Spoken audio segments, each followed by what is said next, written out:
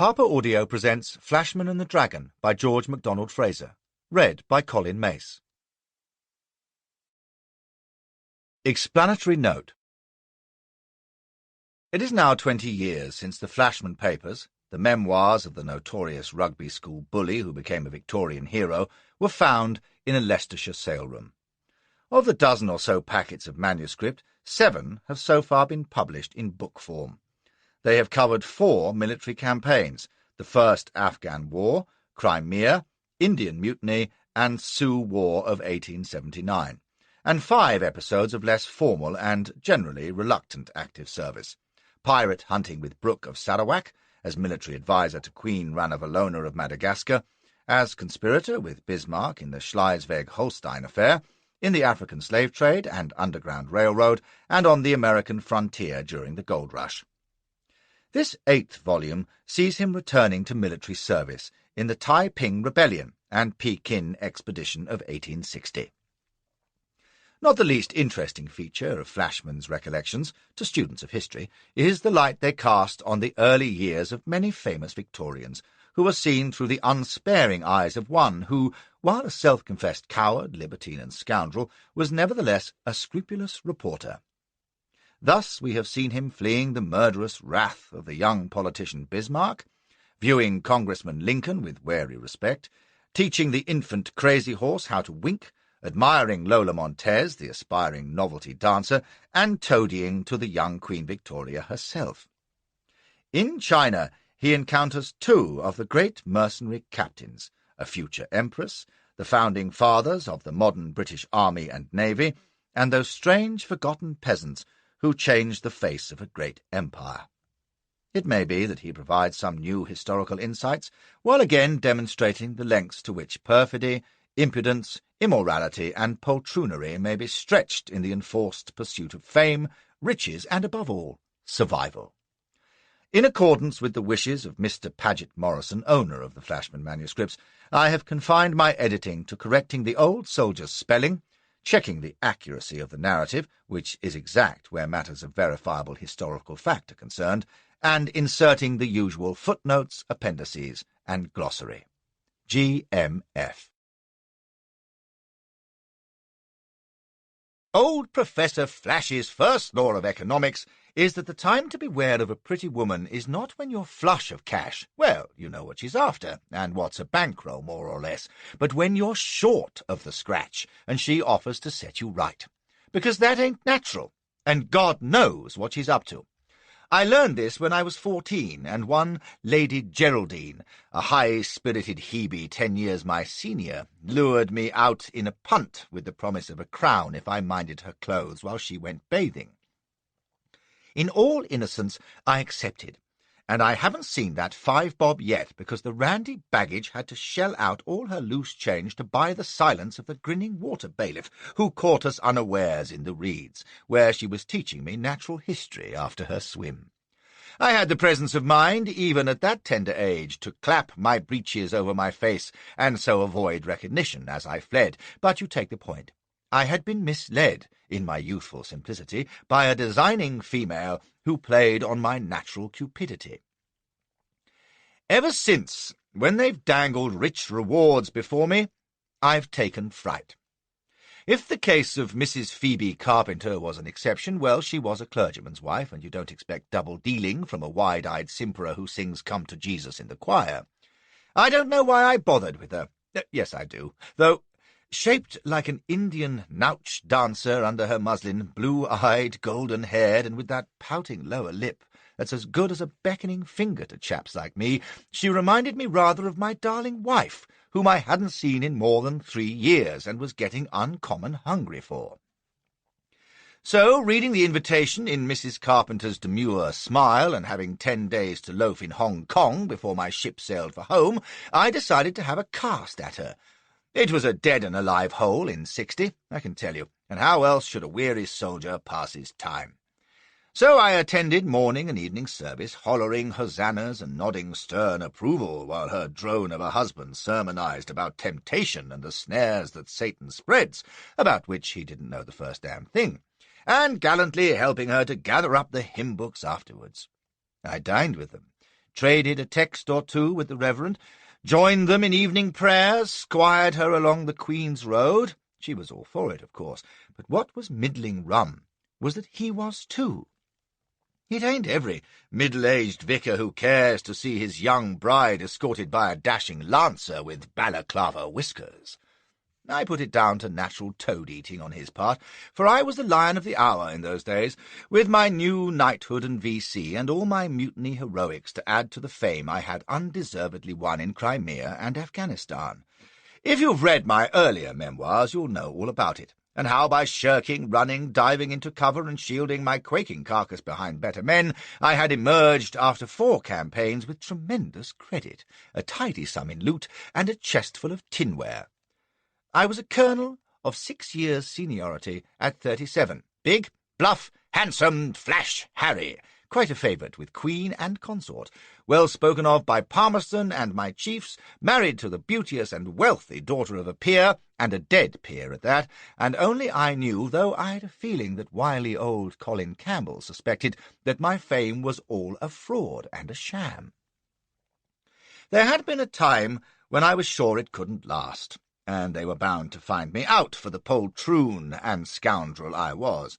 But I'd been devilish lucky, and, do you know, there's nothing sticks like a good name, provided you know how to carry your credit with a modest grin and a glad eye. Once let 'em call you a hero, and they'll never leave off worshipping, which is absolute nuts when the worshipper cuts a figure like the adoring Mrs. Carpenter's. After 3 days of my society, I reckoned she was ready to melt.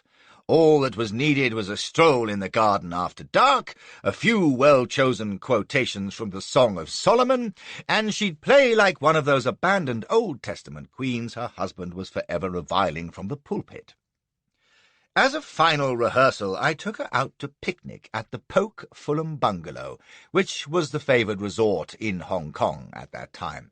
We found a secluded spot, spread a rug, disposed of the cold prawns and a bottle of hock, and settled down to exchange my murmured gallantries for her sighs and coy glances. I didn't intend to board her that afternoon, you understand, too public, and she wasn't even part drunk. As it happened, I'd have been wasting my time, for the innocent Mrs. Carpenter had been working to a fixed end just as purposefully as I, and such an end, when I think back on it, words fail me. She led up to it by talking of her husband's ambition to build a church and hall over at Kowloon.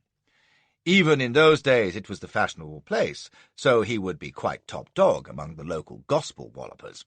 The difficulty, says she, sighing, was money, although even that would not have been insurmountable had it not been for the impending war.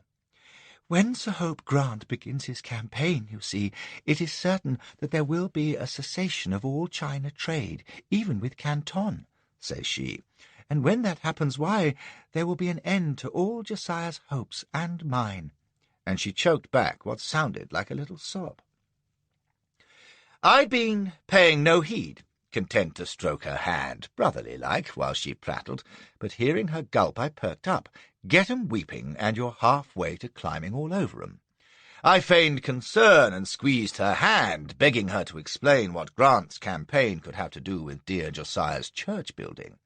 I knew, as all the world did, that Grant was due in Hong Kong shortly with a fleet and army whose purpose would be to go up-country and force our latest treaty down the Chinese emperor's throat, but it wasn't liable to be much of a war. Show the flag to the Chinks, kick a few yellow backsides, and home again with hardly a shot fired, the kind of campaign that would have suited me, if I had been looking for one, which I wasn't. I could thank God I'd be homeward bound before Grant arrived, for he knew me from India, and would certainly dragoon me into service if I was silly enough to be on hand. You don't pass up the chance of employing the gallant Flashy, and he don't pass up the chance of making himself scarce. But even a little war will put an end to traffic with the Chinese merchants, she lamented. Oh, it is so hard, when Josiah and his friends have invested so wisely, to be robbed of the deserved profit that would have fulfilled his dream. It is too bad. And she looked at me with trembling mouth and great blue eyes. Gad! She was like Elspeth, even to the imbecile parting of those crimson lips and the quivering of her top hamper. Feeling slightly fogged, I asked what investment had dear Josiah made. "Why, opium, of course. He was so clever, laying out Papa's legacy in 2,000 chests of the very choicest Patna," says this fair flower of the vicarage, "and it would have fetched ever so much money at Canton, more than enough to build our dear little church. But if war comes and he cannot sell his cargo—" She sniffed and looked woebegone. "Do you mean to tell me," says I, astonished, "that Josiah is smuggling poppy?" I know the church is game for anything, as a rule, and Hong Kong only existed for the opium trade. Most everyone was in it, but it don't go with dog collars and Sunday schools exactly. "Gracious, no. Dear Sir Harry, how could you suppose such a thing? Why, it is not smuggling at all nowadays."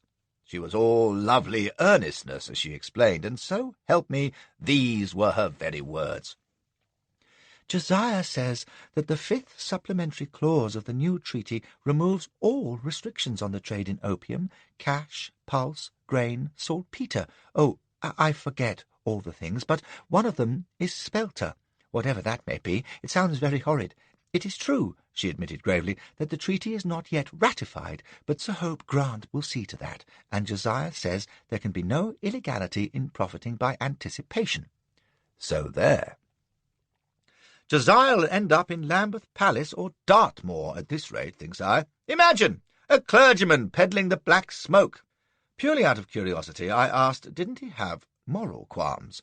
She twitched her tits in impatience. "Oh, Josiah says that is nonconformist missionary talk, and that it is well known the natives of China use opium as a sedative rather than as a narcotic, and that it does not 1/10 of the harm that strong waters cause among our poorer classes at home, gin and such things." Then she sighed again, and they quivered in dejection. "But it is all by the way now. If he cannot sell the cargo, and he could have built our church, and to spare, too." "With enough over to start a couple of brothels, no doubt, the way Josiah did business. Hold on," says I. "Why can't he sell it? Where is it, by the way?" "At Macau. Josiah is gone over today to see it put aboard the fast crabs and scrambling dragons." Not 2 years out of the schoolroom, sink me, and she was talking like a taipan. "Well, there you are. He can send it up Pearl River to the Canton factories tomorrow and sell it to the Hongs." "Oh, if it was so simple, but you see, Sir Harry, with all the war talk, there is word that the Chinese merchants have been forbidden to buy from our people, and Josiah and his friends have no influence to persuade them." "Then get Dent or Jardine to run it in. They'll persuade anybody, and get a better price than Josiah could, I dare say." "And take all our profit in commission. They are the greediest persons, you know," says this tender child. "Besides, the price is settled. Josiah vows to take no less than £8 a chest." "Jesus! Dear me," says I. 2,000 chests. Why, that's near a ton, isn't it? 16,000 quid! I was no expert, but you couldn't be in Hong Kong 5 minutes without knowing the going figures. Phew! Well, my dear, he'd better get it to Canton somehow before the war starts. Stay, though. Can't he put it in bond until things are more settled? "It is prepared chandu, not raw cake," says the opium queen pathetically. "Unless it goes directly, it must spoil. Oh, is it not wretchedly unlucky? Those who could run it will do so only on extortionate terms. Those who would, for a fair consideration, are not people who could deal with the Chinese officials and merchants. Josiah has a skipper, a Mr. Ward, but he cannot speak Chinese even." And it was then, with another superb sigh, that she turned those great misty eyes on me in undoubted appeal, and said in a little voice, "It would be so easy, for the right person, you see." She looked away, downcast. "Josiah says he would pay him 10%. Lady Geraldine had been rather more subtle, but she hadn't been offering 1,600 quid. Handsome pocket money, if you like, and easier to earn than falling off a log, for whatever the Pekin government said, the Hong merchants would cut Confucius's throat to buy a ton of chandu, whoever offered it. And she was right. All that was needed was someone with bold front and bearing, who could brush aside inconvenient officials on the run-up river, stick out his jaw at any chink Jack in the office who threatened confiscation, and see that Josiah's ignorant skipper found his way safe to Jackass Point. Nothing in that. Mind you, she had a hard bark, asking a British Army colonel to nursemaid her shipload of puggle. Yet why not? Here was I, friendly disposed, officer and gentleman, knew the ropes, spoke the lingo, well, I could understand a Mandarin, and make myself enough understood in turn. With the coolies I had to use pidgin and my boots, and just the chap to spare down any yellow office-waller. A week till my ship sailed, ample time, 1600, Mrs. Carpenter swooning with gratitude. You must remember that these thoughts ran through my mind with those innocent, wanton eyes fixed on mine, and that excellent bosom heaving between us. And if you think she was a forward piece, or that I should have smelled a battalion of rats, well, it was a plausible tale, and not even a scent of risk. With our garrison at Canton, the Pearl was as safe as the Avon, and there was no stigma. Well, not to signify. It was trade, not opium, that would have raised an eyebrow at Horse Guards, and 1600 for a jolly sail on the river. I should be so grateful, she murmured, and gave me a quick, slantidicular. You little goose, says I, indulgently. If you want me to do it, why not say so? I gave her my sad, flashy smile. Don't you know I'd do anything for you? And with a light laugh I kissed her masterfully, munching away, and I dare say we might have done the business there and then if a gaggle of brats with a governess hadn't hove in view, causing us to break clean and remark on the splendid view, such a perfect day for picnicking. We settled the details in the Tonga back to town, myself making light of it and pinching her palm, she all flushed confusion and breathless gratitude.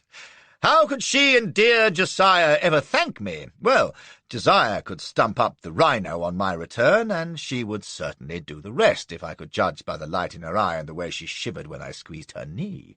They're all alike, you know. Aye, I should have remembered Lady Geraldine. I don't know who ran the first chest of opium into China, but he was a great man in his way. It was as though some imaginary trader had put into the Forth with a cargo of Glenlivet to discover that the Scots had never heard of whisky. There was a natural appetite, as you may say, and while the Chinks had been puffing themselves half-witted long before the first foreign trader put his nose into the Pearl River, there's no doubt that our own John Company had developed their taste for the drug back in the earlies, and before long they couldn't get enough of it. This didn't suit the ruling Manchus, for, while they were as partial to a pipe as the next heathen, they saw that it was ruining the commonalty. And who would hew the wood and draw the water then? These Manchus, you see, were fierce warriors who had swept in from the north centuries earlier and dealt with China much as our English forebears did with Ireland. Not that we ever forced the paddies to wear pigtails as a badge of serfdom. They established a Manchu ruling class, took all the plum posts, ran the country with a sloth inefficiency and waste that would have shocked a Bengali babu, treated the conquered Chinese like dirt, and sat back, in complacent luxury, growing their fingernails long, cultivating the more rarefied arts, galloping their concubines, developing a taste for putrefied food, preaching pure philosophy, and practising abominable cruelties, exalting the trivial and neglecting the essential, having another romp at the concubines, and generally priding themselves on being lords of creation, which, since they hardly admitted the existence of the world outside China, is what they were.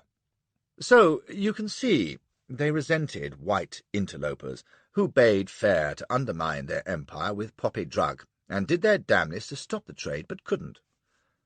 To their chagrin, they discovered that their God-given superiority, their highly refined taste in eggshell pottery, and their limitless lines of ancestors availed nothing against any Dundee pirate with a pistol on his hip and a 6-pounder in his bows who was determined to run his opium in, which made the Manchu mandarins wild with outraged pride and more high-handed towards foreigners than ever, with the result that war broke out in 1840. Being Chinese and useless, they lost and had to cede Hong Kong to us and open up treaty ports to European trade, and the poppy running went on as before, only more so. You would have thought That would teach 'em manners, but not a bit of it. Instead of realizing that foreign trade had come to stay, they convinced themselves that we were only there on sufferance, and they could treat our traders and emissaries as dirt, evil-smelling foreign savages that we were. They knew China was the centre and master of the world, and that everyone else was barbarian filth, lurking on their outskirts, plotting mischief, and needing to be brought to heel like untrained curs. What? Admit us as equals? Trade freely with us? Receive our ambassadors at Pekin? The Chinese for ambassador is tribute-bearer, which gives you some notion of their conceit. It was unthinkable. You have to understand this Chinese pride. They truly believe they have dominion over us, and that our rulers are mere slaves to their emperor.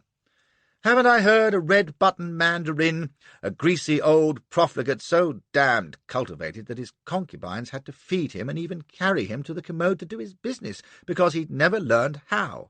Haven't I heard him lisping about the barbarian vassal Victoria? As for the American president, a mere coolie. And you won't teach John Chinaman different by blowing his cities apart with artillery or trampling his country underfoot. Well, if a footpad knocks you down or a cannibal eats you, it don't follow that he's your superior, does it? Fiercer and stronger, perhaps, but infinitely lower in the scale of creation. That's how the Chinese think of us. And damn the facts that stare 'em in the face. So, even after we'd licked 'em and gained a trade foothold in the treaty ports, they continued as arrogant as ever, and finally overstepped the mark in 56, boarding the British ship Arrow, though whether she was entitled to fly the Union flag was debatable, and arresting her chink crew because one of them was believed to be a pirate, which some said he wasn't, but one of his relatives might be. The usual Chinese confusion, you see, and before you could say snooks, we had bombarded Canton, and the local mandarin was offering $30 for British heads. I believe it might have blown over if the clown Cobden, abetted by Gladstone and Disraeli, there's an unholy alliance if you like, hadn't worked himself into a sweat in Parliament, saying it was all our fault and it was a scandal the way our opium traffickers abused the Chinese, who were the most saintly folk on record, while British bounce and arrogance were a byword, and we were just picking a quarrel, more shame to us.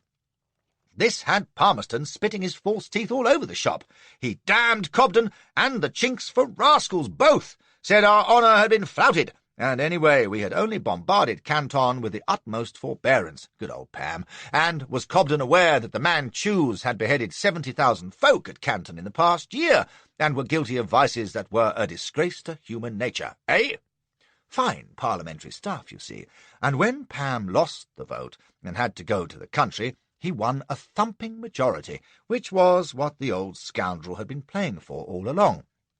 And the Chinese war was on with a vengeance. It was a scrappy business, but after we took Canton, the Chinks had to climb down and agree to a new treaty, admitting us to inland trade with ambassadors at Pekin.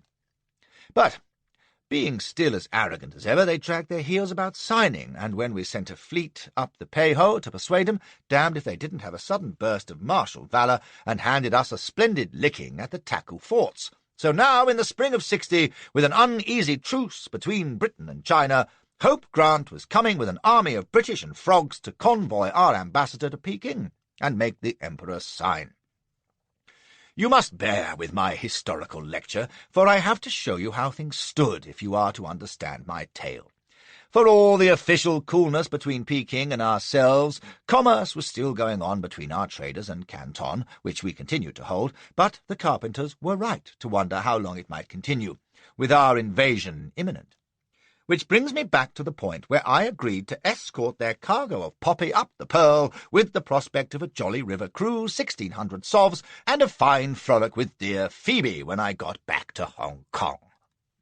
Mind you, as I leaned on the rail of the lead Lorca, bearing up beyond Lintin Island 2 days after our picnic, with the rising sun rolling the fog banks up the great estuary, I could honestly say it wasn't either the cash or the lady that had made me turn opium runner. No, it was the fun of the thing. The lure of sport without danger, the seeking for fresh sights and amusements, like this magnificent Pearl River, with that wondrous silver mist that I suppose gave it its name. and its fairy islets beyond the Tiger's Gate, and the dawn breeze rippling the shining water and filling the sails of the stubby junks and lorchas and crazy fisher craft, and the pug-nosed grinning Hong Kong boat girl rolling her poonts on the thwart of a sampan and shouting, "Here, Captain! Here! You want she jiggy? No want she jiggy? You pay 200 cash! Drinky smash you! Jolly jolly!" "Who? You, Dragon Empress?" says I. "Come aboard! 100 cash! Maybe all same Samshu!" They're the jolliest wenches, the Hong Kong boaters. Plump little sluts who swim like fish and couple like stoats. She squealed with laughter and plunged in, reached the lorcha in a few fast strokes, and was hauled inboard, all wet and shiny and giggling in her little loincloth. Anything less like an angel of Providence you never saw, but that's what she was. If I'd guessed, I'd have treated her with more respect than I did, slapping her rump and sending her aft for later. For the moment I was content to muse at the rail, enjoying the warm sunshine and the distant green prospect of Lin Tin, where the coolies could be seen languidly pursuing the only two occupations known to the Chinese peasant, to wit, standing stock-still up to the knees in paddy water holding a bullock on a rope, or shifting mud very slowly from one point to another. Deny them these employments, and they would simply lie down and die, which a good many of them seem to do anyway. I'm told that Napoleon once said that China was a sleeping giant, and when she awoke the world would be sorry. He didn't say who was going to get the bastards out of bed. I put this to Ward, the skipper commanding the two lorchas which made up our little convoy. He was a brisk, wiry, bright-eyed little Yankee about 10 years my junior, and though he hadn't been in China more than a month or two, you couldn't have wished for a smarter hand at the helm of a lorcha, or a sharper tongue when it came to keeping the Chinese boatmen up to the mark. He was a young terrier, and had learned his trade on American merchantmen, with a mate's ticket, damn your eyes, which was fair going at his age. For all that, he had an odd, soft streak. When one of the chinks was knocked overside by a swinging boom and we lost way fishing him out, I looked to see Ward lay into him with a rope's end for his clumsiness, or hang him from the rail to dry, but he just laughed and cuffed the chink's head with a stream of pigeon, and says to me, "I fell overboard on my first voyage, and what do you think I was doing? Chasing a butterfly, so help me I was. Say, I was a lot greener than that chink, though. Come on, you blushing Chinese cherubs. Tailee, on makey pull, pulley, I say. Tell you what, Colonel, it takes an awful lot of these beggars to do one man's work." That was when I observed that the Chinese were the idlest rascals in creation, and he frowned and chuckled altogether. "I reckon," says he, "but they could be a fine people for all that. Give 'em someone to lead 'em, to drive 'em, to show 'em how. They got the prime country in creation here, when they find out how to use it. Say, and they're smart. You know, they were civilized while we were still running around with paint on. Why, they had paper and gunpowder centuries before we did, which they used to make kites and fireworks," says I. It was plain he was an old China hand in the making, and after a few weeks' acquaintance too. As for their civilization, it's getting rottener and more corrupt and decadent by the minute. Look at their ramshackle government. "Look at the Taipings, if you like," cries he. "That's the new China, mark my words. They'll stand this whole country on its head before they're through. See if they don't." He took a big breath, smoothing his long black hair with both hands in an odd nervous gesture. His eyes were shining with excitement. "The new China. Boy, I'm going to get me a section of that, though. Know what, Colonel? After this trip I might just take myself a long slant up the Yangtze and join up with them. Tai-ping Tieng Kuo, eh? The kingdom of heavenly peace. But can't they fight some? I guess so. And you may be sure they're on the lookout for mercenaries. Why, a go-ahead white man could go right to the top among 'em, maybe make prince even, with a button on his hat." He laughed and slapped his fist full of ginger. "You're crazy," says I. "But since they are too, you'll fit right in, I dare say. Fred T. Ward fits in anywhere, mister," cries he. And then he was away along the deck again, chivying the boatman to trim the great mainsail, yelling his bastard pigeon, and laughing as he tailed on to the rope. Not only China struck, but a well-fledged lunatic, I could see. Of course, he wasn't alone in having a bee in his bonnet about the Taipings. Even the European powers were keeping an anxious eye on them, wondering how far they might go. In case you haven't heard of them, I must tell you that they were another of those incredible phenomena that made China the topsy-turvy mess it was, like some fantastic land from Gulliver, where everything was upside down and out of kilter.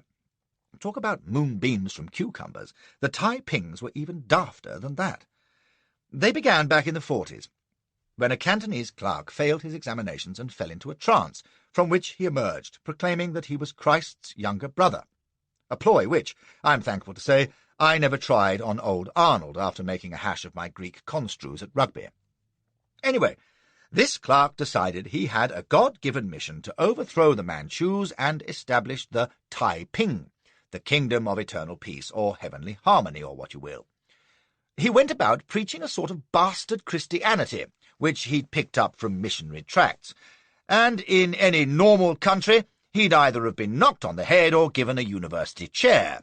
But this being China, his crusade had caught on, against all sense and reason, and within a few years he'd built up an enormous army, devastated several provinces, thrashed various imperial generals, captured dozens of cities, including the old capital Nanking, and come within an ace of Peking itself.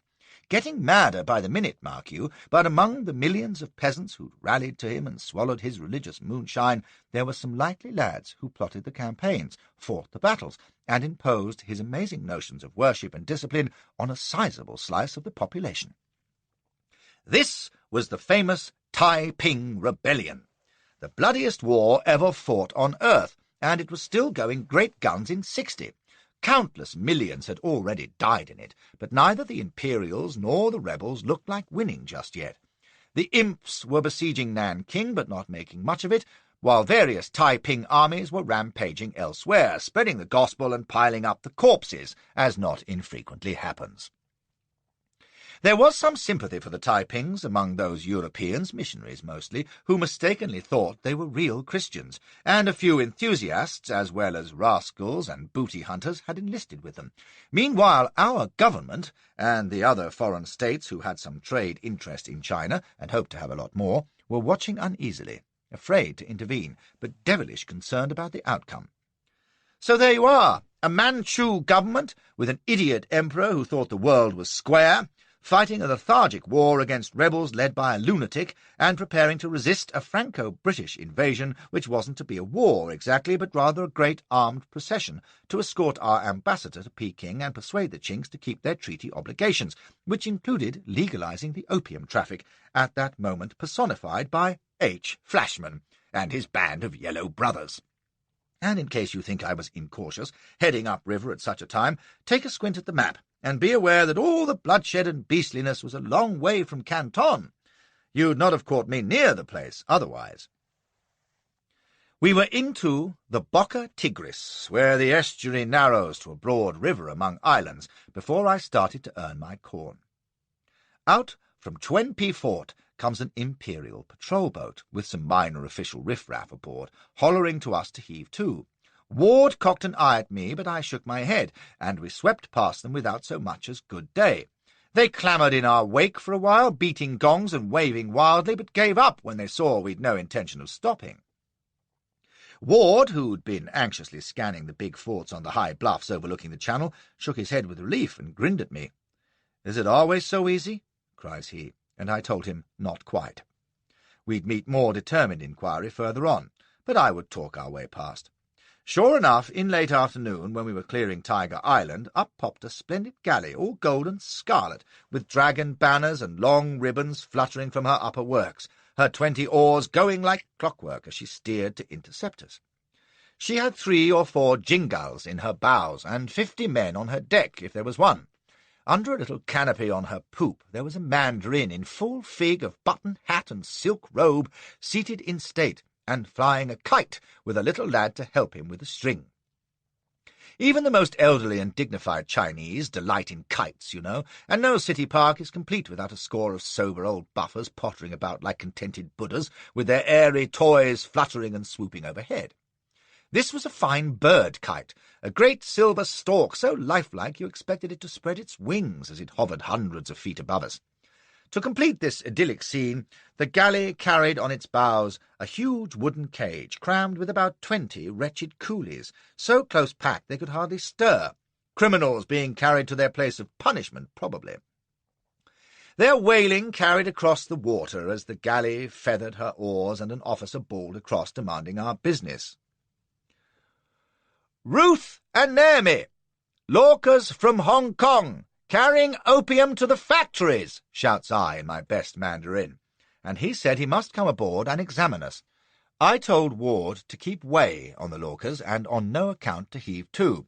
If those thieving bastards once get on our deck, they'll have the stoppings out of our teeth, I told him. But if we keep going, there's nothing they can do about it. Suppose they fire on us, says he, eyeing the jingles. And start another war? I nodded at the Union Jack at our stern and hollered across the water. Our license is in order, Your Excellency, and we are in great haste and must proceed to Canton without delay. So you can bugger off, see? This provoked a great screaming of instructions to heave to immediately, but no one moved to the jingles, so I jumped on the rail and pointed to our flag. This is a British vessel, and I am a close friend of Passia Lee, who'll have your yellow hide if you get gay with us, d'ye hear? In fact, I'd never met Harry Parkes, who was our man at Canton, and pretty well lord and master of the place, but I guess the mention of his name might cause him to think. Sheer off, damn you, or we'll have half the oars out of you. She was gliding in to head us off, not 30 feet away, and in a moment her oars would be crumpled against our hull. It was a question of who gave way. Suddenly she veered onto a parallel course, with the officer shrieking to us to heave to. I made a rude gesture, and he ran to the Mandarin for instructions. I was half expecting what came next. There was a barked order, and a dozen of the galley's crew ran forward and seized on the wooden cage in which the criminals were packed like so many herring. On the order, they heaved, sliding the cage until it was poised on the lip of the bow platform. Her oars took the water again, keeping her level with us, and then they just looked across at us, and the officer repeated his demand to us to heave to. I turned away and told Ward to keep her going. He was gaping, white-faced. The poor devils in the cage were squealing like things demented and struggling helplessly. "My God!" cries he. "Are they going to drown them?" "Undoubtedly," says I, "unless we heave to and allow ourselves to be boarded and plundered on some trumped-up excuse, in which case they'll certainly drown 'em later, just the same. But they're hoping we don't know that, and that being soft-hearted foreign devils will spill our wind and come to. It's a special kind of Chinese blackmail, you see, so just hold your course and pay 'em no heed." He gulped once, but he was a cool hand. He turned his back, as I had done, and yelled to the helmsman to hold her steady. There was dead silence on our deck, only the creaking of the timbers and the swish of water along our side. Another yell to heave to from the galley. Silence. A shrieked order, an awful heart-rending chorus of wails and screams, and an almighty splash. "Fine people, with a prime country, as you were saying," says I, and strolled over to the rail again. The galley was still abreast, but in her wake there was a great bubbling and boiling to mark where the cage was sinking to the bottom of the Pearl. Ward came up beside me. His teeth were gritted, and there was great beads of sweat on his brow. "Old China or new China," says I, "it's all the same, young Fred." "The goddamn swine," cries he, "the cold-blooded yellow bastard. Look at him there with his goddamn kite. He hasn't even moved a muscle." His face was working with rage. "God damn him! God damn him to hell!" "Amen," says I, and watched the galley slowly falling astern before turning back towards the shore. The silver stork kite hanging in the air far above her. Suddenly a brightly coloured object went whirling up the string, and then another, gaily painted paper butterflies, which were brought to a sudden halt by a twitch on the kite-string, so that they fluttered in the breeze, glinting and turning just below the stork. "Would you have heaved to when they made to drown those poor beggars, Fred?" I asked. He hesitated. "I guess," says he, and he looked at me. "That's why you're aboard, huh?" I nodded. "You see, they daren't offer us violence, not after the Arrow affair, and they've no real right to stop an opium boat, but they'll use every trick they know to bluff you, and once they're aboard and you don't speak Chinese and they outnumber you 10 to 1, well, They can sort of confiscate your cargo. Oh, and release it later, no doubt, with apologies, and lo and behold, your chests of first-rate Chandu have been replaced, hey presto, by a ton of opium dross. See? Bastards, was all he said. Him and his goddamn kite. Speaking of which, see those butterflies?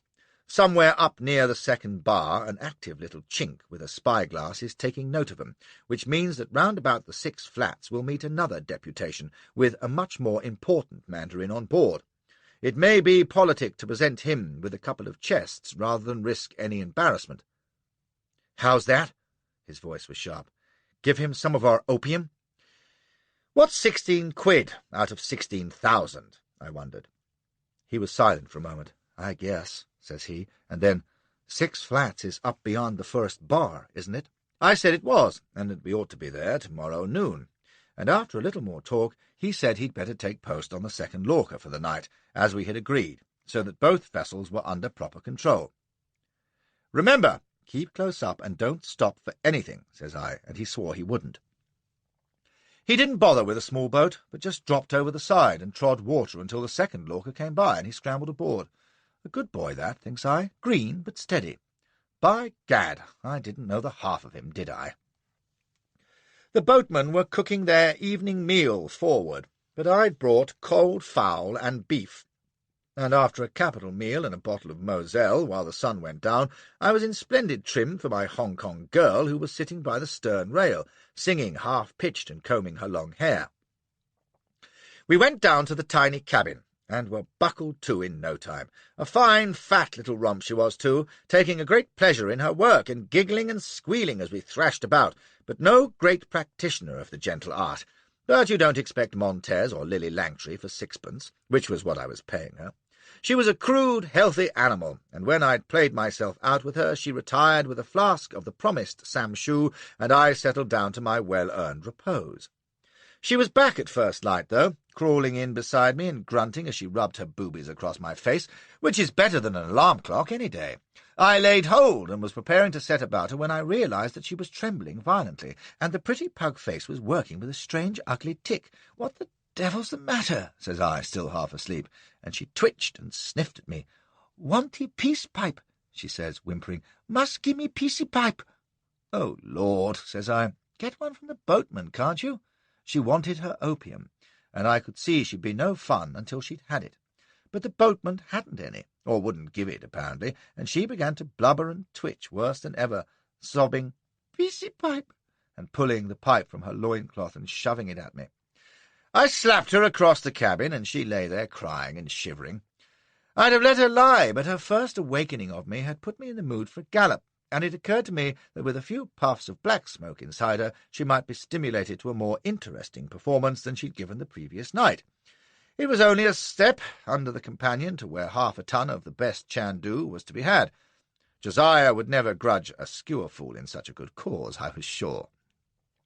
So I growled to her to get her lamp going and bring her pin, and she came panting as I pushed through the chick screen to the long main hold which ran the full length of the lorcha under its flush deck. There were the chests, and while she twitched and whined at my elbow, I rummaged for a handspike and stuck it under the nearest lid. She had her little lamp lit, and was holding out the skewer in a trembling paw. As I said before, she was a most unlikely-looking guardian angel. I levered the lid up with a splintering of cheap timber and pulled back the corner of the oilskin cover beneath, and then, as I recall, I said, "Holy God!" and came all over thoughtful as I contemplated the contents of the chest. For if I hadn't had Mrs. Phoebe Carpenter's word for it that those contents were high-grade prepared Patna opium, I'd have sworn that they were Sharp's carbines, all neatly packed in grease, too. There was a time in my callow youth when the discovery that I was running not opium but guns would have had me bolting frantically for the nearest patch of timber, protesting that it was nothing to do with me, constable, and the chap in charge would be along in a moment. For opium into China was a commonplace, if not entirely respectable commodity, whereas firearms into anywhere are usually highly contraband, and smuggling them is as often as not a capital offence. But if 20 years of highly active service had taught me anything, it was that there is a time to flee in blind panic, and a time to stand fast and think. Given the leisure, I dare say, I'd have replaced that chest lid, slapped the slut who was staring wildly at me, and taken a turn on deck to reflect thus. Had Mrs. Carpenter spun me a web of yarn, and were she and dear Josiah aware that their cargo consisted of the very latest repeating weapons? Undoubtedly, Josiah had supervised the loading of the chests, and what he knew, his wife knew too. Very good. To whom should a God-fearing British clergyman and his wife be smuggling guns in China? Not to any British recipient, and certainly not to the Manchu Imperials, which left the Taiping rebels. Utterly incredible, until one reflected that there were Taiping enthusiasts among our people, and none warmer than those clergy who believed that the long-haired devils were devout Christians fighting the good fight against the imperial heathen. Were Carpenter and his wife sufficiently demented for that? Presumably. If you're religious, you can believe anything. Well, then, if they wanted to supply Sharp's carbines to the Taipings, why not ship 'em up the Yangtze to Nanking, where the Taipings were in force, instead of to Canton, where there wasn't a Taiping within 100 miles? Simple. Nanking was under siege, the Yangtze was a damned dangerous river, and they'd have had to run the stuff through Shanghai, where they'd have been a far greater risk of detection. But damn it, how could they hope to smuggle guns into Canton, where our garrison and gunboats were thick as fleas, and the chests would have to be opened at the factories? That was plainly impossible. So they didn't intend the Lorcas ever to reach Canton. No. If their skipper turned eastward into the web of tributaries and creeks short of the first bar to some predetermined rendezvous, a Taiping mule train waiting on a deserted riverbank, offload and away up country, why, it could be done as safe as sleep. And poor old Flashy, whom they'd needed to keep meddling and acquisitive Chinese officials at bay during the run past the forts, and who had performed that service to admiration, why, he'd be no trouble. Could he, Her Majesty's loyal servant, go running to Parkes at Canton to confess that he'd been instrumental in providing the Taipings with enough small arms to keep 'em going until doomsday? Not half. And that little snake, Ward, must be up to the neck in it. Hadn't he announced himself a Taiping worshipper only yesterday? Wait, though, he'd also admitted that he would have hove to for the Imperial galley, which would have been fatal to him. By gum, had that been acting for my benefit? Yes, because later, when I'd remarked that we might have to part with a chest or two as squeeze to the Mandarins, he'd been taken suddenly aback until he'd reflected that the Lorcas would never get that close to Canton. The lying, dissimulating Yankee snake. That, I say, is how I would have reasoned, given the leisure. And I'd have been dead right, too. As it was, no leisure was afforded me. Some of it went through my mind in a flash, the bit about Ward, for instance, but I hadn't had time to slam the chest cover down when I felt the Lorca swing violently off course. Her mainsail cracked like a cannon. There was a yelling and scampering of bare feet overhead, and I had flung the wench aside, dived into the cabin, grabbed my Adams from beneath my pillow, and was up the companion like a jackrabbit. I emerged just in time to duck beneath the mainsail boom as it came swinging ponderously overhead with a couple of boatmen clinging on, yelling bloody murder as they tried to secure it. The others were at the rail, pigtails flapping and chattering like monkeys staring forward. By God! The second Lorca was now ahead, and there was Ward at her helm. We were close in by the east bank. It must be the east, for there was the sun gleaming dully through the morning mist, the first rays turning the waters to gold around us. But we were running south. My Lorca was just completing her turn.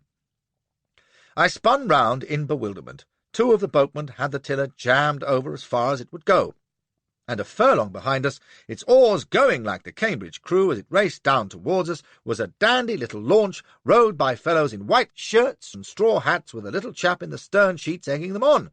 And half a mile beyond that, emerging from a creek on the east bank, was an undoubted Navy sloop. She was flying the Union Jack.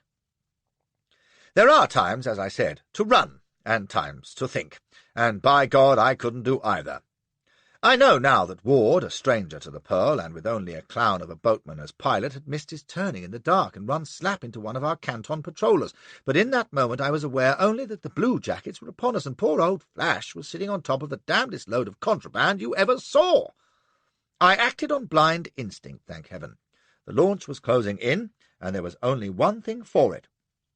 "Ward, you toad!" I bellowed. "Take that!" And springing onto the rail to get a clear shot at him, I let blaze with the Adams. He sprang away from the tiller of the other lorcher, and I loosed off another shot, which stuck splinters from his rail. His boat yawed crazily, and in the crisis he behaved with admirable presence of mind. He was over her rail like a porpoise, taking the water clean and striking out like Billy-O for the bank, not 100 yards off. I jumped down, roaring, and was about to send another ball after him, when one of my helmsmen whipped out his camperlin and came at me, screaming like a banshee. I shot him point blank, and the force of it flung him back against the rail, clutching his guts and pouring blood. Before his fellows could move, I had my back to the rail, flourishing the Adams and bawling to them to stand off or I'd blow 'em to blazes. For an instant they hesitated, hands on hilts, the ugly yellow faces contorted with rage and fear. I banged a shot over their heads, and the whole half-dozen scampered across beside their wounded mate. Behind me I heard a young voice, shrill with excitement, yelling, "In oars! Follow me!"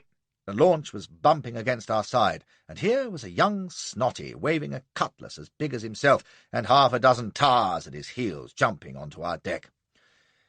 "Come along, you fellows!" cries I heartily. "You're just in time. Careful now, these are desperate villains." And I gave a final flourish of the Adams at the boatmen, who were crouched half-naked and looking as piratical as sin beside their leaking comrade, before turning to greet the gaping midshipman. "Flashman, Colonel, Army Intelligence," says I briskly, and held out my hand. He took it in bewilderment, goggling at me and at the boatman. "Just have your lads watch out for those rascals, will you? They're gun-runners, you know." "My stars," says he, and then gave a little start. "Flashman, did you say, sir?" He was a sturdy, snub-nosed young half-pint with a bulldog chin, and he was staring at me with disbelief.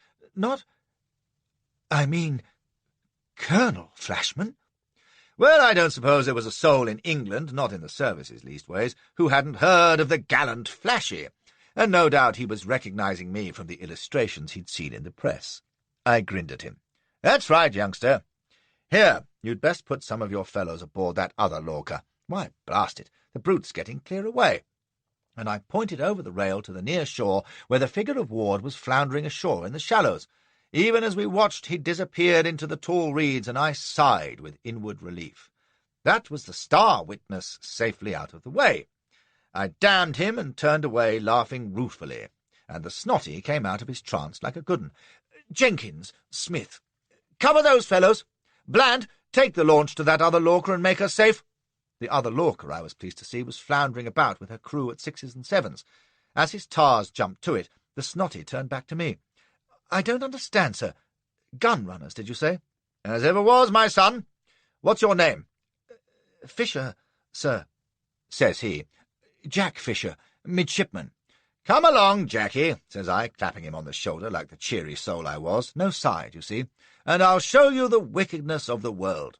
I took him below, and he gaped at the sight of the Hong Kong girl who was crouched shivering and bare-titted, but he gaped even wider when I showed him the contents of the opium chests. "My stars," says he again. "What does it mean?" "Guns for the Taiping rebels, my boy," says I grimly. "You arrived just in time, you see. Another half-hour, and I'd have had to tackle these scoundrels single-handed. Your captain got my message, I suppose?" "I don't know, sir," says he, owl-eyed. "We saw your lorchers turning tail, and I was sent to investigate. We'd no notion."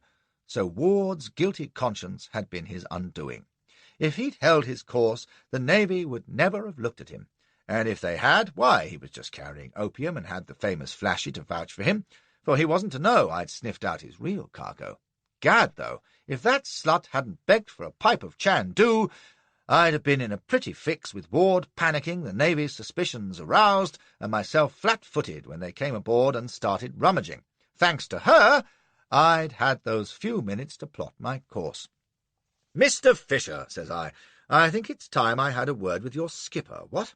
Perhaps you'd be good enough to take me aboard." You see, of course, what I was about.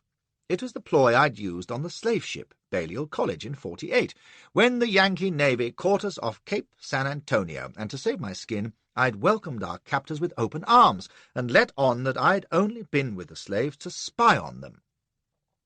Then I'd had Admiralty papers to prove my false identity, but here I had something infinitely better, my fame and reputation. For who, boarding a gun-runner and finding valiant old Flashy holding the miscreants at bay single-handed, would suspect that he was one of the gang?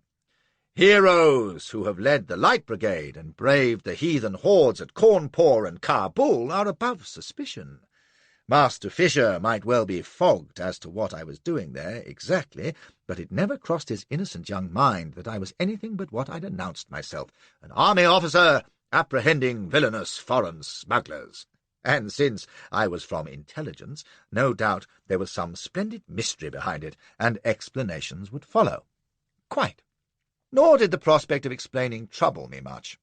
After all, I was Flashy, and it was well known officially that I'd been up to my ears in secret affairs in India and Central Asia, and here they would think was more of the same.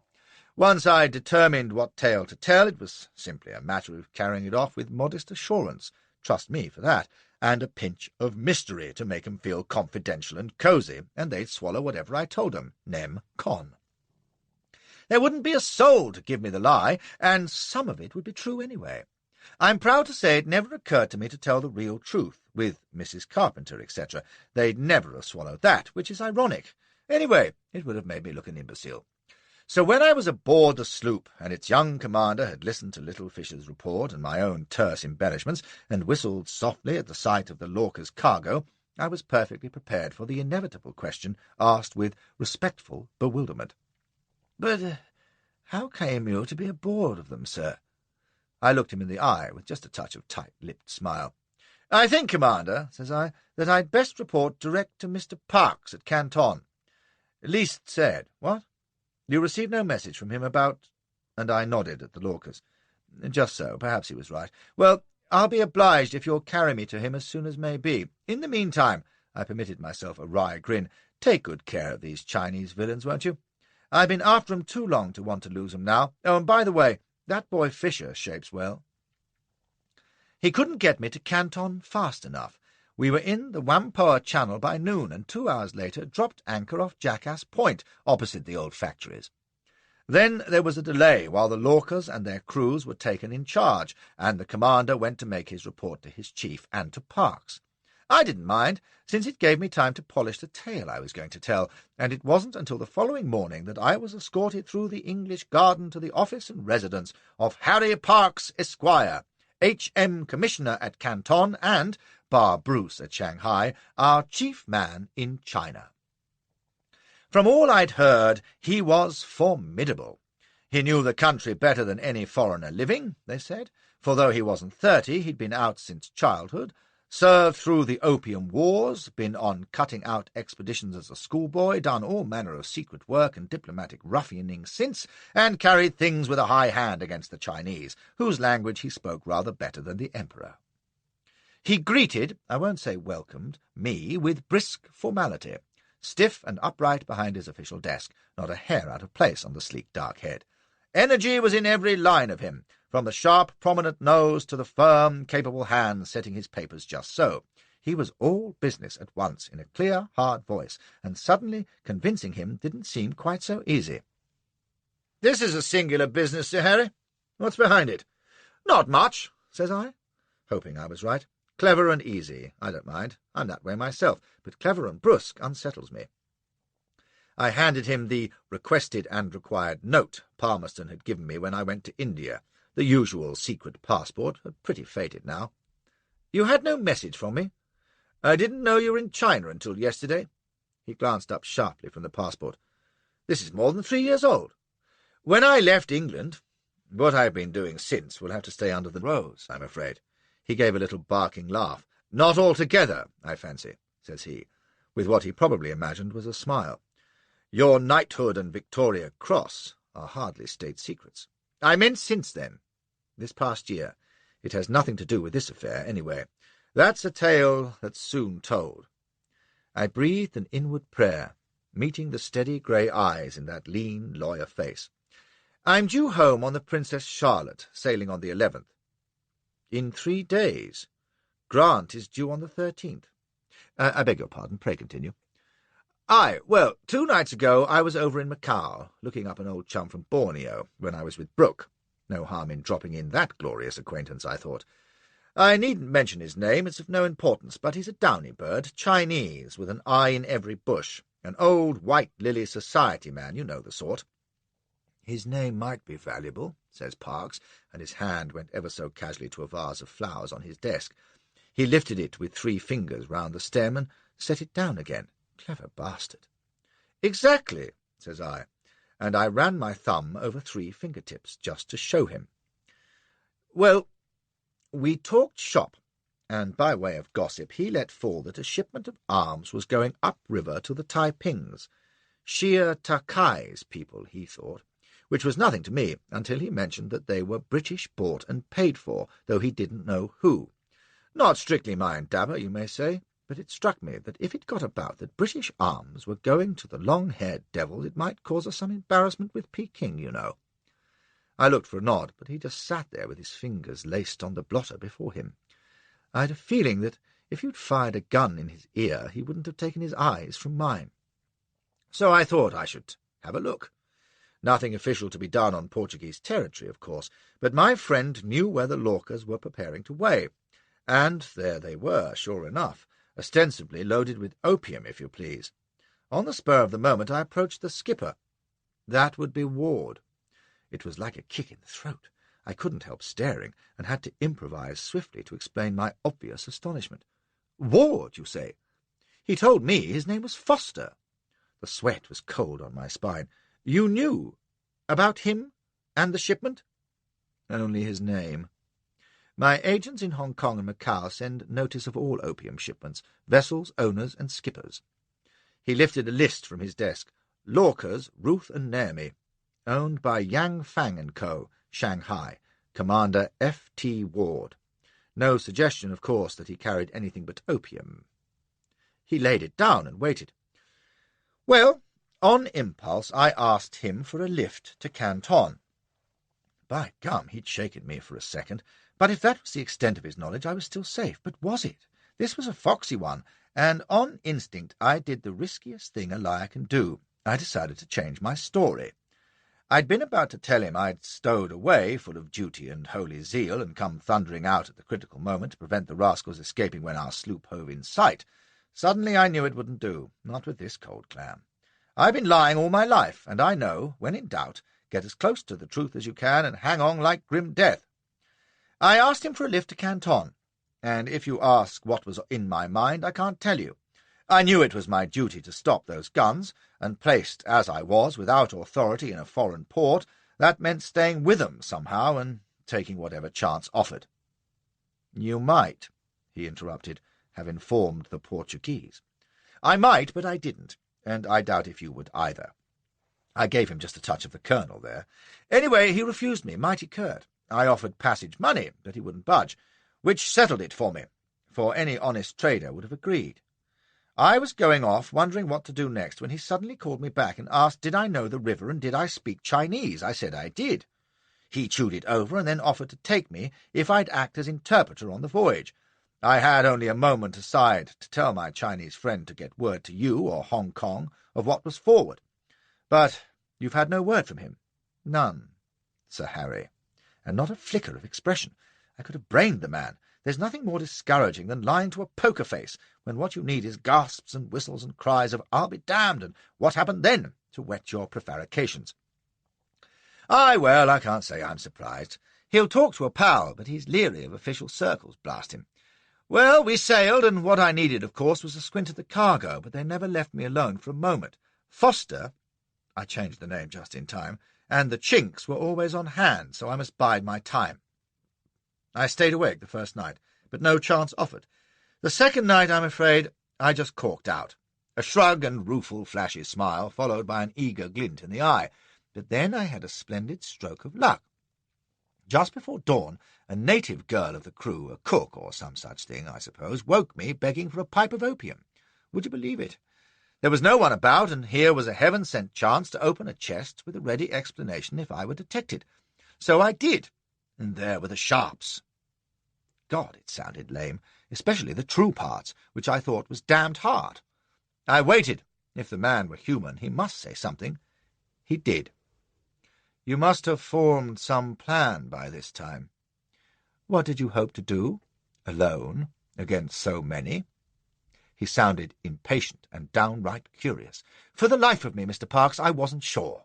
I grinned him straight in the eye. Bluff, honest Harry. Tackle the crew with my revolver? Try to scuttle her? I don't know, sir. By the grace of God, the sloop hove in sight just then, and I did tackle 'em. And the rest you know. He sat for a moment, and I braced myself for the incredulous questions, the outright disbelief, and then he gave his sudden bark of a laugh, and struck the bell at his elbow. Some coffee, Sir Harry? I'm sure you deserve it. That, sir, says he, shaking his head, is the most damned unlikely tale I ever heard, and what I'd say to it, if I didn't know it for true, I cannot imagine. Well, it is unlikely, you'll own. He chuckled again, and it seemed to me an indignant frown was in order, so I gave one, but it was wasted, since he was talking to the bearer with the coffee-tray. Relief and bewilderment filled me. He'd swallowed it.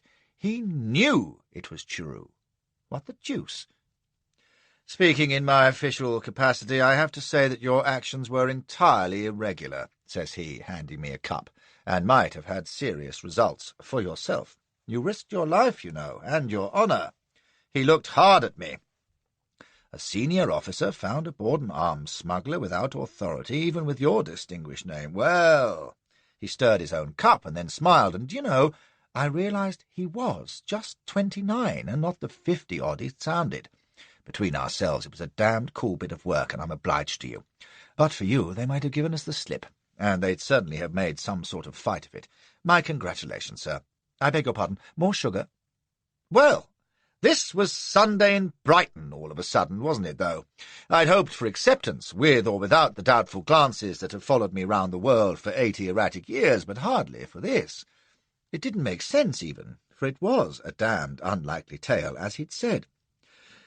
Saving my poor veracity, says I, you say you know it's true? Flashy ain't just bluff and manly, you see. He's sharp, too, and I was playing my character. May I know how?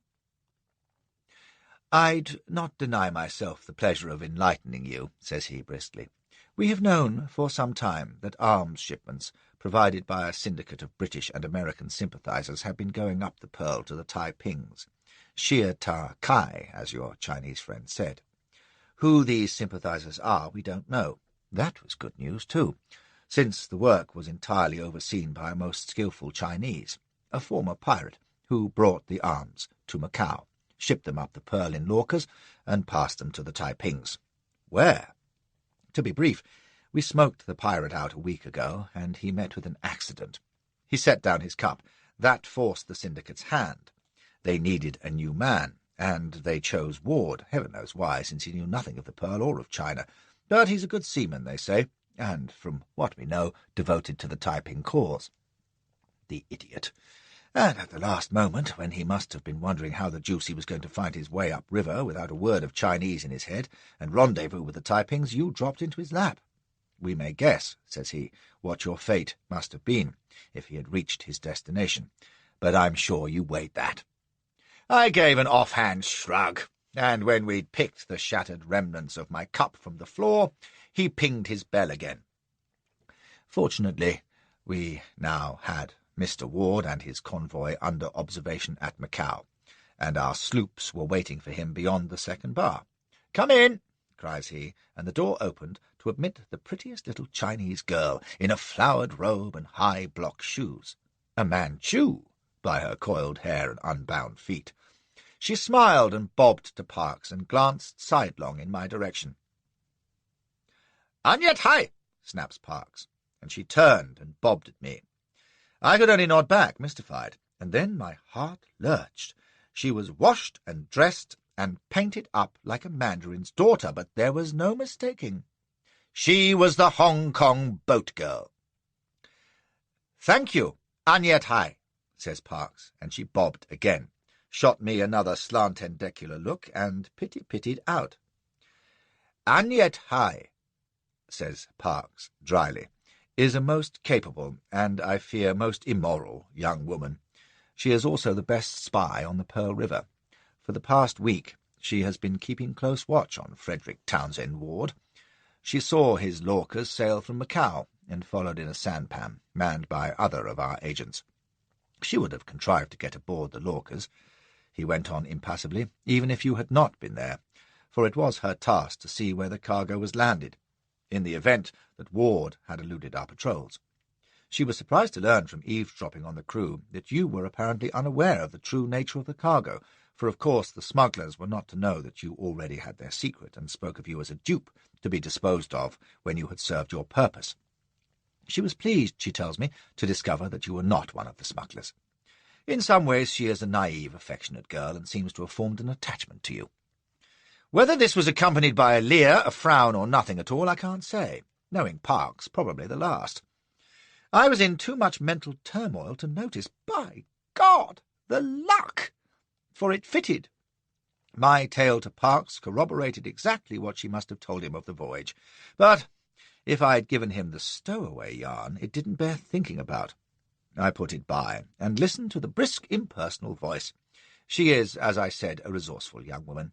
When the sloop was sighted, she determined to draw your attention to the cargo, in the hope that when you saw how you had been deceived, you might cause some disturbance and hinder their escape, as indeed you did.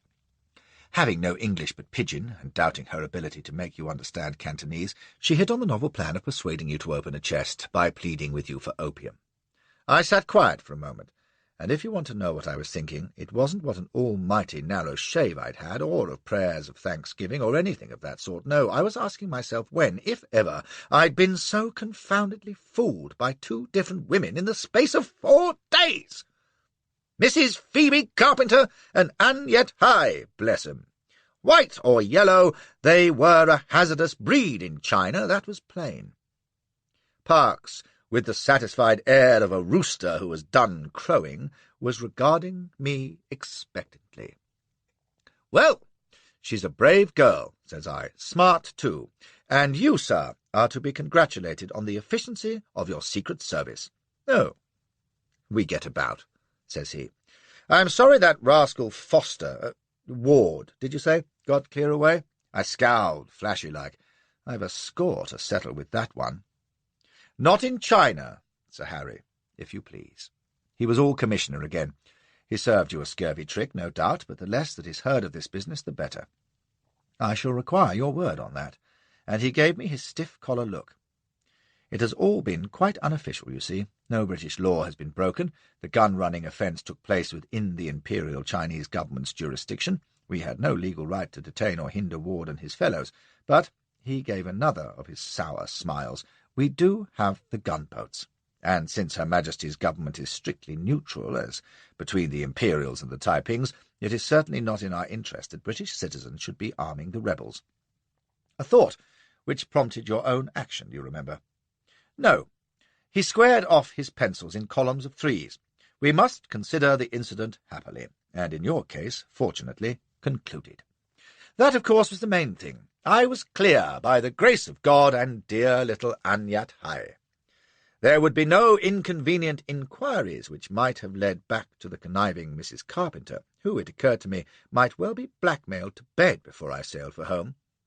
As for Ward, I'd not have gone near the dangerous brute. I gave Parks my word with feigned reluctance. "He may not be such a rascal, you know." Parks frowned, as though it irritated him to admit it. "He has courage, and his devotion to the rebel cause, if misguided, may well be sincere. There are times when I would be glad to be rid of the Manchus myself, but that is not our concern." He sniffed. "For the moment." Not my concern at any time, old lad, thinks I. Now that I was apparently out from under, I was in a fret to get away from this omniscient satrap, while the going was good.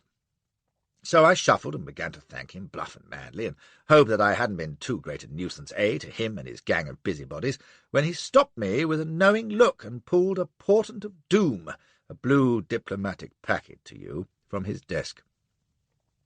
"There is another matter, Sir Harry, one which I fancy you will consider an amend for your recent adventure." Eyeing the packet, I suddenly doubted it. You recall that I said I was unaware of your presence in China until yesterday. Listen, if you please. He took a sheet from the packet. Yes, here we are. It is thought that Colonel Flashman may be en route through China. In that event, you are to require him to proceed forthwith to Shanghai, and there place himself at the disposal of H.M. Minister and Superintendent of Trade. I'd known that packet was damned bad news as soon as I saw it. What the hell did they want me for? And on the eve of my sailing for home, too. Whatever it was, by God, they weren't coming between me and my well-earned idleness. I'd send in my papers first. Parks was speaking, with that sharp, smug smile on his infernal face. I was at a loss to know how to comply, when the sloop brought you here, so unexpectedly opportune. Indeed, we should thank Mr. Ward, for had you remained in Hong Kong, it is odds that you would have sailed for England before I had time to inquire for you there. Our Chinese dispatches can be infernally slow. In other words, if that bitch Carpenter hadn't hocussed me up the pearl with her lies, I'd have been safe and away, and now the army had me again. Well, we'd see about that. But for the moment I must choke back my fury until I knew what was what. How extraordinary, says I. Well, what a fortunate chance. What can it mean? Why, they want you for the Pekin business, to be sure, cries the bloody know-all. The dispatch is confidential, of course, but I think I may be forgiven if I tell you that Lord Elgin, whose embassy to China will be made public shortly, has asked that you be attached to the intelligence staff. I think, too, and he was positively jocular, rot his boots, that we may see the hand of Lord Palmerston here. My dear Sir Harry, allow me to congratulate you. At the beginning of this memoir, I gave you my first law of economics.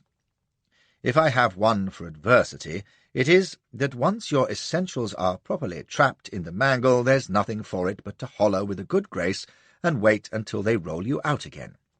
Not that hollering does any good, but it relieves the feelings, and mine were in sore need of release after my interview with Parks. I vented them in a 2-day spree in Canton, taking out my evil temper on tarts and underlings, and sleeping off the effects on the mail boat down to Hong Kong. For there was nothing to be done, you see. After 3 years of truly dreadful service, in which I'd been half killed, starved, hunted, stretched on a rack, almost eaten by crocodiles, assaulted with shot and sabre, part strangled by thugs and damn near blown from a cannon, and won glorious laurels for what they were worth, I'd been on the very point of escaping to all that made life worth living. Elspeth, with her superb charms and splendid fortune, ease, comfort, admiration and debauchery, and through my own folly I'd thrown it away. It was too bad. I ain't a religious man, but if I had been, I swear I'd have turned atheist. But there it was, so I must take stock and consider. There was no question of sending in my papers and going home, although it had passed through my mind. My future content rested too much on the enjoyment of my heroic reputation, which would have been dimmed just a trifle if I had been seen to be shirking my duty. A lesser man could have done it, and naught said, but not Sir Harry Flashman, V.C. K.B. People would have talked. The Queen would have been astonished. Palmerston would have damned my eyes and done me dirt, too, and when all was said, it wasn't liable to be much of a campaign. 2 or 3 months, perhaps, in which I'd be well clear of any danger that was going, boozing on the staff, frowning at maps, looking tired and interesting, and moving paper about with my hair becoming ruffled. Oh, I knew my intelligence work, never fear.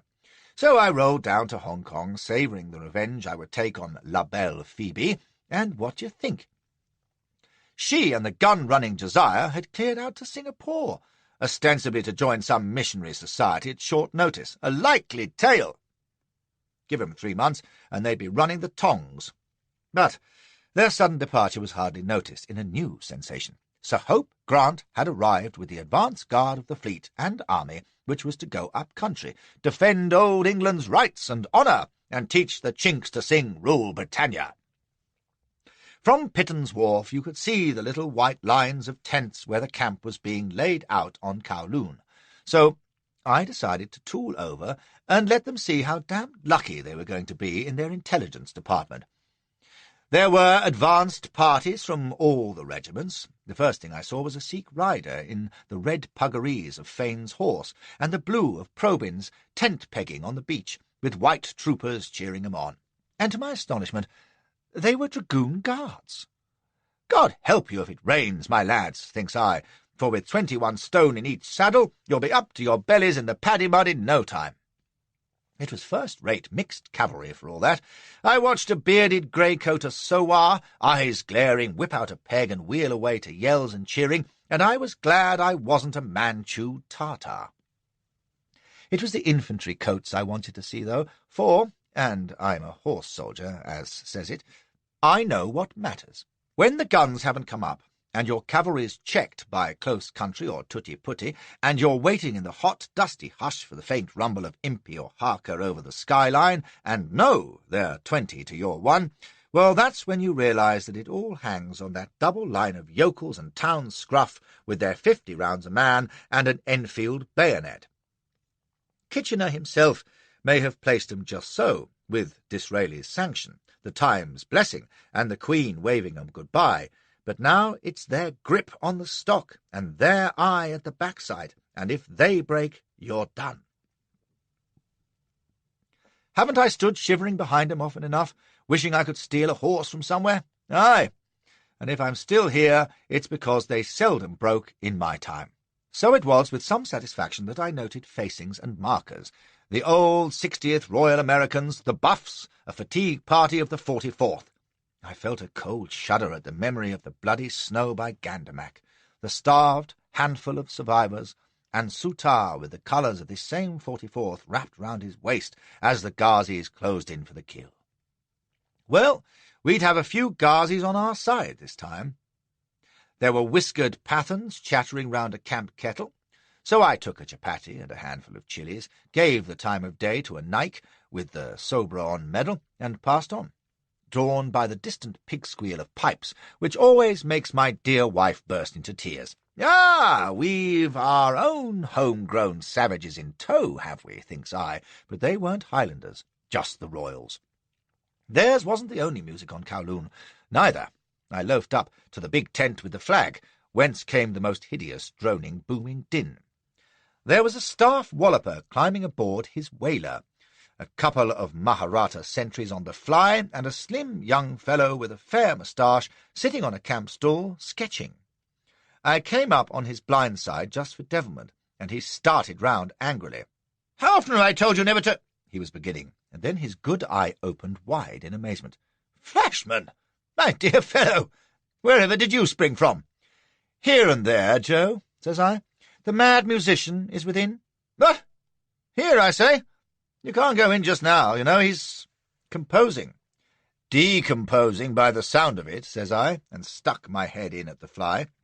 Sure enough, there was the lean, gaunt figure in its shirt-sleeves, sawing away like a thing demented at a great bull fiddle, glaring at a sheet of music which he was marking between scrapes and tugging at his bristling grey whiskers to stimulate the muse, no doubt. I flipped a coin into a glass on the table. "Move on to the next street, my good man, will you?" says I. "You're disturbing the peace." Being a sensitive artist and a major general, he should have gone up 3 feet and come down spluttering, but this one had no nerves to begin with, and more mastery of himself than a yogi. He didn't so much as twitch. For a second I wondered if he hadn't heard me, and then he played another chord, jotted it on his manuscript, and spoke without turning his head. "Flashman." Another chord, and he put his fiddle by and turned to fix me with those wild, pale eyes that I hadn't seen since Allahabad, when Campbell pinned the cross on me. "Very good, Wolseley," says he to Joe, who was fidgeting behind me. He took my hand in his bony grip, nodded me to a stool, and then he stood and looked at me for 2 solid minutes without saying a word. Now, I tell you that in detail to show you what kind of a man was Major General Sir James Hope Grant. You don't hear much of him nowadays. Wolsey, the boy who was sketching at the door, has 10 times the name and fame, but in my time Grant was a man apart. He wasn't much of a general. It was notorious he'd never read a line outside the Bible. He was so inarticulate he could barely utter any order but charge. His notions of discipline were to flog anything that moved. The only genius he possessed was for his bull fiddle. He could barely read a map, and the only spark of originality he'd ever shown was to get himself 6 months in close tack for calling his colonel a drunkard. But none of this mattered in the least, because, you see, Hope Grant was the best fighting man in the world. I'm no hero worshipper, as you may have gathered, and my view of the military virtues is that the best you can do with them is to hang them on the wall in Bedlam. But I know cold fact when I see it. With sword, lance, or any kind of sidearm, he was the most expert, deadly practitioner that ever breathed. As a leader of irregular cavalry, he left Stuart, Hodson, Custer, and the rest at the gate. In the mutiny, he had simply fought the whole damned time with a continuous fury that was the talk of an army containing the likes of Sam Brown, John Nicholson, and, dare I say it, my vaunted but unworthy self. Worshipped by the rank and file, naturally, he was a kindly soul, for all they called him the Provost Marshal, and even charming, if you didn't mind 10-minute silences. But as a hand-to-hand blood-spiller, it was eclipse first and the rest nowhere. He thought I was another of the same, never having seen me in action, but believing what he was told, and we'd got on pretty well, considering my natural levity and insolence. He couldn't make this out at all, and I'd been told on good authority that he thought I was insane, the pot calling the kettle grimy arse, if you ask me. But it meant that he treated me as a wild, half-witted child and grinned at my jokes in a wary sort of way. So now he asked me how I did, pushed coffee and biscuits at me, no booze for maniacs, you see, and without any preamble gave me his views on the forthcoming campaign. This was what I'd come for. 20 words from Grant, and you were lucky if you got that many, were worth 20,000 from another. I knew the rough of it. 12,000 of ourselves and 5,000 French to escort Elgin and the frog envoy Gross to Peking in the teeth of frenzied Chinese diplomatic and possibly military opposition. Grant was fairly garrulous, for him. Shared command. Montauban and I. Day about. Lamentable. Pause. Supply difficult. Forage all imported. No horses to be had. Brought our own from India. Not the French. Have to buy 'em. Japan ponies, vicious beasts, die like flies. Another pause. French disturb me. No experience. Great campaigns. Peninsula, Crimea. Deplorable. No small wars. Delays. Cross purposes. Better by ourselves. Hope Montauban speaks English. That would make one of you, thinks I. Would the Chinese fight? I asked, and a long silence fell. Possibly. Pause. Once. Believe it or not, I could see he was in capital spirits in his careful way. No nonsense about beating these fellows out of sight or being in Peking next week, which you'd have got from some of our firebrand commanders. His doubts about the French and supply transport were small ones.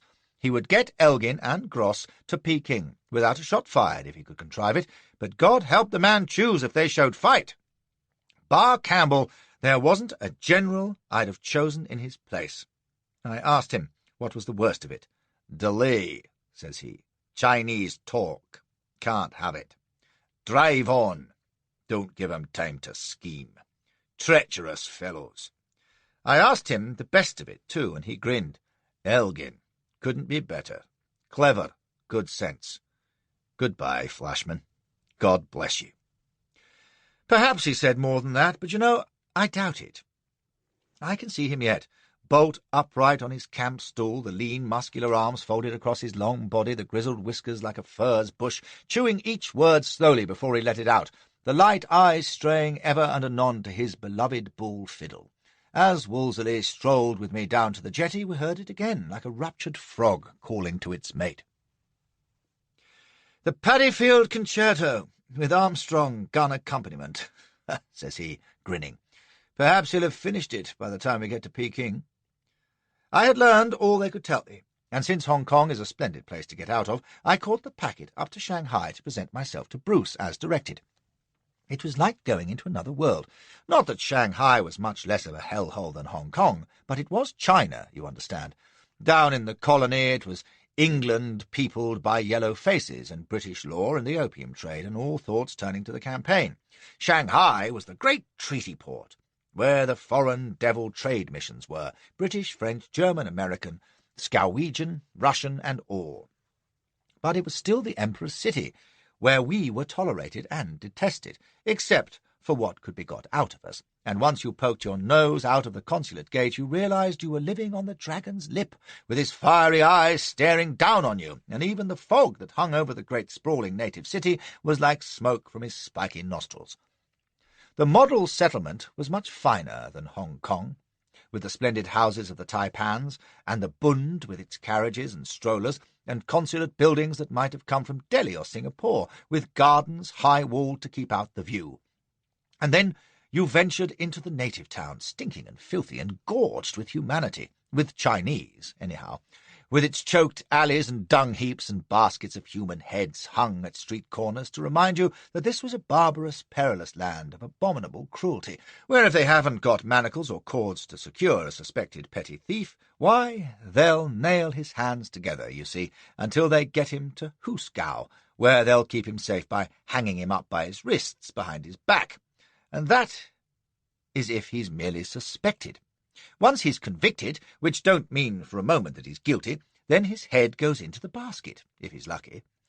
If the magistrate feels liverish, they may flog him to death, or put the wire jacket on him, or fry him on a bed of red-hot chains, or dismember him, or let him crawl about the streets with a huge wooden collar on his neck until he starves, or tattoo him to death. This may surprise you, if you've heard about the fiendish ingenuity of Chinese punishment. The fact is that it's fiendish, but not at all ingenious, and just beastly, like the penal code of my dear old friends in Madagascar. And for all their vaunted civilization, they could teach Queen Ranavalona some tricks of judicial procedure which she never heard of. In Madagascar, one way of determining guilt is to poison you and see if you spew. I can taste that vile tanguin yet. In China, I witnessed the trial of a fellow who caught his wife performing with the lodger and done for them both with an axe. They tried him for murder by throwing the victims' heads into a tub of water and stirring it. The two heads ended up floating face to face, which proved the adulterer's affection. So the prisoner was acquitted and given a reward for being a virtuous husband. That was, as I recall, the only Chinese trial I attended where the magistrate and witnesses had not been bribed. So much for the lighter side of Chinese life, which I'm far from exaggerating. Indeed, it was commonplace. After a while you hardly noticed the dead beggars in the gutters and cesspits, or the caged criminals left to starve and rot, or even the endless flow of headless corpses into the chow-chow water of the Yangtze estuary off Paoshan. A perpetual reminder that only a short way upriver, no farther than Liverpool is from London, the Imperials and Taipings were tearing each other, and most of the local populace, to pieces in the great struggle for Nanking. Imp gunboats were blockading the Yangtze within 50 miles, and Shanghai was full of rumours that soon the dreaded Chiang Maos, the long-haired Taiping devils, would be marching on the treaty port itself. They'd sacked it once, years ago, and now the Chinese merchants were in terror, sending away their goods and families, and our consular people were wondering what the deuce to do, for trade would soon be in a desperate fix, and trade profit was all we were in China for. They could only wait and wonder what was happening beyond the misty wooden flats and waterways of the Yangtze Valley, in that huge, rich, squalid, war-torn empire, sinking in a welter of rebellion, banditry, corruption, and wholesale slaughter, while the Manchu emperor and his governing nobles luxuriated in blissful oblivion in the summer palace far away at Peking. The chief hope must be that our army can reach Peking in time to bring the emperor to his senses, Bruce told me when I reported at his office in the consulate. Once the treaty is ratified, trade revived, and our position secure, the country can be made stable soon enough. The rebellion will be ended, one way or t'other, but if, before then, the rebels were to take Shanghai, well, it might be the last straw that brought down the Manchu Empire. Our position would be delicate, and it would hardly be worth going to Peking, through a country in chaos, to treat with a government that no longer existed. He was a cool, knowledgeable hand, was Bruce, for all the smooth cheeks and fluffy hair that made him look like a half-witted cherub. He might have been discussing Sayre's chances against Heenan, rather than the possible slaughter of himself and every white soul on the peninsula. He was brother to Elgin, who was coming out as ambassador, but unlike most younger sons, he didn't feel bound to stand on his dignity. He was easy and pleasant, and when I asked him if there was a serious possibility that the Taipings might attack Shanghai, he shrugged and said there was no way of telling. "They've always wanted a major port," says he. "It would strengthen their cause immensely to have access to the outside world, but they don't want to attack Shanghai if they can help it, for fear of offending us and the other powers. So loyal Prince Li, the ablest of the rebel general, writes me a letter urging us to admit his armies peacefully to Shanghai and then join him in toppling the Manchus. He argues that the Taipings are Christians like ourselves, and that the British people are famous for their sympathy to popular risings against tyrannical rulers. Where he got that singular notion I can't think. Maybe he's been reading Byron." "What about that, Slater? Think he reads Byron?" "Not in the original, certainly," says the secretary. "No. Well, he also extols the enlightened nature of Taiping democracy and assures us of the close friendship of the Taiping government when, and if, it comes to power." Bruce sighed. "It's a damn good letter." I daren't even acknowledge it. For the life of me, I couldn't see why not. A Taiping China couldn't help but be better than the rotten Manchu Empire, whose friendship was doubtful, to say the least. And if we backed them, they'd whip the Manchus in no time, which would mean the Peking expedition was unnecessary, and Hope, Grant, and Flashy and the lads could all go home. But Bruce shook his head. "You don't lightly overthrow an empire that's lasted since the flood, to let in an untried and damned unpromising rabble of peasants.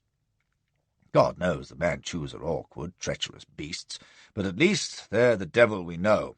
Oh, I know the Bishop of Victoria sees the finger of divine providence in the Taiping rebellion, and our missionaries call them co-religionists, which I strongly suspect they're not, even if they were.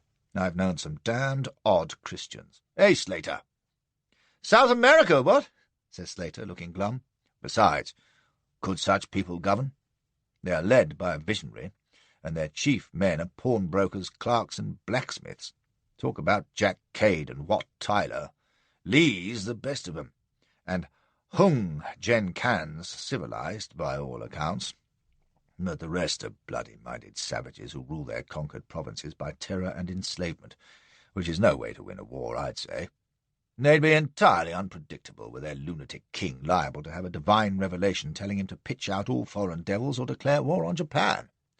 "But suppose," I ventured, "the Taipings win in the end." "You mean," says Bruce, looking more cherubic than ever, "suppose they look likely to win.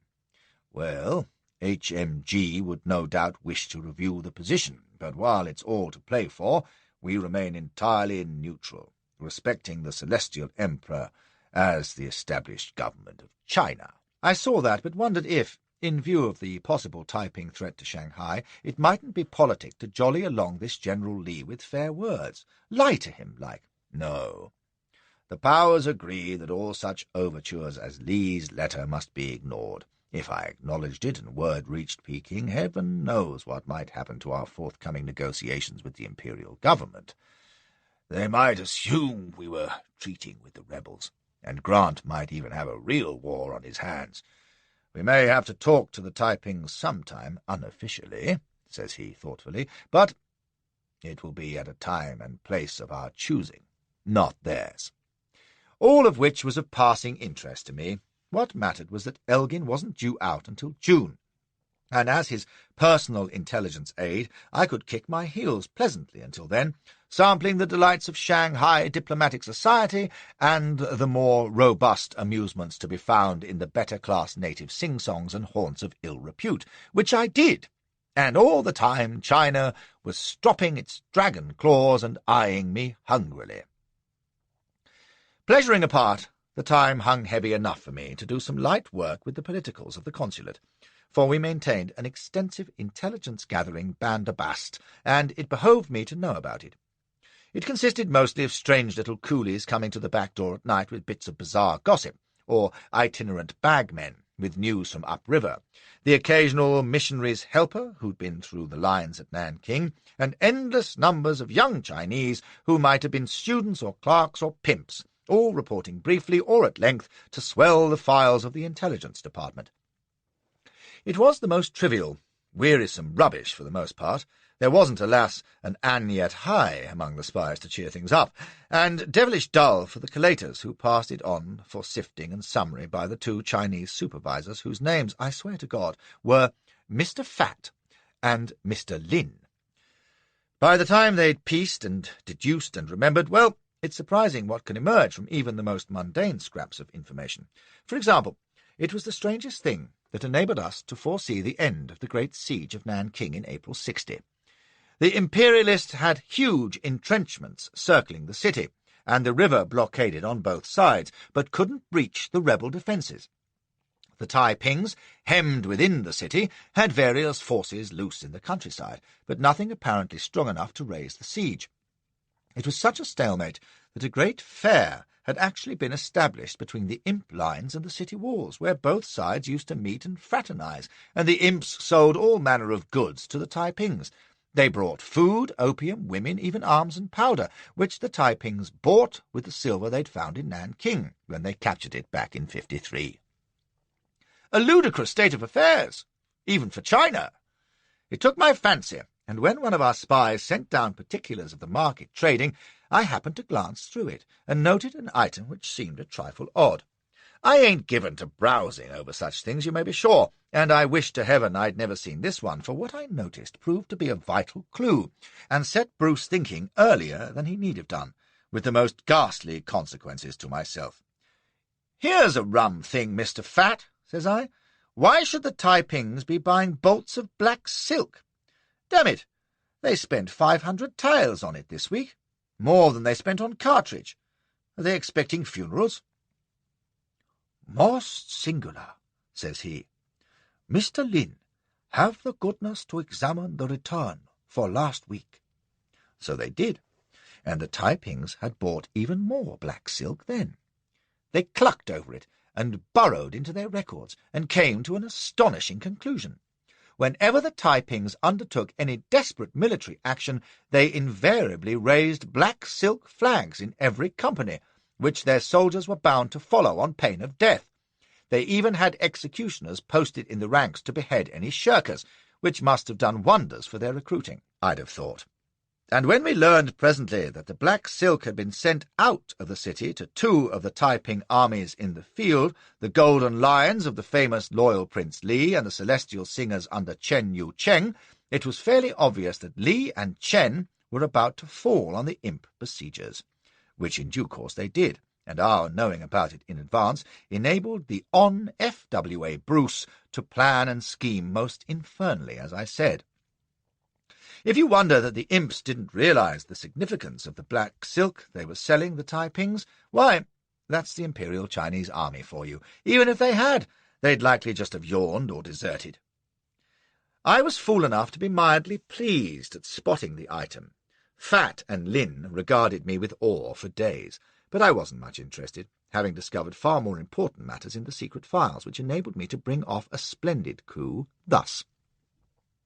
It appeared that Countess H., wife of a senior attaché at the Russian mission, paid weekly visits to a Chinese hairdresser, and, under the pretext of being beautified, regularly entertained 4 stalwart Manchu bannermen in a room above the shop, later driving home with a new coiffure and a smug expression. Official conclusion by Fat and Lin: the subject is vulnerable and may be coerced if access should be required to her husband's papers. Action: none. Unofficial conclusion by Flashy: the subject is a slim, vicious-looking piece who smokes brown cigarettes and drinks like a fish at diplomatic bun-fights, but has hitherto been invulnerable by reason of her chilly disdain. Action: advise subject by anonymous note that if she doesn't change her hairdresser, her husband will learn something to her disadvantage, supply her with address of alternative establishment, and arrange to drop in during her appointments. So you see, You can't overestimate the importance of good intelligence work. Fascinating woman, do you know. She smoked those damned brown cigarettes all the time, even when... and kept a tumbler of vodka on the bedside table, but I digress. Bruce was preparing his bombshell, and it was on my return from an exhausting afternoon at the hairdresser's that he informed me, out of the blue, that he was sending me to Nanking. There was a time when the notion of intruding on the mutual slaughter of millions of Chinese would have had me squawking like an agitated hen, but I knew better now. I nodded judiciously while my face went crimson, which it does out of sheer funk, often mistaken for rage and resolution, and my liver turned its accustomed white. Aloud I wondered, frowning, if I were the best man to send. A clever Chinese might do it better. One didn't know how long it would take. Have to be on hand when Elgin arrived. Might our policy not be compromised if a senior British officer was seen near rebel headquarters? Strict neutrality. Of course, Bruce knew best. "It can't be helped," says he briskly. "It would be folly not to employ your special talents in this emergency. The battle is fully joined before Nanking, and there's no doubt the Taipings will crush the imps utterly in the Yangtze Valley, which will alter the whole balance in China. At a stroke, the rebels become masters of everything between Guangxi and the Yellow Sea." He swept his hand across the southern half of China on his war map. "I said some weeks ago that a time might come when we must talk to the Taipings," says he, and for once the cherub face was set and heavy. "Well, it is now. After this battle, Li's hands will be free, and it's my belief that he will march on Shanghai. If he does, then we, and France and America and Russia, can ignore the Taipings no longer. We'll be bound to choose once and for all between them and the Manchus." He rubbed a hand across his jaw, and that's a perilous choice. We've avoided it for 10 years, and I'm damned if I want to see it made now, in haste. I said nothing.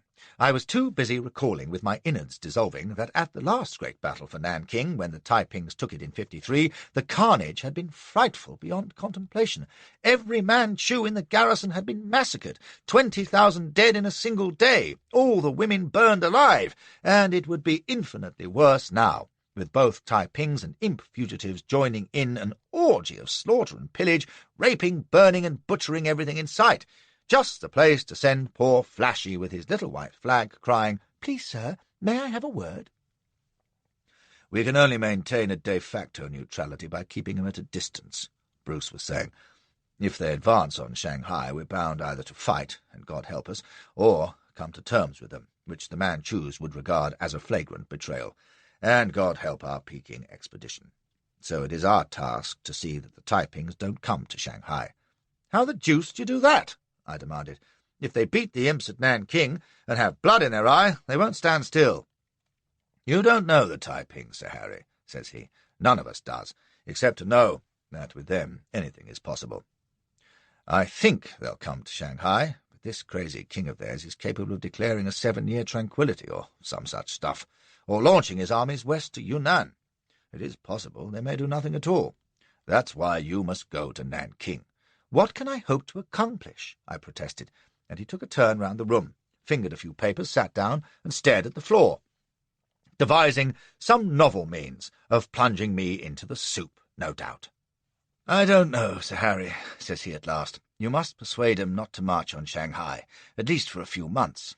But how you're to do it—" He lifted his head and looked me in the eye. "The devil of it is, I can't send you with any authority. I've not replied to Li's letter, but I'm having a verbal hint discreetly conveyed to him that he may expect an English visitor. No one official, of course, simply a gentleman from the London Missionary Society who wishes to visit the Heavenly Kingdom and present his compliments. Li will understand, just as he will understand what is meant when the gentleman expresses the opinion, merely the opinion, mind you, that while a Taiping attack on Shanghai would destroy any hope of British cooperation, restraint now would certainly not incline us to a less favourable view of their overtures in the future." "I can see myself putting that in fluent Mandarin," says I, and he had the grace to shrug helplessly. "It is the most I can authorize you to convey. This is the most damn ticklish business. We have to let them see where we stand, but without provoking them into action or offending them mortally. Damn it! They may be the next government of China, or, above all, being seen to treat with them in any official way whatsoever. That's why your presence is a gift from God. You've done this kind of business in India with considerable success, as I recall. Well, that was so much rot. My diplomatic excursions had invariably ended in battle and beastliness on the grand scale, with my perspiring self barely a length ahead of the field. He got up and glowered at the map, chewing his lip. "You see how difficult it is for me to give you guidance," says he. "We do not even know what kind of folk they truly are. The Heavenly King himself has hardly been seen for years. He keeps himself secluded in a great palace surrounded by 1,000 female attendants, thinking wonderful thoughts." I was willing to bet he didn't spend all his time thinking. If he could be persuaded to inaction, to hold Li in check. He shrugged. "But who is to say if he is even rational, or if you will be allowed near him? If not, you must do what you can with loyal Prince Li. A splendid choice, you'll agree, between a recluse who thought he was Christ's brother and a warlord who'd done more murder than Genghis Khan." "The only other who may be open to reason is the Prime Minister, Hung Jen-kan. He's the wisest, or at least the sanest, of the Taiping Wangs. Mission-educated and speaks English. The rest are ignorant, superstitious zealots drunk on blood and power and entirely under the sway of the Heavenly King." He shook his head. "You must use such tactful persuasions as seem best. You will know, better than I could tell you, how to speak when you are face to face with them." In a high-pitched shriek, probably. Of all the hopeless, dangerous fool's errands, supposing I even got there. "How do I reach Nanking? Aren't the imps blockading the river?" "A passage has been booked on Dent's steamer Yangtze. She got through to Nanking last week. The imps gave our vessels passage, and the river was clear as far as Kiangyin still. If she stopped there, you must go on as seems best. One of our people, a missionary called Prosser, will be looking out for you. You'll have papers from the London Missionary Society in the name of Mr. Fleming, but the Taipings will know precisely who and what you really are, although neither they nor you will acknowledge it." So it was settled. I was for the high jump again, and not a damn thing to be done about it. He went over it all a second time, impressing on me the delicacy of the task, how HMG must be in no way compromised, that every week of delay would be a godsend, but the main thing was to convince this crew of homicidal madmen that, whoever they killed next, it shouldn't be done at Shanghai. "Well, sir," says I, all noble and put upon, "I'll be honest. I'll try, but I don't think there's a hope of success." "Another man might say that out of reluctance to go, for his safety's sake," says he solemnly. "I know that with you the thought of danger has not crossed your mind." He was right there. It had stayed rooted. "God bless you, Sir Harry." And with the angels choiring above us, we shook hands, and I marched out and bolted for the lavatory. I had my Adams in my armpit, a Colt in my valise, 100 rounds, a knife in my boot, and a bulky notebook containing every known fact about the Taipings, courtesy of Messrs. Fat and Lin, when I boarded the Yangtze on the following evening. It was a good 2-day run to Nanking, in ideal conditions. At present it might take a week. I was too sick and scared and furious to pay much heed to my surroundings, and as I remember, the Yangtze was like any other river steamboat. 6 cabins aft for the quality, of whom I was one, a couple of saloons below for those who couldn't afford a bunk, and forward a great open steerage for the coolies and the like. Her skipper was one Witherspoon of Greenock, a lean pessimist with a cast in his eye and a voice like coals being delivered. I've no doubt I spent the time before we cast off brooding fearfully, but I don't recall, because as I leaned on the rail looking down on the quay and the oily water, I saw about the only thing that could have provided any distraction just then. The steerage gangway was swarming with coolies and poorer Chinese and a few white riffraff. Shanghai was well stocked with poor whites and shabby genteel half-castes and scourings from half the countries on earth, even in those days. There was Lascars, of course, and Dagos of various descriptions, Filipinos, Greeks, Malay Arabs, and every variety of slant-eye. Some of them were half-naked, others carried valises and bundles. The half-dozen Sikh riflemen who acted as boat guards shepherded 'em aboard none too gently under the great flickering slush lamps which cast weird shadows on the dockside and the steerage deck. I was watching with half my mind when I noticed a figure stepping from quay to gangway. And even in that motley assembly it was a figure to take the eye. Not only for the outlandish cut of attire, but for style and carriage and animal qualities, the only phrase. I like tall women, of course. Susie Willenick comes to mind, and Cleone of the willowy height, and the superb Mrs. Lade by name and nature, and Cassie, and that German wench in the Haymarket, and even such gorgons as Narryman and Queen Ranavalona. Mind you, there's much to be said for the little uns, too, such as the Silk One, Co. Darley's daughter, and the little blonde Valor, and Mrs. Mandeville, the Mad Dwarf, and Wampo's Playmates, and Take-Away Clouds Woman, and that voluptuous half-pint Yehonala. But we'll come to her presently. On the whole, though, I ain't sure I don't prefer the happy medium, like Elspeth and Lola and Irma and Josette and Fetnab and Elspeth. It is no disrespect to any of these ladies, all of whom I love dearly, to say that when it came to taking the eye, the female coming up the steerage gangplank was the equal of any and all. For one thing, she was 6 feet 6, if she was an inch, with the erect carriage of a guardsman, and light on her feet as a leopard. She was Chinese, beyond a doubt, perhaps with a touch of something from the islands. When she laughed, as she did now, to the squat fellow behind her, it was a deep, clear ring and a flash of teeth in a lean, lovely face, not Chinese style at all. She had her handkerchief bound tight round her head, and for the rest her clothing consisted of a blouse, cotton breeches ending at the knee, and heavy sandals, but round her neck she had a deep, tight collar that seemed to be made of steel links, and her arms, bare to the shoulder, were heavy with bangles. As to the lines of her figure, Rubens would have bitten his brush in two. With the plank crowded ahead of her, she had to wait, holding the side rail in one hand and lolling back at full stretch, carelessly laughing and talking to her companion. She chanced to look up, and met my eye. She said something to the man and looked at me again, laughing still, and then she was up the plank like a huge cat and out of sight. I'm not the most impressionable of men, but I found I was gripping the rail with both hands, and clenching my jaw in stern resolve. By gum! I couldn't let that go unattended to. Built like a Dahomey Amazon, but far taller and incomparably more graceful, and possibly the strongest female I'd ever seen, which would be an interesting experience. No common woman either. How best to coax her up to the cabin? Probably not money, nor a high hand. Well, the first thing was to get a closer look at her. I waited till we had cast off, and the screw was churning the water, with the lights of Song Ming Island glittering in the dark distance far ahead. Then I asked the steward where the ladder was to the steerage. He pointed down the companion, and said I would find the mate by the saloon door. He'd show me.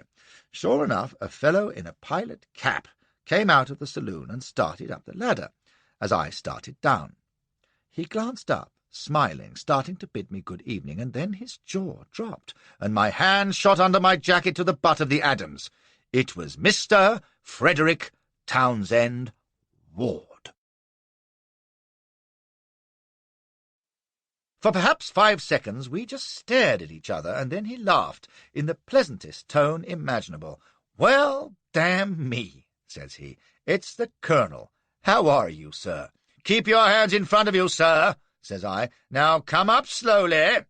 I stepped back to the cabin deck, and he followed, still grinning, glancing at my hidden hand.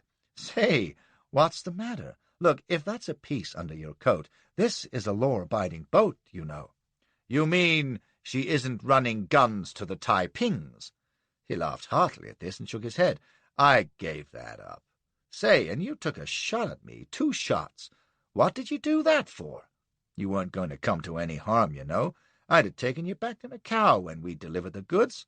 He sounded almost aggrieved. "Oh, forgive me. No one told me that, you see. It must have slipped everyone's mind, along with the trivial fact that you were carrying guns, not opium." "Listen, Carpenter said the less you knew, the better," says he earnestly. "Those were his orders." "The damned dummy," he added irritably.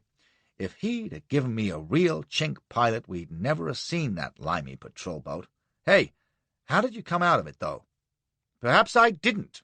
I said it on the spur of the moment, and his eyes widened. You don't mean they broke you? He whistled. Gee, I'm sorry about that. I sure am, though. Absolutely, he sounded shocked. Over a parcel of guns? Well, I'll be. He shook his head and smiled a mite sheepish. Say, Colonel, why don't you let that hog leg alone and come on in my berth for a drink? See here, I'm sorry as hell, but 'twasn't my fault. Besides, it's over and done with now. He looked at me, half grinning, half contrite. And you're ahead of me by 2 shots. No hard feelings, okay? And he held out his hand. Now, I know a rogue when I see one, and I was forming a strange suspicion that Mr. Ward wasn't a rogue at all. Oh, I've known charming rascals, bland as be damned, and the eyes give them away every time. This fellow's were bright and dark and innocent as a babe's, which you might say was all against him, and yet he sounded downright pleased to see me. I couldn't credit. He was that good an actor, and why should he trouble to be? There was nothing I could do to him now, certainly not here. I ought to blow your blasted head off, says I. You damn near did, cries he cheerily, and when I continued to ignore his hand, okay, you've got a right to be sore, I guess, but why don't we go lower a couple, anyway? I'm off watch. Indeed. Why not? I can only say he was a hard man to refuse, and the truth is I was curious about him. He was a rare bird, I felt sure, so I followed him out of the warm night into the stuffy little cabin where he seated me on the bunk and poured out 2 stiff tots. Say, this is fine, says he, sitting on the locker. How have you been? And without letting me reply, he rattled off into a recital of his own escape through the Paddy, and how he'd smuggled himself back to Macau, and thence up the coast to Shanghai, where he'd flourished his papers at Dent's and got himself a mate's berth. I watched him like a hawk, but he was easy as old leather, prattling away. Crazy, undoubtedly, but if he was crook, it didn't show. It's not a bad berth, says he, but I won't stick. Fellow called Goff, one of your people, commands a gunboat flotilla for the Imps. He's offered me 2nd place on the Confucius. Reckon I'll take it. What happened to the notion of being a Taiping prince? I asked, and he grinned and pulled a face. No, sir, thank you. I've had a look at 'em these past few weeks. They're not for Fred T. He shook his head so firmly that, thinking of my own mission, I pressed him for information. Well, all this stuff about being Christians, they don't have the first notion. They have a lot of mumbo-jumbo about Jesus that they've picked up and got wrong, but listen, to give you an idea, when they get a new recruit, they give him 3 weeks to learn the Lord's Prayer, and if he can't, whist. He chopped his hand against his neck. No fooling. Now what kind of Christianity is that, will you tell me? And they treat the people something shameful. Take all their goods, 'cause no one can have property in the Taiping. It's all in common, unless you're one of the top wangs. And they put 'em to work in companies like it was the army, and if they're too old or sick to work, whist again, and everybody has to work for the Taiping, see, and obey all their foolish rules about religion and learn the proclamations of the Heavenly King by heart. And, boy, they're the wildest stuff, I tell you. The 1,000 correct things and the book of celestial decrees, and nobody understands 'em a little bit. I said the missionaries were all for them, and he shook his head again. Maybe they used to be, but now they've had a good look. You go upriver into a Taiping province, you see the ruin, the gutted villages, the bodies lying about in thousands, and it ain't as if all their rules and discipline made things better. Why, they make it worse. Nobody has land, so nobody can plant, except the Taiping tells him, and the local governors, why, they have to wait for orders from further up, and the fellow further up, well, there's nothing in it for him, and he probably used to be a shoemaker anyway, so what does he know about crops? He knows the rules, though, and learns a new chapter of the Bible each day and thinks Moses was a Manchu mandarin who thought better of it. I recall that the Heavenly King himself had been an educated man, and while he was crazy, there must be some Taipings who knew how things should run. He scoffed me out of court. That kind of person, you mean merchants and clerks, and fellows with some schooling, they have no time for the Heavenly Kingdom. They're mostly dead, anyway, or made themselves scarce. Why should they truck with a crowd that just robs them and says they're no better than the peasants? Besides, they can see that Taipings are only good at killing and stealing and laying waste. You seem to have learned a lot in a short time, I said, and he replied that one trip up to Nanking and a look at the country around had been enough for him. They're so mean and cruel, he kept saying. Sure, the imps are worse. Their army's rotten, and they just use the war as an excuse for plundering and killing wherever they go. But at least they've got something behind them. I mean, a real government, even if it doesn't work too well. Sort of like the Constitution. I mean, China. He grinned ruefully and poured me another drink. I don't make it too clear, I guess, but the Taipings just have this crazy dream, and they're no good at making things work. Well, the imps aren't much better, maybe, but at least they can read and write. I asked if he had seen anything of the leading Taipings at Nanking, and he said no, but he had heard plenty. They do all right, from what I hear. That's what really got my goat. There's all this fine talk about love and brotherhood and equality, but the Wangs live in palaces and have a high old time, while the people are treated no better than niggers. You know, says he, all boyish earnestness, at the beginning they made the women and men stay apart. There was a special part of Nanking for the girls, and if they and the boys, why, they just killed them. Even now, unless you're married. Well, if you know, they just whist. The poor people are allowed one wife, but the Wangs, he blew out his cheeks, they have all the girls they want, and aren't there some doings in those palaces? So I heard. I found this quite cheering, and pressed him for further details, but he didn't have any. It's one law for the rich and another for the poor, I guess, says he, philosophically. Mind, they've done some good things, like not letting girls bind their feet, and don't they come down hard on crooks and shysters, though. Stealing, opium smoking, girls selling themselves, anything illegal at all, or even just talking, out of turn, and off comes the head. I've seen that. I wondered how long the people would endure a rule quite as despotic as the Manchus, and even less efficient, and he laughed. Wait till you see those Taiping soldiers. One thing they're good at is discipline, putting it on the people and taking it themselves. That's why they can whip the imps easy. They're real good, and so are their generals. I'll tell you something, and the sooner all our people realize it, the better. This here's going to be a Taiping China for keeps, unless we, I mean you British and us Americans and the French, maybe, do something about it. He'd become very earnest, rapping his finger on the locker, a serious lad when he wasn't being crazy, but all his talk about the Wangs and their women had reminded me of what I'd been about in the first place. So presently I left him and strolled down to the steerage. Besides, my chat with him had almost been in the way of duty, and I was due for a spell of vicious recreation. It was full night now, and we were thumping upstream, with the Sung Ming lights to starboard and the last warmth dying from the night wind.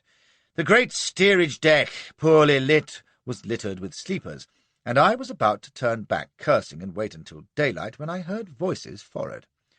I picked my way over the bodies and rounded the deck-house in the bows, and my heart gave a lustful little skip. There was the slim, towering figure at the bow rail, talking with a couple of Chinese rivermen. They turned to glower at me, and then the girl laughed and said something, and the chinks melted into the dark, leaving the two of us alone under the bow lamp. She lounged with her elbows on the rail. Jove, what a height she was, topping me by a good 4 inches. I stepped up to her, lustfully appraising the play of the superb muscles on the bare bangled arms, the lazy grace of the splendid body, and the sensuous hawk face above the strange chain collar. Aye, she was ready to play. It was in every line of her. "Hiya, tall girl," says I, and she shot me an insolent, knowing look, like a vain tart. "Gimme smoke, Yao," says she, extending a palm. Yao is foreigner, and not at all polite from a Chinese to a white man. "The black smoke, or one of these?" I offered my cheroot case, and the slant eyes flickered. "Fang Kui, who speaks Chinese?" "A cheroot, then." Certainly not a common woman. She spoke Peking, albeit roughly. I lit her a cheroot, and she held my hand with the match in slender fingers whose grip made me tingle. Not a horse touch, though, just simple strength. She inhaled deeply, and so did I, gloating. "Come to my cabin," says I, slightly hoarse, "and I'll give you a drink." She showed her teeth, gripping the cheroot. "There's only one thing you want to give me," says she, and named it anatomically. "And right you are," says I, quite delighted. This was something new in Chinese women, coarse, insolent, and to the point. So, to show my own delicacy and good breeding, I gripped her port tit. Under the thin blouse it felt like a large, hard pineapple. She gave a little grunt, and a long, slow, wicked smile at me, drawing on her cheroot. "How much cash?" says she, narrow-eyed. "My dear child," says I, gallantly relinquishing her punt, "you don't have to pay me." "Oh, I see. Why, I wouldn't insult you by offering money. Wouldn't I, though?" I was boiling fit to offer her the bank, but I guessed it wouldn't answer with this one, in spite of her question. She had a damned leery look in her eyes, sensual and calculating, but with a glint of amusement, unless I was mistaken. "No cash, eh? But you expect me to—" Her vocabulary was deplorable, but at least it left no room for misunderstanding. "That's the ticket," says I heartily. So instead of further flirtation, I suggest that we— Suddenly she chuckled, and then laughed outright, with her head back and everything quivering to distraction. I was preparing to spring when she came up off the rail, bangles tinkling, and stood looking down at me, the ogre's missus, contemplating a randy Jack the Giant killer. It's a rum feeling, I can tell you, being surveyed by a beauty half a head taller than you are. Stimulating, though. "Suppose," says she in that soft, deep voice, "that I took payment. I might rob a rich Fan Kui." "You might try, Miranda. Now then." "Yes, I might. And if you, big, clever Fan Kui, caught me," she put her hands on her hips with that lazy smile, "you might beat a poor girl. Would you beat me, Fan Kui?"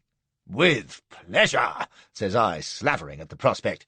She nodded, glanced either way, gave me her insolent grin again, drew deep on the cheroot, and pulled the front of her blouse down to her waist. For a moment I stood rooted, hornily agog before all that magnificent meat, and then, as any gentleman would have done, I seized one in either hand, nearly crying, which was absolutely as the designing bitch had calculated. She suddenly gripped my elbows. I instinctively jerked them down to my sides, and without stooping or shoulder movement or the least exertion at all, she lifted me clean off the deck.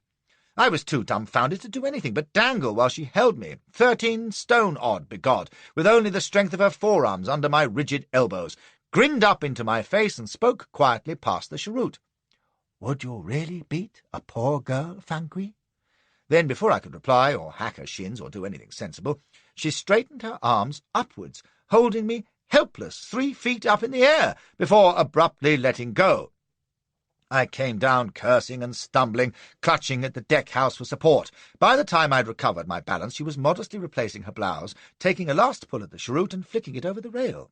She put a hand on her hip, grinning derisively, while I seethed with rage and shame and awe at the realization of that appalling strength. "All right, then, damn you," I snarled. $20, $50 if you'll stay the night." God, how she laughed, the strutting, arrogant slut, and she lifted me like a kitten. I didn't know when I felt so mortified, or so determined to have my way with a woman. Well, it wasn't going to be rape, that was sure. Nor money, apparently. $50, she laughed. "No, Fan Kui, nor 50,000 from a weakling, but a strong man now." She waited, with that taunting, confident smile, daring me, as I fell to raging at her, and then to whining, saying it had been a trick. She'd taken an unfair advantage, damn her! And then I gave a great gasp, like Billy Bones in apoplexy, rolled my eyes, clutched my heart, and reeled fainting against the deck-house. Well, she'd not have been human if she hadn't stepped up for a closer look, would she? I bar hitting women, except for fun, especially when they're strong enough to uproot the town-hall clock, but I was choking with vengeful fury. Toss me about like thistledown, would she, the infernal slut? I let out a whimpering groan, and as she advanced, alarmed, I let drive my right into her midriff with all my force. She doubled up like a rag doll, her knees buckling, and I was on her back in an instant, twisting the chain collar like a garrote, flattening her by sheer weight. She clawed back at me over her shoulder, and I shot my left hand under her arm and on to the nape of her neck in a half-Nelson. I was blind with rage and fit to murder, and if she'd been less abominably powerful I might have done it. But as she heaved and strained beneath me, it was all I could do to hang on, doing my damnedest to choke her with the steel links biting into her throat. We thrashed and rolled about the deck, her long legs flailing, thumping against the bulkhead, then against the rail, my aching fingers twisting the collar ever tighter, her splendid shoulders heaving to break my arm. God, she was strong, and I knew in a few seconds she must break the lock. I gave one last despairing heave on the collar, and suddenly felt her slacken beneath me. Her head gave a little beneath my left hand, and I roared with triumph. Suddenly her free hand was slapping the deck in the age-old wrestler's submission. I clung to the chain like grim death. "Had enough, damn you!" I wheezed. "Give over, you bloody monster!" Slap, slap on the deck. I let the collar slacken an inch, and suddenly she reared up, breaking the headlock and tearing the collar free. I rolled away, preparing to fly for my life, when I realized she was scrambling back, holding her throat, her other hand up toward her face. Was she beat? Was this the moment to set about her with my belt? And then I realized that she was poised on one knee, ready for battle. And she was absolutely grinning at me, bright-eyed, and we were no longer alone. The unholy row had attracted half Kiangsu province, by the look of it. Certainly every coolie on the steerage deck, and a ragged mob was staring from either side of the deck-house, with her Chinese rivermen to the fore, looking mighty truculent. As they pressed forward, I put my back to the rail, reaching for the Adams, which I'd forgotten until that moment. The sight of it stopped them dead. The rivermen's hands came away from their knife hilts, and the girl stood up, her shoulders shuddering and heaving, and grunted something in river dialect. Then she looked at me, gasping and rubbing her throat, and so help me she was grinning again, positively amiable. Tuckered as I was, I wondered bemusedly if that murderous struggle had been the usual courting ritual of this female Goliath. Lust revived as I observed her fine dishevelment, with one udder peeping provocatively out of her blouse. I put up the Adams, scowled back at the mob, and then jerked my head at her. She grinned broader than ever, taking in great breaths and rubbing her throat, but then she shook her head. "Good night, Fang Kui," says she, pretty hoarse, and then she turned and disappeared into the staring rabble behind her. Truth to tell, I didn't much mind. I was bruised and exhausted, and another bout would have carried me off. If that was what she was like, merely fighting for her life, God knew how she'd behave in amorous ecstasy. I straightened my coat and pushed through the crowd, marvelling at the minds and bodies of women. Treat 'em civilized, and they swing you round their heads, strangle 'em, and suddenly they're all for you. Because there was no doubt about it now, she fancied me. It's all a matter of the proper approach. I knew better than to seek her out next day as we steamed up the sluggish Yangtze. The consummation of our wooing would be all the better for keeping. I saw her once as I paced the upper walk after tiffin. She was standing in the steerage, gazing up, and raised a hand and gave her lazy smile at sight of me. I smiled back, surveying her carefully like a farmer at the stock ring, then nodded as one satisfied for the moment, and turned away to resume my stroll. I let her wait. I had other matters to occupy me, during the day at least. I chewed the fat with Ward, boned up on my Taiping notebook, wondered what the devil Bruce's agent would turn up, and was first in quest of news at every village landing-place. The crisis was plainly at hand upriver. Old Tung Chau, a downriver boat, informed us that the great battle about Nanking had become a rout, with the Taipings everywhere victorious. Chen's celestial singers were driving through to relieve the capital, while General Li was driving the imps like sheep and breaking their blockade on the river. "And you ken what that'll mean," declares Skipper Witherspoon ominously. "Every scoundrel in an imp uniform'll be casting away his coat and turning bandit. It'll be worse than Flodden. God help the country. We'll no see Nanking this trip, I'm thinking. We'll do well if we get the boat's neb 20 miles past Kiengin. This was serious, for it meant that the last 50 miles of my journey would be through lawless country scourged by imp deserters and Taiping fanatics. Well, they could count me out. If there was no sign of Bruce's man, I'd turn back with Yangtze when Witherspoon decided he'd reached the safety limit. I couldn't be blamed if the country was impassable, but I knew Bruce wouldn't care for that, and I was still studying to find a good excuse when we pulled in at Kiangin late in the afternoon. It was the usual miserable hole of mud buildings and rickety bamboo wharves, with the usual peasants gaping apathetically and stinking to wake the dead, the peasants and Kiangin both. Beyond the town, stale paddy stretched away to the misty distance, with a few woods here and there, and the inevitable agriculturalists and bullocks standing ankle-deep. A depressing spectacle, in no way redeemed by the appearance of the Reverend Matthew Prosser, B.A. God rest him.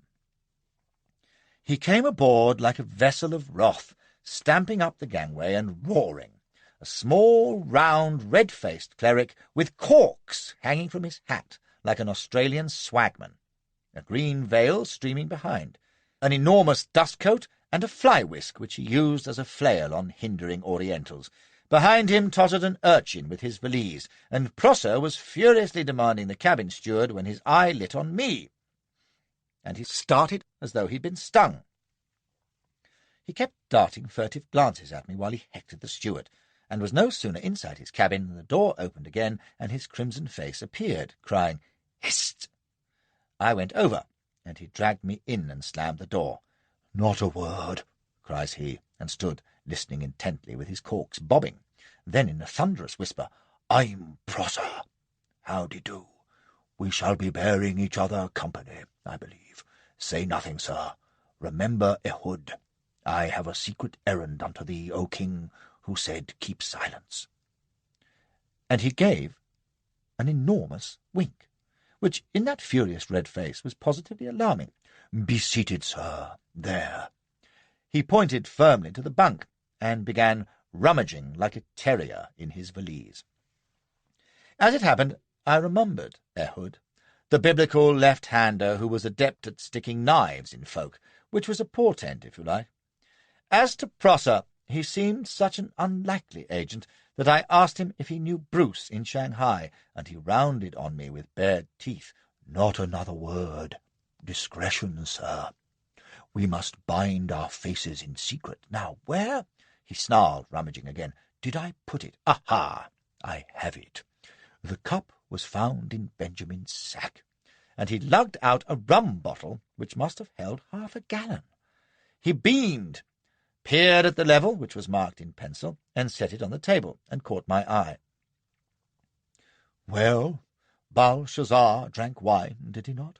cries he, "but only after sundown, sir, and then but a small measure against the evening chill. Yes. Now, sir, attend to me, if you please. I believe you speak Mandarin. Good." He seemed vastly relieved. "Then, when we have reached our destination, I shall make you known to a certain personage and leave you to your business." He nodded heavily, glanced at the bottle, and muttered something about the Lord being good to them that wait. "But you'll be staying with me in where we're going," says I. He might not be much, but he'd be better than nothing. He shook his head angrily. "No such thing, sir.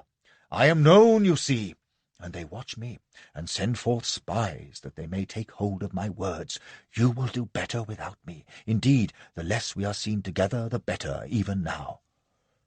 And once I have made you known discreetly to one who, like Timothy, is faithful in the Lord, faithful, I say, then my task is done. Besides, I have my own work." And he glared at the bottle again, while I concluded that the faithful one must be the loyal prince, General Li Sui Shen of the Taipings. Why the devil couldn't he say so instead of acting like Guy Fawkes? This was disconcerting. I'd supposed I would be dry-nursed to Nanking by some capable thug who not only knew the Taipings backwards, but could give me all manner of useful tips and do most of the work, with luck. Instead, here was this bottle-nosed parson who didn't want to be seen near me, couldn't wait to get shot of me, and daren't even say the simplest thing in plain language. I said I must have some information, and he said quite short that he hadn't any. I pointed out that the boat might not go as far as Nanking, in which case he'd have to be seen in my company, probably trudging through bandit-infested country. He didn't take this kindly, but growled that if the hosts of Midian were prowling, the Lord must see us through, and cheered me up no end by producing an ancient muzzle-loader revolver from his valise and jamming rounds into it, twitching towards his bottle the while. I gave up, and left him with a nasty reminder that sundown wasn't for another half hour. As soon as the door closed, I heard the cork pop. Be not among wine-bibbers, thinks I, and recalling that that verse ended with reference to riotous eaters of flesh, went in search of dinner. Well, it was all sufficiently hellish. How, I asked myself for the 1000th time in my life, had I got into this?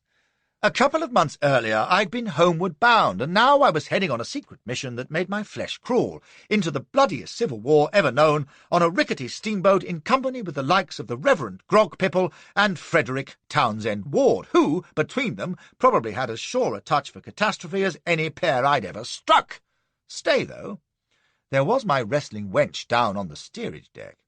A bout with her in my cabin might not disperse the blue devils entirely, but God knows when I'd have another chance. I finished my dinner quickly and went out on the upper deck. We were well up from Kiangin by now, but what kind of country we were in it was impossible to tell. The sky overhead was clear enough, with a bright silver moon, but the river itself was shrouded with fog, and we were pushing into the fleecy blanket at slow ahead, the siren hooting dismally. Traces of it hung like wraiths on the narrow promenade outside the cabins, with a clammy touch on the skin. The sooner I was snug with my giantess, the better.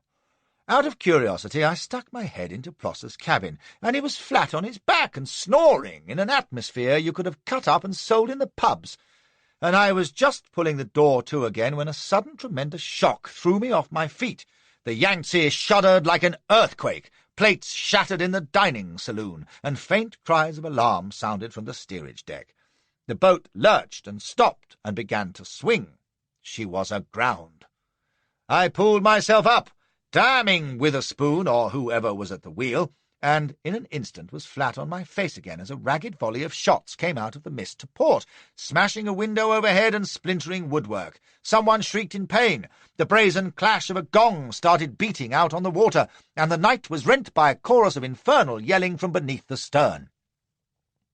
Shots were cracking out, mingled with the explosion of firecrackers. One landed within a foot of me, snapping and sending out a shower of sparks. Something hit the Yangtze a grinding jar on her quarter, and close at hand were racing feet, and Ward's voice yelling, "Pirates! Stand to! Pirates!" To race into my cabin, seize the Adams, and ram handfuls of loose rounds into my pockets was the work of a few seconds. To guess what had happened took even less time.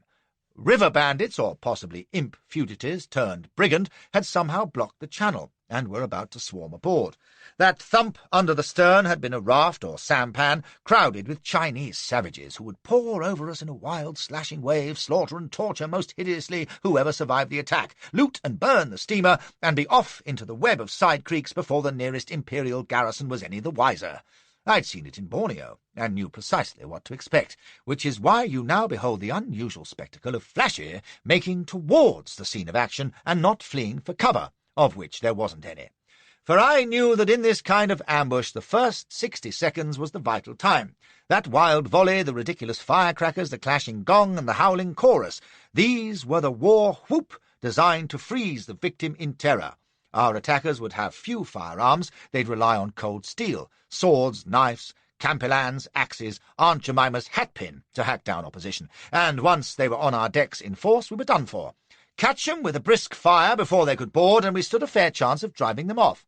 I pounded along the narrow promenade to the after rail, and could have whooped with relief at the sight of 2 Sikh guards on the wide stern deck 10 feet below me, blazing away at the devil's crew who were tumbling over the quarter rail. About half a dozen had reached the deck, horrible creatures in loincloths and pigtails, wielding swords, others in peasant dress with spears and knives, shrieking contorted yellow faces everywhere, and the 2 Sikhs with their minis calmly picked their men and tumbled them with well-placed shots. "Reload! Reload!" I bawled, to let 'em know they were covered, for they'd been about to drop their empty pieces and draw their swords, which would have been suicide. One Sikh heard me, and as I opened fire with the Adams, he and his mate were whipping in fresh charges. I knocked over 2 with 5 shots, and with 4 down they wavered at the rail. I was feverishly pushing in fresh loads when I heard another revolver, and there was Witherspoon beside the Sikhs, booming away across the smoke-filled deck. I heard feet behind me, and there was Ward, pistol in hand. "Get forward!" I yelled. "They'll come at the bow, too!" He didn't hesitate, but turned and went like a hare. You'll go far if you live through this, thinks I, and in that moment I heard the screams and yells and clash of steel from the steerage forward, and knew that they were into us with a vengeance. I turned to the rail again, and here was more bad news, for Witherspoon's gun was empty. One of the Sikhs was down, and the other was laying about him with his rifle butt. A dozen pirates were on the deck, and even as I let fly again, I saw Witherspoon cut down by a gross yellow genie with a campilan. I blazed away into the brown, and now the vicious horde had spotted me, yelling and pointing upwards. A shot whistled overhead, and a spear clattered on the bulkhead behind me, and I thought, time to go, Flashy, my son, for it was all up. God knew what was happening at the bow, but the brutes were well established here, and in 2 minutes they'd be butchering the coolies and cutting down the remaining crew. My plan was already formed. Time to reload down to the saloon deck or even lower, and at the first sight of the enemy, over the side and swim for it. And after that the Lord would provide, God willing, which reminded me of Prosser, but he was certainly a goner, drunk and damned. I came down the ladder at a race, reloading frantically, and reached the saloon deck. All hell was breaking loose on the steerage forward. I heard the crash of the minis. Ward must have the remaining Sikhs at work. Then down to the main deck. I knew there was no way through from the stern. The pirates there would have to climb up to the saloon deck and come down as I had done. I slipped through the door to the open steerage, and it was like Dante's Inferno. A battle royal was raging round the deck-house forward, but nothing to be seen for smoke. Nearer me, coolies were going over the rail like lemmings, apart from a sizable group over to starboard who were wailing fearfully and evidently trying to burrow through the deck. For 20 feet in front of me, the port side of the deck was almost clear as a result of the coolie migration. By God, here were 2 of them coming back over the rail, and then I saw the glittering campilans and the evil, screaming faces, and I shot the first of them as he touched the deck. The second, a burly thug in embroidered waistcoat and pantaloons, with an enormous top-knot on his bald skull, sprang down, waving an axe, and I was about to supply him with ballast when a fleeing coolie cannoned blindly into me. I went sprawling, and my Adams clattered away into the scuppers. No one, not even Elsbeth, ever believes this, but my first words were, "Why the hell don't you look where you're going?" followed by a scream of terror as the bald bastard lunged for me, axe aloft. There wasn't time to scramble or strike. I was down and helpless. He took just a split second to pick his target, and someone shouted high and shrill, "Hiya! Shangi Nai!" His head whipped round in astonishment, and so did mine. 15 feet away, just clear of the smoke obliterating the forward deck, stood the tall girl, looking like Medusa. Her kerchief and blouse were gone. There was blood on her breeches and on the chain collar, and in one hand she carried a bloody campilan. The old China sea trick, in fact. Half your pirates come aboard as passengers and turn on the crew when the attack begins. She and those ugly rivermen.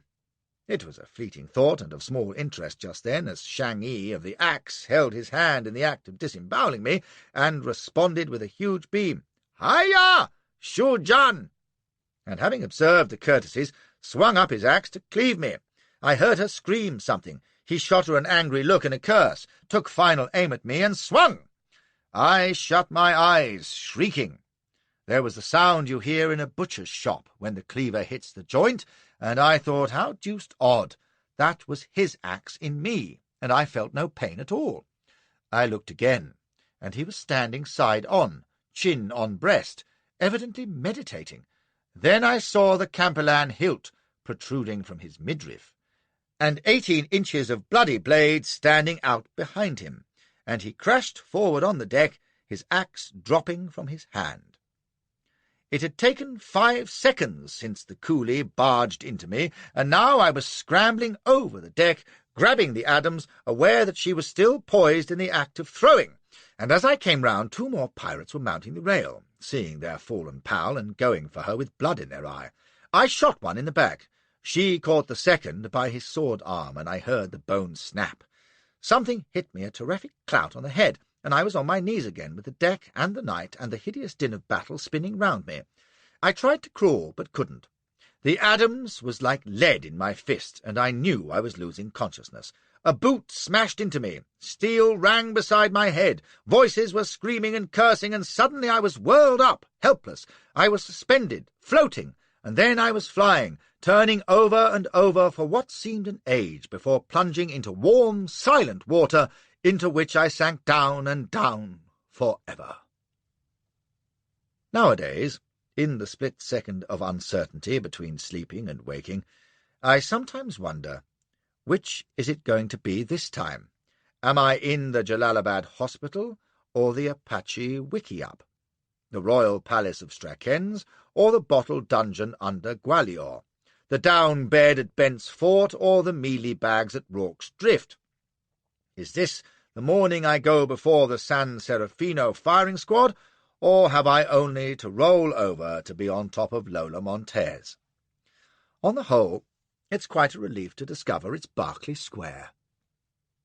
I mention this because, in all the unconscionable spots I've opened my eyes, I've known within seconds where I was and what was what. The Yangtze Valley, for some reason, was an exception. I lay for a good half-hour without the least notion, despite the fact that I could overhear people talking about me in a strange language which nevertheless I understood perfectly. That's the oddest thing. They were talking in a Chinese river dialect, quite unlike Mandarin, which I haven't learned yet.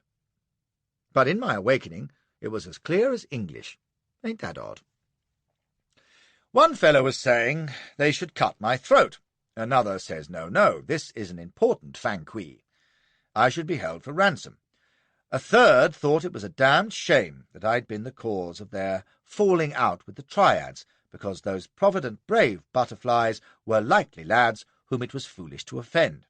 A fourth said they could hold their wind, since she would do what she pleased. Guess what? At which they all haw-hawed and fell suddenly silent, and a moment later a hand was raising my head, and strong spirit was being trickled between my lips, and I opened my eyes to see the lean, handsome face over the steel-chain collar. Then it came rushing back, the boat, the pirates, that hellish melee in the steerage.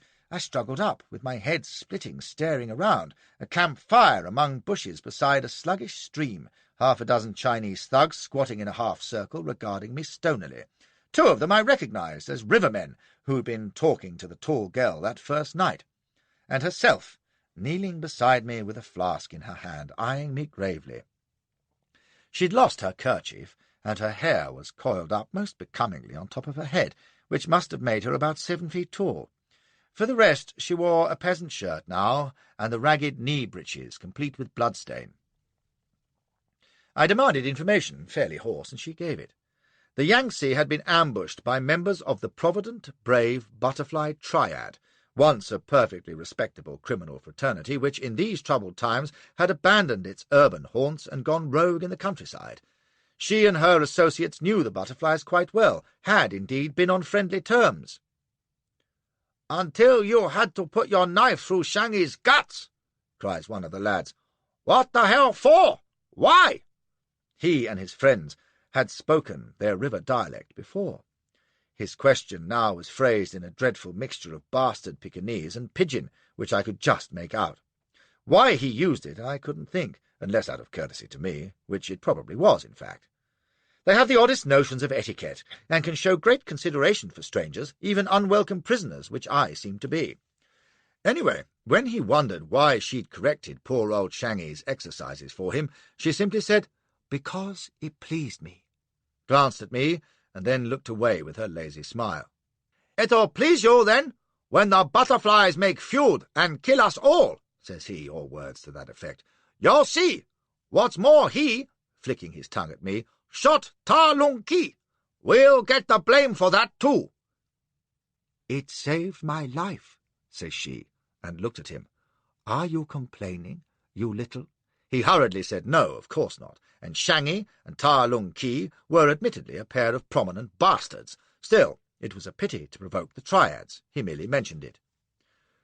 "Who are you?" I interrupted, and she looked slightly surprised. "Bandits," says she, as one might have said, "conservatives, of course," and added with a lift of the splendid head, "I am Su Zhan." Plainly, I was right to look impressed, although I'd never heard the name. I nodded solemnly and said, "I see. You work with the triads." It appeared they didn't.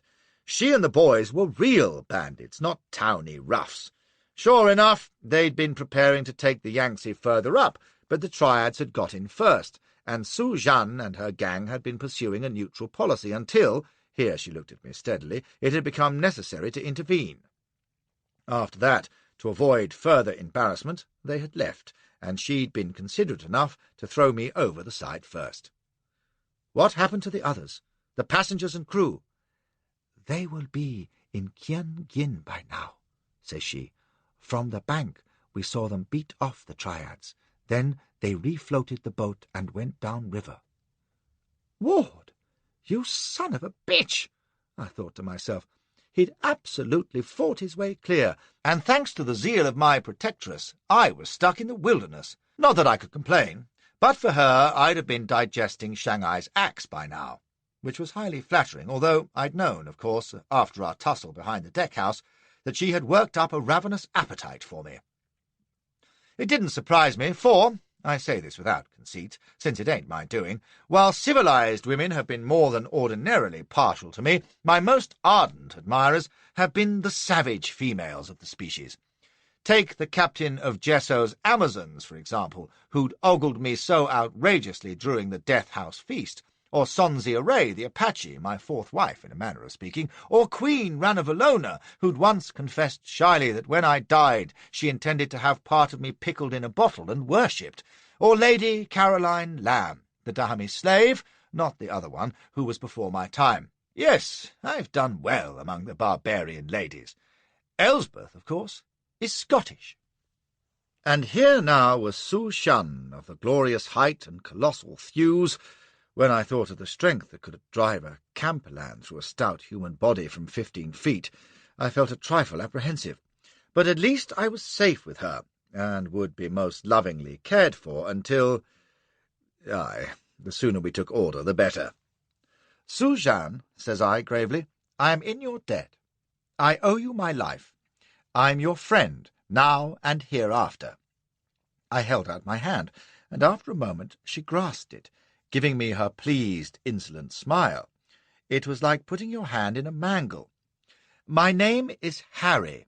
I am English, and stand high in the British Army and Government."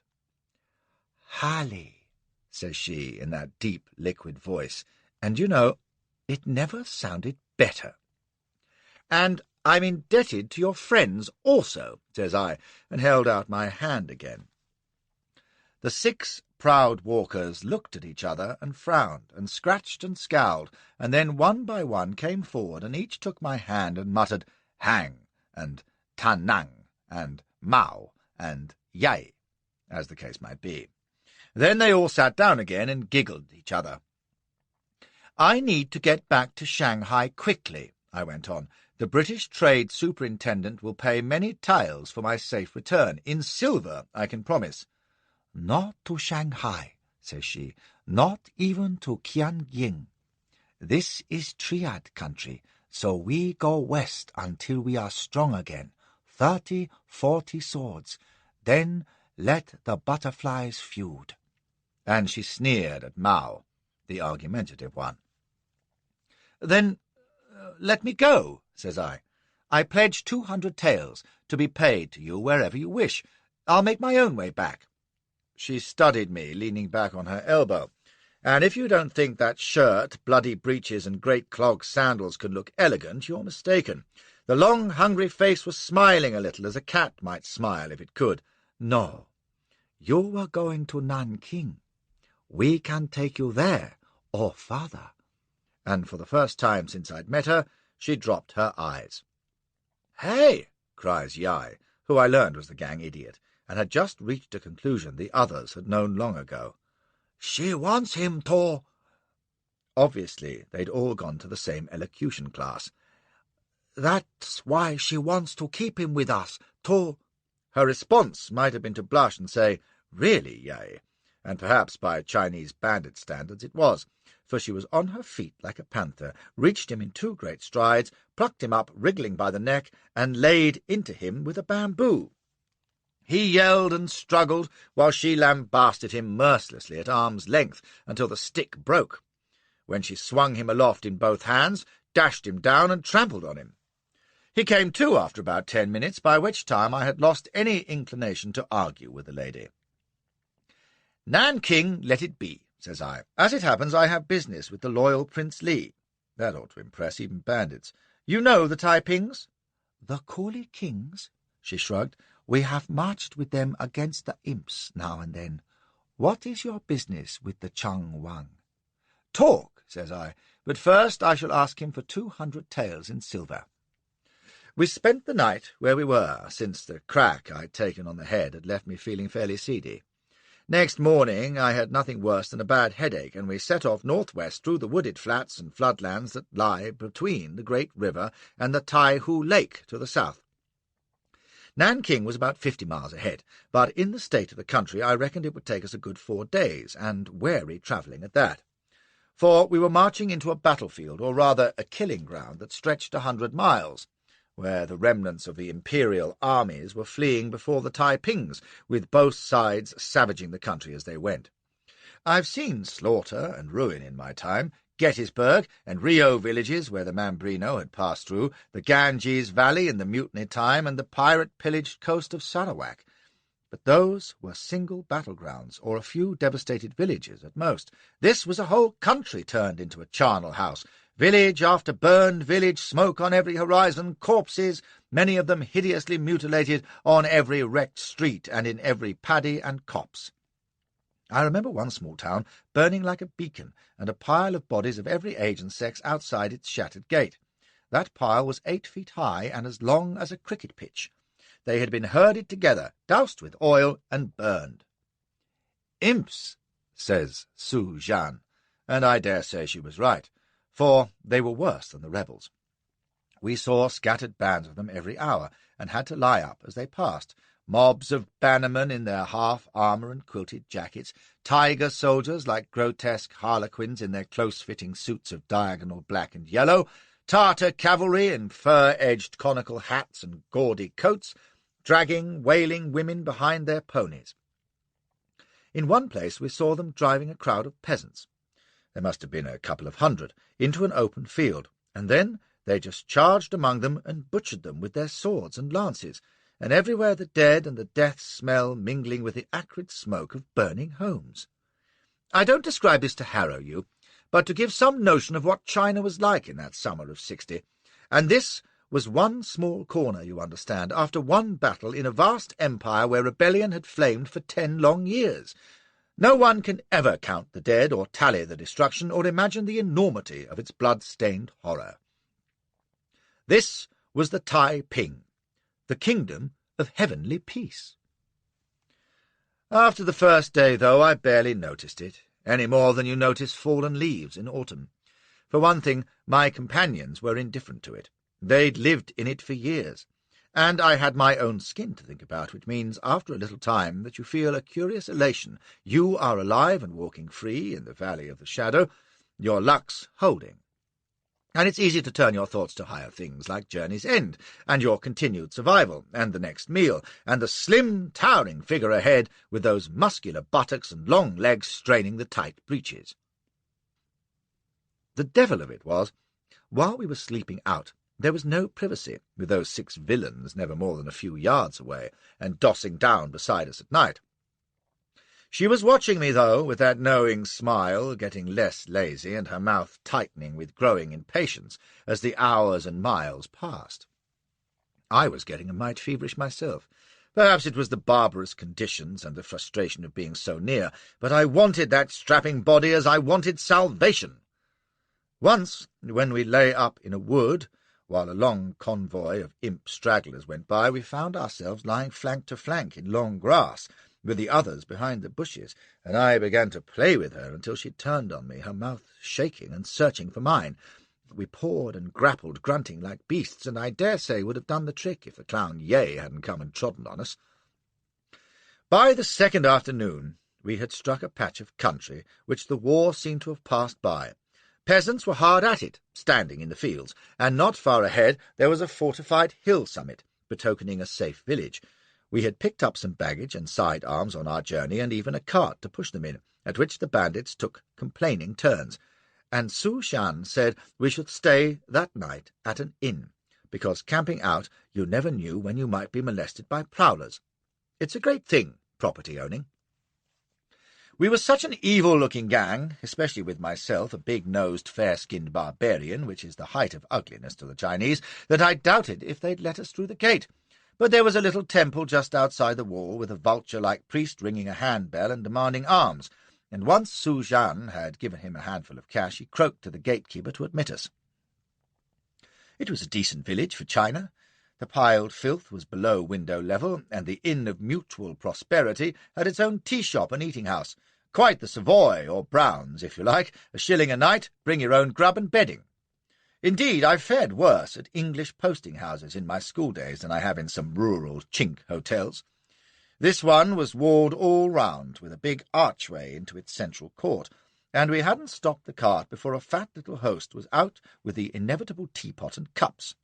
Su Zhan demanded 2 rooms, one on the side wall for the 6 lads, and another deluxe apartment at the top of the yard, away from the street. Those are the better, larger rooms, and cost 300 cash, or 18 pence.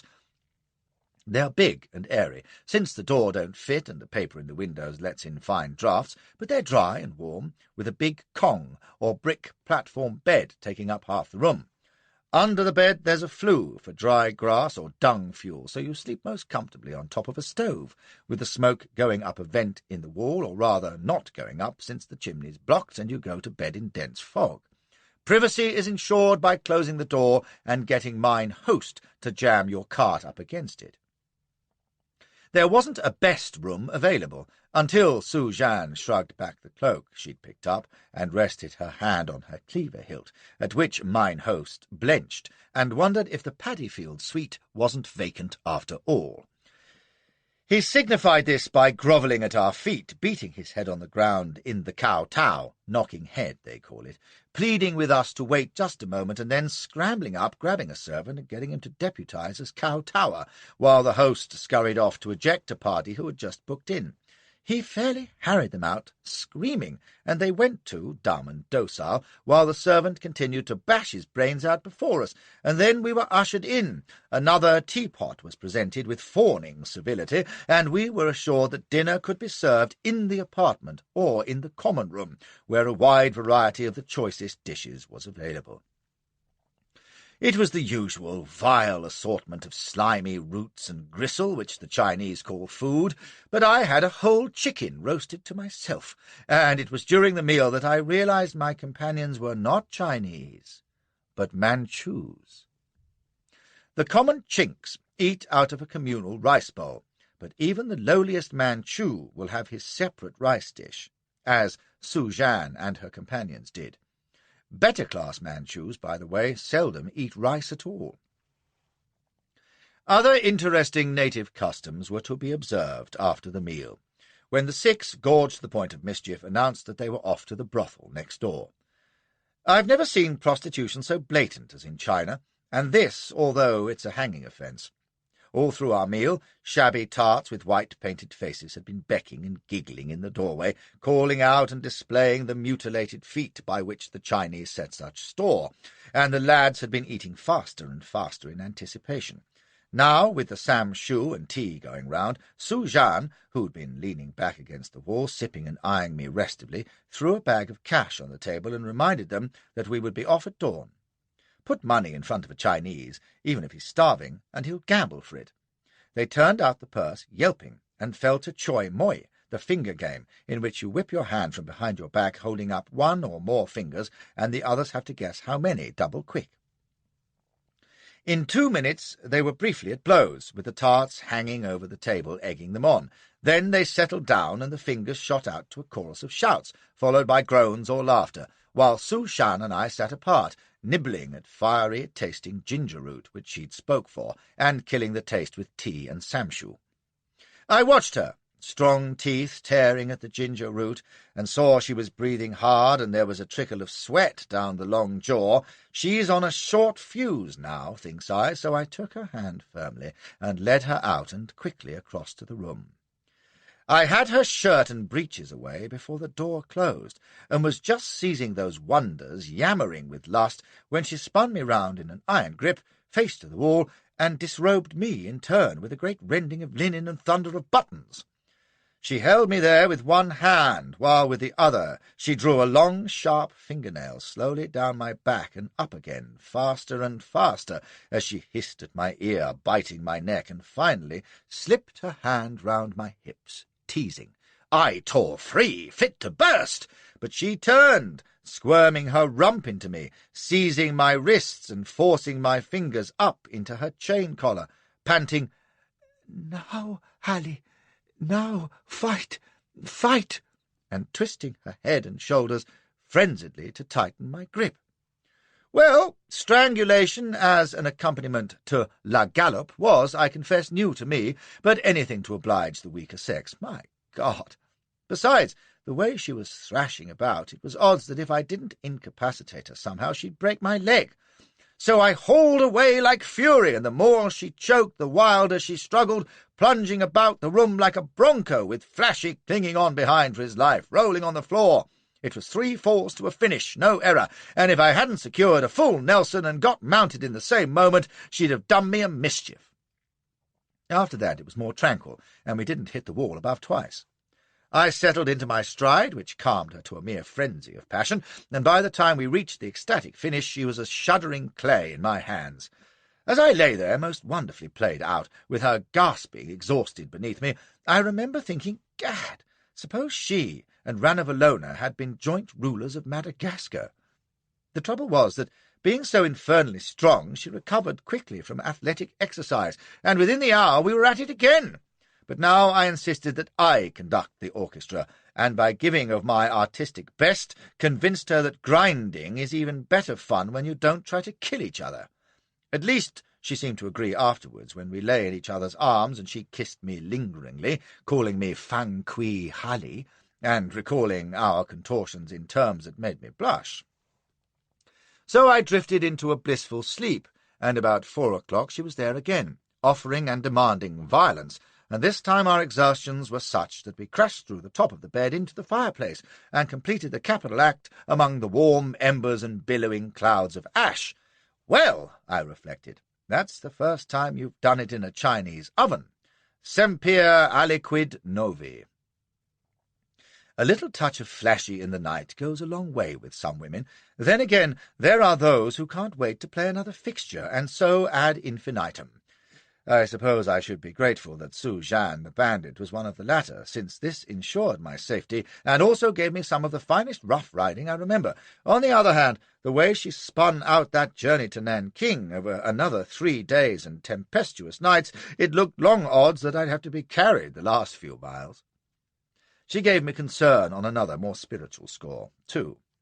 As you know, I've no false modesty about my ability to arouse base passion in the lewder sort of female, and some not so lewd neither, until I taught 'em how, but I've never deluded myself that I'm the kind who inspires deep, lasting affection, except in Elsbeth, thank God, but she's an emotional half-wit. Must be. She's stuck by me for 60 years. However, there were 1 or 2, like Duchess Irma and Susie, who truly loved me, and I was beginning to suspect that Su Xian was one of them. For one thing, she couldn't get enough of my company and conversation on the march, plaguing me to tell her about myself and England and my time in the army and places I'd visited and my likes and dislikes, and whether I had a wife at home. I hesitated at that, fearful that the truth might displease her, but decided it was best to let her know I was spoke for already. She didn't seem to mind, but confessed that she had 5 husbands herself, somewhere or other. A happy, battered gang they must have been. She would listen, intent to all I said, those slant eyes fixed on my face, and the arch, satisfied smile breaking out whenever I paid her any marked attention. Then, on the last lap into Nanking, she fell thoughtful, and I knew the poor dear was brooding on journey's end. On the previous afternoon we had come into Taiping country proper, and I saw for the first time those red jackets and blue trousers, and the long hair coiled in plaits round the head that marked the famous Chang Maos, the long-haired devils, the coolie kings. What I'd heard was true. They were finer featured than the ordinary Chinks, smarter, more disciplined even in their movements, aye, more austere is the word. Their guard-posts were well manned. On the march they kept ranks, they were alert and full of business, holding up their heads, and I began to wonder if perhaps Napoleon was right. The greatest rebellion ever known, the most terrible religious force since Islam. Su Shan proved to be well known to them, by repute, and now I learned how many professional brigands had joined with the Taipings, out of no ideals, but just for the loot and conversation, only to fall away because they wouldn't take the rigid discipline. Quite trivial military crimes were punished by death or savage flogging. And apart from that, there was all the rubbish of learning texts and the heavenly king's thoughts, and keeping strictly the Sabbath, Saturday to them like the Hebrews. So Su Zhan took part with them only when she felt like it, which wasn't often. They treated her with immense respect, mind you. He'd have been a damned odd man who didn't. I've known a fair number of females who were leaders of men, and every time someone has thought fit to remark on the fact of their sex. Not with Su Zhan. Her leadership was a matter of course, and not only because she was gigantic in stature and strength. She had a quality. Put 'em on an outpost together, and even Wellington wouldn't have pressed his seniority. But my own humble presence in the party helped to speed us on our way too, for they were eager to welcome any outside Christians who might take word home of what splendid chaps they were. They knew, you see, that what their movement needed was the approval of the great powers, Britain, France, and America for preference, but Paraguay would do at a pinch. So we rode the last day, all 8 of us, in our cart, hauled by 40 straining peasants in harness, with Taiping guards flogging 'em on. When one collapsed, they kicked him into the ditch and whistled up another. I'll not forget that ride in a hurry, for it took us not into Nanking, but into the heart of the vast army of Golden Lions, commanded by General Li Sui Shen, the loyal prince, and the man I had come to see. I had mixed feelings about meeting him. Great men are chancy and best viewed from a distance as the parade goes by, and didn't this one have a parade of his own, just?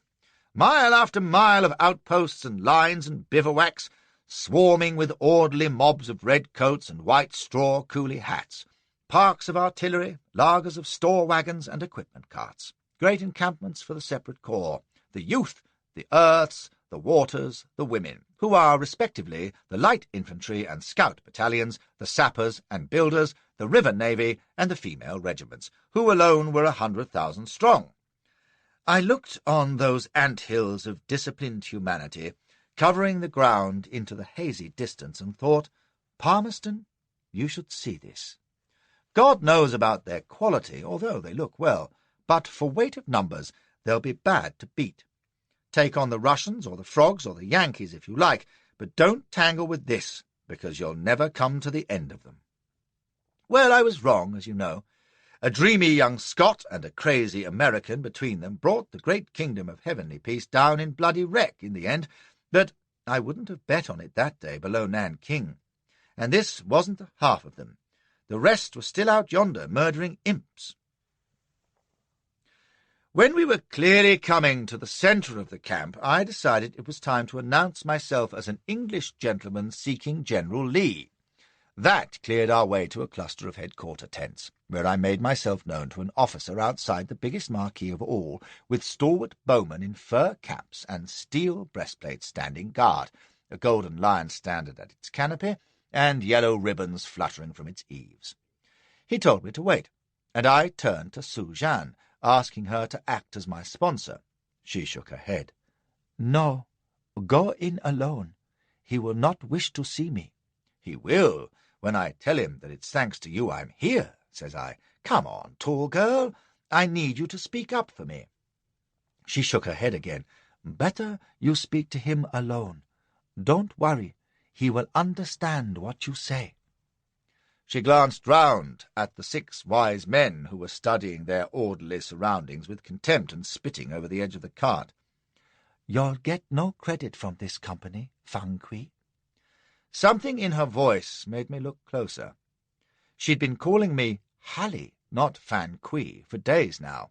Her eyes seemed bigger, and suddenly I realized, before she turned her head away sharply, it was because there were tears in them. "For God's sake," says I, stepping up. "Here, come down this minute. Come down, I say." She slipped over the edge of the cart and leaned against it with that artless elegance that could make me come all over of a heat, and looked sullenly down at me. "What the devil's the matter?" says I. "Why won't you come in?" "It is not fitting," says she stubbornly, and brushed a hand over her eyes, the bangles tinkling. "Not fitting? What stuff! Why, here," a thought struck me. "It's not anything you've done, is it? You're not wanted for being a bandit, I mean." She stared and then laughed her great deep laugh with her head back, the steel collar shaking above her bosom. Gad, but she was fine to see, so tall and strong and beautiful. "No, Hallie, I am not wanted." She shrugged impatiently. "But I would rather stay here. I'll wait." Well, the darlings have their own reasons, so when the officer returned I went in alone, and was conducted through a long canvas passage ending in a heavy cloth of gold curtain. He drew it back, and I stepped from the world into the kingdom of heavenly peace. It was downright eerie. One moment the noise and bustle of the camp, and now the dead silence of a spacious tent that was walled and roofed and even carpeted in yellow silk. Filtered light illuminated it in a golden haze. The furniture was gilt, and the young clerk writing at a gold table was all clad in yellow satin. He put down his brush and rose, addressing me in good Pekingese. "Mr. Fleming," he called it Freming, "the gentleman from the missionaries of London." I said I was, and that I wished to see General Li Sui Shen, whom I was imagining as Timur the Tartar, all bulk and belly in a fur coat and huge mustachios. He indicated a chair and slipped out, returning a moment later in a brilliant scarlet silk jacket. The effect of that glaring splash of colour in the soft golden radiance absolutely made me blink. I rose, waiting to be ushered. "Please to sit," says he. "This is not ceremonial dress." He sat down behind the table, folded his hands, and looked at me. And as I stared at the lean, youthful face with its tight lips and stretched skin and met the gaze of the intent dark eyes, I realized with shock that this slim youngster, I could give him several years easy, must be the famous loyal prince himself. I tried to conceal my astonishment, while he regarded me impassively. "We are honored," says he. His voice was soft and high-pitched. "You were expected some days ago. Perhaps you have had a troublesome journey." Still taken aback, I told him about the river ambush, and how Su Shan and her friends had brought me across country. "You were fortunate," says he coolly. "The tall woman and her brigands have been useful auxiliaries in the past, but they are pagans, and we prefer not to rely on such people." Not encouraging, but I told him, slightly embarrassed, that I'd promised her 200 taels, which I didn't have, and he continued to regard me without expression. "My treasurer will supply you," says he, and at this point in our happy chat a servant entered with tea and tiny cups. Li poured in ceremonious silence, and the trickle of the tea sounded like a thundering torrent. For no good reason I was sweating. There was something not canny about this yellow silken cave with the scarlet-coated young death's head asking if I would care for distilled water on the side. Then we sat sipping in the stillness for about a week, and my belly gurgling like the town drains. At last he set down his cup and asked quietly, "Will the powers welcome our army at Shanghai?" I damn near swallowed my cup. If he handled his army as briskly as his diplomacy, it was a wonder there was an imp soldier left in China by now. He waited until I had done hawking and coughing and fixed me with those cold, dark eyes. It is essential that they should. He spoke in the flat, dispassionate tone of a lecturer. The war in China is foregone. The dragon will die, and we shall have killed it. The will of the people, inspired by God's holy truth, must prevail, and in the place of the old corrupt China, a new nation will be born, the Taiping. To achieve this, we do not need European help, but European compliance. The powers in effect control the treaty ports. The use of one of them, Shanghai, will enable us to end the war so much the sooner. Well, that was what Bruce had said, and what we, in our neutrality, were reluctant to grant, because it would put a firecracker under Pekin's backside, and Grant would have to fight all the way to the capital against an imperial government who'd feel, rightly, that we'd betrayed him to the Taipings. We are aware, he went on, that Britain has a treaty with the Emperor and recognizes his government, while not acknowledging even our existence. Perhaps she should recall the saying of an English poet, that treason cannot prosper because with prosperity it ceases to be treason. The Taiping is prospering, Mr. Fleming. Is that not a sound reason why your country should look favorably on our request to come to Shanghai in peace and friendship? So much for Oriental diplomacy. Long fingernails and long negotiations, my eye. There was his case, stated with veiled menaces, before I got a word in, let alone Bruce's tactful persuasions. One thing was clear. This wasn't the time, exactly, to tell him we didn't want his long-haired gang anywhere near Shanghai. But there is more, much more, than mere practical interest to bind our countries. He leaned forward slightly, and I realized that behind the impassive mask he was quivering like a greyhound. The dark eyes were suddenly alight. We are Christian, as you are. We believe in progress, work, improvement, as you do. We believe in the sacred right of human liberty, as you do. In none of these things, none, his voice rose suddenly, do the Manchus believe. They respect no human values. Why, for example, do they shuffle and lie and evade, rather than permit your ambassador to go to Peking to sign the treaty to which they are pledged? Do you know? I supposed, vaguely, that they hoped we'd modify a few clauses here and there, if they put off long enough. No, his voice was level again. That is not why. They would sign today at Canton or Shanghai, even Hong Kong, but not at Peking. Why?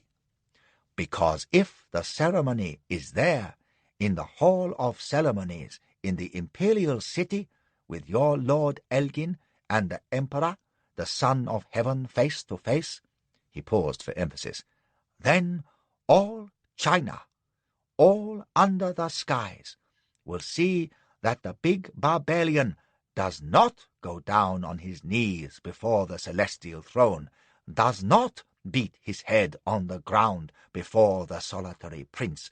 That is why they delay. That is why General Grant must go up with an army, because Lord Elgin will not kowtow. And that they cannot endure, because it would show the world that the Emperor is no more than any other ruler, like your Queen or the American President, and that they will not admit or even believe. Touchy, eh? Says I. Well, I dare say, is a government to be taken seriously that would risk war, conquest even, rather than forego the kowtow to that debauched imbecile. Come to a Taiping prince, and he will take your ambassador's hand like a man. That is the difference between a power blinded by ignorance, pride, and brutality, stumbling to its ruin, and a power enlightened, democratic, and benign. Allow me to pour you some more tea. Now, you'll have noticed that for all his cold, straight talk, he hadn't said they were coming to Shanghai willy-nilly. He'd urged powerful reasons why we ought to invite them, with a strong hint of the consequences if we didn't. Well, we'd have to wait and see, but it was plain I was going to have the deuce of a job fobbing him off for as long as Bruce wanted. This was the kind of steel-edged young fire-eater who'd want a straight answer PDQ, and wouldn't wear any diplomatic nods and winks. By gad, he wasted no time. How long had I been with him? 10 minutes? Long enough to feel the force that had brought him in 10 years from apprentice charcoal burner and private soldier to the third place in the Taiping hierarchy, behind Hung Jen Khan and the Chien Wang himself. It was there, in the cold, soft voice and hard, unwinking eyes. He was a fanatic, of course, and a formidable one. I didn't care for him one damned bit. However, I had a part to play, even if we both knew it was a sham. So I thanked him for his illuminating remarks about his great movement, which I looked forward eagerly to studying while I was in Nanking. I'm only a traveller, as you know, but anxious to learn, and to pass on what I learn to my countrymen, who are, deeply interested in your splendid cause.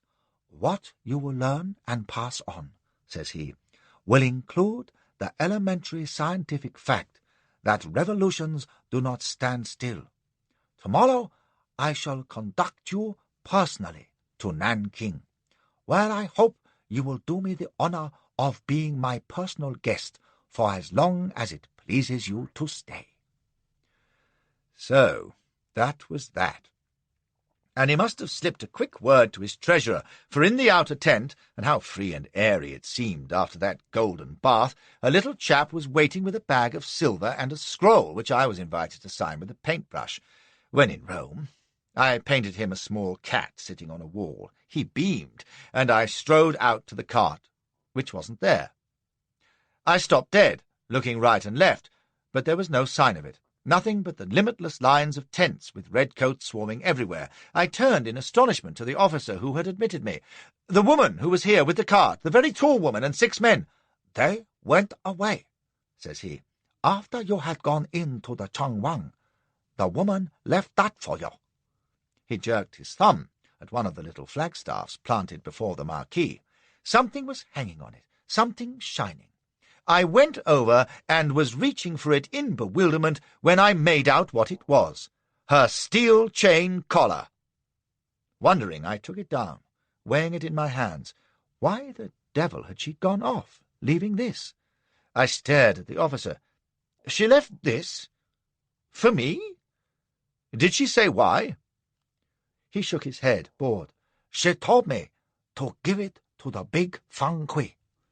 Nothing more. But she said she was going to wait. Oh, aye.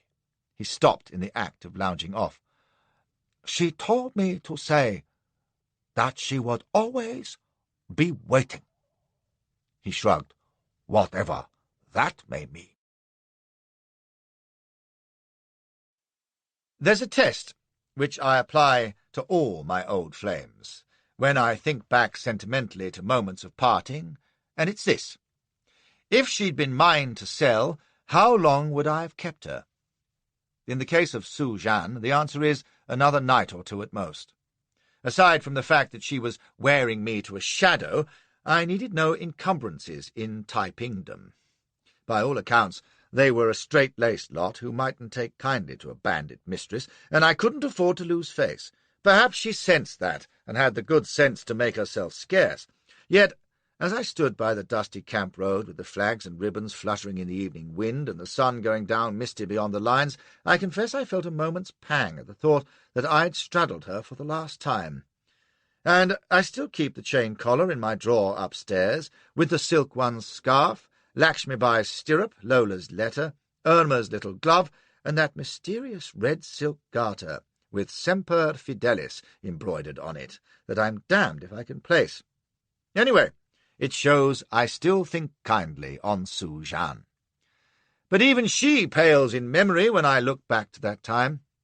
For now I was entering on one of the strangest episodes of my life, which I wouldn't believe myself if I were to read it in someone else's recollections, but which you may take my word for, because I was there, in the eternal kingdom of heavenly peace, and you know I ain't about to start stretching at this time of day. I can say I've walked in Nephilococcygia, as old Arnold would have called it, and when I tell you that it beat even Madagascar for craziness, well, you shall judge for yourselves. There was little sign of it during the 2 days I was in Lee's camp, and as I compared the tales I'd heard with what I was now seeing for myself, I wondered if perhaps the Taipings hadn't been grossly misrepresented by imp and foreign propagandists. That they were savage and bloodthirsty I knew from the journey up, but what Oriental army is not? They were no mere barbarian horde, though, but a splendidly disciplined force far more formidable than we had imagined. As for their lunacy, I'd spoken with one of their great men, and found him sane and intelligent enough, if a bit of a zealot. Very well, their heavenly king might be a balmy recluse with odd notions of Christianity, but it all seemed a far cry from the days when the early Wangs, or princes, had been as crazy as he was, and went about calling themselves kings of the East, West, North, and South, and murdering each other right and left. The titles of their successors were undoubtedly odd: Shield King, and Assistant King, and Heroic King, and Cockeyed King. That is true, by the way. But if their loyal prince, General Lee, was anything to go by, they were businesslike enough. So I reasoned, and the shock was all the more unexpected when it came. We went into Nanking on the second afternoon.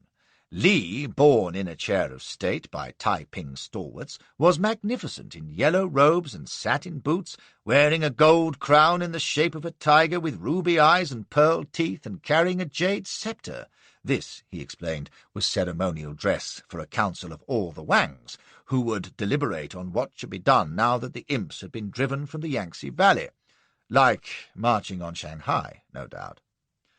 We made a brave procession, with a company of red-coat spearmen marching ahead singing "Who Would Truly Valour See" in Chinese and damnably off-key, and in the rear a squadron of mounted bowmen in backs and breasts, mighty smart. I'd noted that the Taipings had comparatively few handguns, but artillery by the park. I rode a Tartar pony beside Lee's chair, so that he could point out such objects of interest as the distant Ming tombs, one of the wonders of ancient China, and the huge siege works from which the imps had been expelled 2 weeks earlier. Massive entrenchments, bigger than anything I saw later in the Civil War or in France in '70, and filled now with thousands upon thousands of decaying corpses, raked together from the battlefields which extended for miles around. The stench was appalling, even with armies of coolies burying for dear life with quicklime by the cartload. Lee said it was nothing to '53, when the river was so solid with corpses that boat traffic had had to be suspended. Nanking lies on the Yangtze bank, girdled by hills, and long before we reached it we could see those famous beetling walls, 60 feet high and 40 thick, which enclose the city in a great triangle 20 miles about. It's one of the finest cities in China today, but when we'd passed through the long tunnel at the south gate, I was shocked to find myself gazing on a scene of ruin and desolation. The suburb had been raised flat and was swarming with crowds of miserable-looking serfs labouring at nothing, so far as I could see, under the direction of Taiping troops. Starving beggars everywhere, ragged children played among the potholed streets and piles of rubble. All was foul, muddy, stinking squalor. Any doubts I might have had about the social nature of the Taiping Revolution were dispelled in the next hour. The great kingdom of heavenly peace obviously consisted of 2 classes: the state, the Wangs, the officials and the army, and the populace, who were the state's slaves. Everyone, you see, must work according to his capacity. But he ain't paid. How does he feed and clothe himself, you ask? He has no money, since it and all his valuables and property have been confiscated by the state. But there are no shops anyway, since all is rationed and distributed by the state. He is thus free of all care and responsibility, and can give his mind to work and absorbing the precepts, decrees, and heavenly thoughts of the Tien Wang, or heavenly king. And if the rations are shorter and the work harder and the laws more savage than under the evil imps, well, there's a good time coming, and he can take comfort in the knowledge that what is happening to him is correct. The foul old system has given way to heavenly peace, and while the baskets of heads are even more numerous than in Shanghai, and there's no lack of malefactors crawling about in wooden collars placarded with their offences, disobeying celestial commands mostly, well, there's a certain tranquillity about that too. At least every man Jack had his wooden token with the heavenly seal on it to prove his existence and to use as a passport in and out of the city. What happened to anyone who lost his token, I don't care to think. But if folk were ground down in misery, the military were riding high, and no mistake. I recall one splendid figure in crimson coat and hood, marking a subordinate Wang, mounted on a mule and attended by 3 skinny urchins carrying his sword, his flag — each Taiping officer has a personal flag — and his umbrella. All 3, I was informed, aspired to being Ta-gens, excellencies some day, like their master, with power of life and death over all despised civilians, such as another urchin sitting naked in the gutter offering stones for sale. I was so bemused by this that I bought one, and still have it, amidst the laughter of Li's retinue. Only later did it occur to me that it must be a state stone, which the little bugger had no right to be selling, presumably. He probably owns half Nanking by now. It's pleasant to think that I may have founded his commercial career. Li didn't seem to notice the filth and poverty of the state he'd been extolling to me 2 days earlier, but he drew my attention to the incessant drum and gong signals booming across that muddy desolation, and to the fluttering coloured flags on the walls relaying messages to the central watchtower ahead. All was efficiency and discipline where the military were concerned, with battalions of redcoats chanting at their drill, and there were thousands of off-duty Taipings sauntering among the coolie crowds. I reckon every 4th man was a soldier, which explains why the slave population voiced no audible discontent. All this was plainly the progress, work, and improvement, to say nothing of the sacred right of human liberty, which Li had described to me. Now I beheld proof of his benign, enlightened democratic government, as the ruins gave way to the splendid new palaces and offices being built in the city centre for the Wangs and their favoured subordinates. We passed through broad, well-kept streets, flanked by magnificent yellow walls with lofty minarets and towers beyond, tiled in red and green and lavishly decorated. Extensive gardens were being laid out by coolies hard at it with mattocks and spades. Scaffolding clung to the new buildings like spiders' webs, and great loads of brick and paint and timber and tile were everywhere to be seen. The place was humming like a beehive. Well, thinks I, if this is the revolution, I'm all for it. To remind everyone of what a bloody good idea it all was, every other street corner had an official orator reading out His Heavenly Majesty's poems and meditations to rapt crowds of soldiers and officials and a few hangdog peasants, all no doubt reflecting what fine transcendental stuff the monarch was turning out these days. "The grand palace of glory and light," says Li, as our cavalcade turned a corner, "the earthly residence of the Tien Wang," and I had to admit that it laid over everything we had seen before. There was a 40-foot yellow wall, emblazoned with ferocious dragons and hung with yellow silk scrolls of His Majesty's ghastly poems in vermilion ink. A vast gilded gateway guarded by cannon and splendidly caparisoned sentries with matchlocks, and through the gate you caught a glimpse of the palace itself, a half half-completed monstrosity of minarets and peaked roofs, tiled in every conceivable hue, with dragon designs and silken banners and revolting Chinese statuary. It must have covered acres, and was slightly more grandiose than the Taj Mahal, if in more questionable taste. There was even an enormous granite boat to commemorate the Heavenly King's arrival in the city in 53. The real boat was rotting in a shed round the back. We dismounted before a low wall dividing the length of the street. The quality used the palace side, and the rabble t'other, and if the latter stray, the guards beat 'em to pulp in the name of democracy. Lee led the way through the gate and then through a series of courts and gardens of dwarf shrubs, discoursing as he went, and it was now that I got the unexpected shock I mentioned earlier, for after some commonplace remarks about the building, he suddenly says, "In describing this as His Majesty's earthly residence, I do not imply any earthly term to his existence. He is, as you know, immortal. But a time will come when he decides to take up permanent abode in paradise.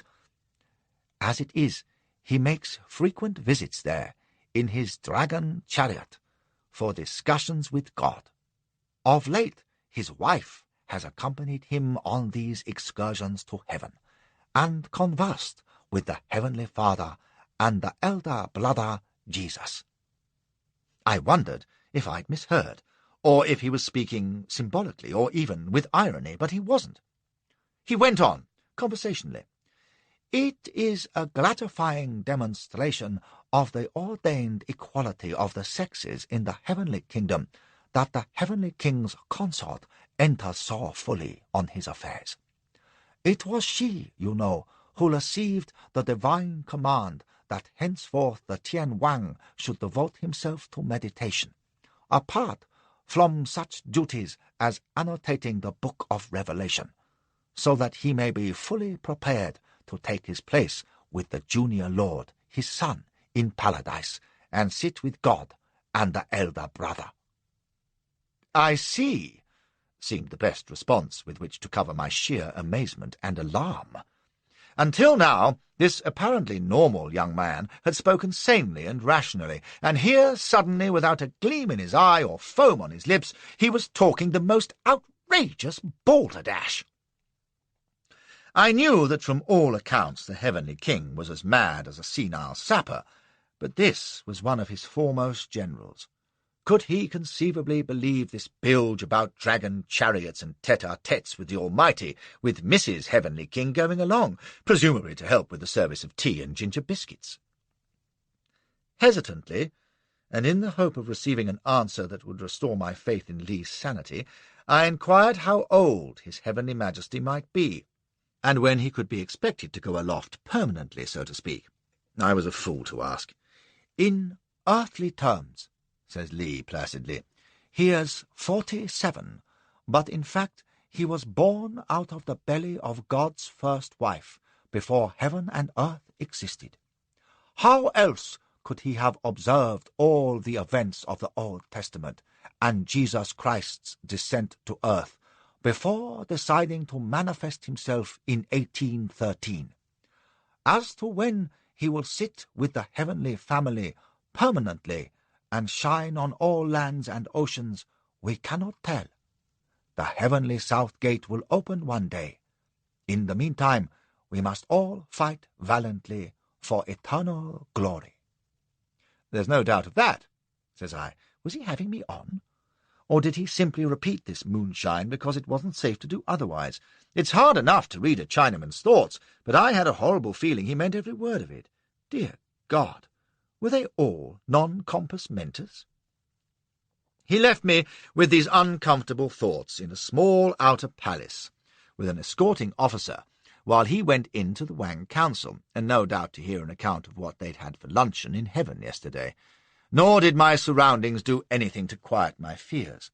We were in a fairly filthy audience chamber decorated with the crudest kind of drawings, gilded lanterns and tatty flags and bunting, presided over by a grinning young imbecile who was plainly far gone with opium, which I, remembering that it was a capital offence, thought odd until I learned that he was the acting Prime Minister, the son of the Prince of Praise.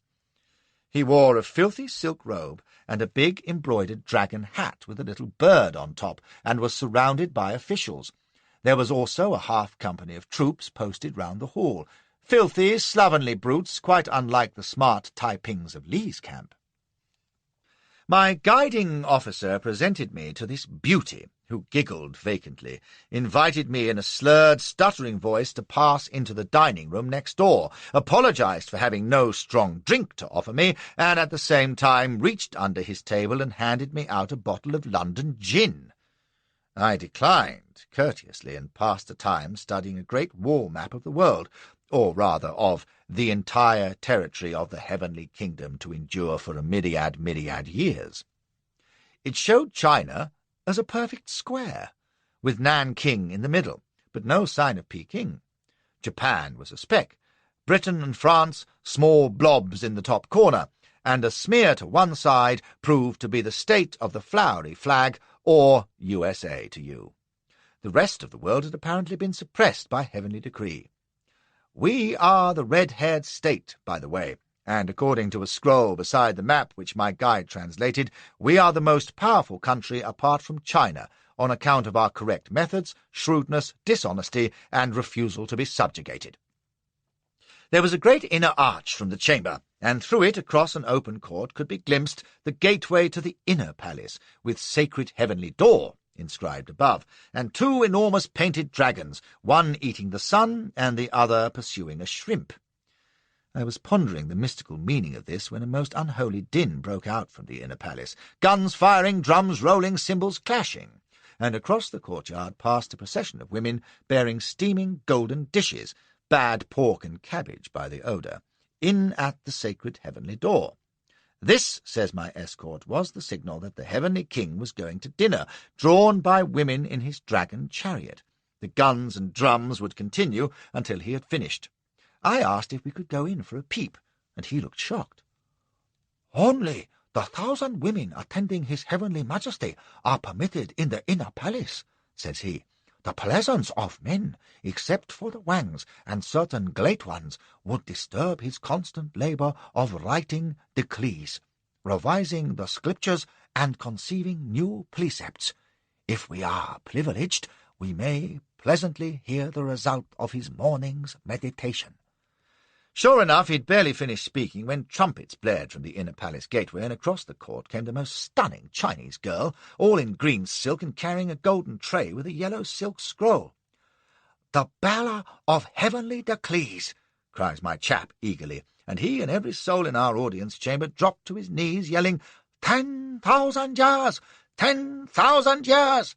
The only exceptions being the ignorant foreigner Flashy, who stood admiring the approaching beauty, and the Deputy Prime Minister, who fell flat on his face and was sick. The bearer of heavenly decrees sashayed in like the Queen of Sheba, unrolled her scroll, glanced round superciliously with a brief frown at the leering barbarian, and in a high sing-song voice read out the heavenly king's last thought before luncheon. It was a decree announcing that since his birthday fell next week, renewed yells of 10,000 years, all the senior Wangs might take another 10 wives in addition to the 11 they had already, while lesser Wangs would have their ration increased from 6 to 9. The public, who had 1 wife if they were lucky, were not mentioned. Thunderous applause greeted this announcement, though what they had to cheer about wasn't clear to me, and the bearer of heavenly decrees handed her scroll to a grovelling minion, smiled graciously, shot me another reproving look, and made her stately way back to the palace, twitching her shimmering rump as she went. Observing this, and reflecting on the new decree, which all present were hailing with enthusiasm, I made a mental salute to the Taiping Rebellion. Like all revolutionary movements, and for that matter all governments, it was plainly designed to ensure the rulers an abundance of flesh-pot, while convincing the ruled that austerity was good for the soul. But barring the Papists, I couldn't think of a regime that had the business so nicely in hand as this one. Needless to say, I kept the thought to myself, although I couldn't resist trying to draw Lee gently when he came to bear me off to dinner at his own palace, apologizing that it wasn't completed yet, in spite of the efforts of 1,000 coolies who were slaving like beavers on it. I remarked that it was a fine system, where the workers were content to live like pigs while providing their rulers with luxury and not getting a penny piece for it. He just shrugged and says, "You English believe in paying for work. We know better. Are we not a great empire?" It wasn't even cynical, just a plain philosophy, like his apparently sincere religious lunacy, and left me wondering harder than ever about him. His was a modest enough spread, a mere gold and white bijou residence set in 2 or 3 acres of magnificent garden, with fantastically dressed boys and girls swarming round us like gilded butterflies, and ushering us to a charming little pavilion surrounded by a miniature rock and tree garden. Here a tiny child in yellow silk was waiting on the steps, and I was taken right aback when he bowed, held out a hand to me, and says in perfect English, "Good afternoon, sir." I recovered enough to say, "Well, hollo yourself, young shaver, and see how you like it." And at that there was a burst of laughter from the pavilion, and out comes a jolly-looking Chinese, all portliness in a rather faded blue dragon robe. He patted the lad on the head and gave me an inclination that was half nod, half bow. "My dear sir," says he, "you remind me that my own English is too correct, and that if my son is to master the language, he must go to school to you." He chuckled and lifted the boy up in a muscular arm. "Eh, young shaver." This was astonishing. But now Lee came up and presented me, reciting the titles of the stout party, who stood listening with a quizzy grin. "Founder of the dynasty, loyal chief of staff, upholder of heaven, adjudicator of the court of discipline, and former secretary of the Artisans' Christmas Club at Hong Kong," cries the stout chap merrily. "His Excellency Hung Jen Kan, First Minister of the Heavenly Kingdom," concluded Lee, and I realized that this cheery, plump-faced man, bouncing the child on his shoulder, was the power behind the throne, the reputed brain of the Taiping, second only to the Chien Wang himself. They were setting out the best crockery for Flashy, weren't they just? As Lee ushered us into the pavilion, I was trying to remember what I'd heard of Jen Kan, that he'd spent his life mostly in Protestant missions, which accounted for his excellent English, that he was the Heavenly King's cousin, but had taken no part in the revolution until a year ago, when he turned up suddenly at Nanking. Since then he'd risen like a rocket to Supreme Marshal, Generalissimo they call it. I wondered how Lee and the other Wangs felt about being so suddenly outstripped. 4 little tables, 1 apiece, had been set out for dinner in the pavilion. The small boy addressed me, airing his English, ceremoniously helped me to my place, and Jen Kan, grinning with proud delight, winked at me, a thing I'd never seen a Chinese do before. "Forgive my son," says he, "but to speak English to an Englishman is for him a dream come true. I encourage him, for without English, how can he hope to reap the benefit of Western education, which is the best in the world? Every child in China must learn English," he added gravely, "if only so that they may understand the jokes in Punch."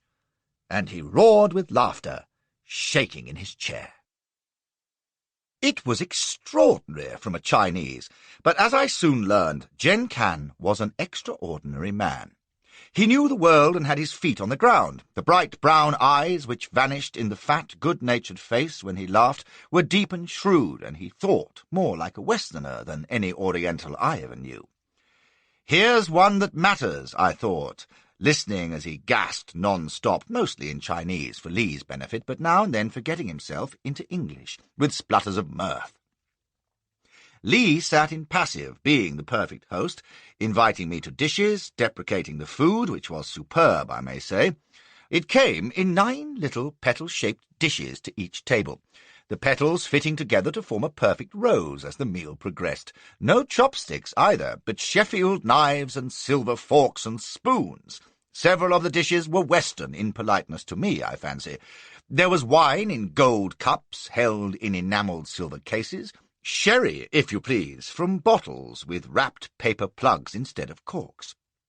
I had thought liquor was forbidden in the Taiping. Jen Kan pealed with mirth. So it is.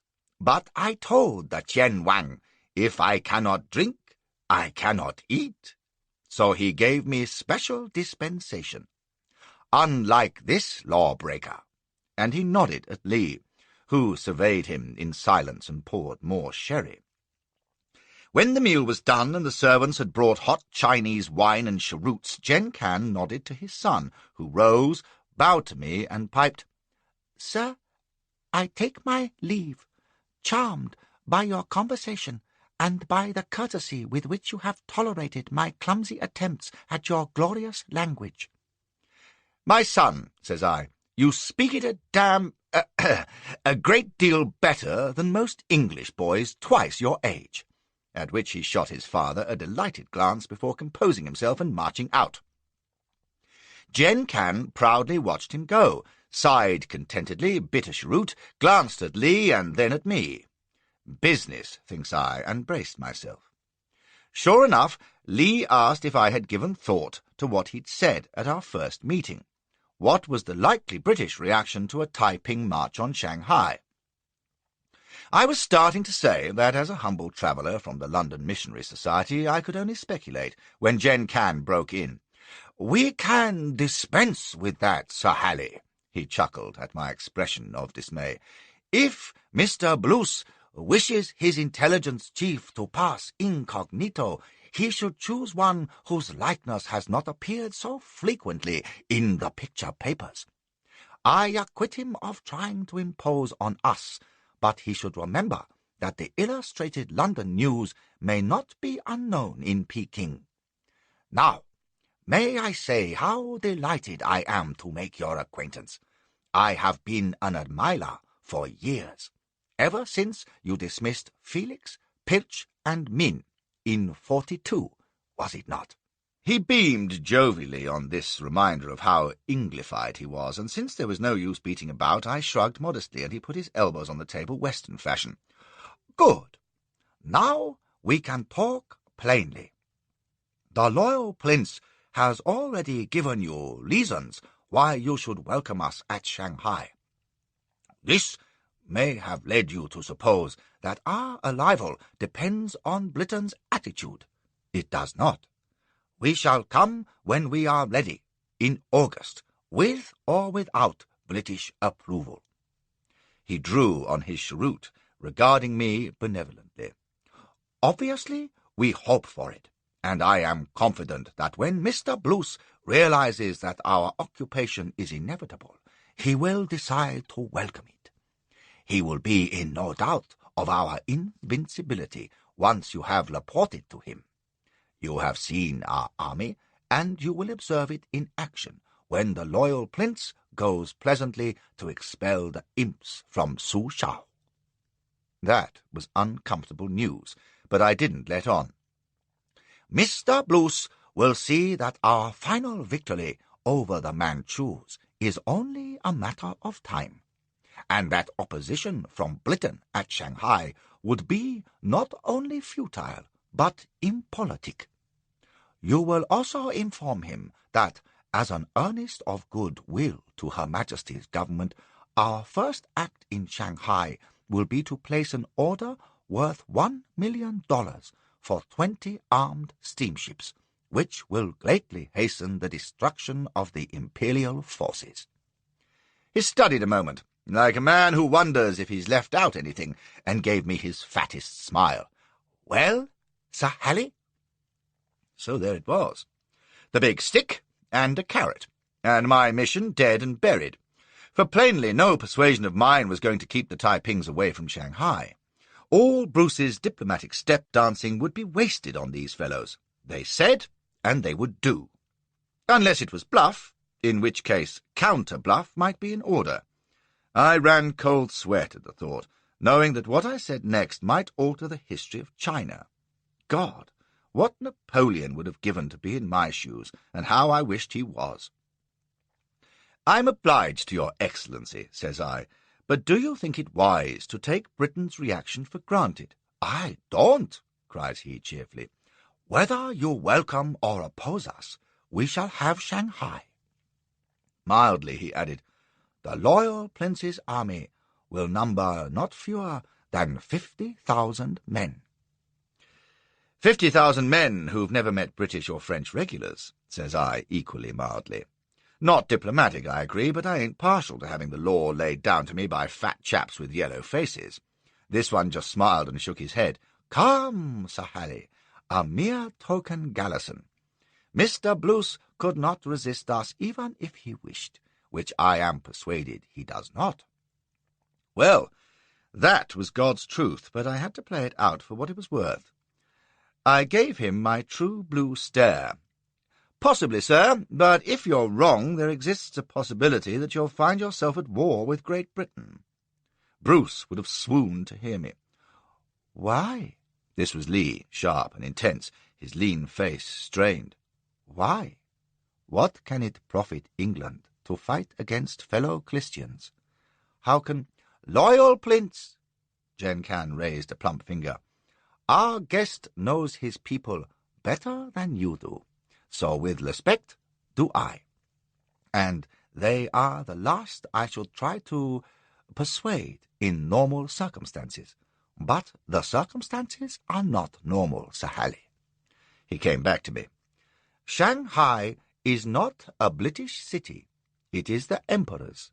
And you are," he smiled apologetically, "only his tenants in an upstairs room. Your lives and property will be safe from us. Indeed, your traders will enjoy a freedom unknown under the Manchus." He grinned a fat man's satisfied grin. "You will welcome us. Britain does not want another war in China. Certainly not with a regime that offers million-dollar contracts. When did the Manchus promise as much? They don't even like your opium." I waited until his laughter had subsided. "Well, sir, if that's the message I'm to take to Mr. Bruce—" "Yes, but not yet." He wagged a finger. "In August, in view of what you have said, it may be better if Mr. Bruce has short notice of our intention. We don't wish him to have too much time to think and possibly commit some indiscretion." He beamed shamelessly. "I am quite frank, you see. No, in August you will go back to Shanghai with a Taiping army 2 days behind you. That will surely inspire Mr. Bruce to a wise decision, and we shall be in good time before Lord Elgin reaches Peking to conclude a treaty committing him to the losing side. All things considered, he may well decide not to go to Peking at all." He sat there, a Chinese Pickwick, smacking his lips over his hot wine, while I weighed the essential point. "You mean I'm a prisoner here?" "A guest, until August. 2 months, perhaps. It will be a most pleasant holiday. I am selfish enough to look forward to it. Mr. Bruce may wonder what has become of you, but he will hardly inquire after a mere traveller from the London Missionary Society." Oh, he was a right twinkling bastard, this one. "And you may take satisfaction that you are performing the duty he laid on you, of keeping the Taipings away from Shanghai for the present." That gave me a horrid start, but he went on amiably. "He will be able to pursue his policy of strict neutrality until August. Until then, we shall be doing what he wants. He will be doing what we want. It is very satisfactory." He was right, of course. If Bruce knew the Taipings were dead set on Shanghai, he'd have time to reinforce, perhaps even send for Grant, lull him with inaction, and when the blow fell in August, he'd have no choice but to submit to Taiping occupation. Although whether we'd accept that quite as tamely as Jen Can supposed, I was by no means sure. One thing was plain. There wasn't a ghost of a chance of my escaping to warn Bruce ahead of the fair. Not that I had the least inclination, you understand. I knew when I was well off, and would be well content to wallow for a few weeks in the luxuries of the Revolution. Of these there was no shortage at the pavilion to which Lee conducted me after Gen Can had gone, jovial to the last. It was another bijou palace surrounded by dwarf gardens and belonged to Lee's brother, a genial non-entity who was learning to write, I remember, labouring away at scrolls with a tutor. The apartments I was given were in exquisite taste.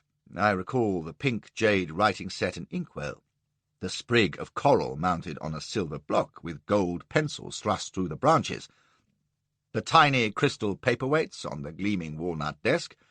The fact that I remember such things is proof that I was feeling pretty easy at the prospect of my captivity. I should have known better. Lee hadn't said a word beyond courtesies after our meeting with Gen Can, but I sensed an unease in him, and wondered why. It was fairly plain that he disliked the Prime Minister jealously, and I'd no doubt that behind the scenes some very pretty clawing went on among the Wangs, in which I might conceivably be a useful pawn. There was no plumbing that, and since Taiping interests seemed to require my health and happiness, I didn't care much. But I could see Lee was anxious, and when he took leave of me that night he finally came out with it.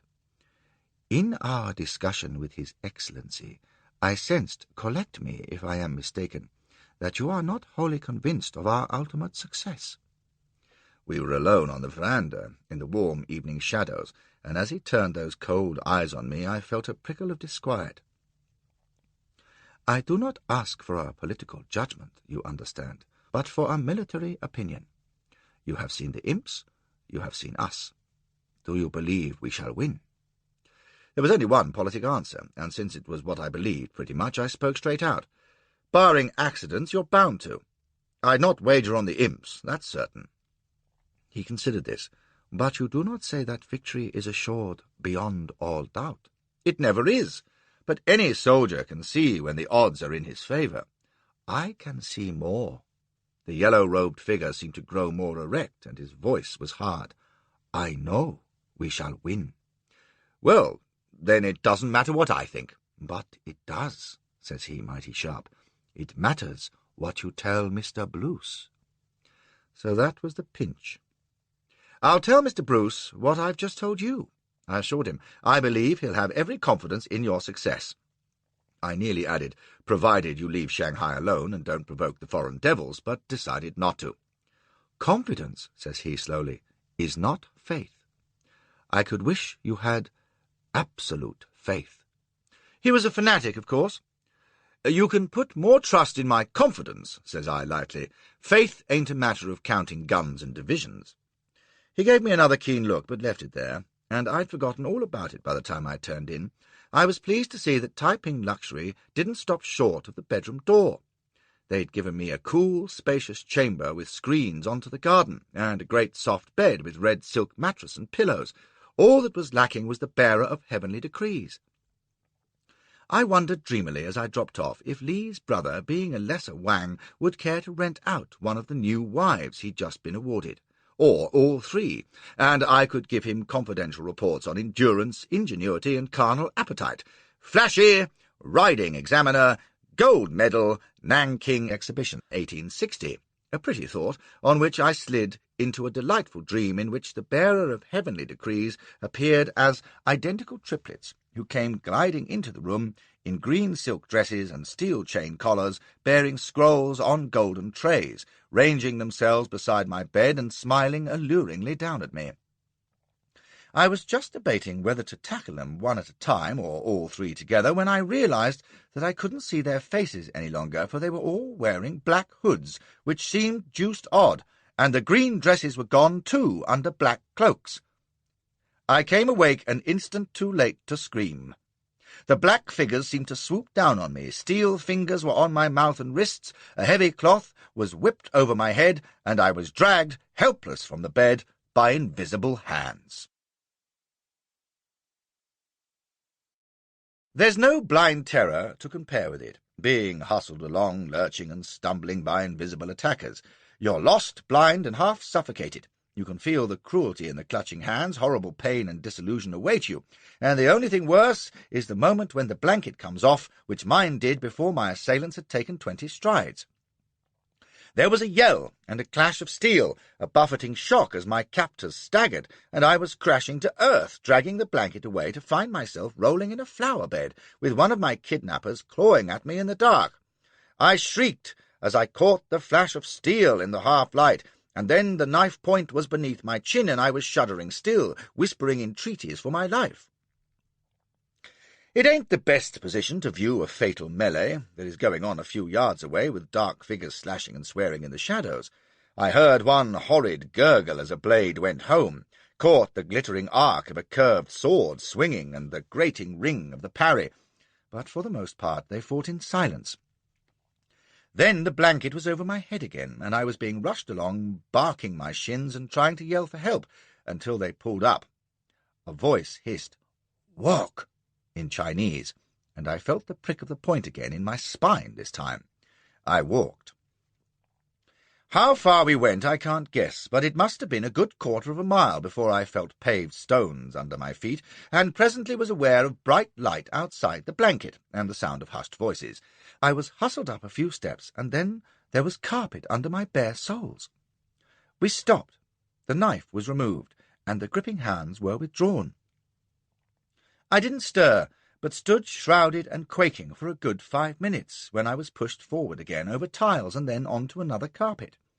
The blanket was whipped away, and I stood blinking in bright light. Facing me, breathing with an agitation to equal my own, although my bosom could never heave like hers, stood the bearer of heavenly decrees. Just for a moment I wondered if I was dreaming, but she was fully clad, so it seemed unlikely.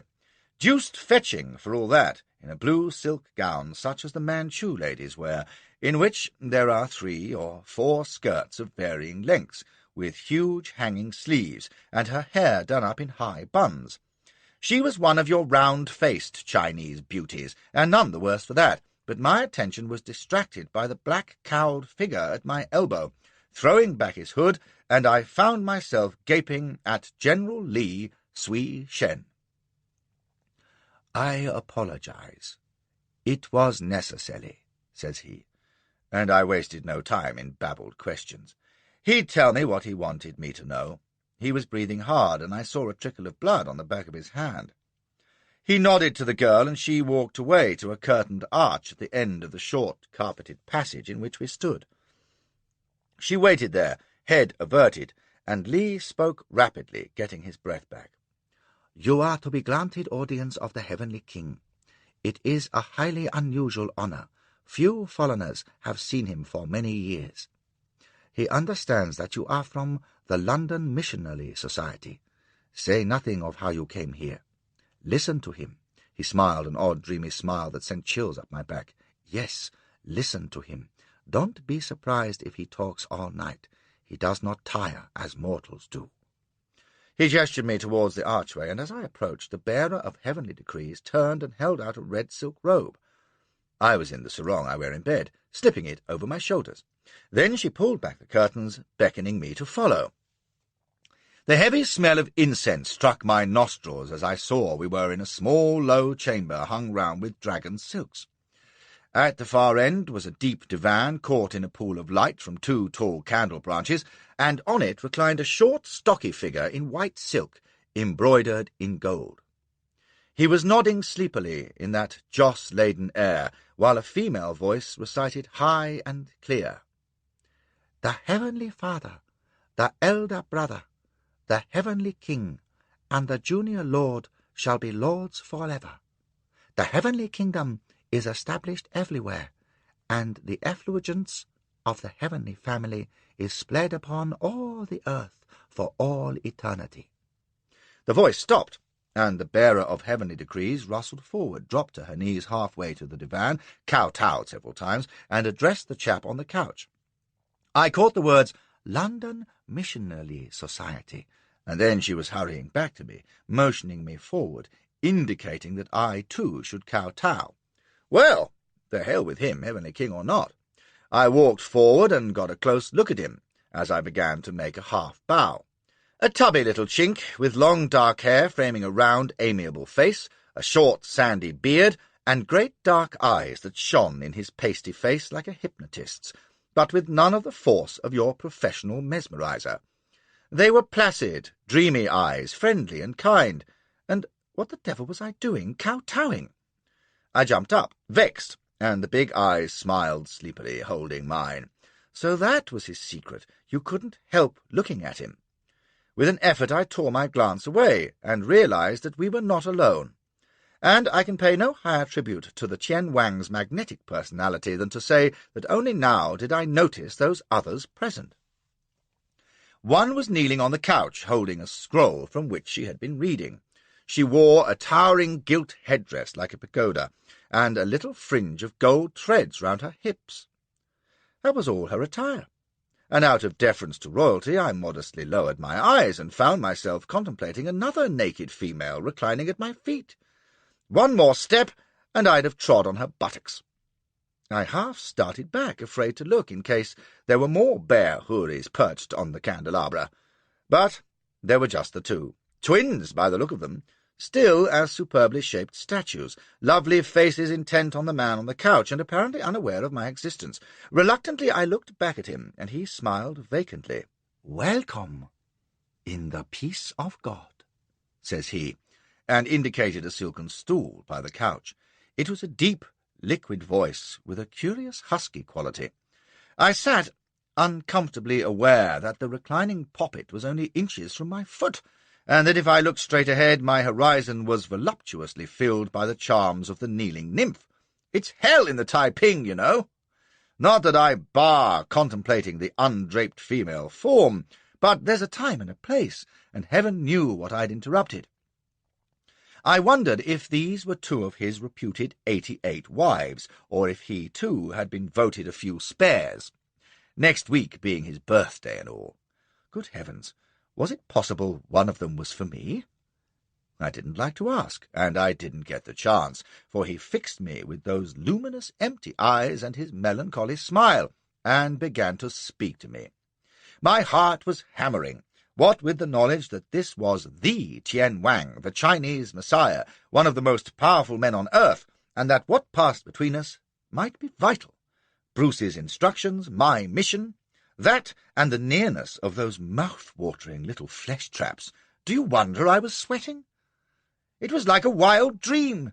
The sweet, husky voice pausing every now and then as though to compel an answer, the blindly shining eyes, the heavy reek of incense, the silk edges of the stool hot under my hands, the satin gleam of bums, bellies, and boobies in the candle shine, the soft lunatic babble, which I'd not believe if I didn't remember every word. Chien Wang. The London Missionary Society. Ah, yes, but I do not remember you. Only Dr. Sylvester, my dear old friend. Long pause. Flashy. Ah, yes, Your Majesty. Sylvester, to be sure. T.W. Dr. Sylvester. How long? How long? Goes into trance. F. Helping matters along. Couple of months, perhaps. T.W. Reviving vaguely. You have spoken with Dr. Sylvester recently. Then you are greatly blessed, beatific smile, for you have made the journey. I felicitate you. F. Sorry? T.W. The journey to the celestial above. I, too, have spoken with Dr. Sylvester in heaven, since his earthly death in 1841. Soon the portals will open for us all, and we shall rest in the divine halls of eternal peace. Have you visited heaven often? F. Not to say often. Nothing like Your Majesty. Weekends, that sort of thing. Just to see Sylvester, really. Oh, God. T.W. How well I recall his discourse. Illuminating, constructive, wise. F. Absolutely. Couldn't get enough of it. Long pause, during which F's attention wanders. T.W. His humanity was equalled only by his scholarship. Was there a flute of learning that he had not plucked? Divinity, philosophy, theology, metaphysics. F. Musing. Tits. In confusion. No, I mean metaphysics, geometry, anything. He knew it all. T.W. Benignly. Soon we shall join him when we have made the final journey, but only after long and laborious struggle. When you first visited heaven, were you given new bowels? F. Eh? Oh, no. No, I wasn't. I wasn't considered worthy, you see, Your Majesty. Not then. Not for new bowels. T.W. Take heart. I, too, was rebuked when I first entered the golden doors. Jesus, my elder brother, was angry because I had not learned my Bible lessons well. He was correct. We must all learn our Bible. Long pause. F. Desperate. Moab is my washpot. Over Edom will I cast out my shoe. Genesis, Exodus, Leviticus, thing... T.W. I remember how kind Jesus' wife was, and when my heart and entrails had been removed, I was given new ones, of shining red. F. Red, eh? T.W. And God gave me a sword to exterminate demons, and a seal of authority. The demons transform themselves 18 times, as they have power to do. F. Yes, 18. Shocking. T.W. But I drove them down to hell, and the Heavenly Mother gave me fruits and sweets. As I ate them, marveling at their savour, God traced the devil's misdeeds to Ehlers in Confucius, and rebuked him. But Confucius defended himself vehemently. F. Indignant. He did he? T.W. Then Jesus and the angels joined in against Confucius, who tried to sneak away to join the devil. Yen Lo, but he was caught and brought back and beaten, smiling blankly. But at last God allowed him to sit in heaven, in recognition of past merits. F. Doubtful. Well, T.W. Yen Lo is the serpent devil of the Garden of Eden. F. Is he? Ah, T.W. And when Eve heeded his words, she was driven forth, and her children were drowned in the great rain. But Yen Lo seeks ever to steal men's souls, ensnaring their senses with beautiful temptations. There were beautiful handmaidens in heaven. This seemed to give him an idea, for the husky voice, which had been droning away as at a lesson learned, trailed off, and he turned to stare at the splendid naked nymph kneeling beside him. It was the first sign of intelligence I had seen in him, for he was plainly madder than Bedlam. His mouth twitched, and he came up from his reclining position to gape, and then to reach out and fondle her neck and shoulder and arm. She stayed stock still. He leaned closer, gaping, and I had to strain to hear. "We must strive to discern false beauty from true," he muttered, "and manfully resist Yen Lo, seeking solace only in that which is pure. So we should study the book of 100 correct things. Let us hear now how we may resist temptation." I'd have thought it was the last thing he needed to hear just then, but it was evidently a cue, for the kneeling beauty came to life with a sudden shudder that caused his heavenly majesty to grunt alarmingly and gape wider than ever. She lifted her scroll and began to read in a shrill, breathless little voice. "Temptation must be eradicated from the world and from the human mind. By sight, by scent, by touch may temptation be aroused. Temptation is caused by the original sin of lust in the beginning of the world." Well, no one was going to argue with that, least of all Flashy, grinding his teeth, or the Tien Wang, staring and hanging on every word, so to speak. Then he lay back with a gentle groan as she leaned forward over him, reading rapturously. Temptation results from indecision. As a homeless person wanders, seeking relief, so the unstable mind is always subject to temptation, which beguiles the senses of the unwary, or, her voice sank to a whisper, those who lack the power of decision. She sighed convulsively, no doubt at the pathos of the thing, and with difficulty I restrained a sharp cry. The Tien Wang, on the other hand, emitted a low, percolating sound, staring up at them like one who lacked the power of decision, but would get round to it presently. A mind lured by temptation will deteriorate from day to day, whispers the reading girl soulfully, and shook her pagoda, which tinkled. Conscience will perish. Ah, beware when conscience perishes, for then lust will glow. There was much in what she said, as the veins standing out on my bulging forehead testified. She'd been practically suffocating him, but now she straightened up, rolling her scroll, and His Majesty gave a little whimper and reached up a pawing hand. At the same moment the female at my feet stirred, gliding up to rest her arms on the divan, blast her hand straying onto his knee. He gaped vacantly at her, going red in the face and breathing with difficulty, looked back at the reading girl, who was opening another scroll, and began to growl.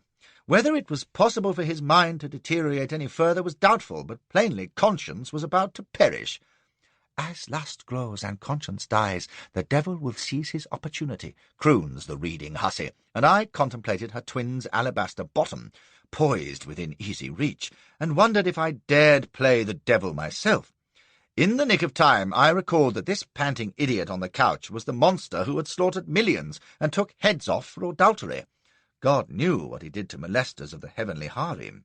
I bit my knuckles instead, watching helpless as the reader reached her peroration. The brute was dazedly pawing at her with one hand, while the other clutched at her twin, who seemed to be trying to climb into his lap. Suddenly the reading girl flung aside her scroll and lunged down at him, babbling, Suppress temptation, throw out evil, cleanse the heart, so the felicity of paradise will be won. Everyone shall conquer temptation, and having thus strengthened himself, will be able to attack the small demons. Universal peace will follow. And I've no doubt it did, to judge by the gasps and sobs and rhythmic pagoda tinklings which pursued me as I fled a tiptoe for the archway. Well, it would have been damned bad form to stay. And I swear to God I couldn't have, not without committing the fearful lèse-majesté of plunging into the melee, crying, Me too! Not that they'd have noticed, probably.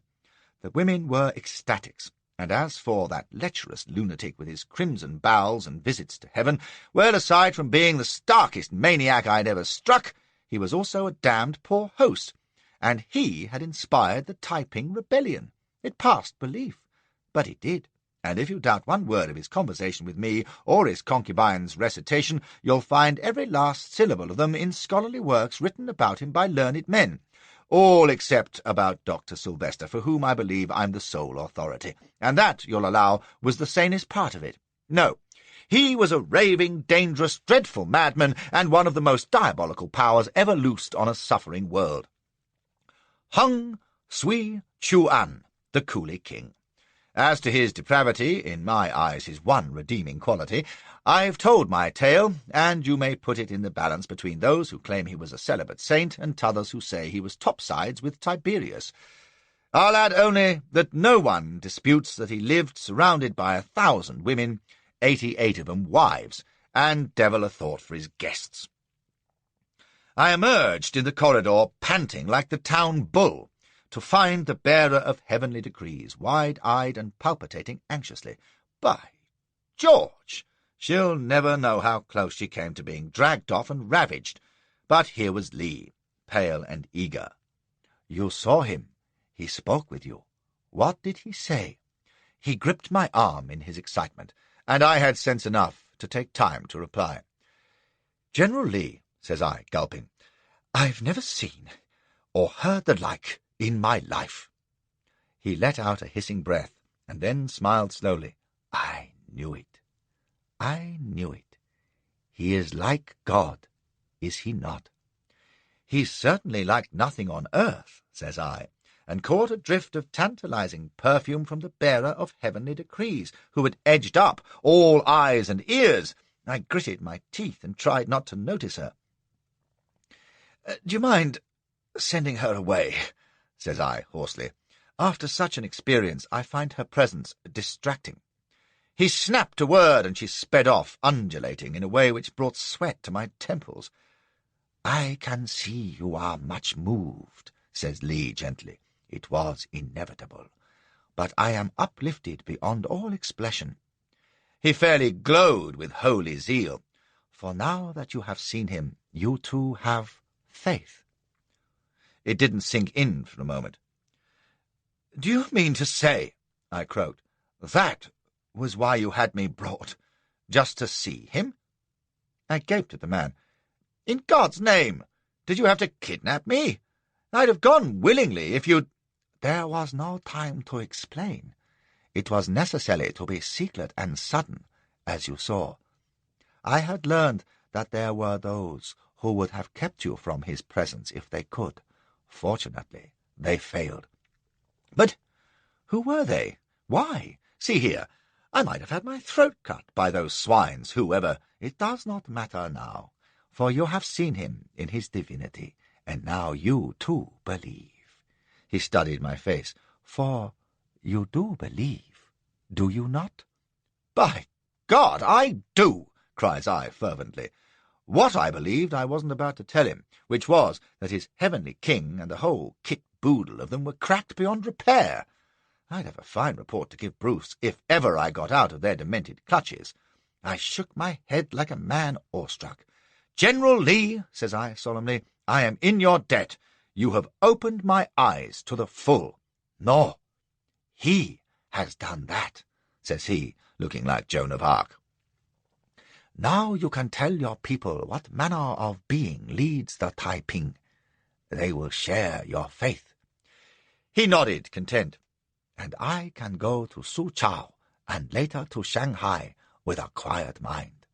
Whatever my enemies may wish, they cannot undo what has been done for you tonight." "Amen," says I, and on that he said that henceforth I could stay at his brother's palace in perfect safety, for now I'd seen the heavenly king, no one would molest me. I assured him again that it had been the biggest thing in my life, and because I'm cursed with curiosity, I asked him, "General, you have been privileged to see the heavenly king countless times. Tell me, does he usually receive visitors alone, or does he have, attendants with him?" He frowned, and then slowly shook his head. "Whenever I have stood in his divine presence," says he, "I have never been aware of any but him." Which suggested either that I had caught his majesty off duty, so to speak, or that his faithful followers were so besotted with worship that they didn't notice or didn't care when naked trollops climbed all over him. Some damned odd cabinet meetings they must have had. One thing was sure, they didn't call Lee the loyal prince for nothing. Now I've told you plain at some length of my first day and night in Nanking, because there's no better way of showing you what the Taiping was like, and in the 2 months I was with them, everything I saw merely went to confirm that first impression.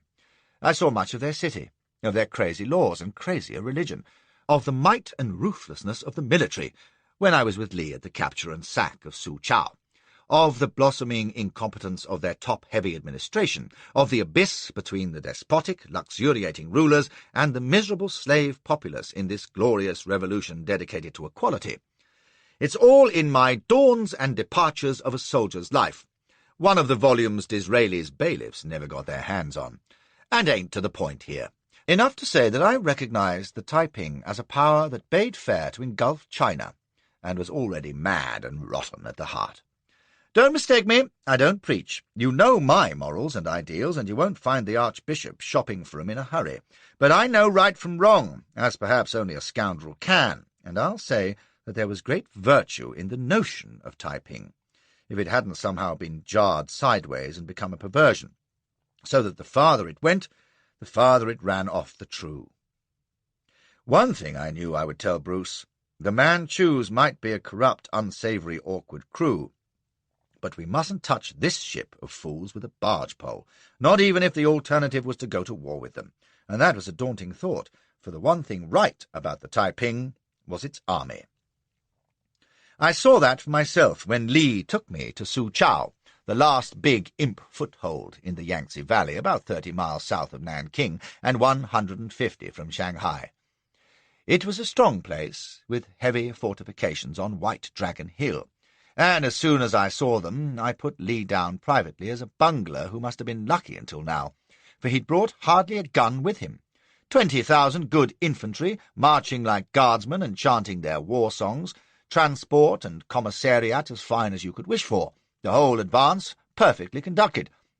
But when I looked at those crenellated walls with the imp gunners blazing away long before our vanguard came in range, and the paper tigers and devil banners being waved from ramparts crowded with men, well, it's your infantry you'll be wasting, thinks I. How long a siege did he anticipate? I asked him, and he smiled quietly and says, My banner will be on White Dragon Hill within 3 hours. And it was. He told me later he had close on 300 infiltrators inside the walls, disguised as imp soldiers. They'd been at work with friendly citizens, and at the given time 2 of the gates were blown open from within, and the Taiping infantry just rolled in like a wave. I've never seen the like. Those long ranks of redcoats simply thundered forward, changing formation as they went into 2 hammerheads that engulfed the gates. Up went the Black Death banners, and, heedless of the storm of shot that met them, those howling devils surged into the city and carried all before them. The battle lasted perhaps an hour, and then the imps wisely changed sides, and they and the Taipings sacked the place, slaughtering and looting wholesale. I wasn't inside the walls until next day, by which time it was a smoking, blood-stained ruin. If there was a living citizen left, he wasn't walking about, I can tell you. Nothing can withstand the might of the Tianwang, says Li, and I thought, God help Shanghai. I realized then that my soldiering had been of the genteel, polite variety, well-mannered actions like Cawnpore and Balaclava and the Kabul retreat, in which at least the occasional prisoner was taken. In China, the idea of war is to kill everything that stirs and burn everything that don't. Just that. I was a week at Soochow with Li, and then he sent me back to Nanking, to ponder and count the weeks till my release. I won't bore you with their passage. I was well housed and cared for at Li's palace, feeding off the best, but nothing to do except loaf and fret and improve my Chinese, and devil a wench to bless myself with, thanks to their godless laws, which, when I considered what was going on in the Grand Palace of Glory and Light, was enough to make me bay at the stars. The only diversion I had while I ate the bean sprouts of idleness and brooded lewdly on the bearer of heavenly decrees and the Chien Wang's heavenly twins — I was never inside his palace again, by the way — was when Hung Jen Kan would have me over to his house for a prose. The more I saw of him, the better I liked him. He was stout and jolly and full of fun, and was plainly the only dog in the pack with 2 sane brains to rub together. Damned good brains they were, too, as I discovered, and for all his jokes and guffaws, he was a dangerous and ambitious man. He had great charm, and when you sat with him in his big cluttered yamen, for he kept nothing like the sybaritic state of the other Wangs, rude comfort was his sort, it was like gossiping with a chum in the gun-room. The place was littered with port bottles, full and empty, along with 3 Colt revolvers on the side table, boxes of patent matches, a broken telescope, a well-thumbed Bible next to the Woolwich Manual of Fortification, a shelf packed with jars of Coward's mixed pickles, bundles of silver ingots tied with red wax string and thrown carelessly on the bed, an old barometer, piles of French crockery, jade ornaments, teacups, a print of the Holy Well in Flintshire, propped up against the Young Cricketer's Companion, and papers, books, and rubbish spread in dusty confusion. And in the middle of it all, that laughing, fat rascal in his untidy yellow robe, swilling port by the pint and eating steak with a knife and fork, pushing the bottle at me, lighting our cheroots, chortling at his own jokes, and crying thanks after his servants, who were the ugliest old crones imaginable. For Jen Kan, of all the Wangs, kept no harem, or affected any grand style. Aye, it was easy to forget that in little more than a year he'd climbed within a step of supreme power in this crazy revolution, and held in his podgy fingers all the reins of state. The other Wangs were a surly crew of peasants beside him. Hung Jen-ta, the Heavenly King's elder brother, who gave himself ridiculous airs and sported silk robes of rainbow colours, Ying Wang, the heroic king, who bit his nails and stuttered, and the formidable Chen Yu-cheng, who had abetted Li in the great defeat of the imps a few weeks before. He was from the same stable as the loyal prince, but even younger and more handsome, dressed like a plain soldier, never saying a word beyond a grunt, and staring through you with black snake eyes. They said he was the most ferocious of all the Taiping leaders, and I believed it. One other I met at Jen Kan's house, a weedy, pathetic little lad of about 11, tricked out in a gold crown and sceptre and a robe fairly crusted with jewels. Everyone fawned on him and knocked heads something extravagant.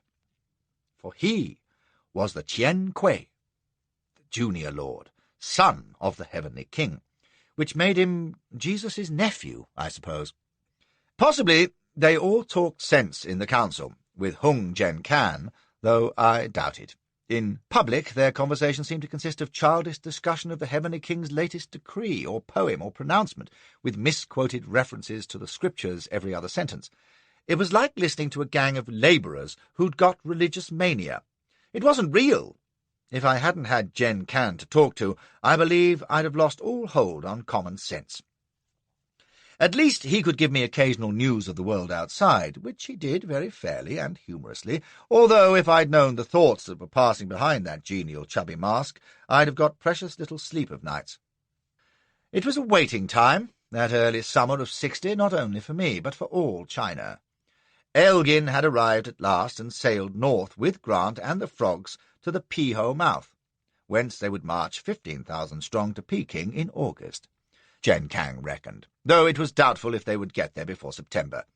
By then, Li would have launched his sudden stroke at Shanghai, forcing Bruce to choose one side or t'other at last. Meanwhile, Jen Kan was bombarding him with letters to which Bruce didn't reply.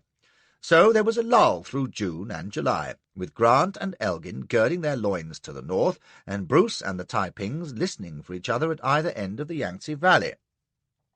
Only one minor portent disturbed the peace, and when Jen Kan told me about it, I couldn't believe my ears. But it was plain, sober, unlikely truth, as follows. With Shanghai in uncertainty, the China merchants there had got the notion to raise a mercenary force to help defend the city if the Taipings attacked. According to Jen Kan, it was a bit of a joke.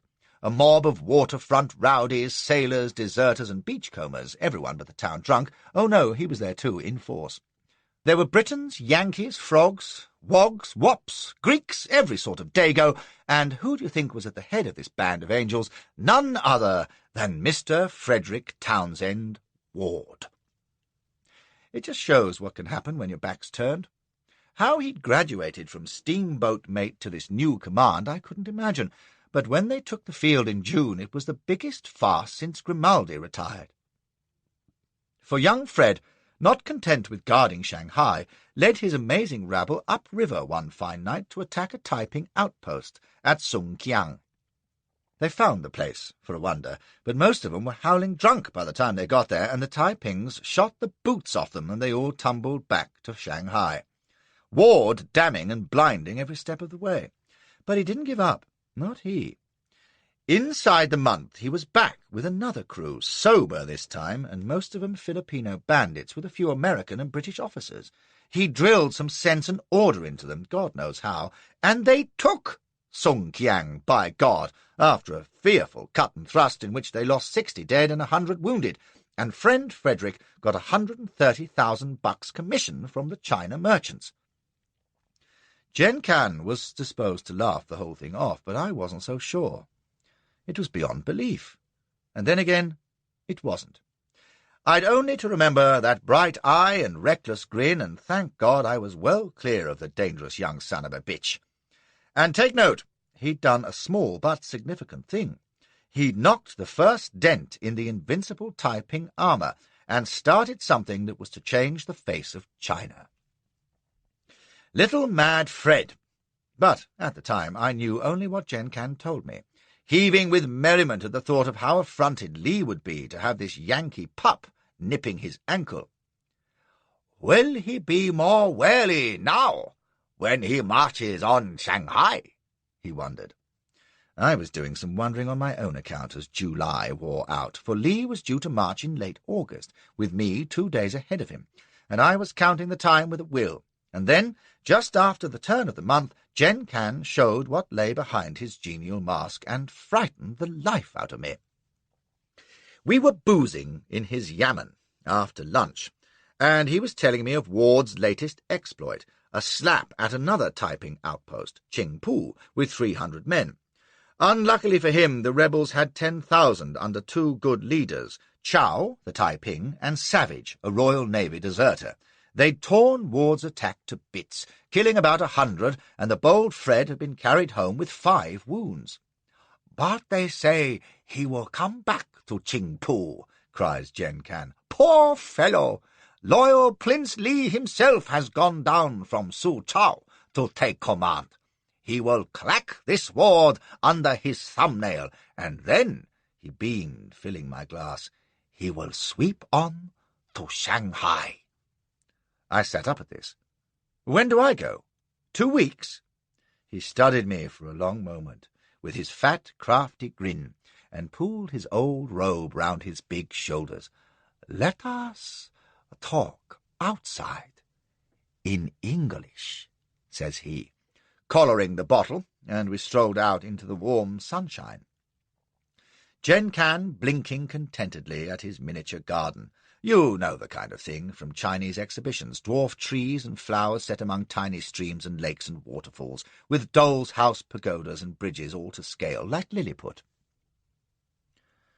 "Why do we love things in little?" muses Jen Can, admiring the line of tiny palms that fringed the garden.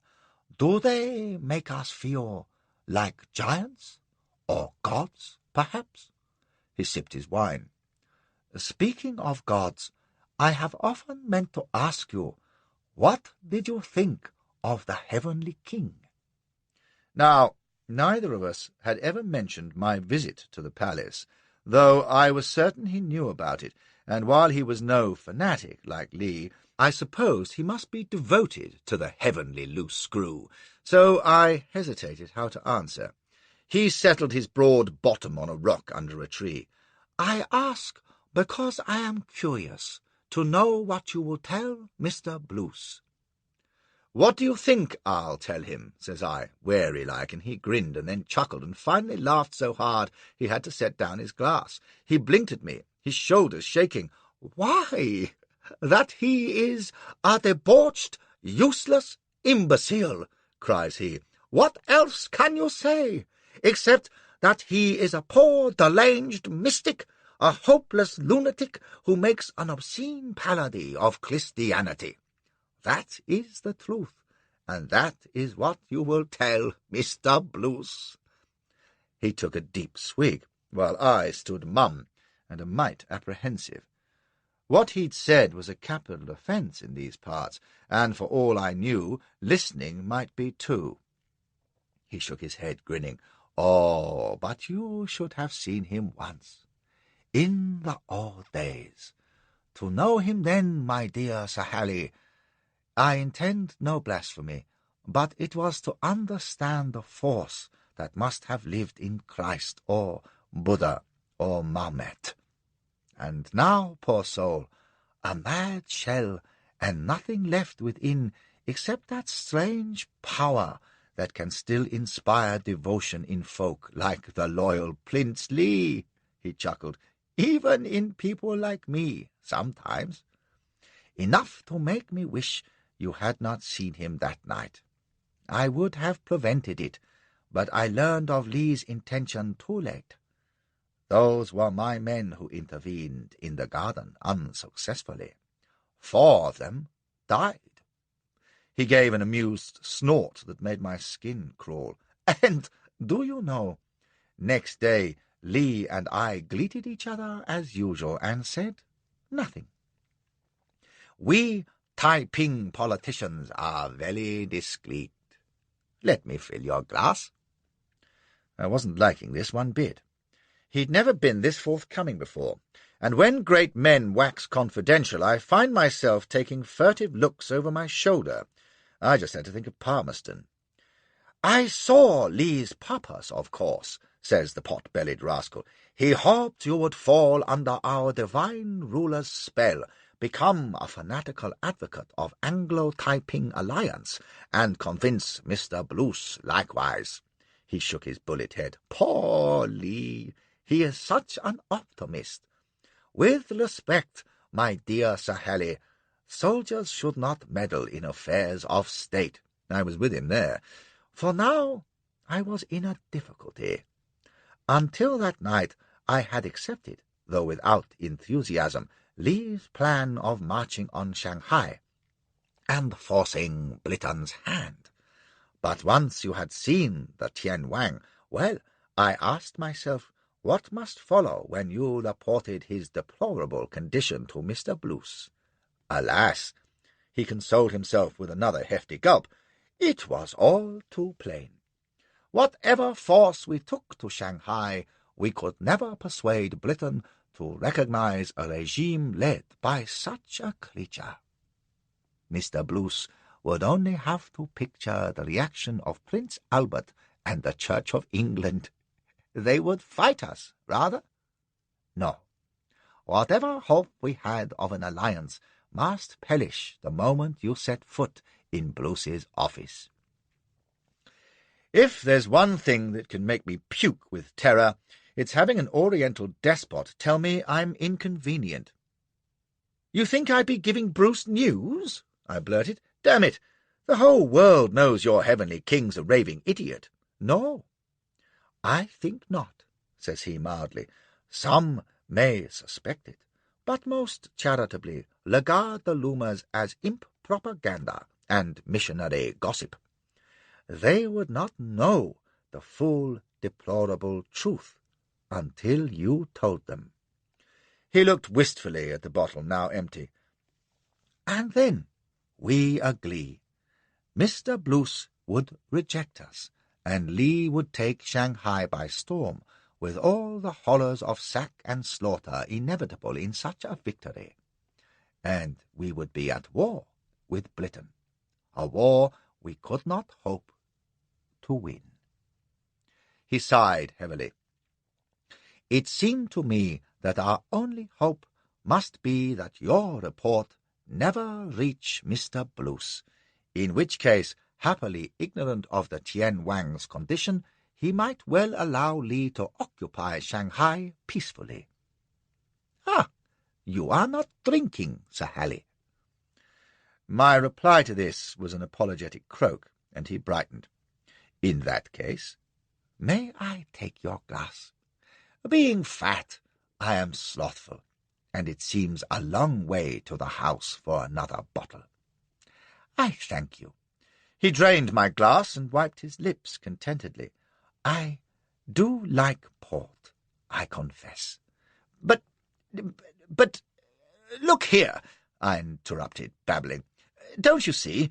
It won't matter a bit if they know the Heavenly King's cracked, because I can tell 'em that you're not, and that you're guiding the revolution, sir, not that mad doxy galloper. I swear that when Bruce knows you're in charge, why, he'll be far more inclined to accept the Taiping, knowing you have it in hand. Make a treaty, even." "Why, you are jolly kind," beams the bloated Buddha. "But, alas, it would not be true. Li is already as powerful as I, and when he succeeds at Shanghai, whether by persuasion or storm, it will be a triumph which cannot fail to enhance him, and eclipse me utterly. It was while I was considering your own position that this fact burst on me with blinding force. I could see no issue at Shanghai that would not increase Li's power and undermine my own, and that was terrible to contemplate. No, It is no use. We must have the other bottle. And he was off to the house like an obese whippet, kilting up his robe, his fat calves wobbling, while I sat alarmed and bewildered. He came back flourishing a bottle, laughing merrily as he resumed his seat and splashed port into our glasses. "Your good health, Sir Harry," chortles he. Damn his impudence. "Yes, terrible to contemplate. But you mustn't think I'm jealous. If Lee were a realist, I would make way for him, for he is a splendid soldier who might win the war and establish the heavenly kingdom. I hoped so, once." He shook his head again. "But of late I have seen how blind is his fanaticism. How implicitly he will obey every insane decree from that lunatic he worships. Between them they would make the Taiping a headless centipede, poisonous, clawing, without direction. And there would never be an end to this abominable war of extermination. Oh, that's what it is!" He laughed heartily, chilling my blood. "Do you know why we and the imps never take prisoners? Because if we did, we could not hold our armies together. If they knew they could be taken prisoner, they would not fight. Consider that hideous fact, Sir Harry, and have some more port." He reached for the bottle, and I realized he was watching me intently, his fat, creased face grinning most oddly. "Between them, Li and the Tian Wang will destroy the Taiping," says he slowly, "unless I can prevent them. And that I can only do if I retain my power, and diminish that of loyal Prince Li. A grievous necessity," sighs the fat hypocrite, beaming happily. "Now, Sir Harry, I wonder if you can foresee, as a strictly neutral observer, how that might be brought about." Well, I'd seen where the blubbery villain was headed for some minutes past, and what between flooding relief and fury at the way he'd scared the innards out of me first, I didn't mince words.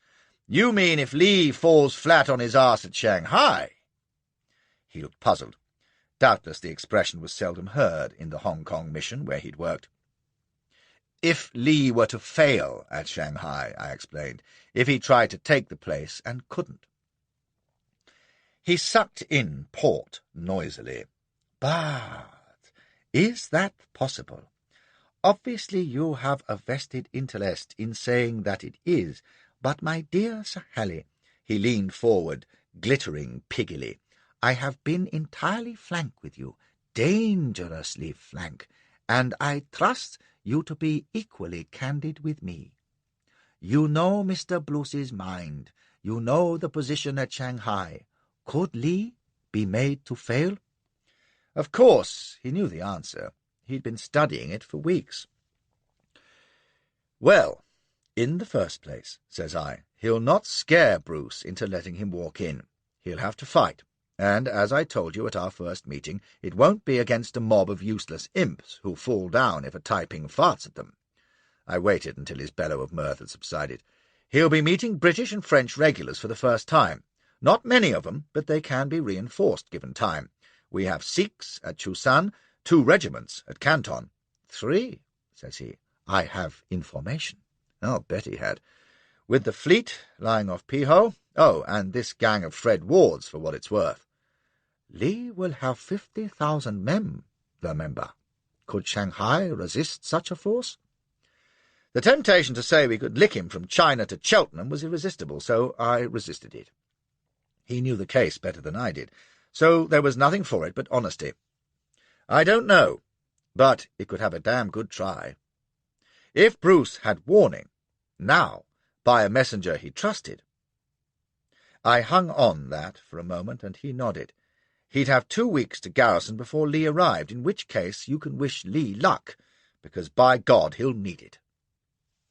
If you've ever seen a fat Chinaman holding 4 aces, you'll know how he was staring at me as he envisaged the delightful prospect of Lee disgraced, himself supreme, the deliberate sacrifice of hundreds, perhaps thousands of Taiping lives, and the certain loss of Shanghai to the Taiping cause forever were mere trifles so long as Jen Kan won his political battle over Li. Suddenly he gave a little crowing laugh and filled my glass. "You confirm my conclusions exactly," cries he. "Li will certainly be defeated before Shanghai. Of course, in contriving this, I am compromising myself most dangerously, but I know Mr. Blues will be discreet. He and HM government have much to gain from an enlightened control in the Taiping movement. The steamship's order, for example, need not be affected by our brief mutual hostilities at Shanghai, which will soon be forgotten. Britain can resume her policy of neutrality, and left to ourselves we shall defeat the Manchus." He raised his glass to me. "Your own immediate profit should be considerable. You will be the hero who brought the momentous warning that saved Shanghai. I drink to your further advancement, my friend." He smacked his liver lips and leaned back, blinking up at the sunlight filtering through the fronds overhead. "I foresee happy times." He had it all pat, the fat, grinning, ruthless scoundrel. But, you know, I can't say he was a whit worse than any other statesman of my acquaintance, and a sight jollier than most. I asked when I would go. "Tonight," says he. "It is all arranged with complete secrecy. I shall easily conceal your absence until the appropriate time, 2 weeks hence, when I will send word to Li, who should be at Qingpu by now, that his advance to Shanghai can begin." He giggled and took another mammoth swig of port. "Your escort will take you as far as Qingpu, by the way, where, by all accounts, your friend Mr. Ward will be in the vicinity. But you will keep well clear of Qingpu itself. Li would not be pleased to see you." He turned to grin at me. "We know what you will tell Mr. Blues of the Heavenly King. Regrettable, but there it is. And of the loyal Prince Li. I wonder what you will say of Hung Jen Kan. That he drinks port at the wrong time of day." He choked on his glass. "You intend to ruin my reputation, in fact. Ah, well, I am sure Mr. Blues will receive an honest account from you. The fact that it will be totally misleading is by the way." He heaved another of his mountainous sighs. "You imagine I act out of unscrupulous self-interest. True, all revolutionaries do. They agitate and harangue and justify every villainy in the name of high ideals.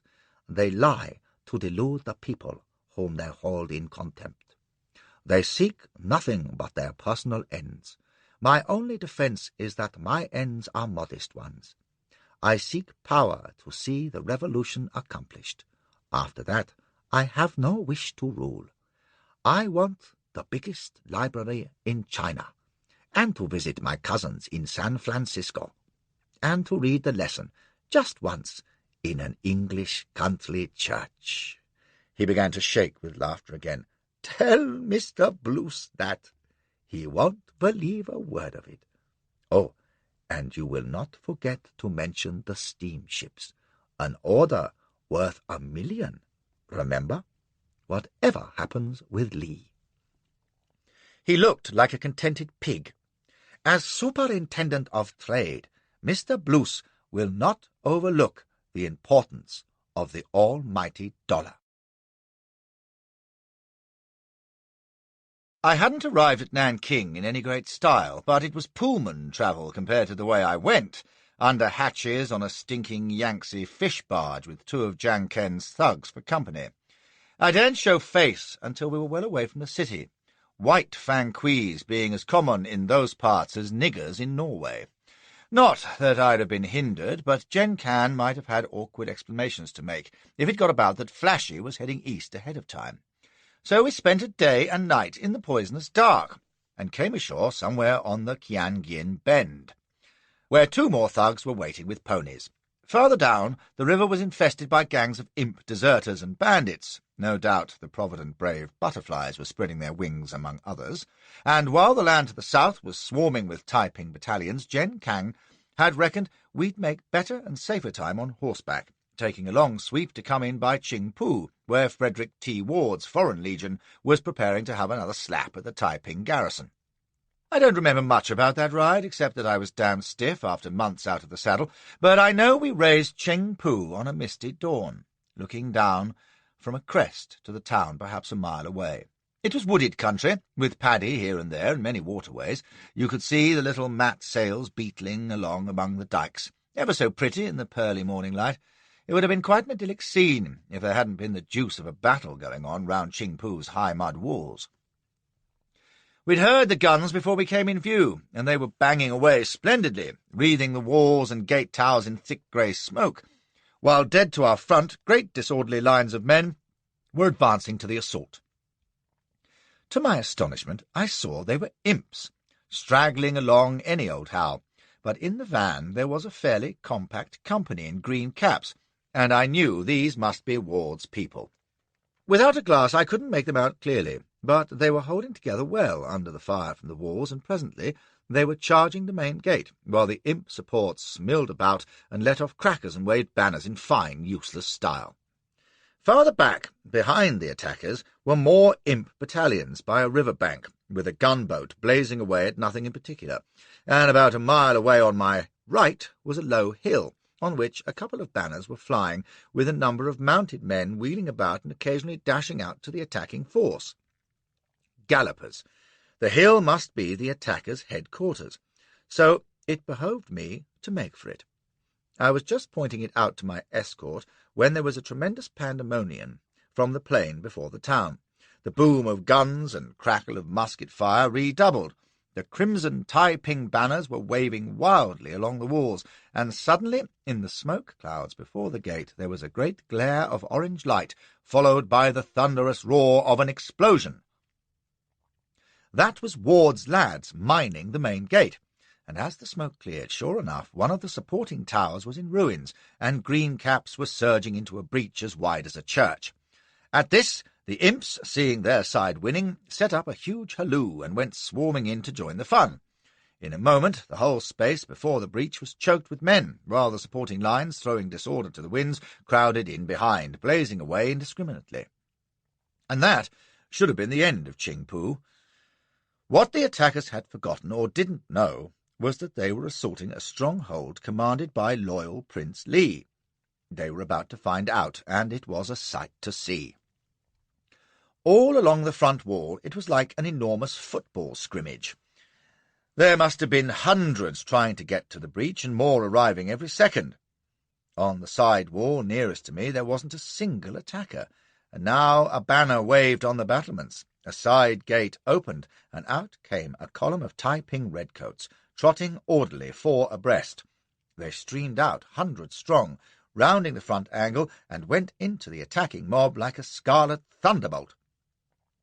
At the same moment, from the other side of the town, a second Taiping column completed the pincer movement.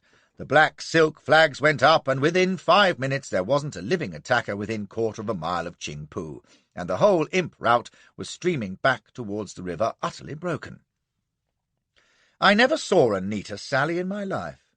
As the Taipings broke off the pursuit and began to strip the dead, I reflected that it was as well Jen Kan wasn't seeing this, or he might have entertained doubts about Shanghai's ability to hold Li at bay.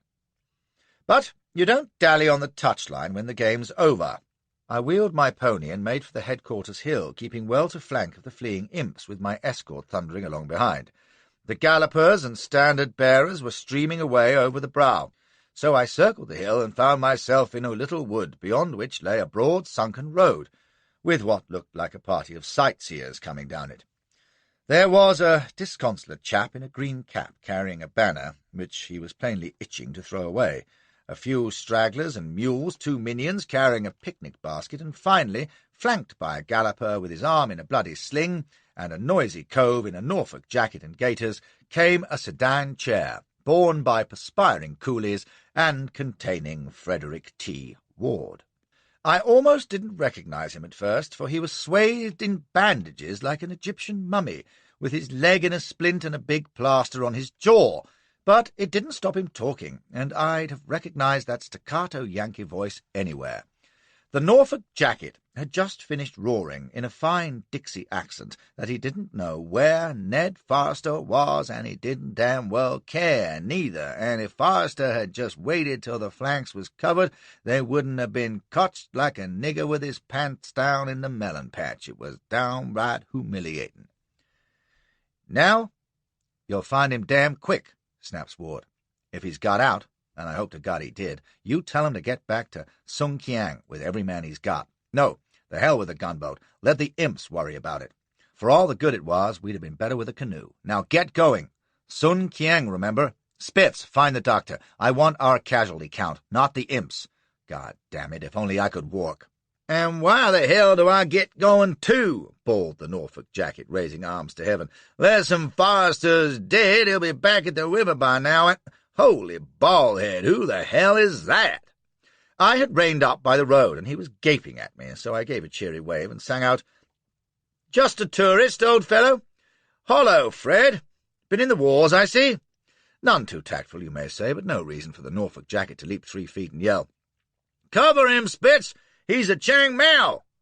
"Don't be a damned fool. I'm nothing of the sort," says I. "Do I look like one?" "They do," he roars, pointing, and I realized that Jen Can's 4 thugs were lurking modestly behind me on the fringe of the wood, and there was no denying they had Taiping haircuts. "Hold your fire!" I shouted, for Spitz, the wounded galloper, was unlimbering an enormous pistol. "Ward, I'm Flashman. We're friends. They're not Taipings. Well, they are, but they ain't hostile. Call him off, Fred, will you?" He was looking at me as though I were a ghost, but he signed Spitz to put up his piece. "What in tarnation are you doing here?" "Going to Shanghai," says I. "So will you, if you've any sense." "He's an Englishman," cries the Norfolk jacket, "like Trent and Mowbray, and can tell by his voice." "I know what he is," says Ward impatiently, and to me, "I thought you were at the bottom of the Yangtze. Where the deuce have you been?" "That's a long story.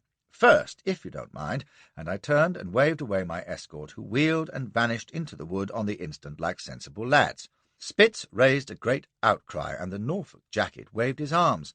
"Savage is English too, and he's with the Taipings," he bellowed. "Seed the son of a bitch on the wall this morning, bold as brass."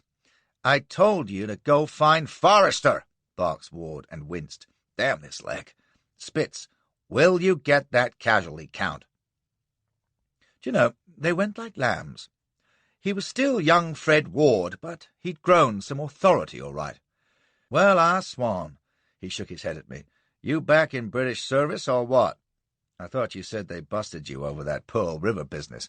"No, you said that, and I didn't contradict you. I'm still staff colonel." "Is that a fact?"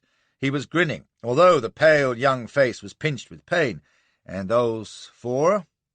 Were they on the staff too? Oh, who cares? Come on, Dobbin." He waved to the coolies, who heaved up the sedan again. "They don't gallop exactly, and I'd as soon the long hairs didn't catch up with me." I told him about Lee's forthcoming advance as we went, not mentioning Jen Can, and he never took those bright black eyes off me, although he winced and gasped as he was bounced along. When I'd done, he whistled and swore. "Well, there goes Sun Kiang, I guess. In which case, the hell with it. I'm going to France and have a rest." He squinted at me. "It's pucker? That Lee's coming?" "Yes, and the less you say about it, the better. We don't want him to know he's expected, do we? But look here, if you can't hold Sung Kiang, hadn't you better pull back to Shanghai?" "I've got a contract to hold the damn place," says he. "If I don't, Yang Fang'll want his money back, and he's my father-in-law. Anyway, your man Bruce doesn't want me anywhere near Shanghai. I'm a confounded mercenary nuisance, old boy, don't you know?" He laughed bitterly. The damned dummy. Why, if he'd supported me with arms and men, we'd have had a half-dozen Taiping places by now, and Lee'd never get within 20 miles of the coast. But all I get is imps, and they don't fight. You saw that mess just now, and I had to lay there and watch. Say, I sure hope Ned Forrester got out, though. I said if Bruce wasn't helpful, why didn't he try his own American consulate? And he hooted and said they were even more timid than the British or French. They're all glad enough to hide behind us, though, preserving their darned neutrality and counting their dividends, ain't they, though? Oh, I reckon not. He lay back, gasping and stirring to try to ease his wounds. God, but I'm tired. We were out on the paddy by now, threading along the causeways, and on either side the plain was dotted with groups of fugitives, streaming away from Chingpu, imps mostly, but a few in green caps, white men and little dark-skinned chaps who I guessed were Filipinos.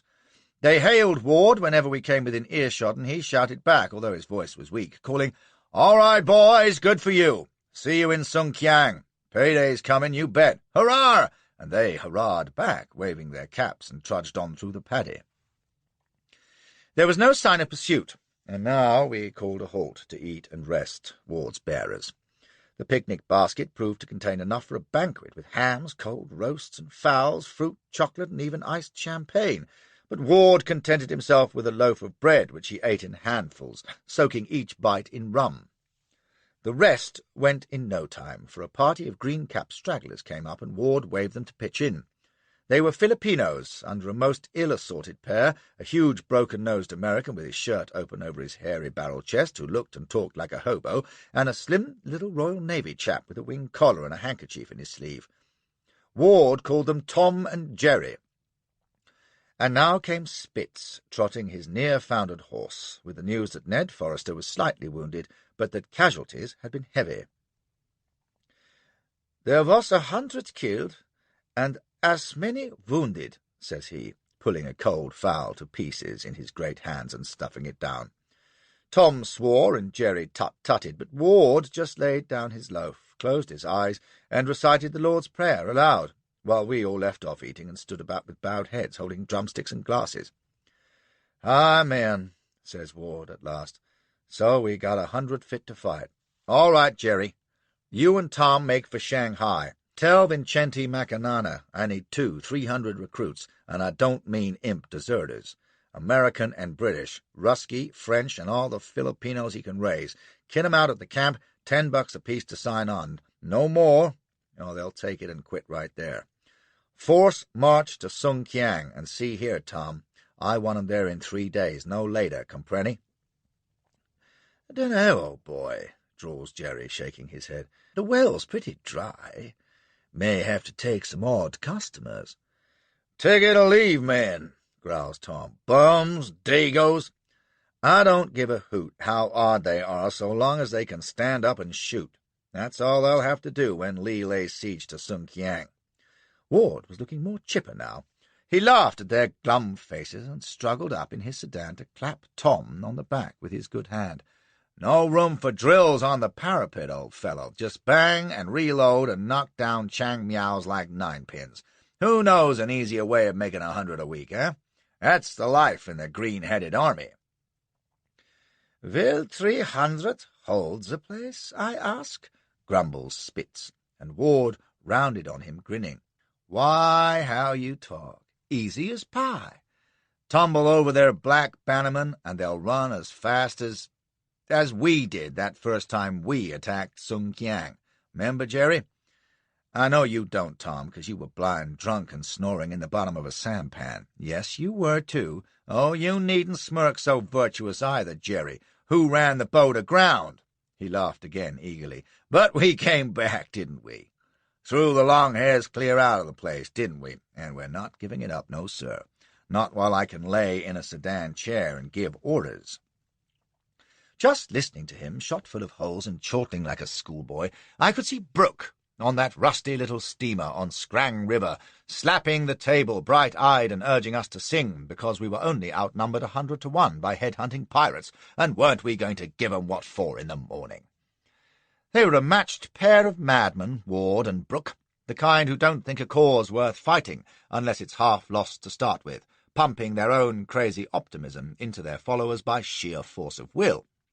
For now, Jerry was smiling and Tom grinning, and even Spitz, the surly Switzer, was looking less sour, while the Filipinos were laughing and chattering as Ward joked and harangued their officers. "I can't stand 'em myself, these happy heroes. They'll do for us all if we don't watch out. Brooke damned near did for me, and F.T. Ward was just the man to have finished the job, as appeared presently when the others had gone off, and I said I must be pushing on to Shanghai myself. He lay quiet a moment and cleared his throat. "You wouldn't feel like taking some furlough, would you, Colonel? I mean, fellows like Tom and Jerry are just grand, you know, but, well, it'll take more'n pluck to hold Sung Kiang after today, and I could sure use a good man." "Come, Fred," says I, "you know quite well I'm a Queen's officer, not a wild goose. Being tactful, you see. I'd sooner have gone on a polar expedition with Setaweo." "Oh, sure," cries he airily, "I know that. I didn't mean anything permanent, just—" He gave me his cocky urchin grin, so young in that worn, pain-creased face. "Well, you took time off to run opium, didn't you? And this job pays $500 a week, and commission on every town we take." "Like Chingpu, you mean? My, how you tempt a fellow. Listen, I'll take Chingpu, don't you fret," cries he. "Chingpu and 20 more like it, you'll see, once I get rested up, and get a good bunch of fellows together and lick 'em into shape. Frederick," says I, because for some reason I conceived an affection for the young idiot, "listen to me, will you?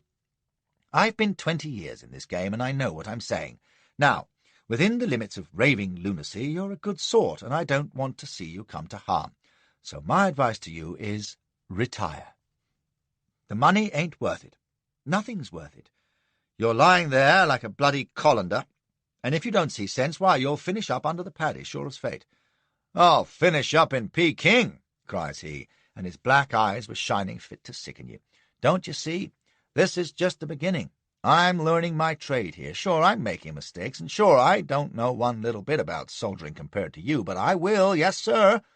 I've got the most important thing behind me, a bankroll from the China merchants, and the longer I stay in the field, the better I'll get, and I'm going to build me the green-headed army into something that'll sweep the Taipings out of China, and then I'll have won the Emperor's war for him, and then—" he laughed and sat back against his cushions, "then, mister, you're going to dine out on how you ran Poppy in Fort Pirates with Frederick Townsend Ward." I watched his sedan jogging away across the plain in the wake of his tatterdemalion regiment, and thought, well, there's another damn fool gone to collect the wages of ambition. I was right and wrong. He found his bed in the paddy, as I'd foretold, and hardly anyone remembers even his name nowadays, but you may say that without him Chinese Gordon might never have had a look-in. You can read about him both in the books and shudder. I'll tell you my own tale of Gordon another time, if I'm spared. For the moment, I'll say only that while Gordon finished the Taiping business, it was young happy-go-lucky Fred who broke the ground for him, and turned that drunken mob of greencaps into one of the great free companies, the ever-victorious army. Aye, Ward and Gordon, a good pair to stay away from. I reached Shanghai at midnight, and the smell of fear was in the air already. Word had run ahead of Ward's debacle at Chingpu, and that it had been caused by none other than the terrible loyal Prince Li himself, who could now be expected to sweep on and overwhelm the city. Even the street lanterns seemed to be burning dimmer in apprehension, and I never saw fewer civilians or more troops abroad in the consular district. Usually gates were wide, with lights and music from the houses within, and carriages and palkis moving in the streets. Tonight the gates were closed, with strong pickets on guard, and occasional files of marines hurrying along, their tramp echoing in the silence. Bruce had gone to bed, but they rousted him out, and for once his imperturbability deserted him. He stared at me like a stricken seraph, hair all awry where he'd hauled off his nightcap. But once he decided I wasn't dead after all, he wasted no time, but called for lights to his study, thrust me into a chair, ordered up brandy and sandwiches, and told me to talk as I ate. "You've got 2 weeks," I told him, and launched into it. The date of Lee's advance, his probable strength, Gen Can's conspiracy to ensure his failure, at which he exclaimed in disbelief, and even Slater, his secretary, stopped taking notes to gape at me, and then such secondary matters as their detention of yours truly, and those impressions I'd formed which seemed important in the present crisis. I talked for an hour, almost without pause, and he hardly said a word till I'd done, when— "Thank God I sent you to Nanking," says he. We've been growing surer by the week that he was coming, but no hint of the date. You're positive we have 2 weeks? 10 days, if you like, certainly no less. It's my guess he'll put paid to ward at Sungkiang before he marches on Shanghai."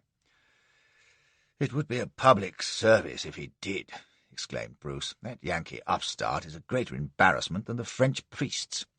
"He might buy you a few days if he's strong enough," I reminded him. "I'd turn a blind eye to his recruiting anyway if I were you."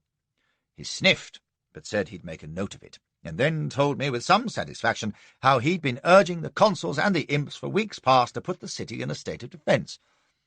Now that they had definite word and a date, his hand would be strengthened tremendously, and by the time they had improved the fortifications and called in more troops, Li could whistle for Shanghai, however many Taipings he had at his back.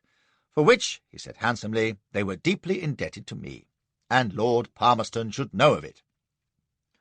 Well, I always say credit and cash. You can never have too much of either, but the best news he gave me was that he was sending me north without delay to join Elgin, who had just made his landing at the mouth of the Piho with Grant's army, and was preparing to advance on Peking. "There is nothing you can do here now, my dear Sir Harry, to compare with what you have already done," says he, all smiles, "and it is of the first importance that Lord Elgin himself should have your account of the Taipings without delay. There will be endless chin-chinning with the Emperor's people, you may be sure, before he reaches Peking, and your intelligence will be of incalculable value." I heard him with relief, for I'd been fearful that he'd want to keep me by him to advise about Li's army, and if there was one place I'd no desire to linger just then, it was Shanghai. You see, Bruce, like Jen Can, might be certain that Li was going to get a bloody nose, but I wasn't. I'd seen his long-haired bastards making mincemeat of Su Chao, and I'd no wish to be among the gallant defenders when their black flags went up before our walls. So I looked knowing and serious, and admitted that I'd be glad to get back to proper campaigning again, and he and Slater exchanged glances of admiration at this soldierly zeal. They couldn't wait to be rid of me, though. I'd been looking forward to a few days loafing and being lionized, and several restorative romps with my Russian man-eater at the hairdresser's.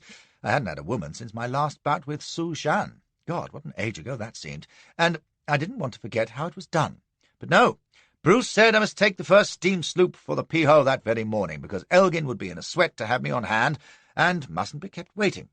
It's astonishing how even the best men start falling over themselves in a fret when it's a question of contenting their elder brother. So now you find Flashy beating nor-west by south, or whatever the proper nautical jargon may be, thundering amain o'er the trackless waste of waters, which I did by dossing for 14 hours straight off, and if there was a typhoon it was all one to me. For the first time in months, since I boarded the steamer Yangtze, in fact, I was free of all care, content to be tired, with nothing ahead but a safe, leisurely campaign in good company, while behind lay the nightmare, ugly and confused, not near as bad as some I've known, but disturbing enough.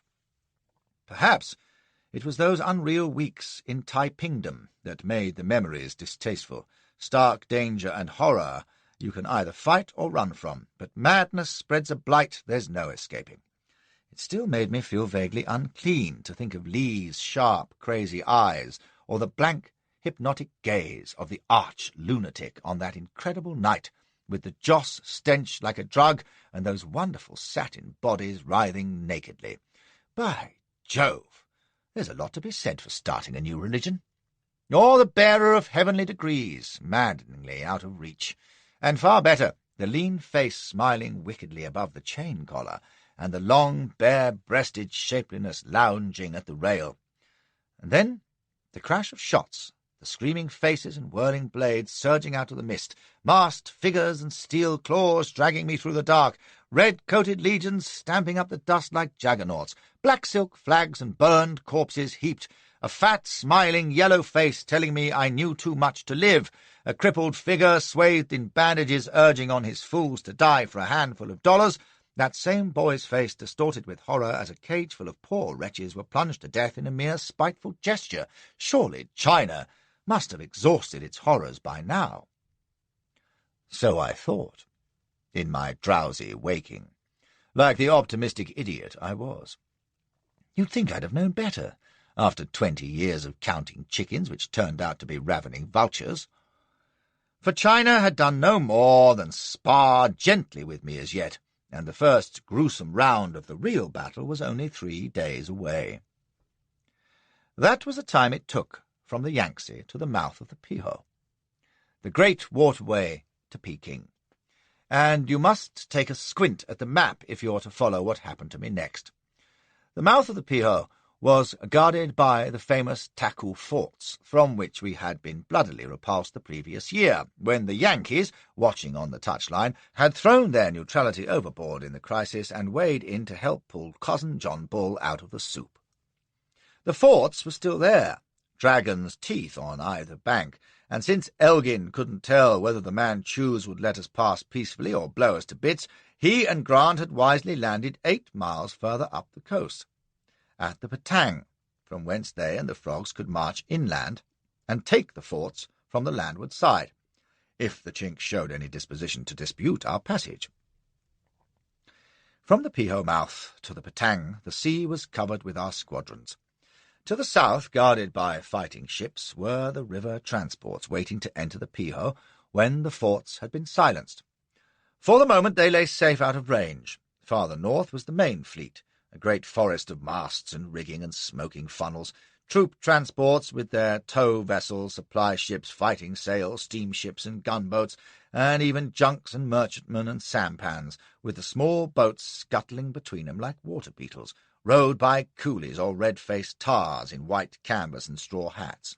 It takes a powerful lot of shipping, more than 200 bottoms, to land 15,000 men, horse, foot, guns, and commissariat, which was what Grant and Montauban had done almost 2 weeks earlier, and by all accounts it was still bedlam at the Patang landing-place. "Won't have you ashore until tomorrow, Colonel, at this rate," says my sloop commander, and being impatient by now to be off his pitching little wash-tub, I took a look at the long flat coastline a bare mile away and made a damned full suggestion. We were about halfway between Peiho and Patang, in the middle of the fleet, but over on the coast itself there seemed to be 1 or 2 flat bottoms putting in, landing horses on the beach. "Could your launch set me down yonder?" says I, and he scratched his head and said he supposed so, with the result that half an hour later we were pitching through the surf to an improvised landing stage, where a mob of half-naked coolies were manhandling a pontoon from which syces were leading horses ashore. Big ugly whalers they were, rearing and neighing like bedamned as they shied at the salt foam. There was a pink-faced youth in a red turban and grey tunic, cussing the handlers richly as I splashed ashore. "Get your fingers in his nose, can't you?" squeaks he. "Oh, my stars, he ain't a sheep, you know." I hailed him, and his name was Carnac, I remember, subaltern in Fane's horse, an enterprising lad who, like me, had decided to come in by a side door. The whalers were remounts for his regiment, which he reckoned was somewhere on the causeway between Patang and Sinho. A glance at the map will show you how we were placed. "Fane don't care to be kept waiting," says he, "and will need these damn screws tomorrow, I imagine, so I'm going to take 'em over there while the tide's still out." He gestured north over the mudflats, which stretched away for miles into the misty distance. "Our people ought to be in Sinho by now. That's over there," and he pointed dead ahead. "About 5 miles, but there may be Tartars in between, so I'm taking no chances." "Stout fella," says I. "Got a Bakshi whaler for a poor staff colonel, have you? I'm looking for Lord Elgin." "Don't know where he is. Patang, probably," says the lad, "but Sir Hope Grant's sure to be on the causeway, where we're going." "He'll do," says I, and when the last of his whalers was ashore and the syces had mounted, we trotted off across the flat. It was muddy tidal sand as far as you could see, with little pools drying in the morning sun, but the mist was burning away, and presently we heard the thump of guns ahead, and Carnac set off at a canter for higher ground to our right. I followed him, scrambling up onto the harder footing of a little plateau dotted with mounds which looked for all the world like big tents, burial places not unlike Russian kurgans. We pushed forward to the farther edge of the plateau, and there we were in a ringside seat. Running across our front, about a mile ahead, was the causeway. A high-banked road, and along it, advancing steadily to the wail of pipes and rattle of drums, were columns of red-coated infantry. Our first division.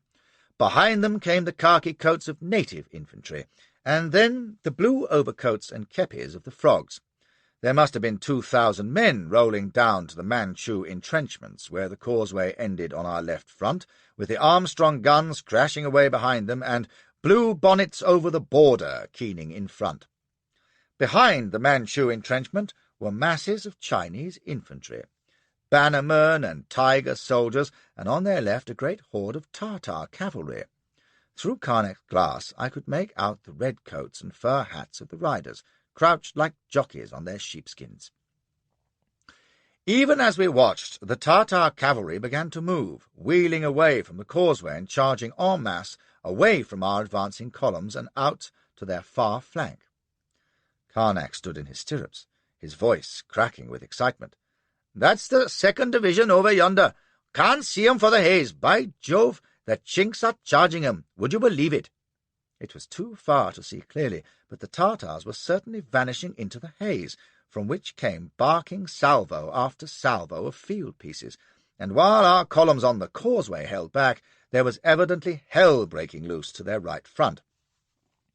Sure enough, after a moment, back came the Tartars, flying in disorder and scattering across the plain, and out of the haze behind them came a thundering line of grey tunics and red puggarees, lances lowered, and behind I saw the red coats of the heavies, the dragoon guards. Karnak went wild.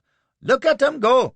Those are my chaps! Tally-ho, Fanes! Give 'em what for! By crumbs! There's an omen! First action, and we're chasing 'em like hares!" He was right. The Chinks were all to pieces, with the Indian lancers and dragoon sabres in among them, and now the columns on the causeway were deploying from the road, quickening their pace as they swept on to the Chink entrenchment. There was the plumed smoke of a volley as they charged, a ragged burst of firing from the Chinks, and then they were into the earthworks, and the Manchu gunners and infantry were flying in rout, with the Armstrong shells bursting among them. Behind their lines the ground was black with fugitives streaming back to a village which I supposed was Sin-ho. Karnak was hallooing like a madman, and even I found myself exclaiming, "Damn good, Grant, damn fine!" for I never saw a smarter right and left in my life. And that was the Battle of Sin-ho reseated and filed, and the road to the Taku forts open. Karnak was in a fever to reach his regiment, and made off for the causeway with his syces at the gallop, but I was in no hurry. Sin-ho was a good 3 miles away, with swamp and salt pans and canals in between, and if I knew anything about battlefields, the ground would be littered with bad-tempered enemy wounded just ready to take out their spite on passers-by. I'd give 'em time to crawl away or die. Meanwhile, I watched the 2nd Division moving in from the plain, and the 1st cheering 'em into the Chinese positions with great hurrahing and waving of hats. That was where Grant would be, and rather than trot the mile to the causeway which was crowded with our traffic, I presently rode down to the flat and made a bee-line for Sin-ho across country. I doubted if any sensible Manchus would be disporting themselves in the vicinity by now. I forgot that every army has its share of idiots. Down on the salt flats I no longer had much view. It was nothing but great crusted white beds and little canals, with occasional brackish hollows. Ugly country, and after a few minutes there wasn't a soul to be seen anywhere, just the glittering lips of the salt pans either side, cutting off sight and sound, and only the dry scuff of the whalers' hooves to break the stillness. Suddenly I remembered the Jornada, the dead man's journey under the silent New Mexican moon, and shivered, and I was just about to wheel right and make for the direction of the causeway when I became aware of sounds of true British altercation ahead. I trotted round a salt bank and beheld an interesting tableau. Well, there was a Scotsman, an Irishman, and a Chinaman, and they were shouting drunken abuse at each other over a grog-cart which was foundered with a broken wheel. The Paddy, a burly redhead with a sergeant's chevrons, was trying to wrest a bottle from the Scot. A black-avised scoundrel in a red coat who was beating him off and singing an obscene song about a ball at Kirriemuir, which was new to me. The Chink was egging him on and shrieking with laughter. Various other coolies stood passively in the background. "You nigger-faced Scotch sot," roars the Murphy. "Well, you come to order now. I'm warning you, moys. I'm warning ye. It'll be the triangle and a bloody back for you if you don't surrender that bottle what's left of it, you guzzling pig. Ye give over." The Scot left off singing long enough to knock him down and lurched against the cart. "See ye, Nolan," cries he. "See your grandmother. She was a hure.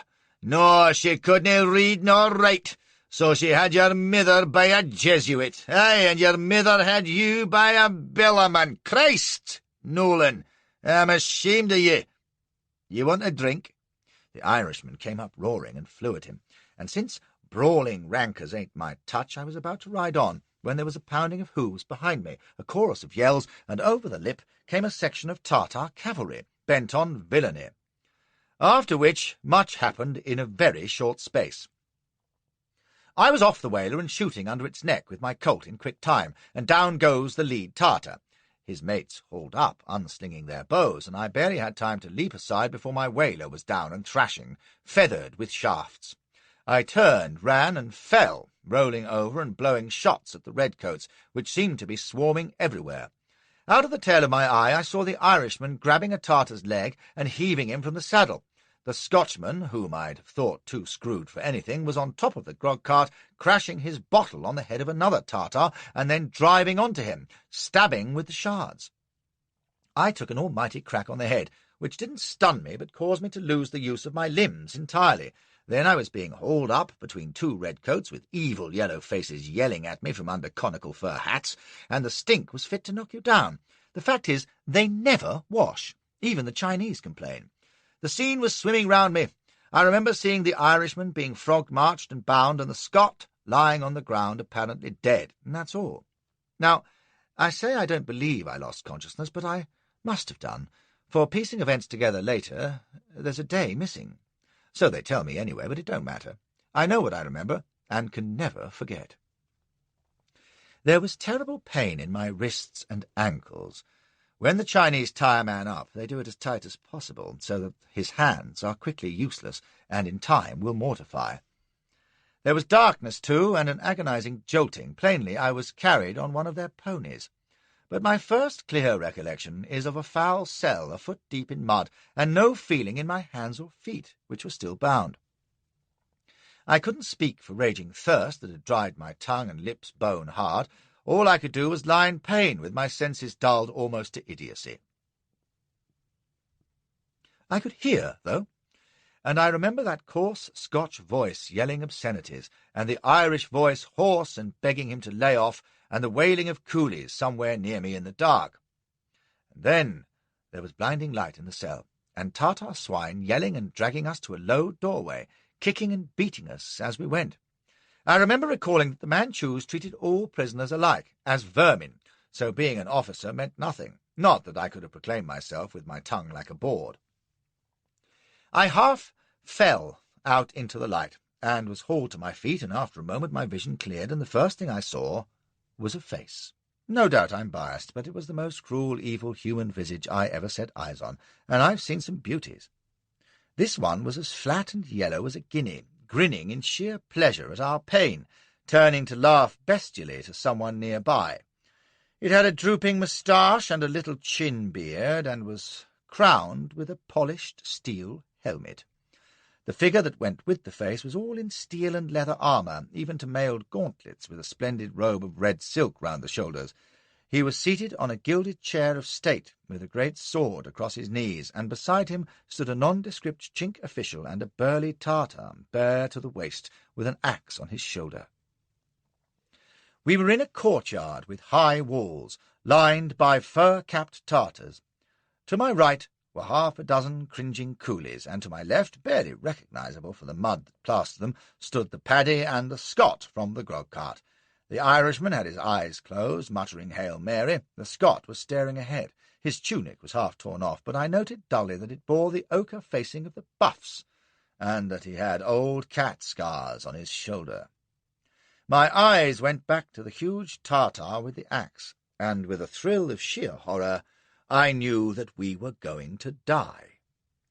Suddenly the brute in the chair spoke, or rather shrieked in Chinese. flinging out a pointing hand, of which 2 fingers were sheathed in nail cases. "Filth! Lice! White offal! You dare to show your dog faces in the celestial kingdom and defile the sacred soil. You dare to defy the complete abundance.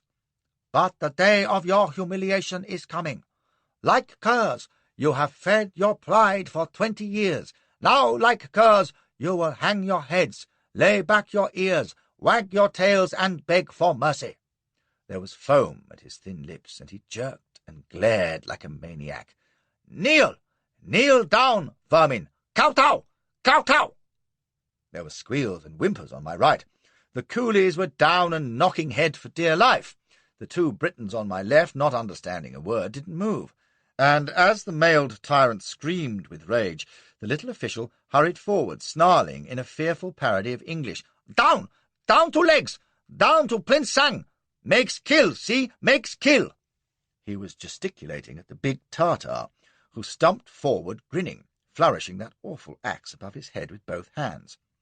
There was no doubt what was demanded, and the alternative. It was enough for me.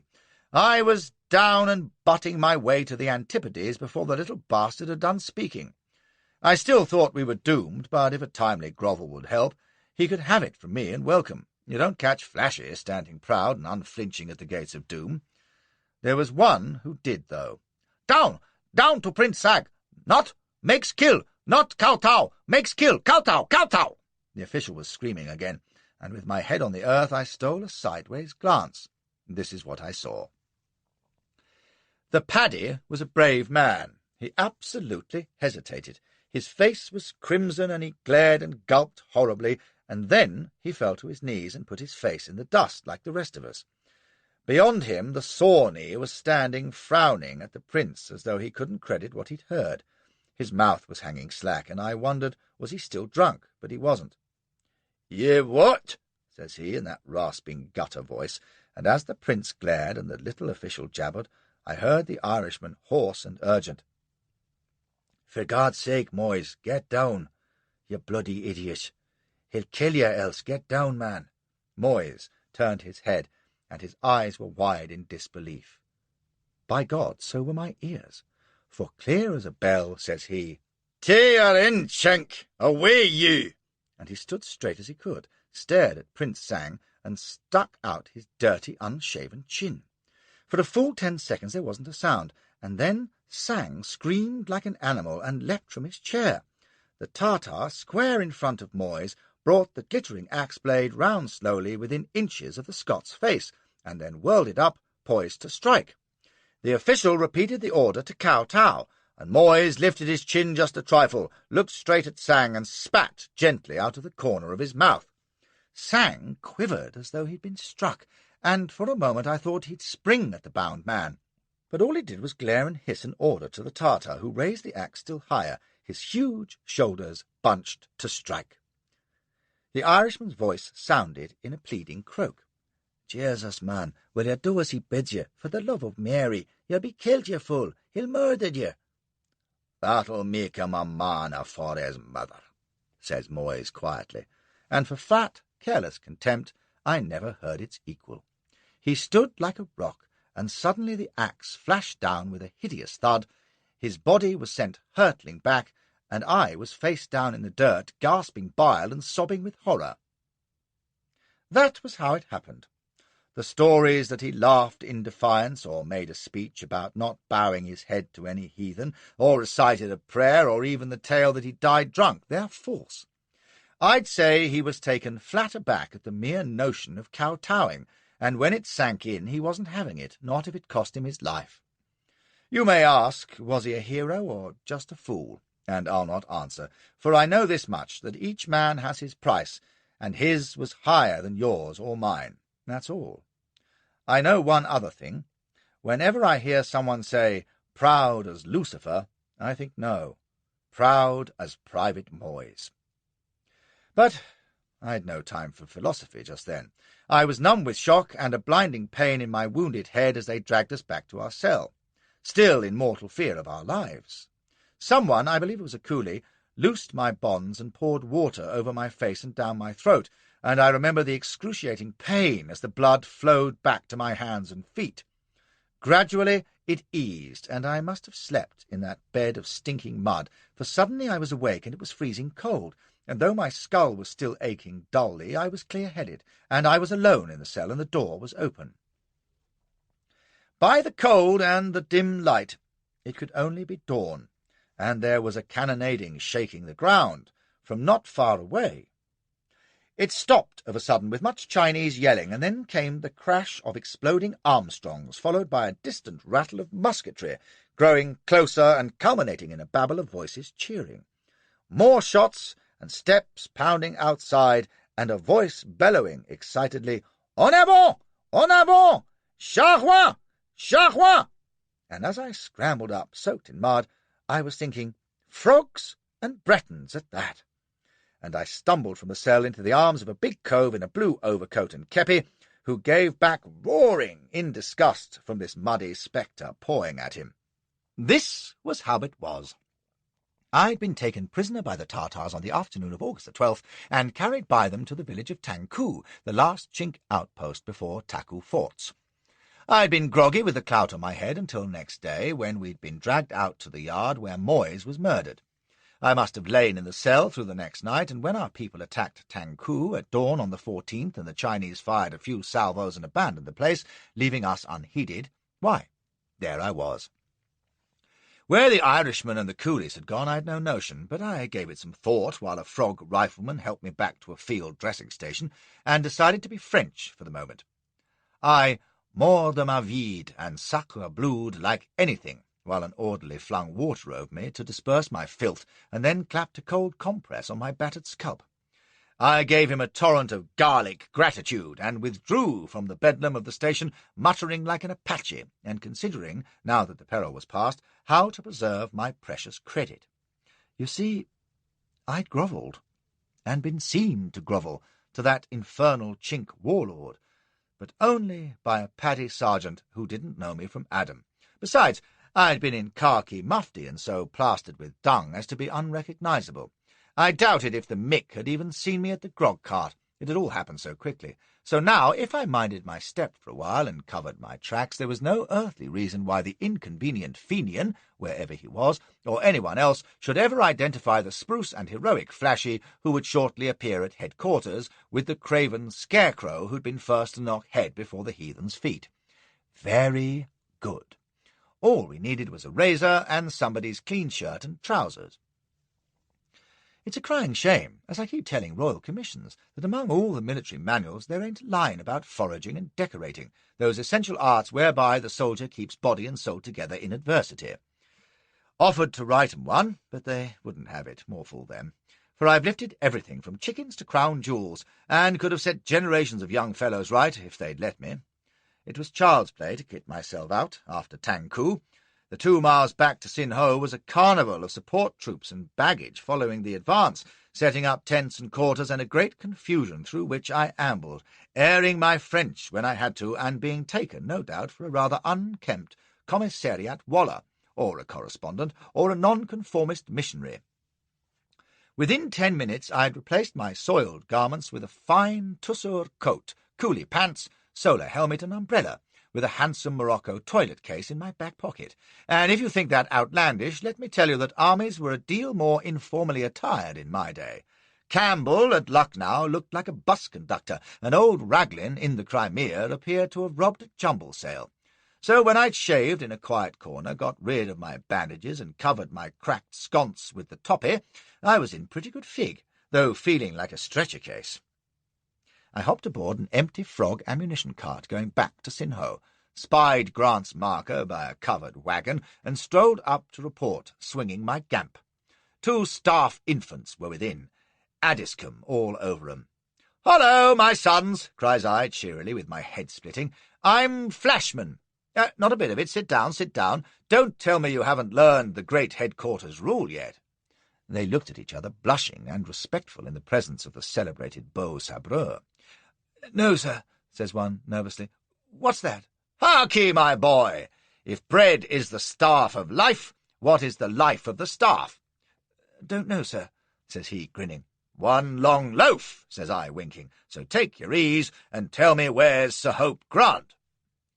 They said he was with the 60th, and when I inquired for Elgin, they looked astonished and told me he was back at Patang. "You mean I've trekked all across those confounded mud-flats for nothing? Now, that's too bad. Ah, well, Patang it must be. My compliments to Sir Hope, and tell Wollersley that if I hear he's been fleecing you young chaps at piquet, I'll call him out. So long, my sons." Alibi nicely established, you see, with two gratified young gallopers reporting that Flashy had just tooled in from the coast, which was true, give or take a couple of days. I could now depart for Patang in the certainty that no one would ever imagine I'd been near Tangku and the scene of my shame. It's just a question of taking thought and pains, and well worth it. I was feeling decidedly flimsy by now, and wondering if I'd last as far as Patang, but by good luck the first man I ran into outside Grant's wagon was Nuxban Khan, who'd been second to my blood brother, Ilderim Khan, in the irregular horse at Jahansi. He hailed me with a great whoop and roarings in Pushtu, a huge Afghan thug in a sashed coat and enormous top boots, grinning all over his dreadful face as he demanded how I did, and recalling those happy days when the thugs all but had me outside the Rani's pavilion until he and Ilderim and the rest of the Khyber Cooperative Society arrived to carve them up so artistically. He was a great man now, Rizalda in Fane's horse, and when he heard where I was bound, nothing would do but I must travel in style in the regimental gig. "Shall Bloody Lance walk or ride like a common sowa? No, by God, thou'lt ride like a Rajah, old friend. Ah, the Colonel Huzur's pardon, for the honour of Ilderim's band. Aye, Ilderim. He ate his last salt at Cawnpore, peace be with him." Suddenly there were tears running down his evil face. "Bismillah, where are such friends as Ilderim today? Or such foes? Have you seen these Tartars, Bloody Lance? Mice?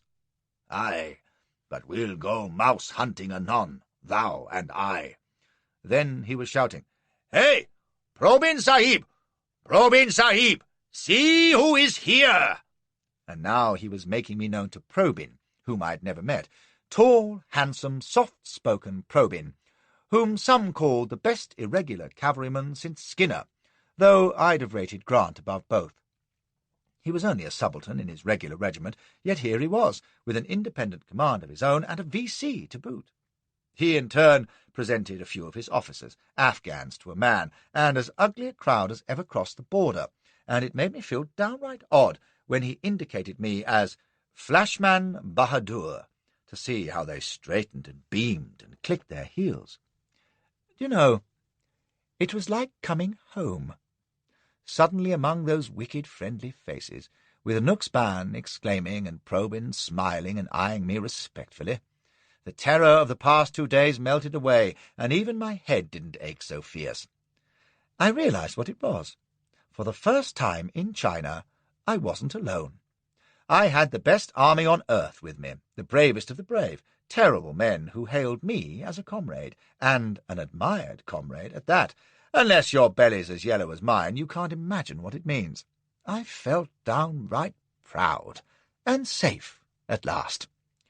Probin rode along with me when I rolled off in Nuxban's gig, and for the first time I had a proper look at the great British and French army camped outside Sinho. On either side of the Causeway Road stretched the long lines of tents, white and khaki and green, with the guidons fluttering and the troops at exercise or loafing.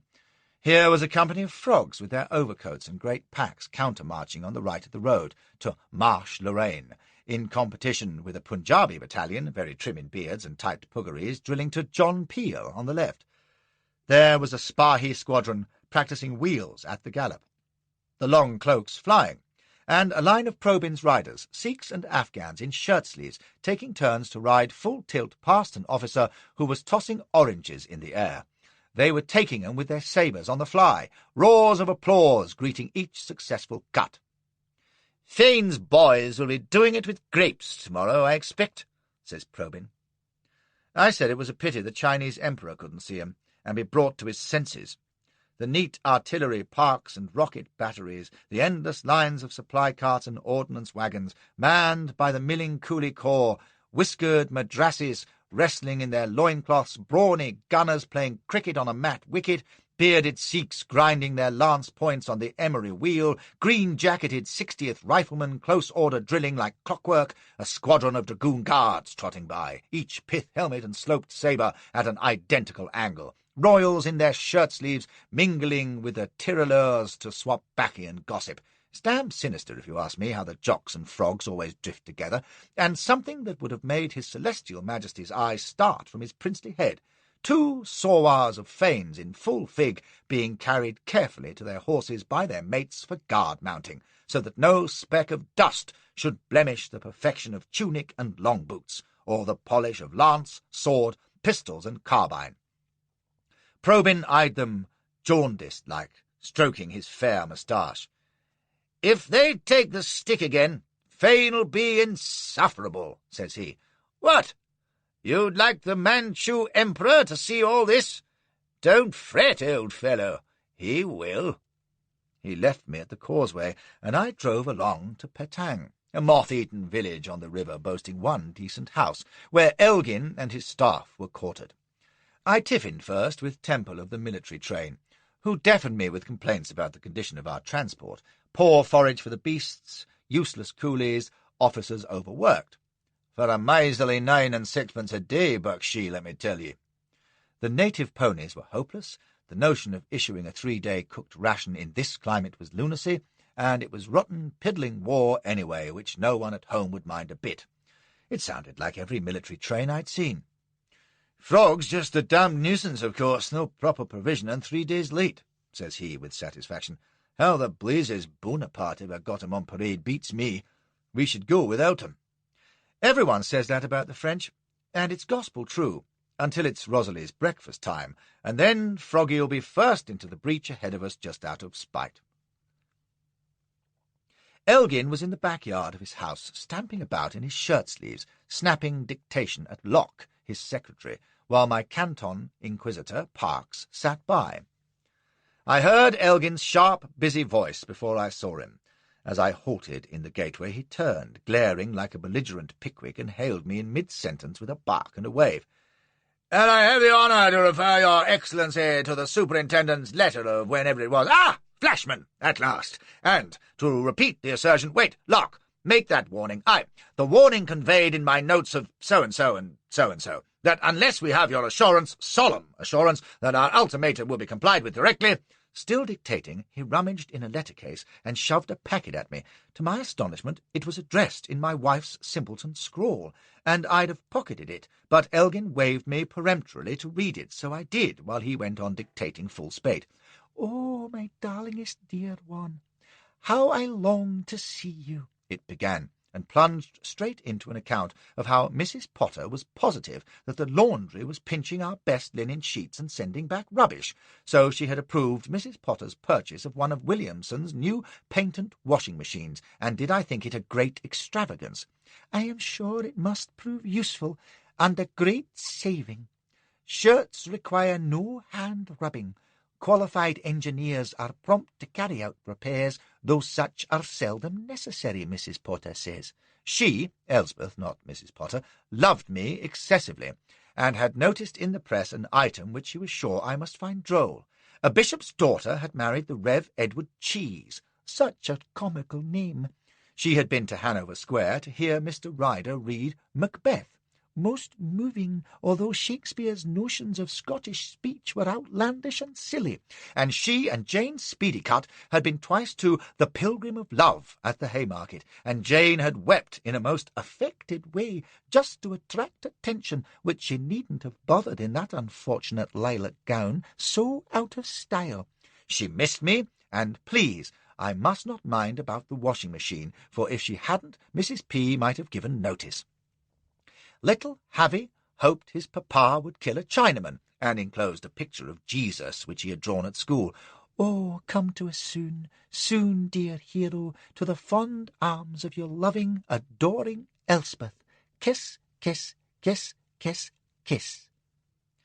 I ain't given to sentimental tears. but it was a close thing. Standing in that hot, dusty yard with the smell of China in my nostrils, holding that letter which I could picture her writing, sighing and frowning and nibbling her pen, rumpling her golden curls for inspiration, burrowing in her dictionary to see how many S's in necessary, smiling fondly as she kissed young Harry's execrable drawing. 11 years old, the little brute was, and apparently thought Christ had a green face and feathers in his hair. If she'd written pages of undying devotion and slop, as she had in our young days, I'd have yawned at it. But all the nonsense about washing machines and Macbeth and Jane's dress and the man cheese was so like Elsbeth, if you know what I mean. And I felt such a longing for her, just to sit by her and have her hand in mine and look into those beautiful wide blue eyes and tear off her corset and— "Flashman!" Elgin was grasping my hand, demanding my news. "Ah, I'm glad to see you. You were despaired of at Shanghai." The sharp eyes twinkled for an instant. "So, you'll write directly to reassure that bonny little wife whose letter I brought, eh? She's in blooming health. Well, sit down, sit down. Tell me of Nanking." So I did, and he listened with his bare forearms set on the table, John Bull to the life.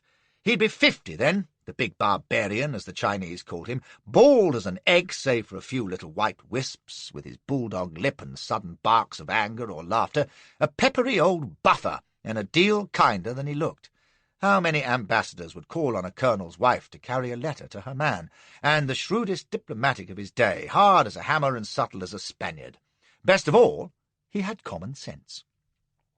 He'd made a name in the West Indies and Canada, negotiated the China Treaty, which we were now going to enforce, and had saved India, no question, by diverting troops from China at the outbreak of the mutiny, without waiting orders from home.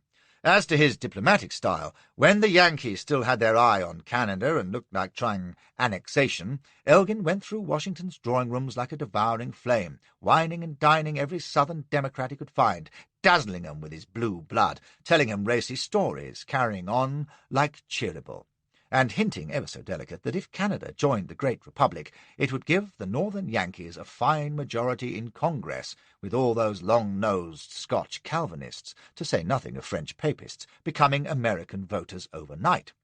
That set the fire-bells ringing from Charleston to the Gulf, and with the South suddenly dead set against annexation, why, Canada never did join the USA, did she?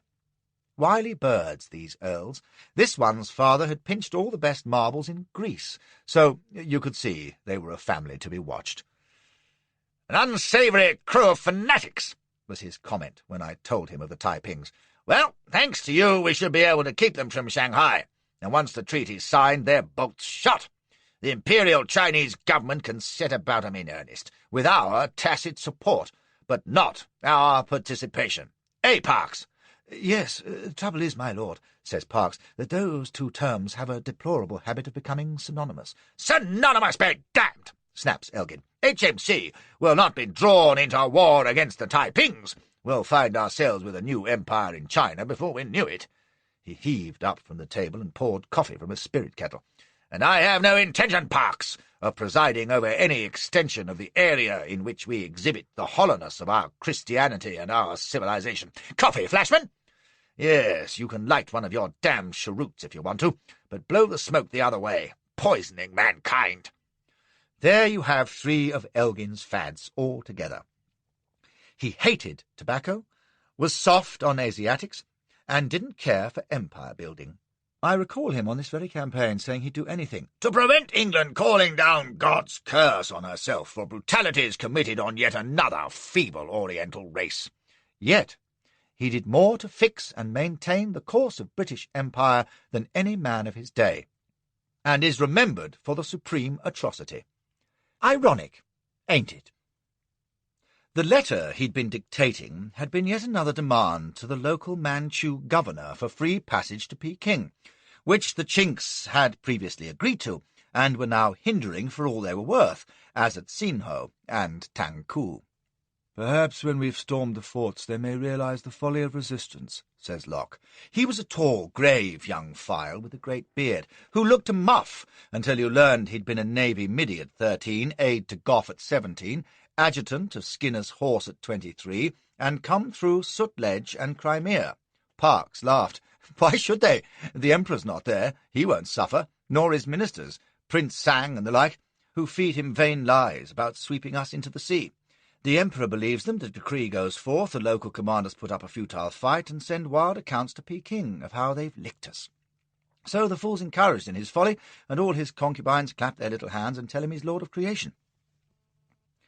He's bound to learn the truth eventually, though. In the Imperial Palace? My dear Locke, it's another world. Suppose they do learn they've lost Xinhou, for example. It won't have happened before their eyes at Peking, so it simply didn't happen, you see. That's Chinese imperial logic. Who's Prince Sang? I asked, remembering the swine who'd had Moyes butchered, and to whom I'd kowtowed. A brute and a firebrand, grunts Elgin. Prince Sang Kol-in Sen. Our fellows call him Sam Collinson, Mongol general commanding the Emperor's forces. He's in the Taku forts this minute, which is why we'll certainly have to fight for them. Nuff said. I'd met Prince Sang. I asked when we'd advance on the forts, and he growled and said in a week, twiddling his scanty wing of hair, a sure sign of irritation. We're too damn cumbersome by half, says he. I told Palmerston 5,000 men would do, but no, Parliament thinks we're still fighting the damned Bengal sepoys, so we must have 3 times that number. He champed and snorted, tugging away, a confounded waste of men, material and time. Wait till the Commons get the bill, though, and to be sure the fools of public will ask what it was for. They'll expect victories, a dozen VCs, and enough blood and massacre to make their flesh creep. Well, they're not got him if I can help it. This is not a war, but an embassy. And this is not an expeditionary force, it's an escort. He'd gone quite pink. And by the way Parkes was pulling his nose and Locke studying the distance, I guess it was a well-played air. After a moment, he left off trying to pull his hair loose. Our assault on Taku will take a week to prepare because the field command changes daily to keep the French happy. Grant handed over to Montauban during our attack on Sino, if you please. Oh, 'twas safe enough, and Montauban's a sensible man, but it's not a system that makes for expedition. We'd have been better with a small mobile force, and no French. Ah, well. He gave his hair a final wrench and suddenly grinned. We shall have to see. Eh, Locke? As our old nurses would have said, a sair fecht. For your benefit, Parkes, that means a long, weary struggle. How long? I asked Parkes when he showed me to my billet, and he pursed his lips officially. To Peking? Oh, a month, perhaps. 6 weeks. God save us, you ain't serious. I try to be. Elgin's perfectly correct. We're too many, and Sir Hope, with his many fine qualities, is methodical. What with the French and the Manchus lying and procrastinating at every step, well, as his lordship's interpreter, I expect to be chin-chinning to Chinamen quite excessively. He paused in my doorway and gave a resigned sigh. Ah, well, at least it should be a quiet little war. We dine at 6, by the way. A coat is sufficient. The great Taku forts went down on the 21st, as advertised, to the astonishment of the Manchus, who thought them impregnable, and the chagrin of the Frogs, who had violently opposed Grant's plan of attack. They wanted to assail the forts on both sides of the river. Grant said no. Settle the great North Fort, and the job's done. Montauban squawked and hooted, saying it was an affront to military science, but Grant just shook his head. North Fort goes, rest'll submit, you'll see, bonjour, and carried on, humming bull-fiddle tunes. His force might be unwieldy, as Elgin said, but it was damned expert. He built 2 miles of road to the approaches, had volunteers swimming the river by night to mind the defences, hammered the place with siege guns and a naval bombardment, and sent in the infantry with pontoons and ladders to carry the walls. And sure enough, the infuriated Crapos made sure they got in first. Your correspondent bore no part beyond loafing up when the Chinese guns had been safely silenced, to offer cheer and comfort to Major Temple before the final assault. A week ago he'd been damning his coolies for useless, but now he was in a desperate fret for their welfare. They were to carry in the scaling ladders in the teeth of cannon, jingle fire, spears, stink-pots, and whatever else the Manchus were hurling from the walls, and Temple, the ass, was determined to go in with them. I found him croaking under his brolly, waiting for the word, but for once his complaint wasn't a military one. "These bloody magistrates," cries he, "have you seen the China mail? Heenan's been held to bail at Derby, and he and Sears are to be charged with assault. It's damn nonsense. Why can't they leave sport alone? Aha!" he roars, waving to the Frog Colonel. "Ready, are we? Sawtons is that? Come on, you chaps, China forever!" And he was away, bounding over the ditches, with his yellow mob at his heels and the Frog infantry in full cry, bursting with La Gloire. They had warm work crossing the moats and canals, but they and our own 44th and 67th carried the walls with the bayonet, and, as Grant had said, out came the white silk flags on the other forts. 400 Manchus were killed out of 500. We lost about 30, and 10 times as many wounded. The coolies behaved famously, Temple said. Parkes and Locke and I were in the party sent across the river to arrange terms with Hung Fu, the local mandarin, a leery ancient with the opium shakes, who received us in a garden, sitting on a chair of state with a mighty block of ice underneath to keep him cool, and his minions carrying his spectacles and chopsticks and silver watch in embroidered cases. He served us champagne, but when Parkes demanded a signed surrender, the old fox said he daren't, not being military, and Prince Sang had already left upriver. Parkes then came all over diplomatic, promising to blow the forts to kingdom come, at which Hang Fu said, well, the Emperor would be graciously pleased to give us temporary occupation of them, which we already had, and we could take our gunboats up to Tientsin. Parkes almost had to take him by the throat to get it in writing, and then we ploughed back to the boat in the dark, past the huge, gloomy fort buildings with slow fuse mines which the Chinks had thoughtfully left behind, exploding here and there. Another trick was to bury cocked gun-locks with bags of powder for the unwary to tread on. Subtle, eh? And yet some of their fort guns were wooden dummies. I was never so glad to get back to a boat in my life.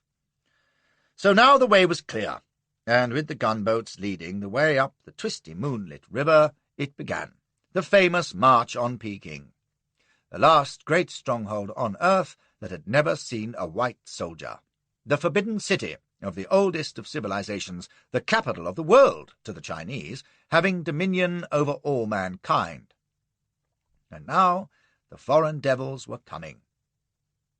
The whining pipes echoing across the sodden plain, the jaunty little polus with their kepis tilted, stepping it out, the jingling troopers of Fanes and Probins with the sun a-twinkle on their lance-heads, the buffs swinging by to the odd little march that Handel wrote for them, so Grant told me, the artillery limbers churning up the mud, the Hampshire yokels and Lothian ploughboys, the Sikhs and Maharathas and Punjabis, McCleverty bare to the waist in the prow of his gunboat, Wolseley halting his pony to sketch a group of coolies, Napier riding silent, shading his eyes ahead, Elgin sitting under the awning of the Coromandel, fanning himself with his hat and reading The Origin of Species, Montauban careering up and down the columns with great dash, chattering to his staff, Grant standing by the roadside, tugging his grizzled whiskers and touching his cap to the troops who cheered him as they marched by.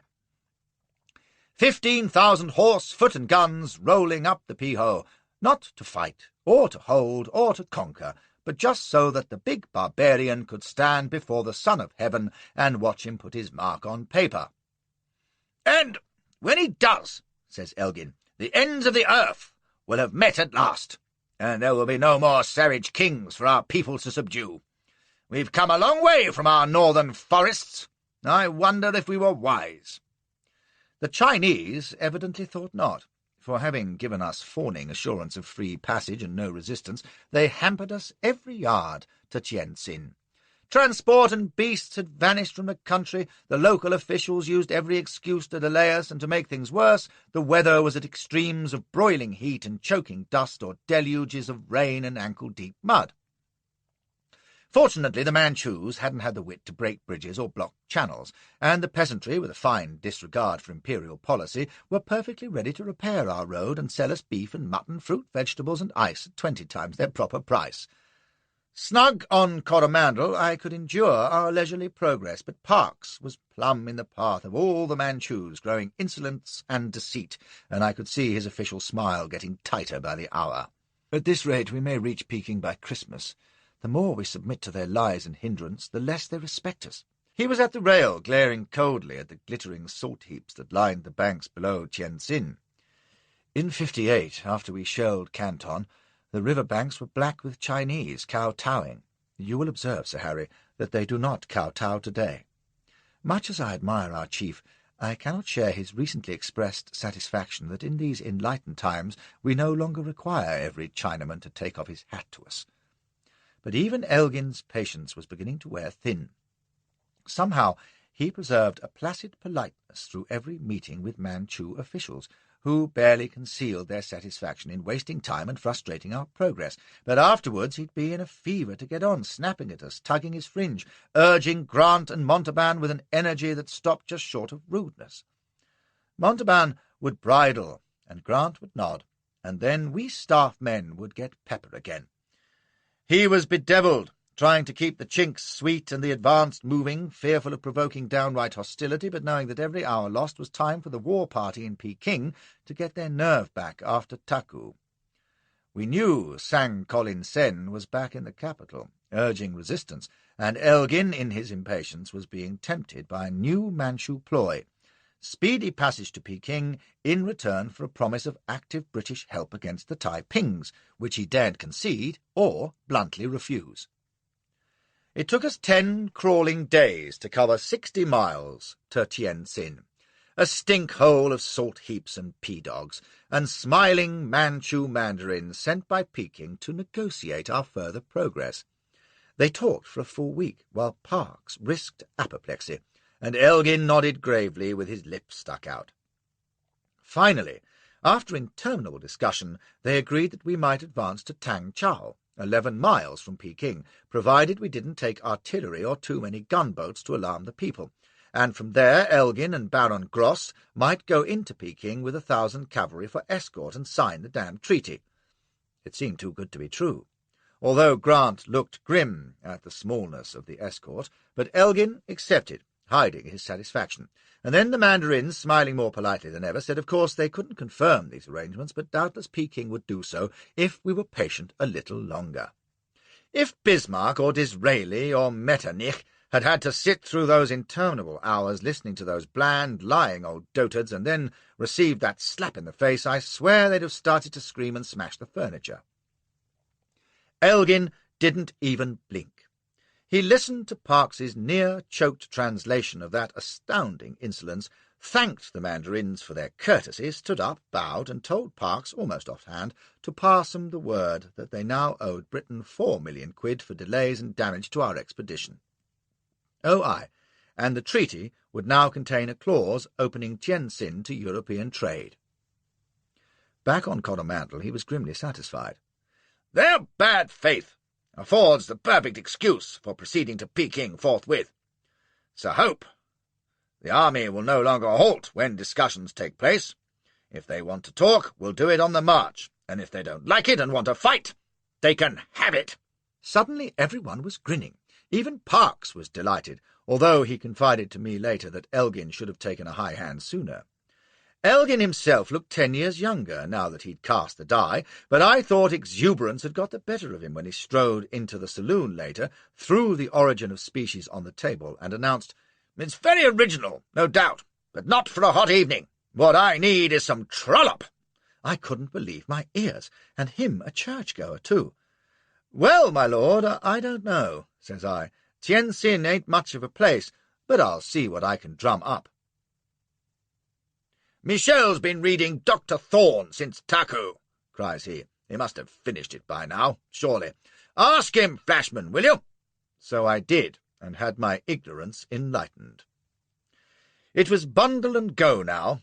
We left 2nd Division at Tientsin, shed all surplus gear, and cracked away at twice our previous pace, while the Manchus plagued Elgin with appeals to stop the advance.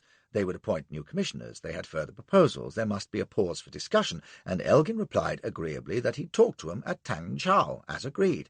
The Manchus were frantic, and now we saw something new. Great numbers of refugees, ordinary folk, streaming towards us from Peking, in evident fear of what would happen when we arrived. They flooded past us, men, women, and children, with their possessions piled on rickety carts. I remember one enormous Mongol wheeling 4 women in a barrow, but no sign of armed opposition, and when our local guides and drivers decamped one night, spirits were so high that no one minded, and Admiral Hope and Bowlby, the Times correspondent, took over as mule skinners, whooping and hawing like Deadwood Dick. We swung on, upriver, the gunboats keeping pace, and the frog band thumping Medallon, for now Peking was barely 30 miles ahead, and we were going to see the elephant at last. 7,000 cavalry and infantry ready for anything. Not that it mattered, for the Manchu protests had subsided to whines of resignation, and we were coming home on a tight rein. Hurrah, boys, hurrah! And the dragon waited. It happened the day after we held divine service in a big temple, and afterwards there was much fun while we looked over a book of pictures which Beto, who'd been photographing the march, presented to Elgin. Word came that new Manchu commissioners, including the famous Prince Ai, were waiting just up ahead at Tang Chau, and they hoped the army would camp on the near side of the town while we negotiated the details of Elgin's entry to Peking. "Go and see him," says Elgin to Parks. So, on the Monday, in the cool of a beautiful dawn, about 30 of us set out to ride ahead. There was Parks, Locke, de Norman from Bruce's office, Bowlby of the Times, and myself, with 6 dragoon guards and 20 of Fane's sowars under young Anderson as escort. Walker, the QMG, and Thompson of the commissariat rode along to inspect the campsite. We trotted up the dusty road, myself in the lead as senior officer, with Parks, who rode like an ill-tied sack of logs, by the way. To our right was the river, half a mile off, and on our left empty plain and millet fields to the horizon. Beyond a little village we were met by a mandarin with a small troop of Tartar cavalry, who said he would show us our campsite. It proved to be to the right of the road, where the river took a great loop, near a village called 5 Li Point. Walker and I thought it would do, although he'd have preferred to be closer to the river for water. The mandarin assured us that water would be brought to us, and as we rode on he chatted amiably to Parks and me, telling us he'd been in command of the garrison we defeated at Sinho. "As you can see," he touched the button on his hat. It was white, not red. "I was also degraded by losing my peacock feather," he added, grinning like a corpse, and Parks and I made sounds of commiseration. "Oh, it is no matter," cries he. "Lost honours can be regained. As Confucius says, be patient, and at last the mulberry leaf will become a silk robe." I remember the proverb because it was just then that I chanced to look round. The 6 dragoons had been riding immediately behind Parks and me since we set out, in double file, but I'd paid him no special heed, and it was only as I glanced idly back that I saw one of them was watching me, staring at me, damn it, with the oddest fixed grin. He was a typical burly heavy, with a face as red as his coat under the pith helmet, and I was just about to ask what the devil he meant by it when his grin broadened. And in that moment I knew him, and knew that he knew me. It was the Irishman who'd been beside me when Moyes was killed. I must have gaped like an idiot, and then I was facing front again, chilled with horror. This was the man who'd seen me grovelling to Sam Collinson, my abject companion in shame, and here he was riding at my shoulder like bloody Nemesis, no doubt on the point of denouncing me to the world as a poltroon. It's a great thing to have a conscience as guilty as mine, I can tell you. It always makes you fear far more than the worst. My God! And yet it couldn't be. The Irishman had been a sergeant of the 44th. This was a trooper of dragoon guards. I must be mistaken. He hadn't been staring at me at all. He must have been grinning at some joke of his mates when I'd caught his eye. and my terrified imagination was doing the rest. "Where the hell do you think you're going, Nolan?" It was the dragoon corporal just behind. "Keep in file!" Nolan! That had been the name Moyes had spoken. Oh, God, it was him, right enough. I daren't look round. I'd give myself away for certain. I must just ride on chatting to Parks as though nothing had happened, and God knows what I said or how much further we rode, for I was aware of nothing except that my cowardly sins had found me out at last. You may think I was in a great stew over nothing. What had the great Flashy to fear from the memory of a mere lout of a trooper, after all? A hell of a deal, says I, as you'll see. But if I was in a state of nervous funk for the rest of the day, I remember the business we did well enough. At Tang Chau we met the great Prince Ai, the Emperor's cousin, a tall, skinny crow of a Manchu in gorgeous green robes, with all his nails cased. He looked at us as if we were dirt, and when Park said we hoped the arrangements agreed for Elgin's entry to Peking were still satisfactory to their side, he hissed like an angry cat. "Nothing can be discussed until the barbarian leader has withdrawn his presumptuous request for an audience with the Son of Heaven and begged our pardon. He does not come to Peking." Parks, to my surprise, just smiled at him as though he were a child, and said they must really talk about something important. Elgin was going to Peking, and the Emperor would receive him. Now then. At this, Prince Ai went wild, spitting curses, calling Parks a foreign cur and reptile, and I don't know what, and Parks just smiled away and said Elgin would be there, and that was that. And in this way the time passed, until, it's a fact, 6 o'clock, when Prince Ai had cursed himself hoarse. Then Parks got up, repeated for the 400th time that Elgin was going to be king, and suddenly Prince Ai said, "Very well, with 1,000 cavalry, as agreed." Then, in double time, he and Parks settled the wording of a proclamation informing the public that peace and harmony were the order of the day, and we retired to the quarters that had been prepared for us and had dinner. "Who said the Chinese were negotiators?" scoffs Parks. "The man's a fool and a fraud." "He caved in very suddenly," says Locke. "Do you trust him?" "No, but I don't need to. Their goose is cooked, Locke, and they know it. And because they can't abide it, they squeal like children in a tantrum. And if he goes back on his word tomorrow, it doesn't matter, because the big barbarian is going to Peking anyway." It was arranged that in the morning, while De Norman and Bowlby, who wanted some copy for his rag, would stay in Tang Chau with Anderson and the Sawars, the rest of us would return to the army, Parks and Locke to report to Elgin, Walker and I to guide them to the campsite.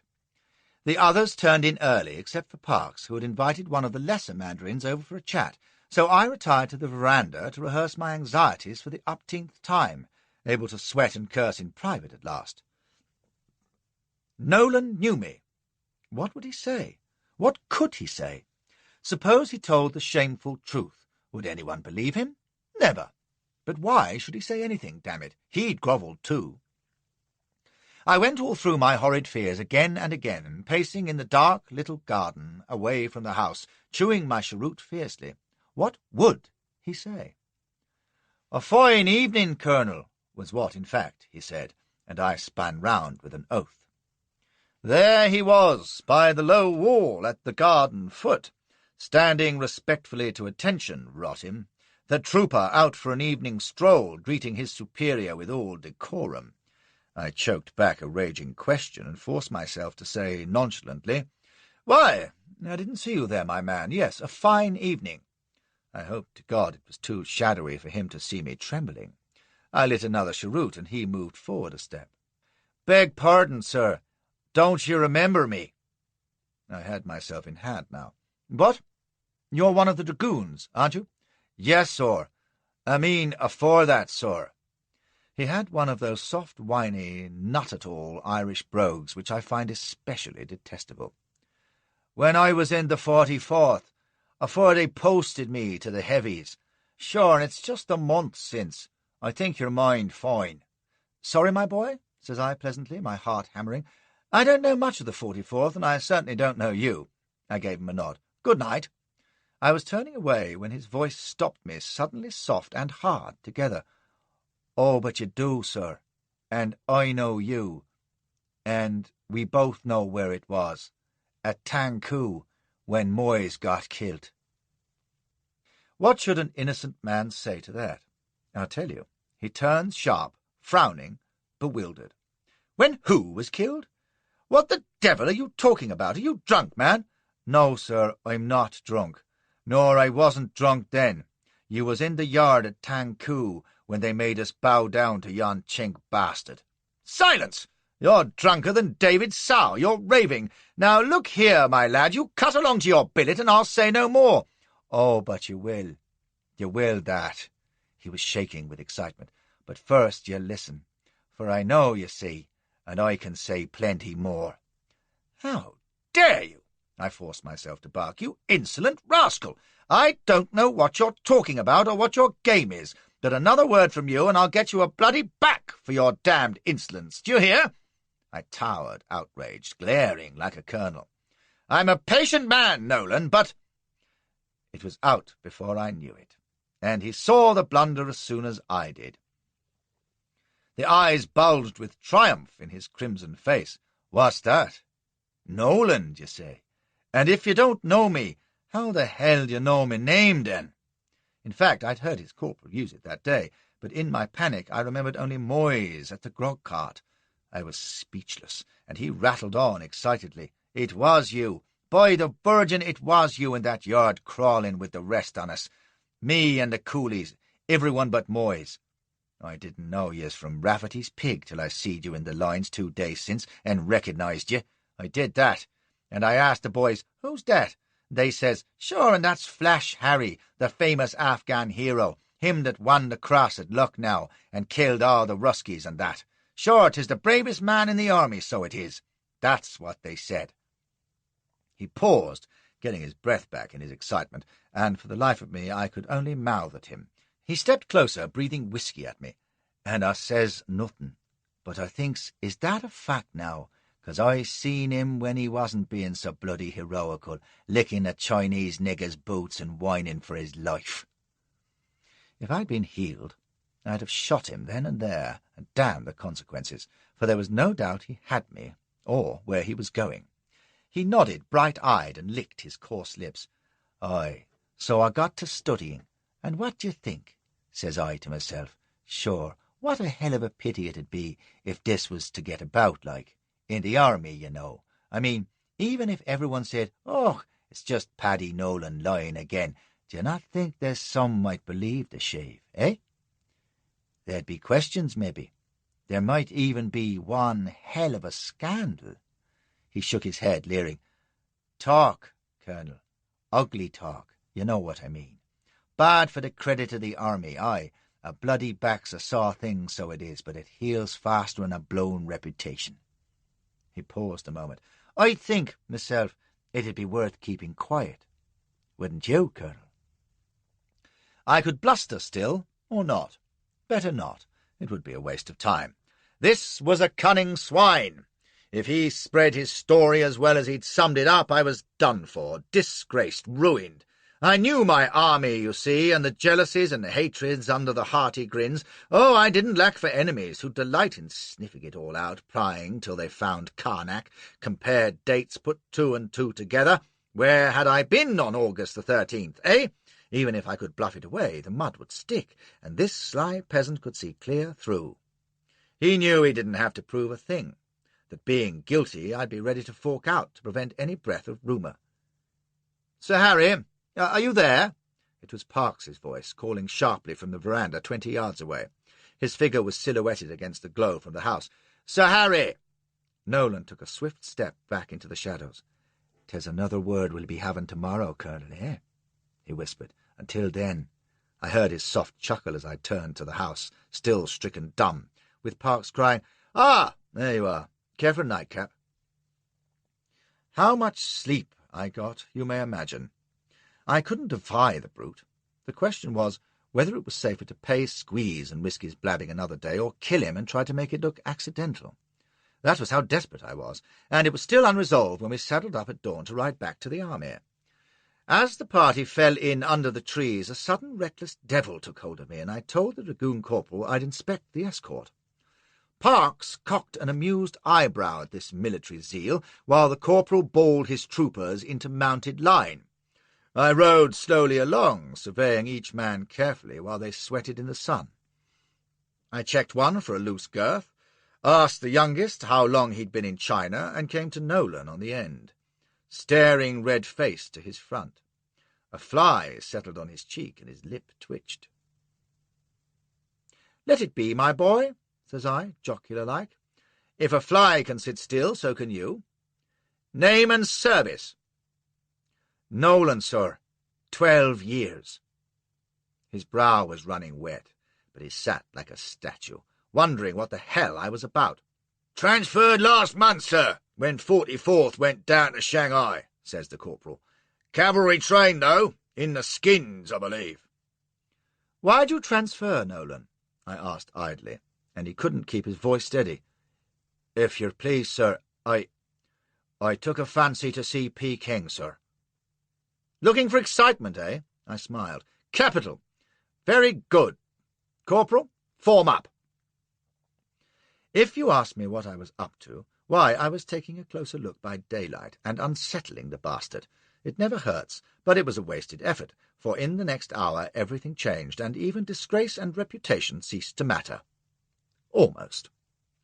The road had been empty coming up, but from the moment we left Tangchow we were aware of a steady movement of Imperial troops, a few old platoons and half-sections at first, and then larger numbers, not only on the road but in the paddy and millet fields either side.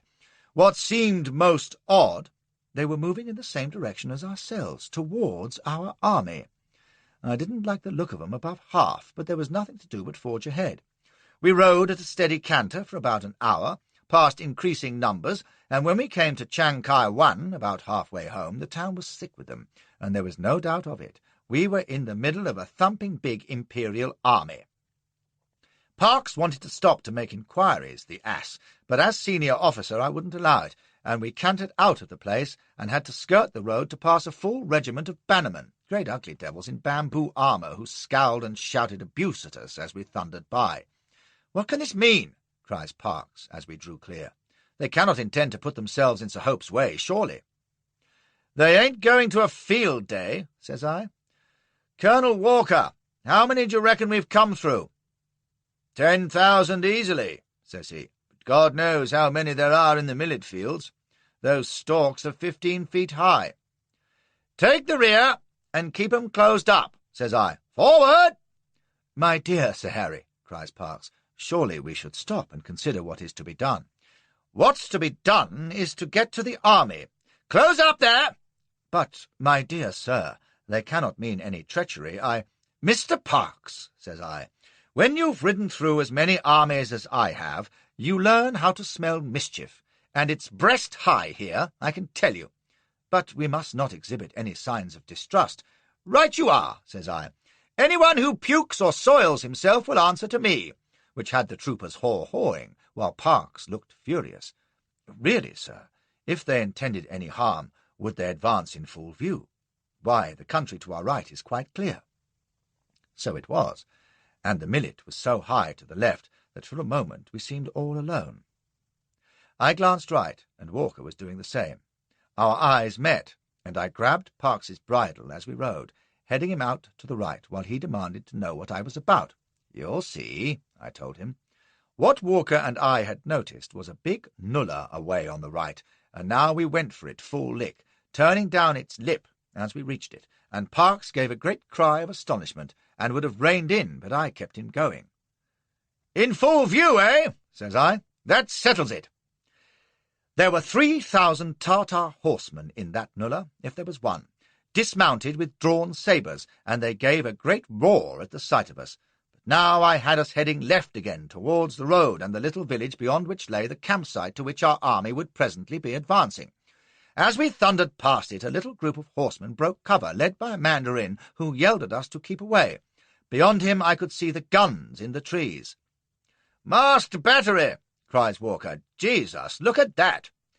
As we came through the fringe of trees to the campsite, the whole eastern horizon seemed to be moving. Immediately to our left a long bund stretched away, and it was lined with heavy guns covering the campsite. In the millet behind the Bund, the country was alive with tiger soldiers, the black and yellow stripes clear to be seen. But on the eastern flank of the plain was the sight that had brought Walker up in his stirrups. Long lines of Tartar cavalry advancing at the walk, thousands upon thousands of them. We raced out into the unoccupied campsite, and suddenly Parks reined in, white-faced. "Sir Harry, stop, if you please." I reined up, and the whole troop followed. "Sir Harry, I am returning to Tang Chau. I must inform Prince I of this extraordinary proceeding." I couldn't believe it, and then I realized his pallor wasn't fear, but anger. He was in a positive fury, so help me. "Good God!" I cried. "Do you think he doesn't know?" "It's impossible that he should. Mr. Locke, will you return to Lord Elgin at once, and inform him of what is happening? Sir Harry, I must ask for a small escort, if you please. 1 trooper will be sufficient." I'm a true blue craven, as you know, but I'm also too old a soldier to waste time raving. "You'll never come out alive," says I. "No, you are mistaken. I shall be perfectly safe. My person is inviolate." Do you know, it was on the tip of my tongue to holler, "It may be in bloody lilac stripes for all the good it'll do you," but I kept a grip, thinking in the saddle. It must be a good 10 miles to the army, with God knew how many Chinese along the road. If there was trouble, it would be here, and the risk of cutting and running was appalling. The prospect of returning to Tang Chau was even worse, except for one thing. Parks was right. He was inviolate. Whoever the Chinks cut up, it wouldn't be Her Majesty's biggest diplomatic gun, bar Elgin himself. They wouldn't dare that. It came home to me with blinding clarity that the one safe place in the whole ugly mess was alongside H. Parks, Esquire. "Very good, Mr. Parks," says I. "I'll ride with you. Corporal, detail 2 dragoons as escort. Mr. Locke, take 1 trooper, ride to the army, inform Sir Hope and Lord Elgin.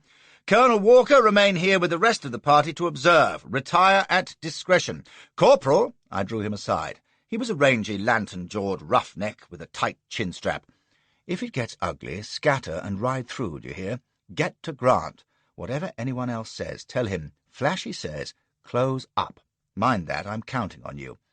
Mr. Locke, what the deuce are you waiting for? Be off at a steady canter. Don't run. Mr. Parks, I suggest we lose no time."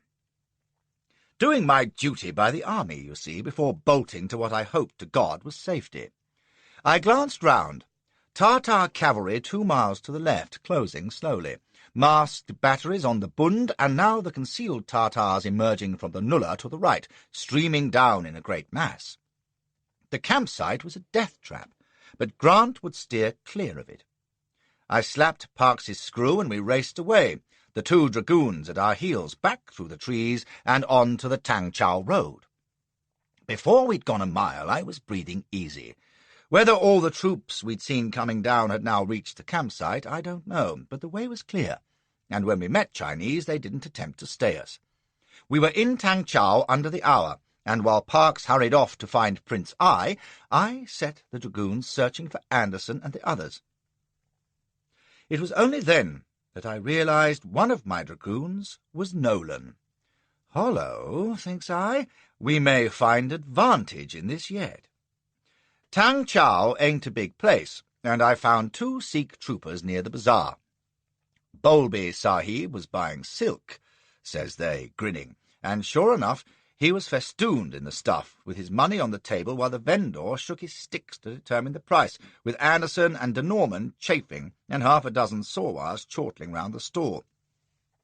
"I can't gamble with time's money," Bowlby was laughing, pink in the face. "Delane will go through my accounts himself, I tell you. I say, Anderson, tell him to name a price and I'll cough it up. Hang it." I tapped Anderson's arm. "Everyone to the square, quietly in 2s and 3s, no fuss, we're riding in 10 minutes. "Good boy, Anderson." He nodded, called a joke to de Norman, passed word to his Jamada, and the Sikhs began to drift off, slow and easy. I left him to bring Bowlby and went to find another horse for our 2 remounts. I ride 13 stone, and if there's one thing I wanted, it was a fresh beast. Anderson had his troops ready in the square by the temple, loafing so as not to attract notice. I was glad to see. and there was nothing to do but wait for Parks and tell de Norman and Bowlby what had happened. It was roasting hot now in the dusty square. The beasts stamped and jingled, and the sawwars yawned and spat, while Anderson strolled, hands in pockets, whistling. My nerves were stretching. I can tell you, when there was a clatter of hooves, and who should it be but Locke, with 2 sawwars carrying white flags on their lance points, and young Brabazon, a staff walloper.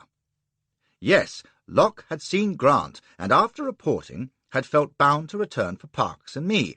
He said it almost apologetically, blinking and stroking his beard, while I marvelled at human folly. The imps were in greater force than ever at the campsite, and in Locke's opinion presenting a most threatening appearance. But while Montalban had been all for a frontal attack, Grant was sitting tight to give us time to get clear. That cheered me up, for if he didn't advance, the imps would have nothing to shoot at, and all might blow over. But it was still gruelling work waiting for Parks.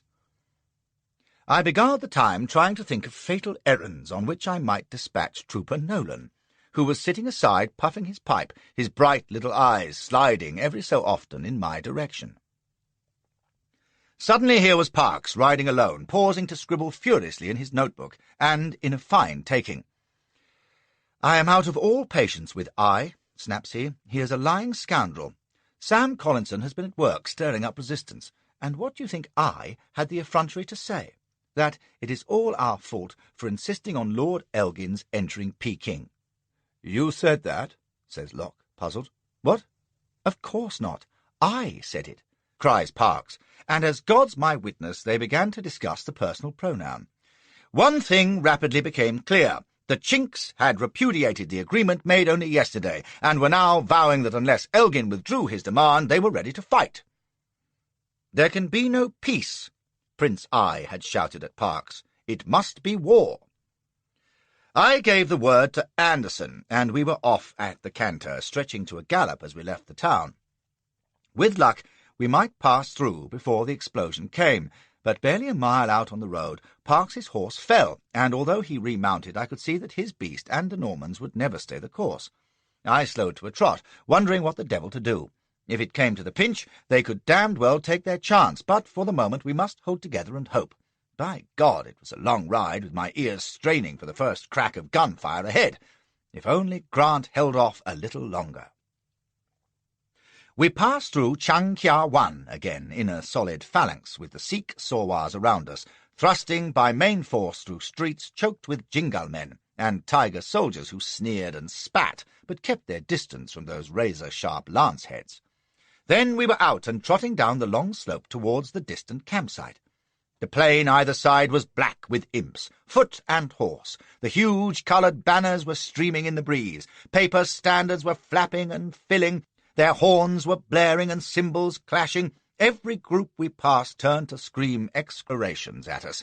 Suddenly before us was a troop of Manchu artillery, absolutely slewing round their great dragon-headed brass pieces to threaten us. I looked back. De Norman and Bowlby had fallen behind on their foundering hacks, and Parks seized my elbow. Sir Harry, we must decide what is best to be done." They're smart in the diplomatic, you know, and in a moment the others had caught fire from his inspiration.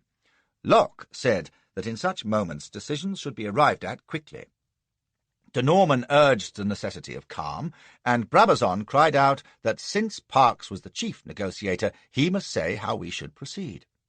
"Shut your bloody trap!" I roared.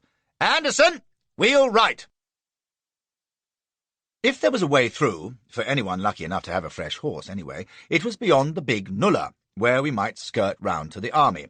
We swung off the road, and in that moment there was a thunderous roar of cannon from far ahead, and I knew the masked batteries were in action. A breathless pause, and then as Armstrong's shells began to burst among the imps, pandemonium broke loose. I yelled to Anderson to hold them together as we surged forward through the milling infantry, and here was Bowlby clattering up, brandishing his pistol. "Now we'll see how these yellow fellows can fight," cries he. I roared to him to holster his piece, heard Parks yelling in front of me, and saw that he and Locke had reined up by a little silk pavilion, where a mandarin was sitting a Tartar pony, with officers at his back. It was our acquaintance of yesterday, who had lost his spurs at Sinho. As I rode up to them, Parks was shouting something about safe conduct, but now there was a crowd of angry imps in the way. They'd spotted us as enemy, clever lads, and were crowding in, waving fists and spears. Suddenly there seemed to be contorted yellow faces all round us, screaming hate. Above the din I heard the Mandarin cry out something about a prince. Then Parks was calling across the crowd to me. "Wait for us, Sir Harry. Prince!" And then he and Locke and one of the Sowars were galloping off with the Mandarin. "Come back!" I roared. "Parks, you idiot!" For it was plain that our one hope was the Mandarin, and we should all stay with him. Roaring to Anderson to hold on, I drove through the press in pursuit. By the time I'd cleared that howling mob, my quarry was wheeling into a gully a furlong ahead, and I cursed and thundered after them. I plunged into the gully, and there they were, not 20 paces off, reined up before a group of magnificently armoured Manchu horsemen, banners planted in the turf beside them, and Parks was pointing to the white rag on the Sowar's lance point. I pulled up, and the leader of the Manchus was standing in his stirrups, screaming with laughter, which seemed damned odd, till I saw who it was. Prince Sang Kol In Sen. In fine voice he was. "You ask safe conduct, fallen filth, clawing savages, you who would shame the Son of Heaven, and who come now treacherously to attack us, barbarian lice, awful, and now you come whining." The rest was lost in howls of hatred as his followers closed in.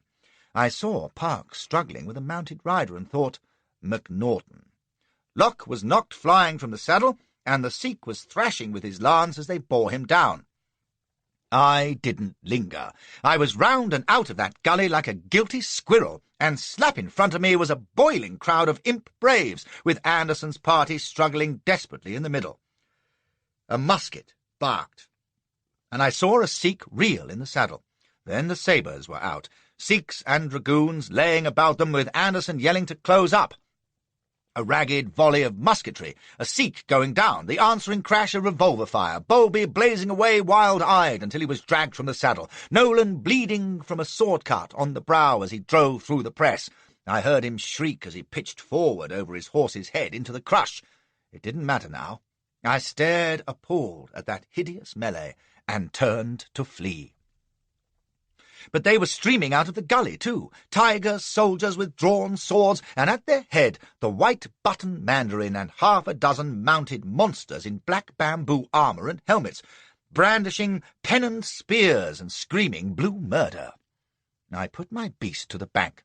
He scrambled up, reared, and fell back, and I rode clear just in time. There was a side gully, and I raced up it, howling as I went, and came down headlong over a pile of stones. I scrambled afoot, mouthing vainly for help. There wasn't a friendly soul in sight. Locke and Parks might be dead by now, hacked to pieces. Well, by God, thinks I, if it must be, I'll make a better end than that. I swung to face them, whipping out my sabre and dropping a hand to my pistol butt as that devil's horde bore down on me. Even for old Flashy, you see, there comes the moment when you realize that, after a lifetime of running, you can't run any longer, and there's only one thing for it.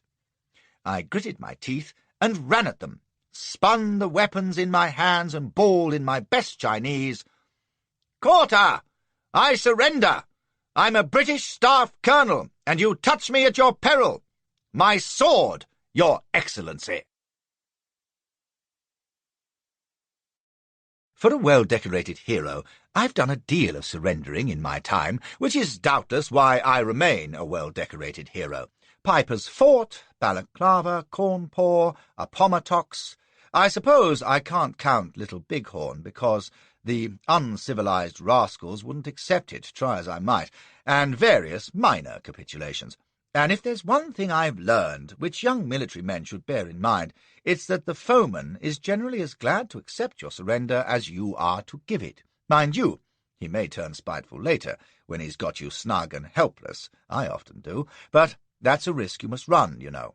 Most of my captors have been decent enough. The Chinese were not.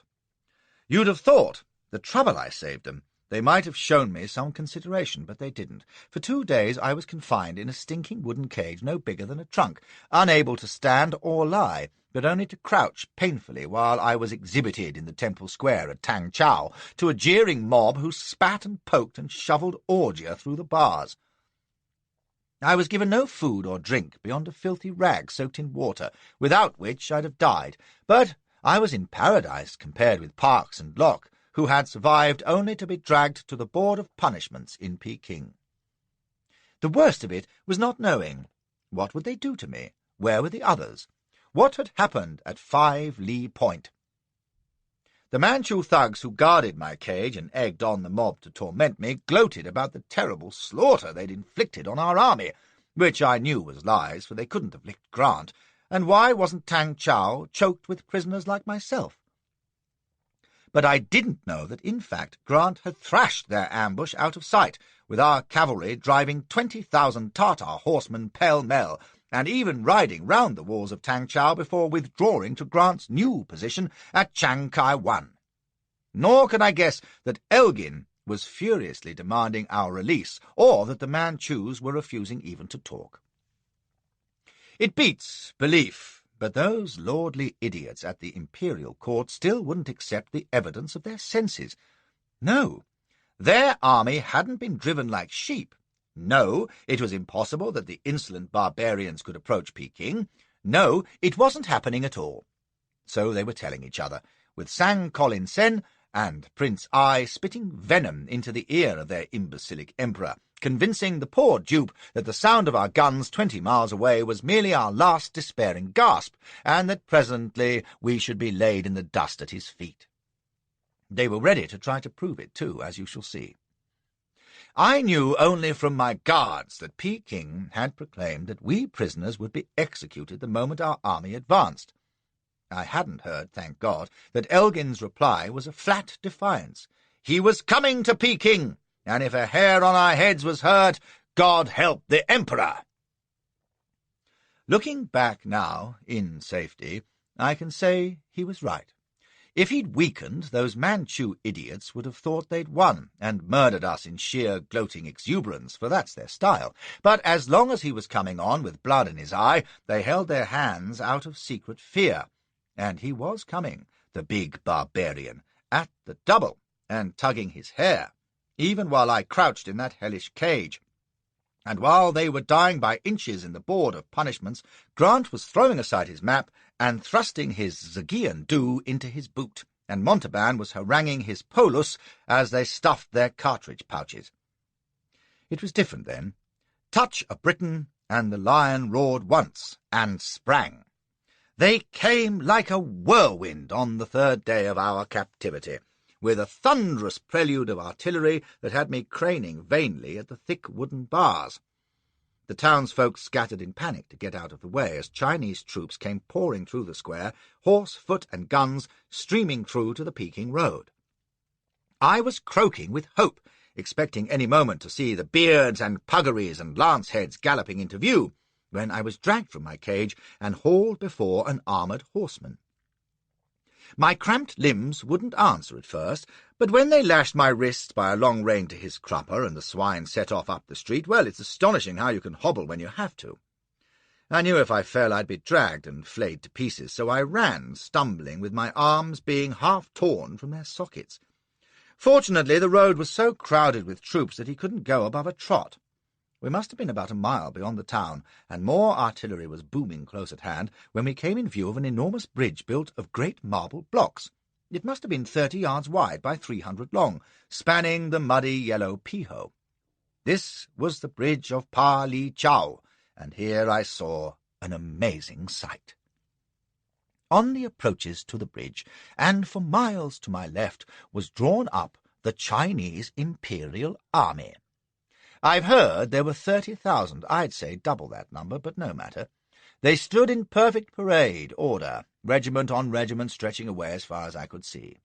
Tartar cavalry in their coloured coats and conical fur hats, lances at rest, rank after rank of massive bannermen in clumsy armour and barred helms, tiger soldiers like yellow harlequins, chanting their war song, robed jinglemen, 2 to a piece, their fuses smouldering, half-naked Mongol infantry like stone Buddhas with drawn swords, armoured horsemen with long spears and antique firearms, their wide-plaited coat-skirts giving them the appearance of gigantic beetles.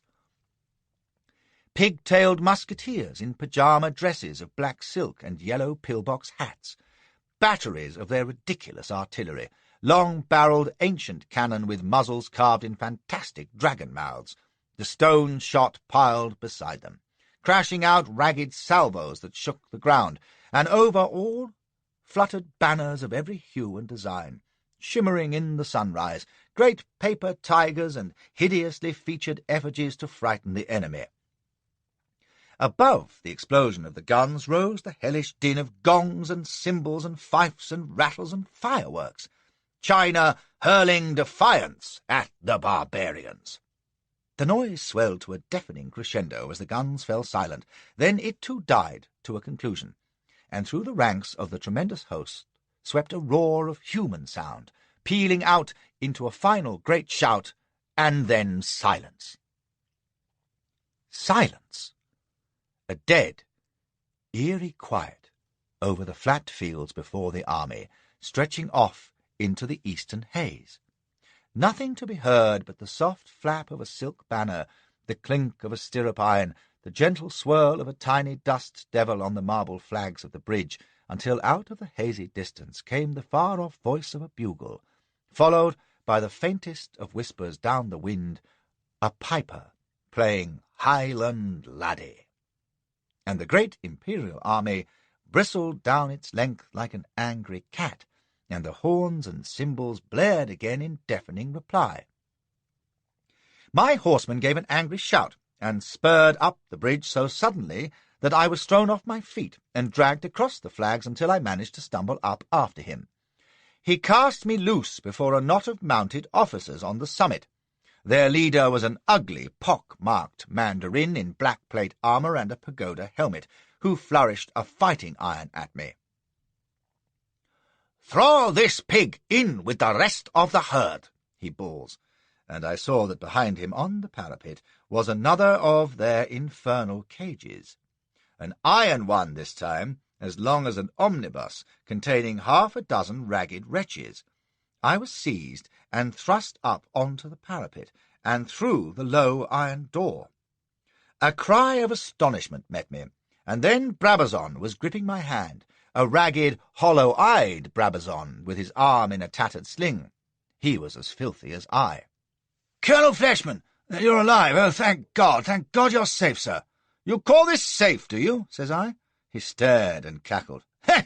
On my word, not too safe, perhaps. No. Oh, but it's famous to see you, sir. You see, we feared we were the only—" He gestured at his companions, a couple of Sikhs trying to sit up to attention, a dragoon half-slumped down against the bars, a frail little stick of a man with long silver hair in a priest's robe. "But, Mr. Parks, Mr. Locke, what of them?" I said I believed they were dead. He groaned and then cried, "Well, at least you're alive, sir," and the dragoon chuckled, raising his head. "Sure, and why wouldn't he be? You don't kill Flash Harry that easy, do you, Colonel?" says Trooper Nolan. He had a bloody bandage round his brow, and there was dried blood on his cheek, but he was wearing the same slack, calculating grin as he stared at me across the cage. Brabazon gobbled indignantly. "It's not for you to say so, my man. How dare you address an officer in that familiar style?" He grimaced admiringly at me. "Mind you, it's true what he says, sir. They can't keep you down, can they? I'm sure he meant no harm, sir." "None taken, my boy," says I, and sank down in the straw opposite Nolan. I'd forgotten all about the blackmailing brute, and now my fears came rushing back at the sight of that knowing peasant grin. You may think I should have had more immediate cares, but the very sight of these 5 other prisoners had sent my spirits soaring. Plainly they were regarding us as hostages and would keep us alive to the bitter end, and when we were free again, there would still be Nolan. I could see he was already contemplating that happy prospect, for when a renewed cannonade by the Chink guns took Brabazon to the bars for a look-see, he leaned forward towards me and says quietly, "Sure, and maybe we'll be having our little talk after all, Colonel." "Any talking we can do can wait until we're out of this," says I, equally quiet. "Until then, hold your tongue." His grin faded to an ugly look. "We'll see about that," he whispered. "Whether I hold it or not depends, does it not, sir?" He sat back against the bars, glowering truculently, and just then there was a sudden uproar on the bridge, and Brabazon was shouting to me to come and look. Smoke was swirling over the bridge from the nearest battery, but when it cleared I saw that the Mandarin and his staff were at the parapet just beneath us, pointing and yelling excitedly, and there, far out on the plain, where visibility ended in a bright haze, flecked gold by the morning sun, little figures were moving. Hundreds of them, advancing out of the mist towards the Imperial army. They couldn't be more than a mile away. French infantry, in open order, rifles at the trail. Their trumpets were sounding through the thunder of the Chinese guns, and as the stone shot kicked up fountains of dust among them, they held on steadily, moving directly towards us, the tricolour standards waving before them. "Oh, vive la France!" mutters Brabazon. "Strange little buggers. See 'em strut through. Stick it, you frogs!" The Chinese horns and gongs were going full blast now, and there was more hullabaloo and racing about on the bridge as lines of British and Indian infantry came into view on the French left flank. In between there was a little line of dust thrown up by hooves, and above it the twinkling lance points and the thin slivers of the sabres, Fane's horse, and the dragoon guards knee to knee. Down beyond the parapet the Chinese gunners were labouring like Billy be damned. Their shot was churning the ground all along the Allied line, but still it came on, unhurried and unbroken, and the Chinks were yelling exultantly in their ranks, their banners waving in triumph, for out on the plain could be seen how small was our army, advancing on that mighty mass of Imperials, who outflanked it half a mile on either side. Brabazon was muttering excitedly, speaking my own thought. "Oh, run away, you silly Chinaman. You ain't got a hope." There was a great stir to the Imperial right, and we saw the Tartar horse were advancing, a great mass swinging out to turn the British flank. The Armstrong shells were bursting above them, little flashes of flame and smoke, but they held together well, weathering it as their stride lengthened to a canter, and Brabazon was beating his fist on the bars. "My God! Do they think Grant's asleep? He's been up for hours, you foolish fellows. Look! Look there!" For suddenly a trumpet was shrilling from the Allied line, and like a gate swinging on its hinge, our cavalry came drumming out of the centre, sweeping round in a deadly arc, the lances going down and the sabres twinkling as they were advanced. Like a great fist they tore into the Tartar flank, scattering them, riding them down, as the enemy cavalry wavered and gave back, with Fane's and the dragoons tearing into their heart. There was another blast of trumpets, and Probyn's riders came charging in to complete the rout.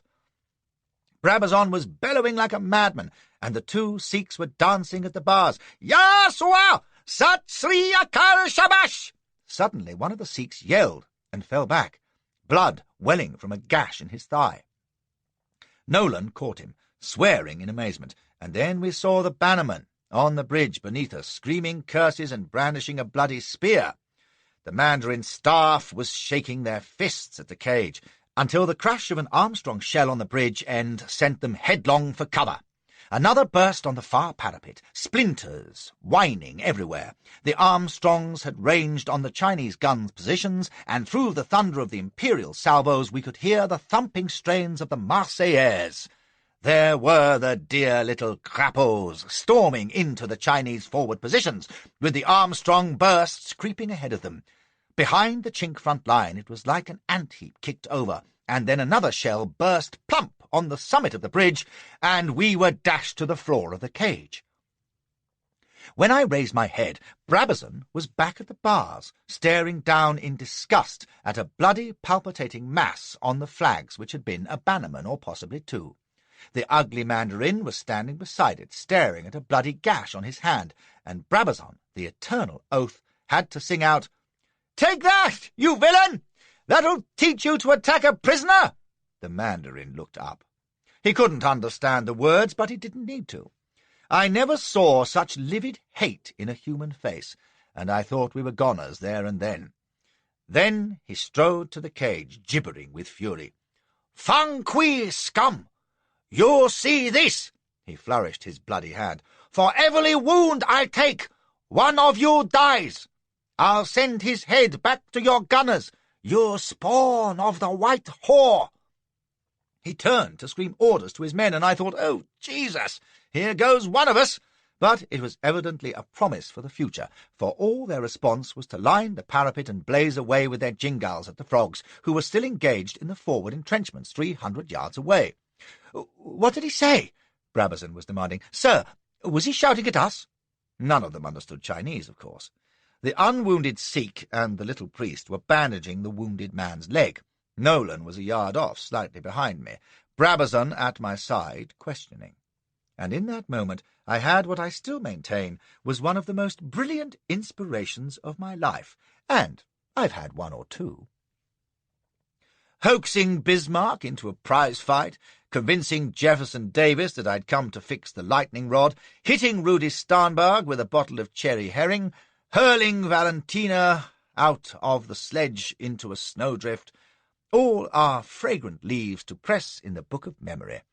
But I'm inclined to think Pa Li Chow was my finest hour. "What did he say, sir?" cried Brabazon again. I shook my head, shrugging, and spoke just loud enough for Nolan to overhear. "Well, someone's in luck.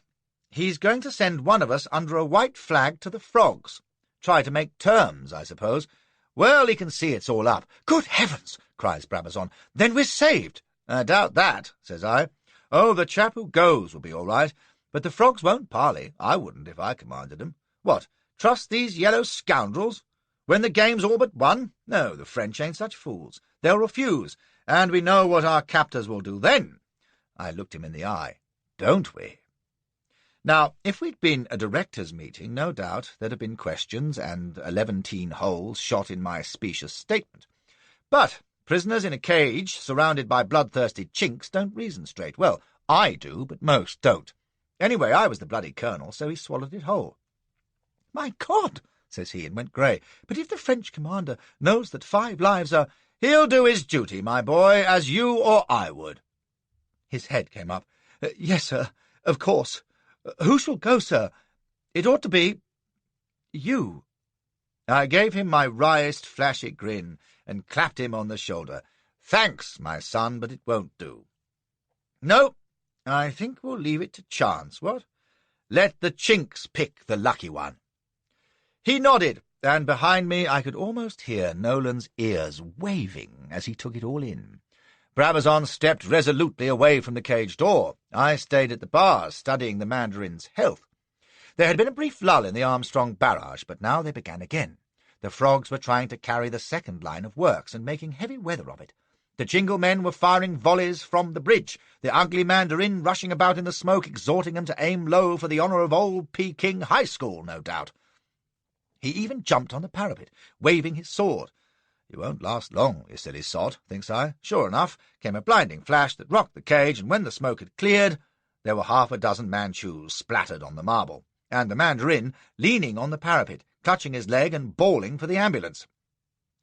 My one fear was that he'd have Brabazon marked down as his victim, but he hadn't. He was a man of his word, though.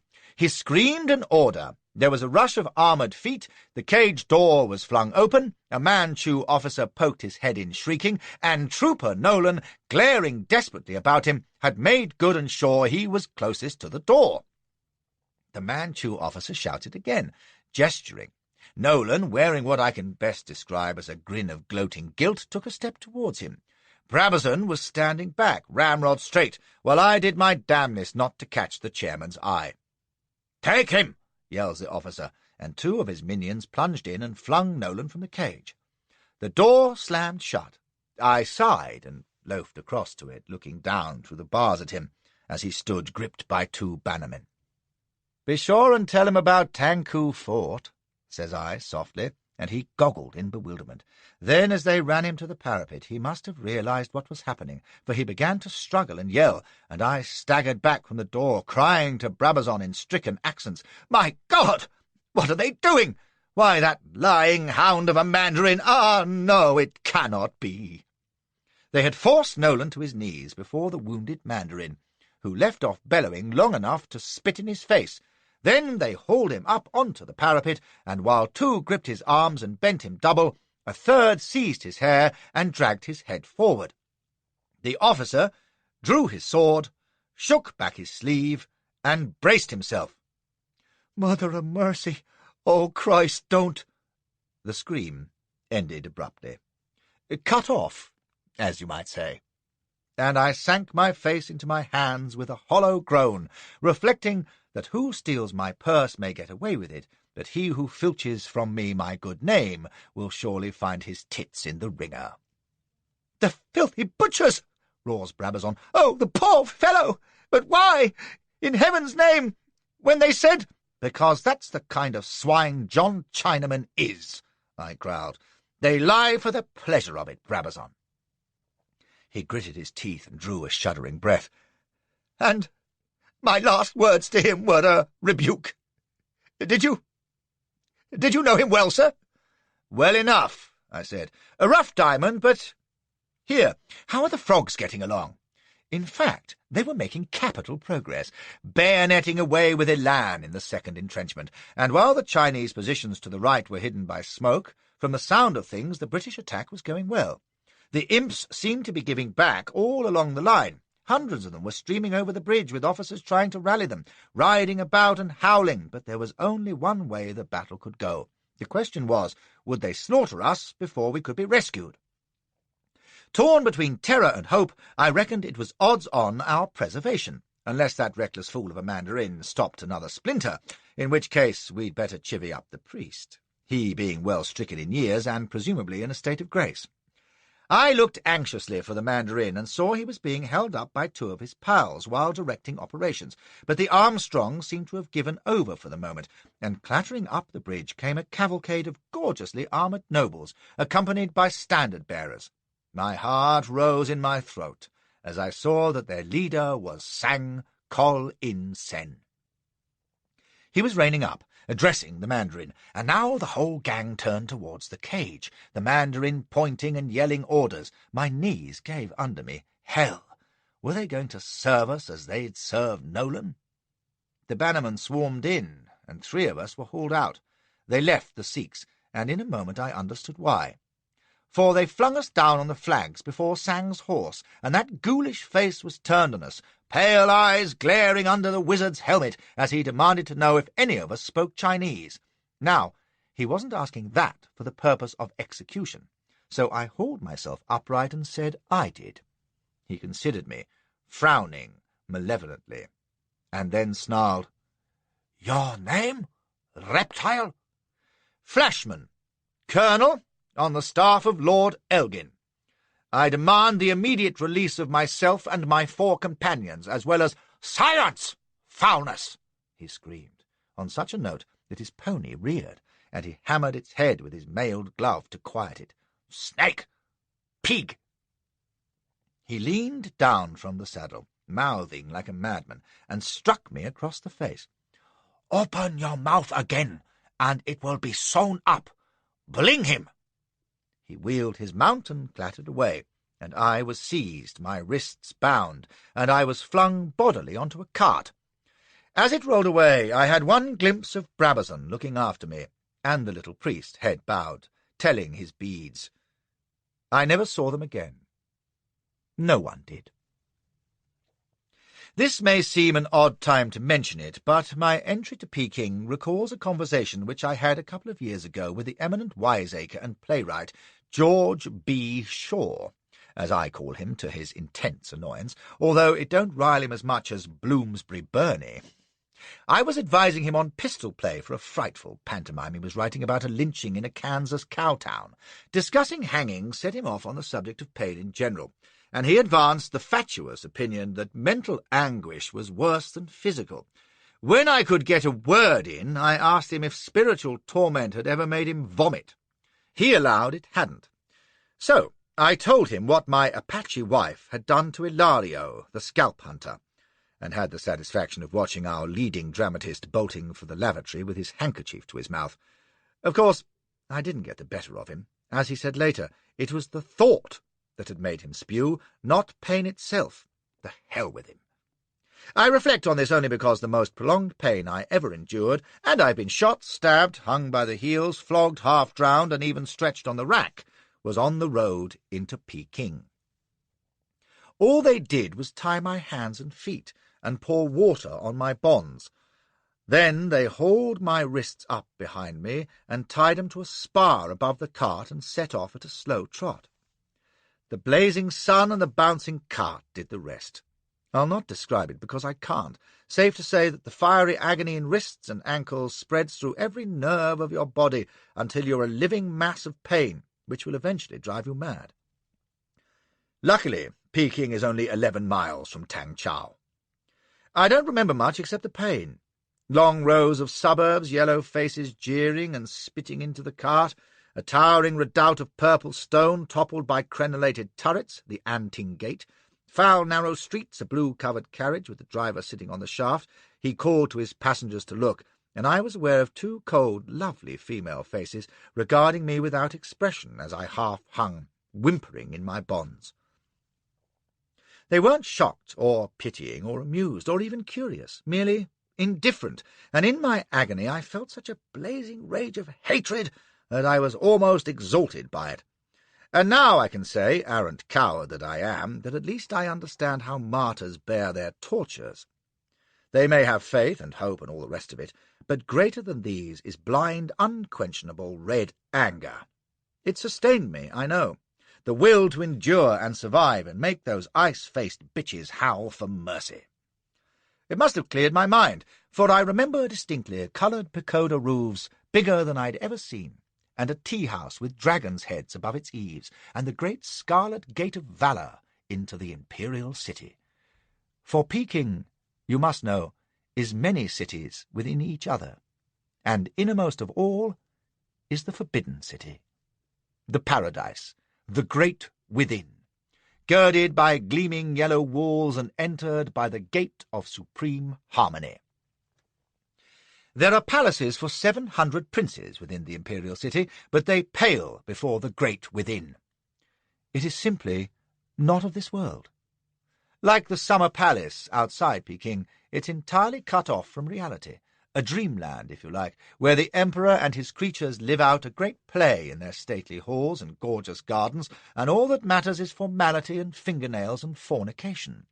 Nothing is seen or heard of the rest of mankind except what his ministers think fit. There he dwells, remote as a god, sublime not in omniscience but in ignorance, lost to the world. He might as well be in the Athenaeum.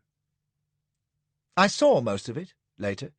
The palace of earthly repose for the emperor's consort, the temple of imperial ancestors for sacrifices, the gate of extensive peace, 110 feet high for kowtowing, the hall of intense mental exercise for studying Confucius, the temple of the civic deity, don't know what that's for, paying rates, I dare say, and the library, the portrait hall, and even the office of the local rag, the Imperial Gazette, which circulates every day to all the nobles and officials in China. That's the unreality of the country. They nail thieves' hands together and have a daily paper. For the moment all I saw was the great gilt copper tower, in which incense is kept perpetually burning, filling the city with its sweet musky odour, and beyond it the Holy of Holies, the palace of heavenly tranquillity, which it ain't. I was dragged in through a round doorway and flung into a great room utterly bare of furniture, where I lay for several hours on a cold marble floor, too sick and sore and parched even to move, or to do anything except groan. I must have slept, for suddenly I was aware of tramping feet and a door crashing open, and the glare of torches and the revolting face of Sang Kol In Sen glaring down at me. He was still in full martial fig, brazen breastplate, mailed gloves, spurred greaves and all, but with a fur-lined robe of green silk over his shoulders. He was bare-headed, so I had the benefit of his bald Mongol skull as well as the obscene little beard on the brutal moon features. He fetched me a shattering kick and shouted, "Get on your knees, louse!" I tried to obey, but my limbs were so painful that I pitched over and received several more kicks before I managed to kneel, croaking for a drink of water. "Silence!" he bawled, and cuffed me left and right, cracking the skin with his brass fingers. I crouched, sobbing, and he laughed at me spitefully. "A soldier! You!" He kicked me again. He didn't seem to remember me from Tangku Fort. Not that that was any comfort. There were 2 Manchu bannermen flanking the door, and now came 2 others, bearing an open sedan, in which sat Prince I, the skull-faced monster who had raved and shrieked at Parks at Tang Chau. He looked even more of a spectre in the glare of torchlight, sitting lean and motionless in his shimmering yellow robe, hands on knees. The silver cases on his nails came halfway down his shins. Only his eyes moved, gleaming balefully on me. To complete the comedy trio, there was a burly, thick-lipped Manchu in dragon robes, his fingers heavy with rings, a ruby button in his hat. This, I was to learn, was Su Shun, the Assistant Grand Secretary of the Imperial Government, a vulture for corruption and the Emperor's tutor in vice and debauchery, on which, to judge by his pupil's condition, he must have been the greatest authority since Caligula. To me, for the moment, he was only another very nasty-looking Manchu. "Is this the creature?" growled Sang, and Prince I nodded imperceptibly, and piped in his thin voice. "He was with Pa Xia Li when that lying dog deceived us at Tang Chau." "Then he may go the way of Pa Xia Li," snarls Sang. "It is enough for the moment that he is what the barbarian scum call an officer. An officer!" He stooped to scream in my face. "Who is your commander, pig tongue?" "General Sir Hope," I was beginning, and he knocked me flying with his boot. "You lie! You have no generals. Who commands your ships?" "Admiral he screamed and stamped on my arm agonizingly. "Another lie! You have no admirals! You are barbarian swine! You have no nobles, no officers, no generals, or colonels, or admirals! You have animals who grunt louder than the rest, you offal! That is all!" He was bent over me, raving, spraying me with his spittle, glaring like a maniac. Then he straightened up, snarling, and snapped an order to the bannerman. I was huddled, babbling to be let alone, terrified as much by the brute's frenzied ranting as by what he might do to me, and what happened now reduced me to the final depth of fear.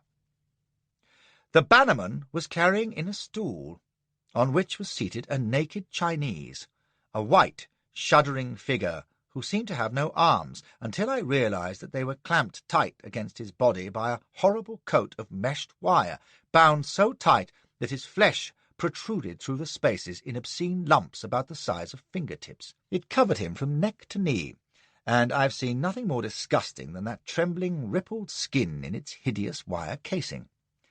They plumped the stool down in front of me, the poor wretch slobbering with terror. "The wire jacket," says Sang, grinning. "Even a benighted worm of a Fang Kui must have heard of it." Without taking his eyes from me, he beckoned, and one of the bannermen came forward, carrying an open razor. He laid the shining blade on the victim's shoulder, and the fellow jerked and squealed at the touch of the steel. Sang watched me and then nodded.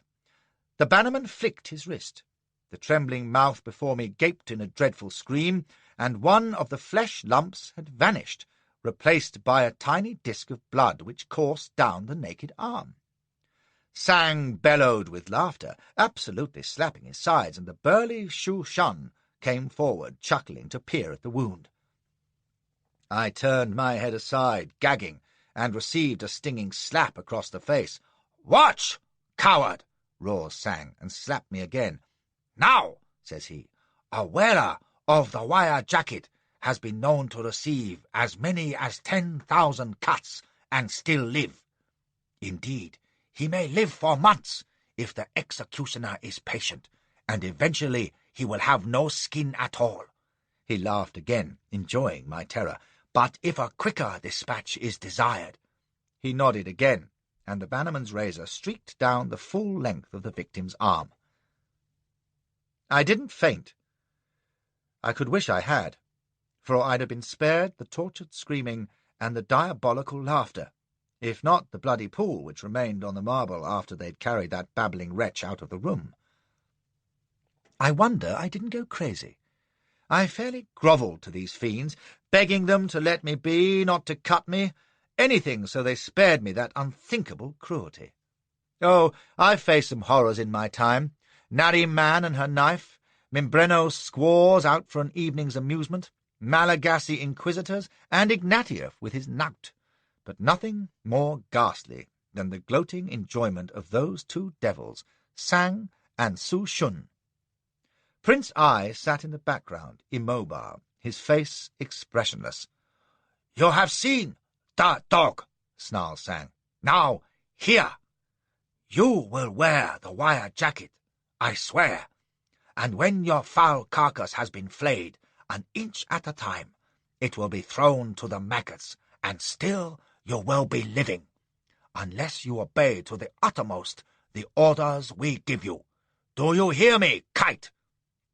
"I'd do anything," I whined, "anything he asked," and he seemed satisfied and kicked me again for luck. He thrust his face into mine, dropping his voice to a mere rasp. "You are to be honoured beyond your bestial imagining. You are going into the divine presence, and you will go like the crawling animal you are, on your knees, and you will speak. This is what you will say." He gestured to Su Shun, and the burly brute swaggered forward, towering over me, and shouted, "I am a banner chief in the red-haired army, a trusted creature of the big barbarian. See, I lay at your divine feet the unworthy sword which, misbegotten fallen slave that I am, I dare to raise in revolt against the authority of the complete abundance. I was misled by evil counselors, my master the big barbarian, and the arch-liar Pa Xia Li, who tempted me from my allegiance to the glorious Kwa Quin, the Qian Si, the Son of Heaven. I marched in their army, which prevailed by lies and treachery against the trusting and unwary generals of the divine emperor. At Sin Ho, for example, we succeeded only by despicable fraud, for our leaders bade us perform the kowtow before the imperial soldiers, and when they approached in good faith, we fired on them treacherously, and so overcame them for the moment. Thus we continued in stealth and trickery, lying shamelessly to the imperial ambassadors when they besought us gently to repent our rebellion and return to our duty to you, the Son of Heaven, who rules all under the skies. Pa Xia Li lied. The big barbarian lied. We all lied, but now we see our error. We tremble under the just wrath of your servant, Prince Sang, who has chastised us. Dismay and fear spread through our ranks. Our soldiers run crying away. Our evil leaders cannot control them. The big barbarian bites his nails and weeps in his tent. All our soldiers and sailors weep. We beg your divine forgiveness, kneeling, and acknowledge your supremacy, O Son of Heaven. Be merciful, accept our homage, for we were misled by evil people.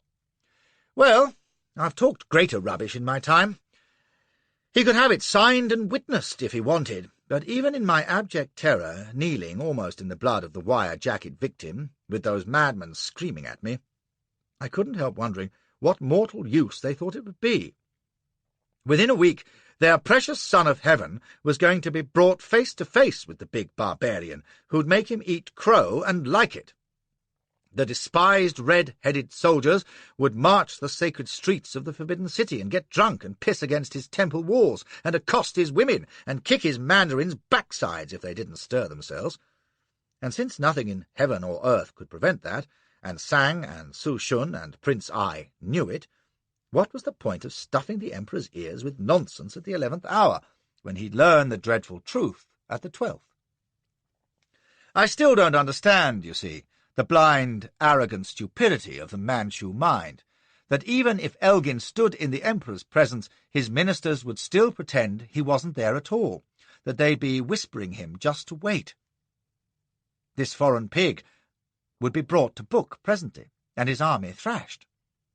That none of it was happening, because it couldn't happen. QED. And in the meantime, here was a high-ranking British officer to tell him the same tale. What more proof could His Majesty want?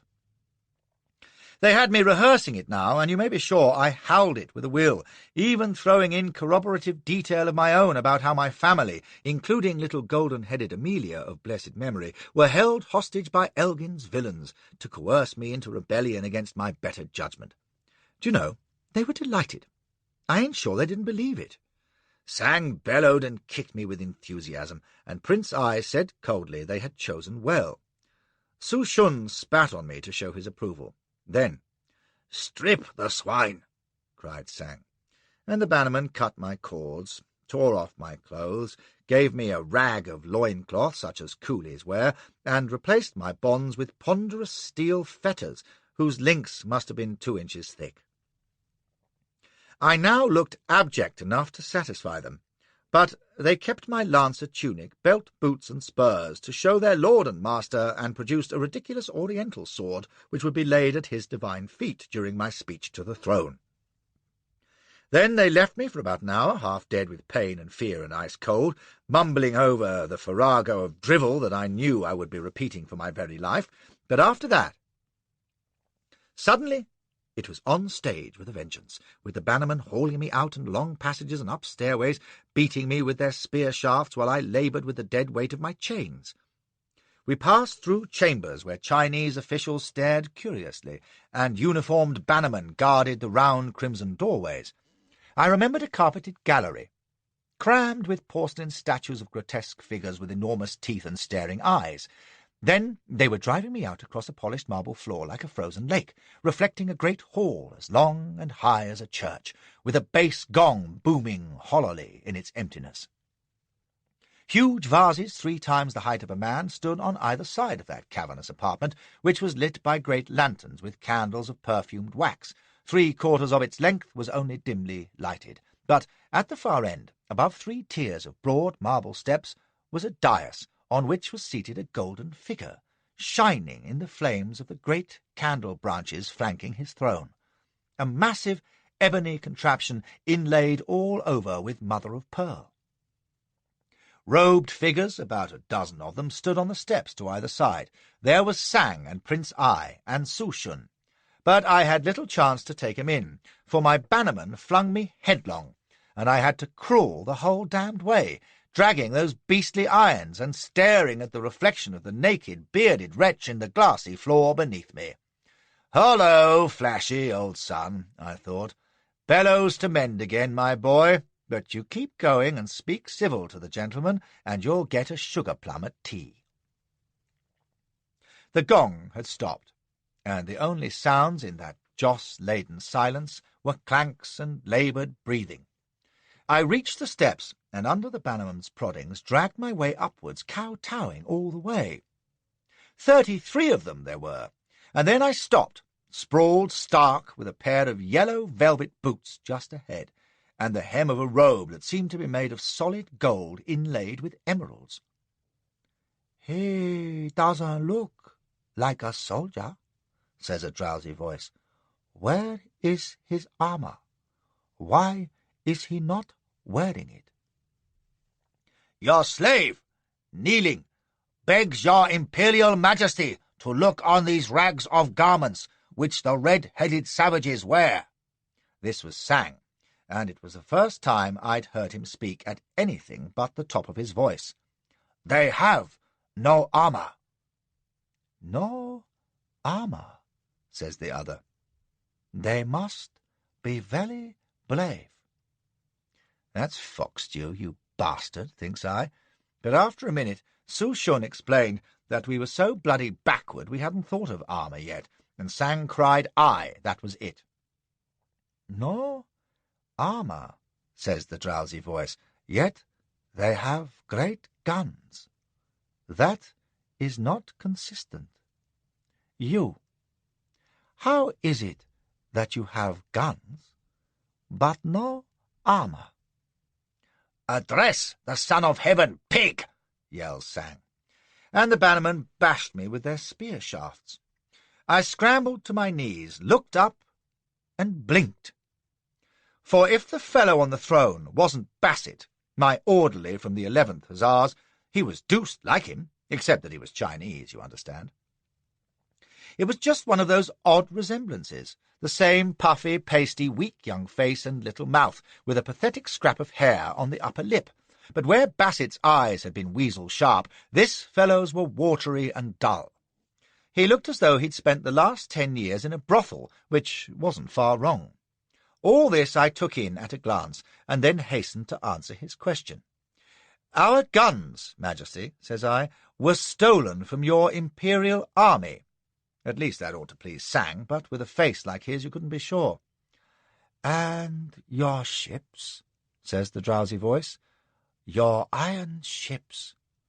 How do you make such things?" By George, this wasn't going according to Su Shun's scenario at all. Here was I, already with a prepared statement, and this inquisitive oaf of an emperor asking questions which I daren't answer truthfully, or Sang would have my innards all over the yard. "I know of no iron ships, Majesty," says I earnestly. "I think they are a lie. I have never seen them." "I have seen pictures," says he sulkily, and thought for a moment, an unhappy frown on his soft yellow face. "You must have come to the Middle Kingdom in a ship. Was it not of iron?" He looked ready to cry. "It was a very old wooden ship, Majesty," says I, "full of rats and leaked like a sieve. I didn't want to come," I cried on a sudden inspiration, "but I was seduced from my allegiance to your divine person by evil people like Pa Hasya Li and the big barbarian, you see, and they made me a banner chief in the red-headed army and a trusted creature of the big barbarian himself, and—" It was the only way I could get into Su Shun's speech and forestall further embarrassment. I poured it out, keeping my eyes lowered and knocking head obsequiously at intervals, and putting a heart-rending pathos into my final appeal for his divine forgiveness. If he'd then said, "What about all these railways and telegraphs and the Crystal Palace, eh?" I'd have been stumped, but he didn't. Silence reigned, and when I stole a glance up at the imperial throne, damned if he hadn't gone to sleep. Bored stiff, no doubt, but highly disconcerting when you've been pleading for your life, and Sang and Su Shun glaring like Baptists at a mass. None of 'em seemed to know what to do. The Son of Heaven smacked his lips, broke wind gently, and began to snore. There were whispered consultations, and finally one of them went off and returned with a stout little pug in a plain robe, who approached the throne, knocked head, and began to tickle the royal ankle. The Emperor grunted, woke, stared around, and asked sleepily which tortoiseshell was turned over tonight. "The fragrant almond leopardess, Qua Quinn, ruling the world," squeaks the stout party, and the Emperor pulled a face. "No," says he petulantly, "she is large and clumsy, and without culture. She sings like a crow." He sniggered, and Sang and the others, who'd been mirroring his disapproval, chuckled heartily. "Let it be the orchid," says the Emperor, sighing happily, and everyone beamed. I may even have nodded approbation myself, for he looked at me again and frowned. "I saw a picture of an iron ship with 3 great chimneys," says he sadly, and then he got up unsteadily, and everyone dropped to their knees, crying, "There cannot be 2 suns in the heaven," and knocked head vigorously. I watched him shuffle off, attended by the stout fellow. He walked like an old, sick man, for all he couldn't have been 30. The solitary prince, Son of Heaven, the most absolute monarch on earth, yearning for a trip on a steamship. The fact remained that he hadn't told them to give Flashy £1 from the till and a ticket to Tooting. I doubted if Sang would either, for while I'd done my damnedest to carry out his orders, I knew I hadn't made much of a hit. And if he was displeased, my fears were realized as I was abruptly jerked to my feet, and that hateful voice was snarling at the bannerman. "Put him below! Tomorrow he can join the other barbarian curs in the Board of Punishments." My blood froze at the words, and as they seized my fetters, I was foolish enough to protest. "But you swore to let me off! I said what you wanted, didn't I? You said you'd spare me, you lying beast!" He was on me like a tiger, striking viciously at my face while I cowered and yammered. "I said I would spare you the wire jacket," he shouted, and fetched me a final clip that knocked me down. "So I will spare you the wire jacket. You may yet come to beg for it as a blessed release. Away with him!" They hauled me off, and since I was in such fear that I woke the echoes with my roaring, they gagged me brutally before rushing me down a spiral stairway. It wasn't the way we'd come, and I was expecting stone cells and dripping walls, but evidently they didn't have such amenities in the Emperor's private apartments, for the room they thrust me into seemed to be a furniture store, dry and musty but clean enough, with chairs and tables piled against the walls. The swine made me as comfortable as possible, though, throwing me back down on a narrow wooden bench and shackling my wrists so tightly beneath it that I couldn't budge an inch and must lie there supine with my legs trailing on the floor either side.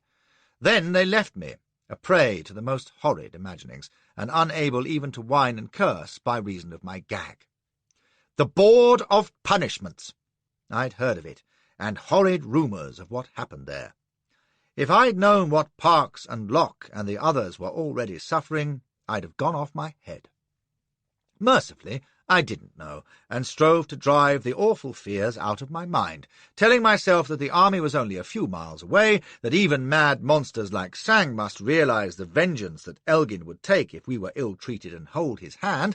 And then I remembered Moyes and Nolan, and the vicious, mindless spite with which they'd been murdered, and I knew that my only hope was that rescue would get here in time. They were so close. Grant and the Frogs and Probyn, and Nuxban Khan and Wolseley and Temple, those splendid Sikhs and Afghans and Royals. I could weep to think of them in their safe, strong, familiar world, loafing under the canvas, sitting about on Payne and Co. boxes, reading the daily press, chewing the ragabout.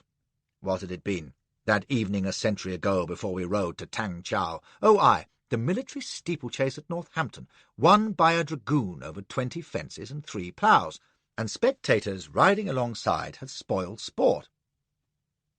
"Going to ride next year, Flash?" "God, it's top-heavy. They say the Navy are entering in 61. Sailors on horseback! Haw-haw!" That's how they'd be gassing, and boozing and idling away precious time, the selfish bastards, while I was bound, shivering and naked and near demented with fear of what lay ahead. I must have dozed, for I came awake freezing cold, racked by pain where the sharp edges of the bench were cutting into the back of my shoulders and thighs. It was still night, for the window was dark, but through the lattice door light was streaming, light that moved. Someone was quietly descending the stairway to my prison.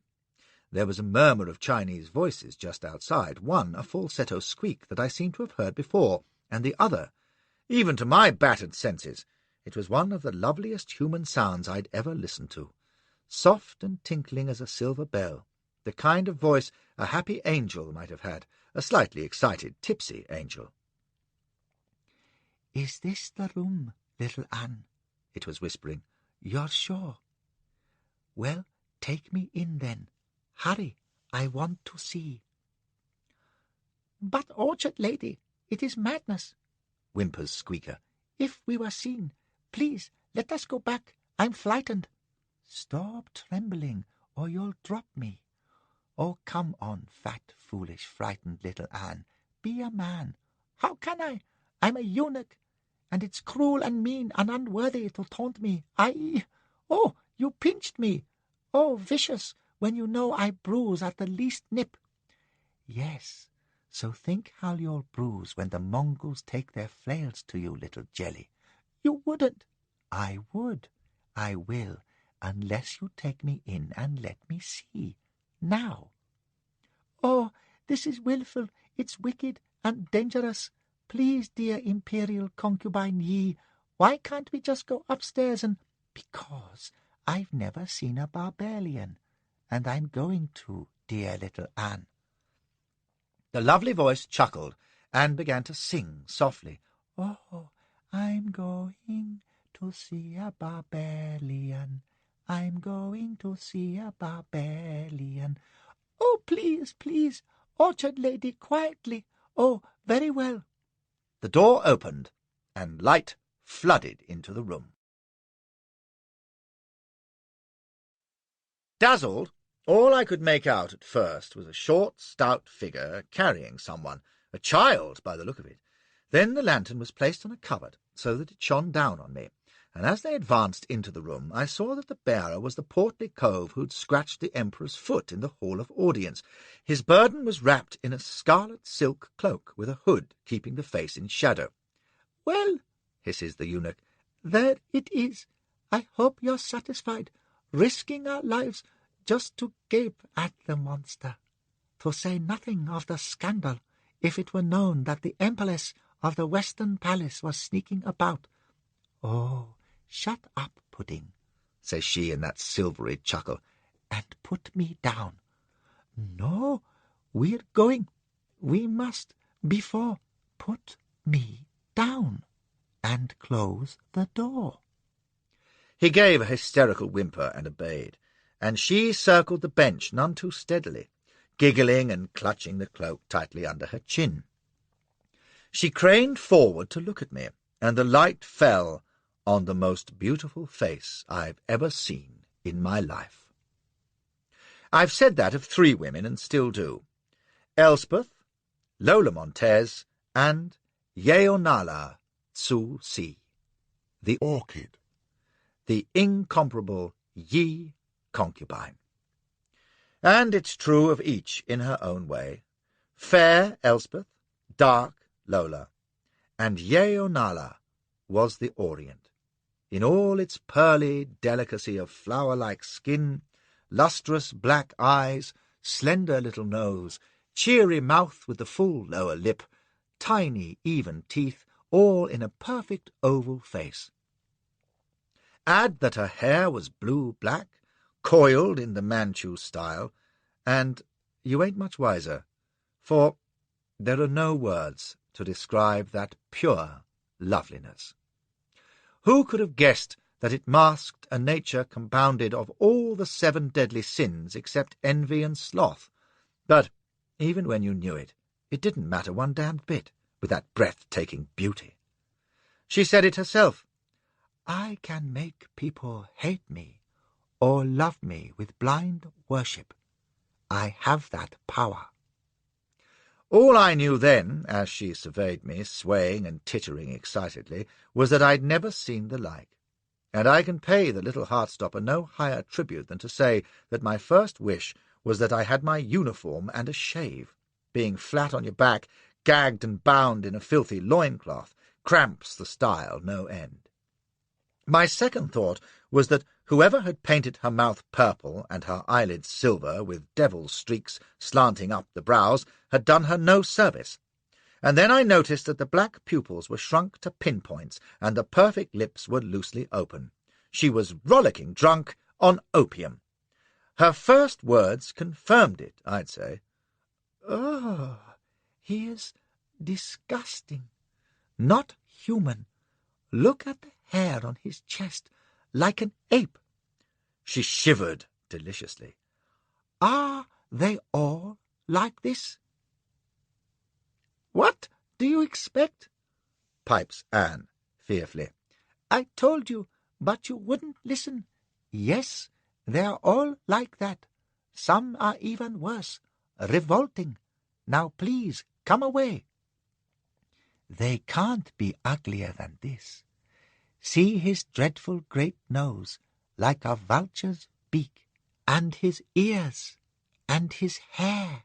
She gurgled hysterically, and the lovely face came closer, wrinkling delicately.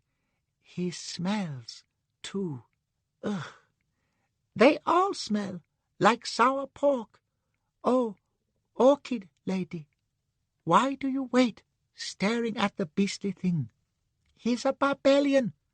Very well, you've seen him, and unless we make haste, be quiet. I want to look at him. He's grotesque. Those huge shoulders and his skin. She put out a slim white hand whose silver nails were 2-inch talons and brushed my chest with her fingertips. It's like oxhide. Feel. She squeaked with delight. I'll do no such thing, and neither will you. Stop it, I say. To touch that foulness. How can you bear it? Oh, orchid mistress, I beg you, come before anyone finds us.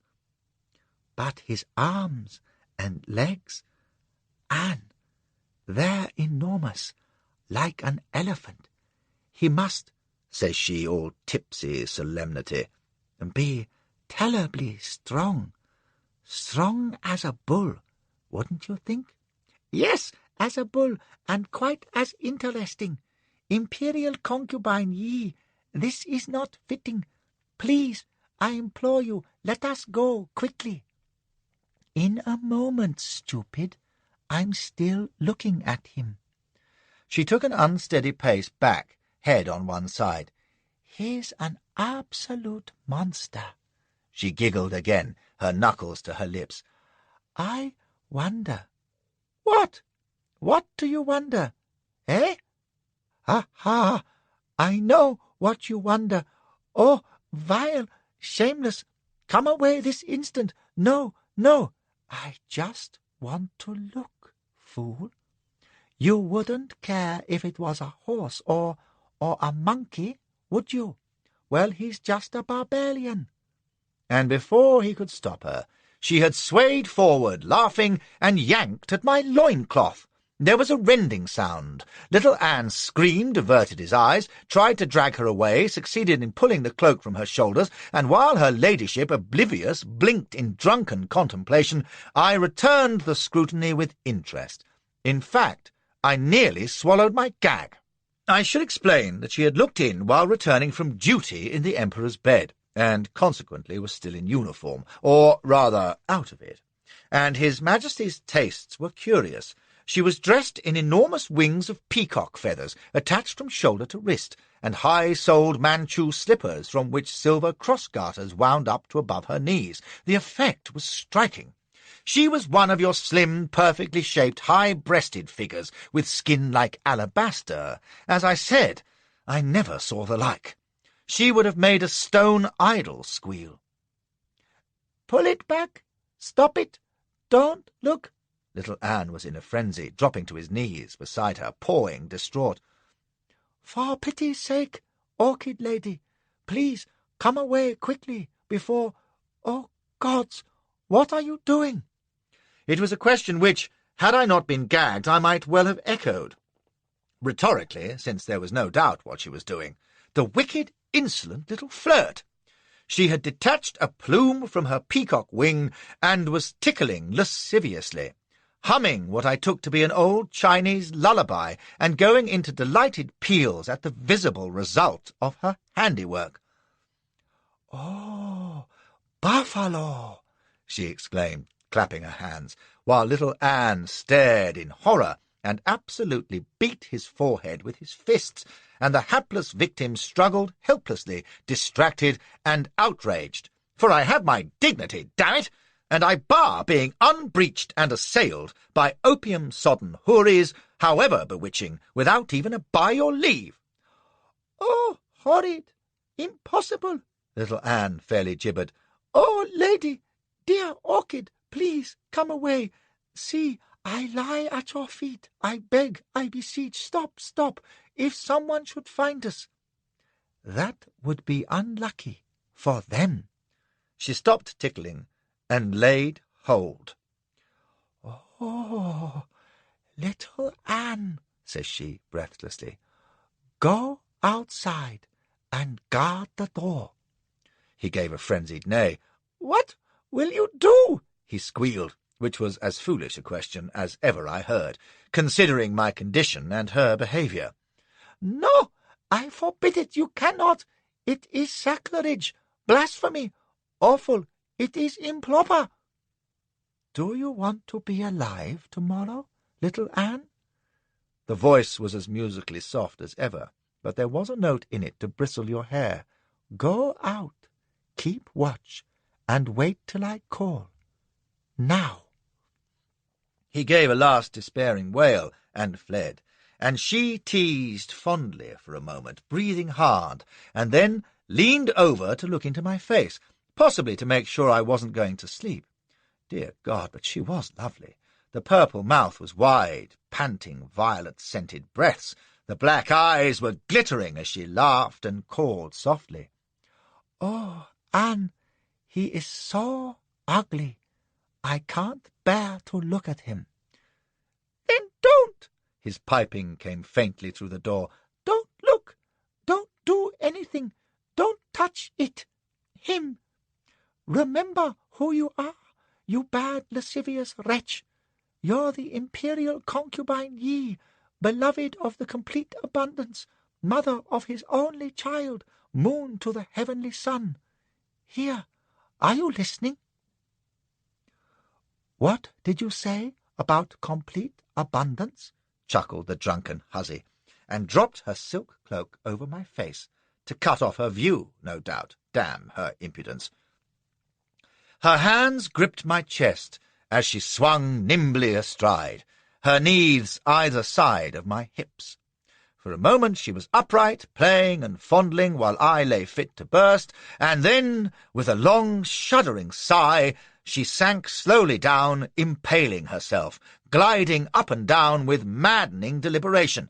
And what could I do but close my eyes and think of England? Anne said afterwards that it was incredible, and but for the gag I'd have cried, "Hear, hear," supposing I'd had breath to do it. But while I wouldn't have missed it for the world, it was deuced unnerving. Being ravished is all very well, especially by the most accomplished wanton in China, if not all Asia, but when you're utterly helpless and she has finally worked her wicked will and lain sated and moaning drunkenly on your manly chest, only to draw away suddenly with a cry of, how he stinks!" and then plucks away the cloak for another look and shudder at you, well, you're bound to wonder about the future, if you follow me. Little Anne had it all settled, rot him. When she called, he waddled in, sulking furiously, and said that if she'd quite finished behaving like a rutting sow, he would carry her to bed, and then slit the barbarian's tongue so that the disgusting brute couldn't blab when they took him to the Board of Punishments. I listened in cold horror, but she reclined gracefully in a chair and says, yawning, "Blood-thirsty little pig, you'll leave his tongue alone, and the rest of him." She stretched luxuriously. "Oh, Anne, do you know what it's like when your whole body melts in such ecstasy that you feel you'll die of bliss? No, of course you don't. But I do, now. I thought Jung was wonderful, but, Jung was just a boy. This was like, who was that ancient god who used to rape everyone? It doesn't matter." She waved a languid wing in my direction. "Carry me upstairs, and have him taken to the Wang Shao Wen. Put him in. Are you mad? Has lechery disordered your wits? What the devil is he to do in the Wang Shao Wen?"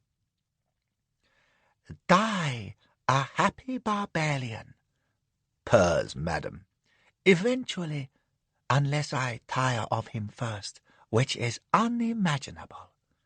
She sighed happily.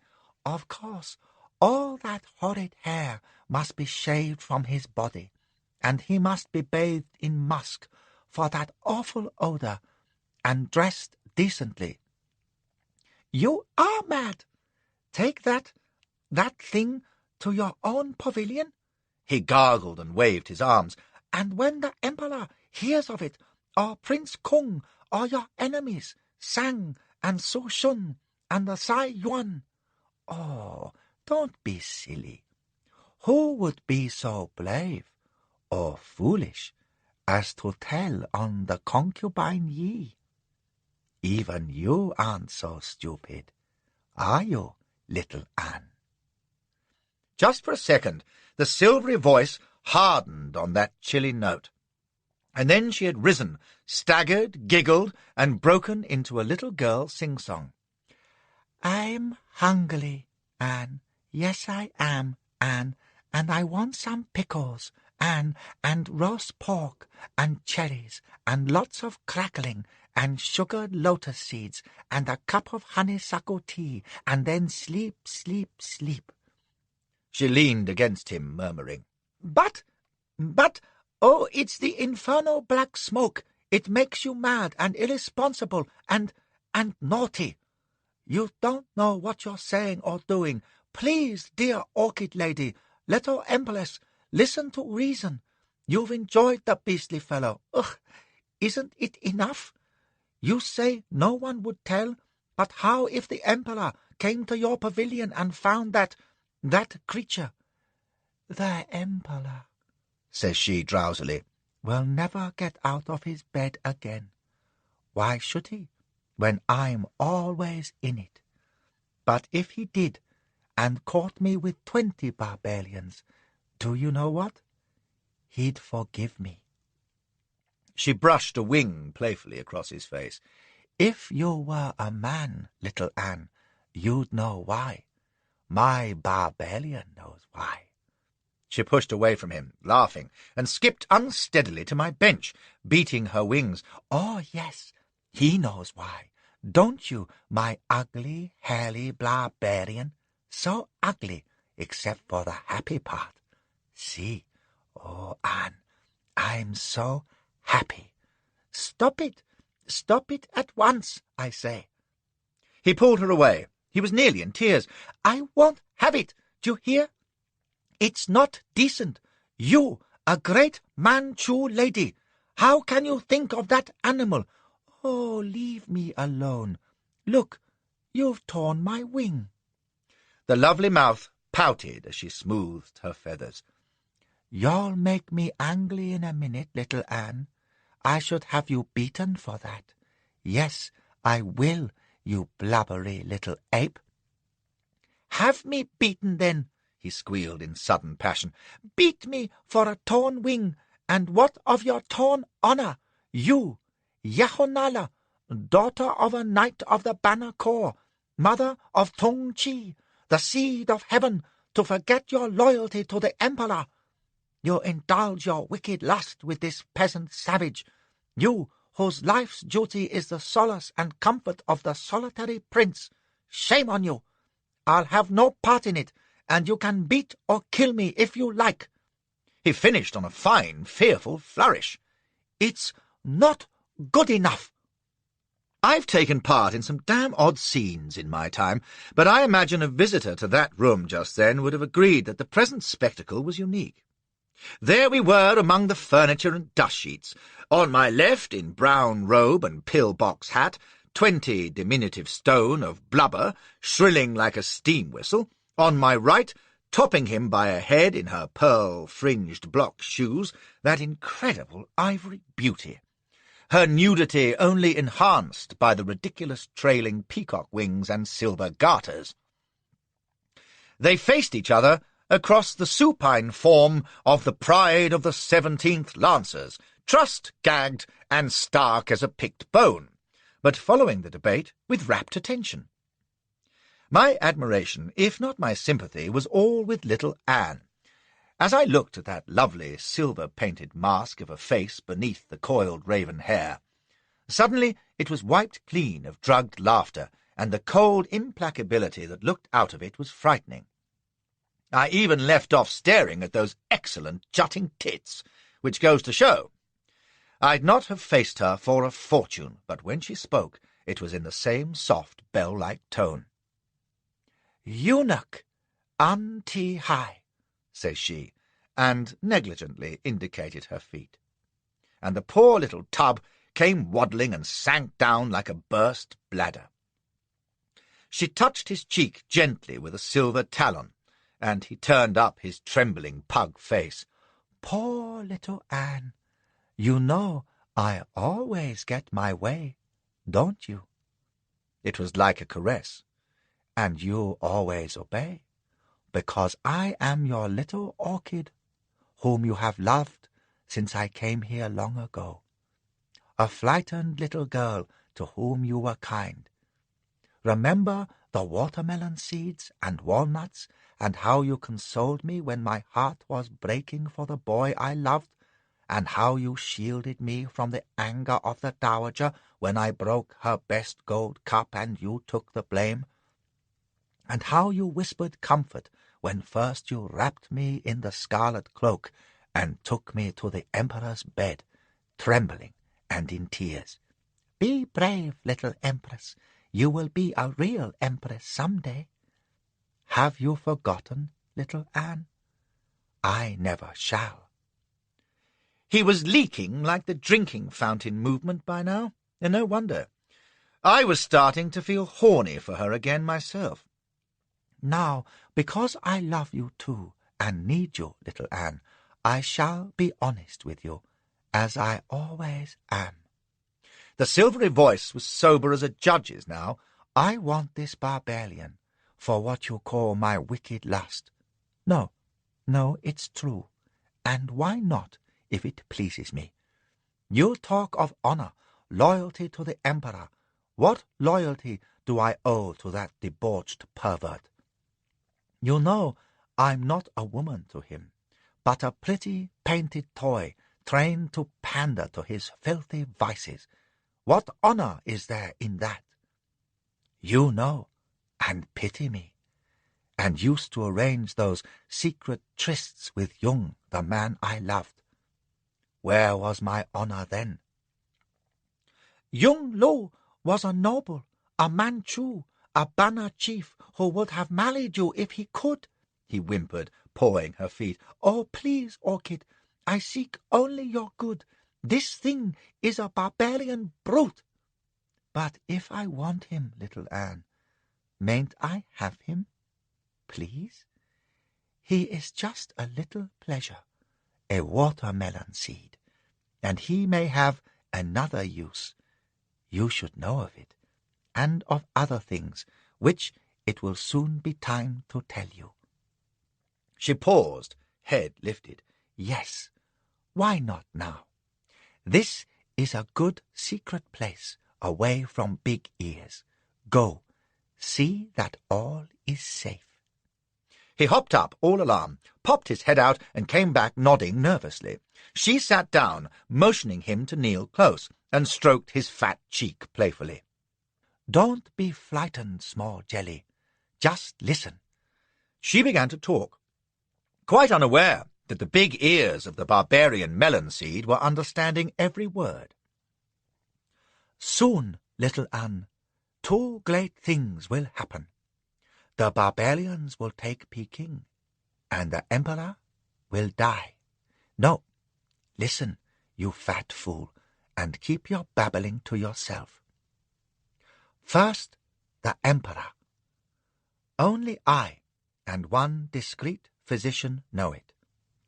But in a few weeks he will be dead, partly of his infirmities, but mostly of overindulgence in the charms of the Yi concubine. Well, it's a pleasant death, and I give him every assistance, I believe," says this Manchu Messalina with a reflective chuckle, "that I could have carried him off tonight, by combining the exquisite torment of the 7 velvet mirrors with the prolonged ecstasy of the reluctant shrimp, which, as you know, involves partial immersion in ice-cold water. But it will be soon, anyway. And who will rule China then, little Anne?" She played with her feathers, smiling at his evident terror. "Will it be that amiable weakling, Prince Kung, the Emperor's brother? Or his cousin, the hungry skeleton, Prince Ai? Or that murderous madman, Prince Sang? Or Tung Chi, the Emperor's only son?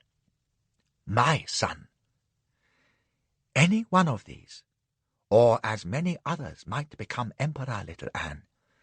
But who will rule China? Well, he could guess, all right, and I could have a suspicion myself. I knew nothing of their palace politics or the immense power of imperial concubines, but I know women. This one had the spirit, no error, and probably the brains and determination. Above all, she had that matchless beauty which could get her whatever she wanted. What? Too frightened even to guess, little Anne? Never mind. Leave the dying son of heaven and consider the barbarians. Sang, the idiot, still hopes to defeat them, which is why he and his fellow jackals have been urging the emperor to go north to Jihol on an ostensible hunting trip for his health. She laughed without mirth. In fact, Sang knows such a departure would be seen as a cowardly flight, and the emperor would be disgraced. And Sang, having beaten the barbarians in his absence, would step into his shoes as the darling of army and people. Poor Sang! If only he knew it. The throne will soon be vacant, and his intrigues all for nothing. In any event, he will not beat the barbarians. They will be here within 2 weeks. But that is impossible. Little Anne started up in horror. And that you should say so, you, orchid lady, who have urged the emperor to fight to the end, who made him send the silk cord to defeated generals, who made him set the price on barbarian heads. To be sure, 1,000 taels for the big barbarian's head, isn't it? She sounded amused. 100 for every white head, 50 for their black soldiers, 500 for banner chiefs like that repulsive thing there. She waved a wing at me, the awful bitch. Really, I must make him wear a mask in bed. But of course, I urge resistance. You think I like these barbarian swine? Yihor is the resolute champion of China, and the people know it, and will remember the Banner Knight's daughter, especially when the emperor is dead. Until he is, I make him fight. Who do you think has kept him from fleeing to Jihol? Stupid. It is quite wonderful how even such a flabby wreck as the Son of Heaven can be roused to martial ardor in bed. But if the barbarians triumph, all is lost. No, little fool, all is gained. The barbarians will come and go with their piece of paper. China remains with a new emperor. But of course, he must be an emperor acceptable to the barbarians. They will see to that before they go. And they will countenance no bitter enemies like Sang or Prince Ai or Su Shun. But forgive me, orchid lady, you are their bitterest foe of all. But they don't know that, do they? They think Sang and the ministers control the emperor. They can't conceive the power that rests in the little lotus hand. She raised one slim silver-taloned pinky and laughed. What? A mere girl who looks like me. Can you hear the big barbarian crying enemy when I smile and bid my ladies serve him rose-petal tea and honey cakes in the birthday garden? Why, I'm just the dead emperor's whore and the mother of his heir. No, to ensure a clear field for my imperial candidate, whoever he may be, it is necessary only to ensure the complete discredit in barbarian eyes of such rivals as Sang and his reptiles. As the known leaders of resistance, they are ill-regarded already. But I shall contrive their utter disgrace, perhaps even get them hanged. Who knows? Do you know who she reminded me of? Otto Bismarck. Not to look at, you understand, but in the smooth, sure way she summed it up and lined it out, and had you agog for her to drop the next piece into place. And a bare half-hour since she'd been rogering her soul out, whooping drunk on lust and poppy. And, like dear Otto, she was holding my interest despite my other pressing concerns. Come on, I was thinking. Let's hear how you're going to get Sang to Tyburn, because I want to be there to swing on the bastard's ankles. Little Anne, too, was clamouring for information, albeit apprehensively. So she told him, and I wished she hadn't. It is simple. Before he dies, the Emperor will issue a final vermilion decree, ordering the execution of all barbarian captives now in the Board of Punishments. For this, the Emperor's advisers, Sang and the rest, will be held responsible, and when the bodies are handed back, and it is seen that they have died by the usual procedures, binding, flogging, bursting, maggots, the barbarians will be in a rage for retribution. Sang will have to make apologies and excuses, that it was the work of brutal underlings, most unfortunate, much to be regretted, and so forth. The barbarians, growling, will accept the apology and the cash compensation, as they have done in the past. They will bear no love for Sang and his friends, but they will let the matter end there, unless— She laughed, and it would have frozen your marrow.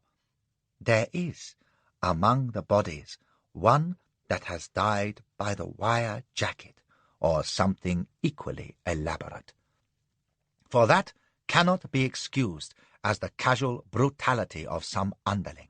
It will be seen as a calculated insulting atrocity. Barbarians are very sensitive about such things. They will certainly take vengeance, and I wonder if Sang will escape with his life. My soul shrank as I listened. Only a Chinese female could plot with such cruel, diabolic cunning. Our prisoners were doomed, then, one of them by the most ghastly torture, just so that this wicked, lovely harpy could bring down her rivals and capture imperial power. And there was nothing to be done. I didn't even know how many of our fellows had been taken, or who, and it would be done without warning or hope of rescue. That little toad Anne was at the knots and splices of it already. Once he'd babbled out his admiration. "Oh, orchid lady, forgive your kneeling slave," cries he, and he was weeping buckets, so help me. "Your eyes are on the stars, and mine on the dirt. When shall it be done, and which of them shall it be? For it will be to arrange.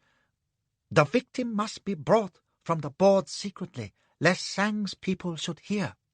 Afterwards, when the bodies are sent to the barbarian camp, it will be easy to increase their number by that one.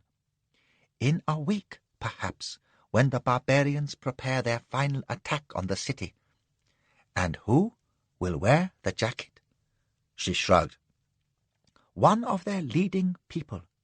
Pa Xia Li, perhaps." So they'd got Parks. I could hear that lazy drawl, see the superior smile, and the wire jacket. "It does not matter. You will see it done. Now," she stood up, stretching, "you will take me up. Oh, but I'm tired, little Anne, and hungry. Why did you let me talk so long, you stupid little man?" And she pretended to box his ears, laughing, while he squeaked and feigned anguish. That was what made my flesh crawl, the sudden capricious change from hellish scheming to playful mischief, from the cold, unspeakable, cruel calculation that meant dreadful death for men she'd never seen, to happy high spirits, demanding crackling with cherries, and a tea-leaf pillow because her eyes were tired. It's a rare thing, that gift of human translation, although I'd seen it before, always in people who held immense power. I mentioned Bismarck just now. He had it. So did Lakshmi Bai of Jahansi, and, in a way, James Brooke of Borneo, although with him it had to be a conscious act of will.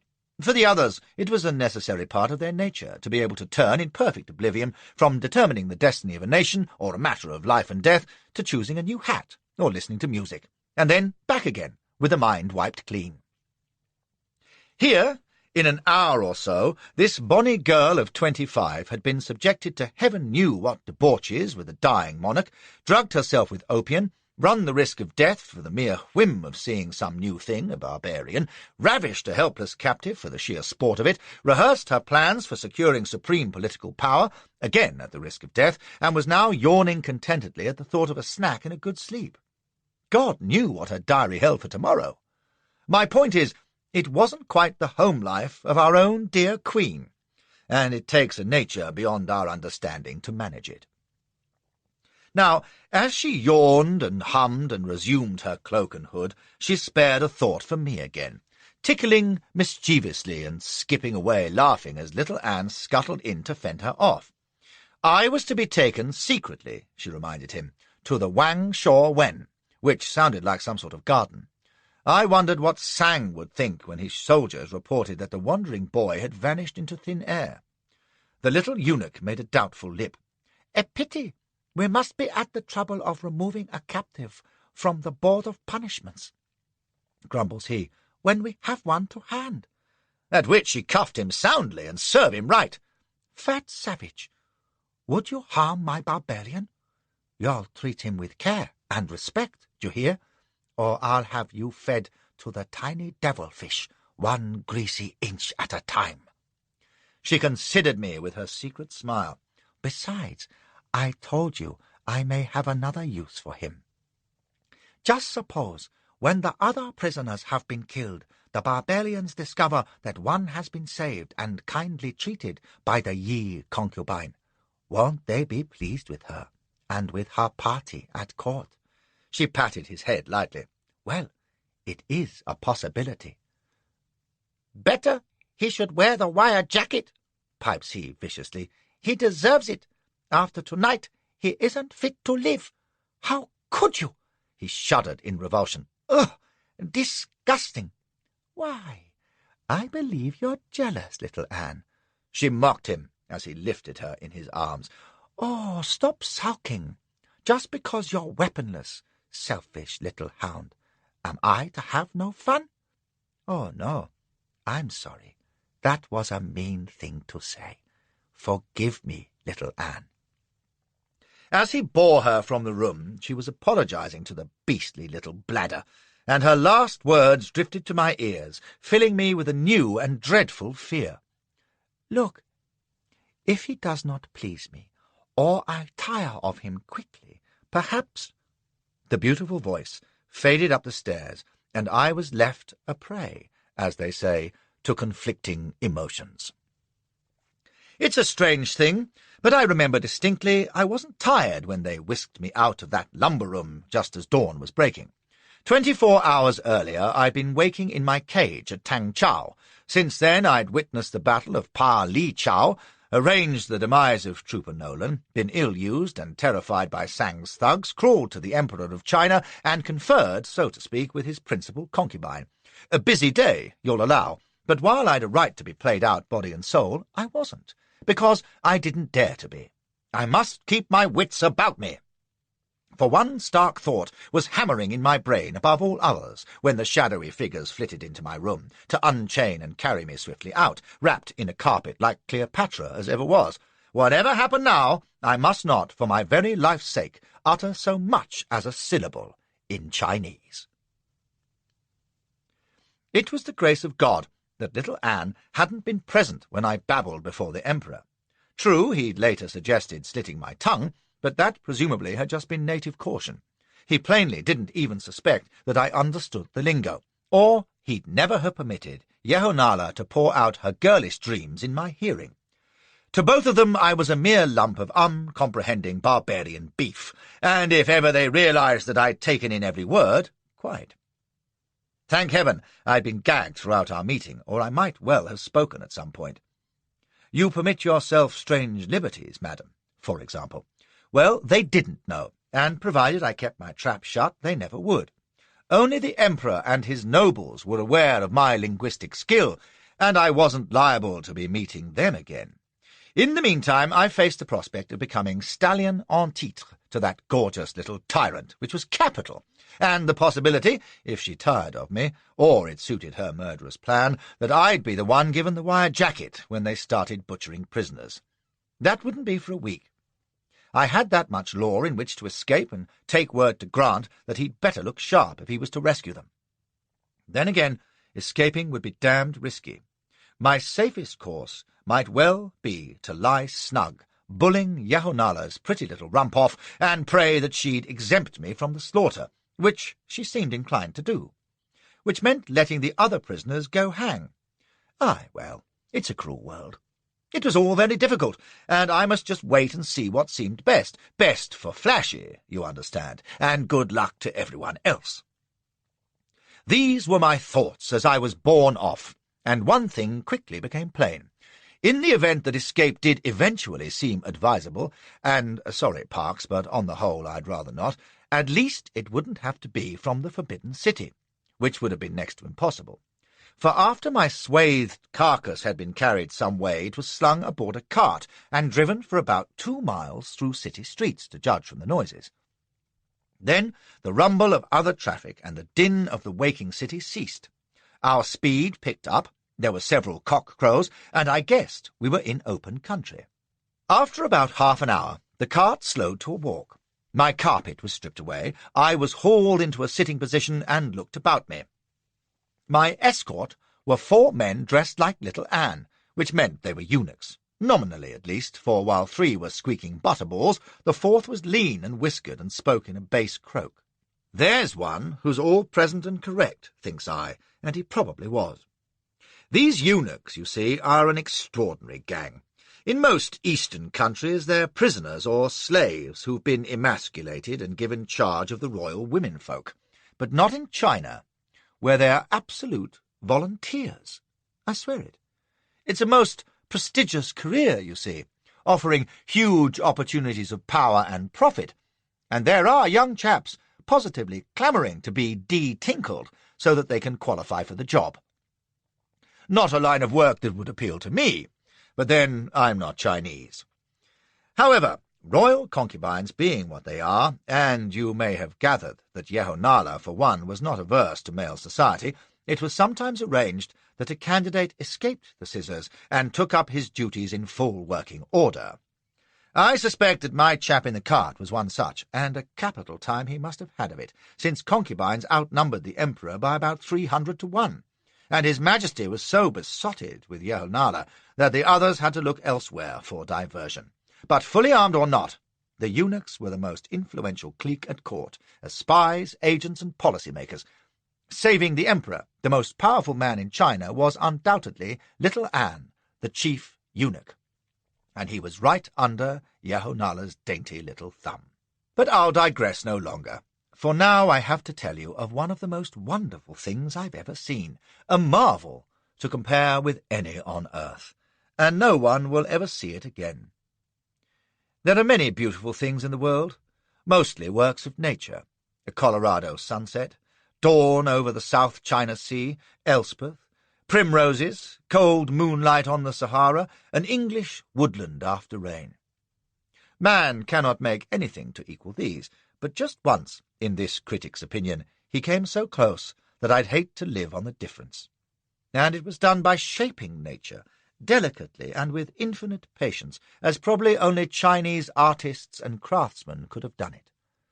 This was what I was privileged to see that September morning.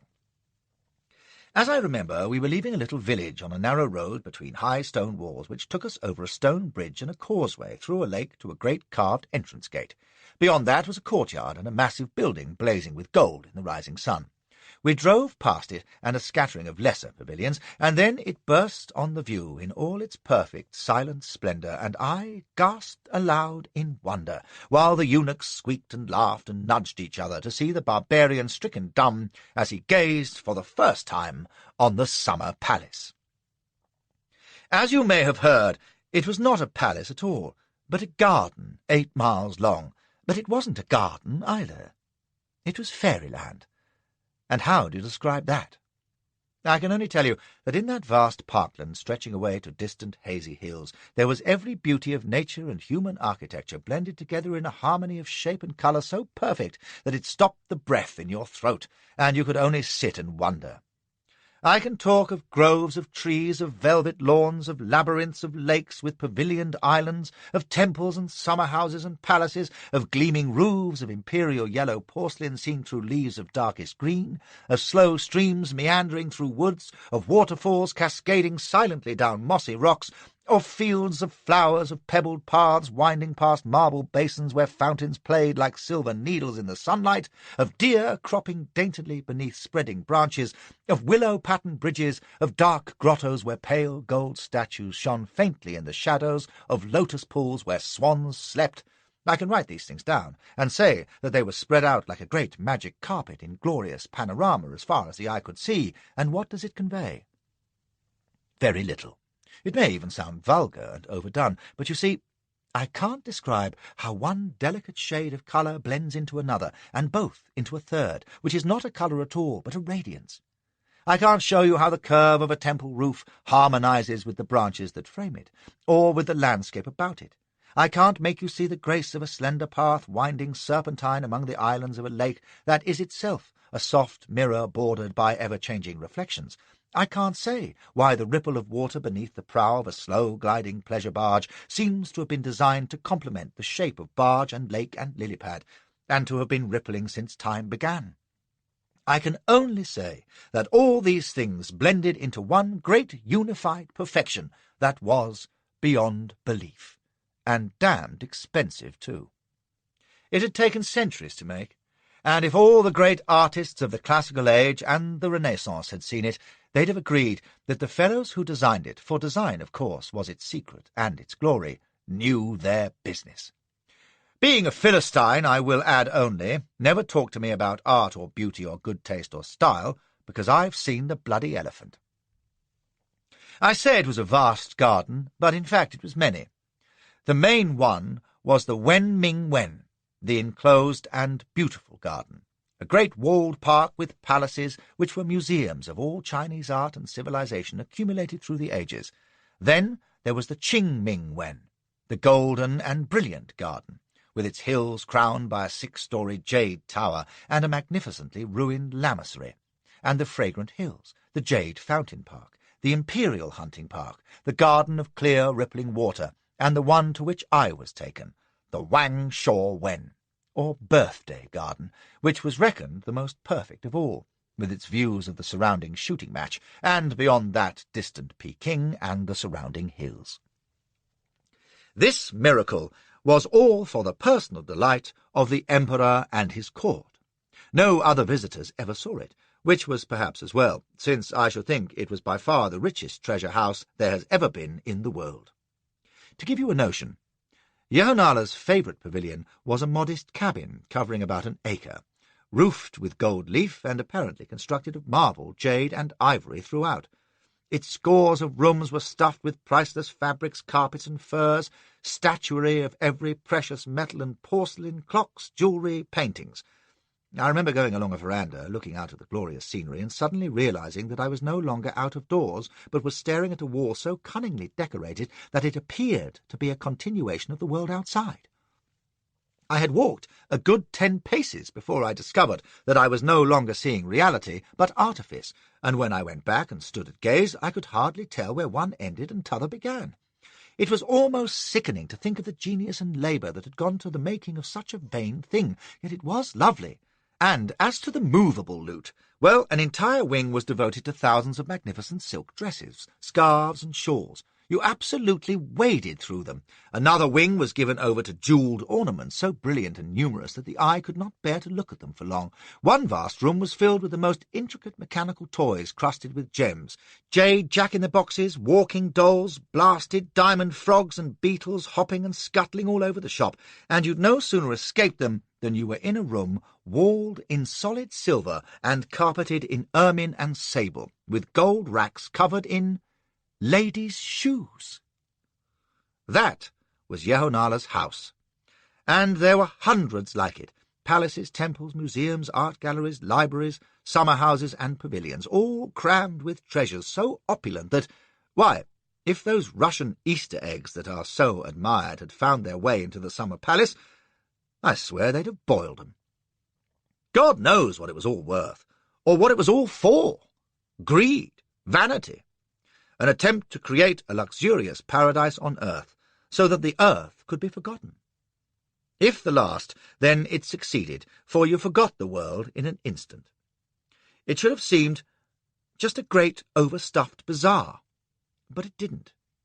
Probably because of this last detail which I shall tell you, and then I'm done with the description. Every one of the millions of precious things in the summer palace, from the 40-foot jade vases in the hall of audience, so fragile that you could read print through them, to the tiny gold thimble on a corner shelf in the room of Yehonala's chief seamstress, was labelled with its description, origin, and the exact position which it must occupy in the room. Think of that the next time you drop a book on the table. Possibly because of recent events and my new surroundings, my memories of the first 2 days in that house are all at random. I saw no one but the eunuchs, whose first task was to groom the barbarian and make him fit for human consumption. Little Anne was early on the scene, scowling sullenly and instructing the lads to see me shaved, scrubbed, and suitably attired. I had to be careful not to understand the shrill directions screamed at me, and to appear to cotton on slowly.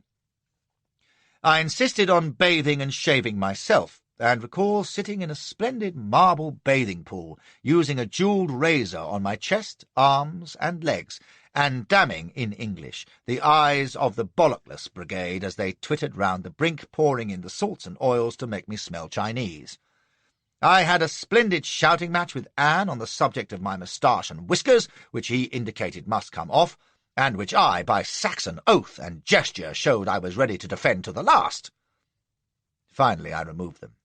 The first time I'd been clean-shaven since I rode as a bronco Apache in Magnus Colorado's spring war party back in '50, but dug in my heels about my top hair. I'd been bald when I was Crown Prince of Strakenz and looked hellish. Gad, I've suffered in my time. Another memory is of sleeping in silk sheets on a bed so soft I had to climb out and camp on the floor. I suppose I ate and loafed, but it's fairly hazy until the second night, when they took me in a closed sedan chair to the imperial apartments in the Wen Ming Wen. This was a piece of pure effrontery on Yehonala's part, and showed not only her supreme confidence in her power, but the extent of that power, and the fear she inspired among the minions of the imperial court. The emperor was down in the Forbidden City still, with all his retinue of nobles and attendants, while the concubine Yi lorded it in the summer palace alone.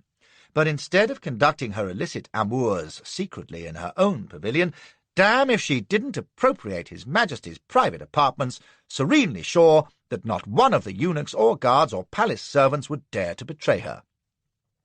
Little Anne's spy system was so perfect that I doubt if an informer could have got near the Emperor or any of her enemies, but probably her best security was that almost the whole court worshipped the ground she trod on.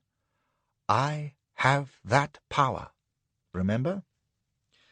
I had no inkling of this when they decanted me at the third of the great halls that made up the Emperor's residence, and led me through a circular side door to a small dressing-room hung with quilted dragon robes in every conceivable colour. It was just like her, you know, to fig me out in her old man's best gear, although I had no suspicion of what was afoot until little Anne began puffing musk at me from a giant squirt, and his assistant applied lacquer to my hair to make it lie down. When they tied a flimsy gauze mask over my face, I thought, aha, and then they bundled me into a corridor and along to a great gilt door where a table stood bearing scores of tortoise-shell plaques, each with a different design worked in precious stones. These were the concubine's tablets, with which His Majesty indicated his choice for the night. It was then little Anne's task to root out the appropriate houri, wrap her in the silk cloak, carry her to the gilt door, and shoot her in, no doubt with a cry of "Shop!" He didn't attempt to carry me, just waved me in and closed the door after me. And through the thin mask I saw enough to confirm my growing suspicions. Directly ahead of me there was a sort of sloping ramp which led up to an alcove entirely filled by a bed large enough to accommodate the King's Own Yorkshire Light Infantry and a couple of signallers. It was sheeted in purple silk with gold lame pillows in case anyone wanted to sleep.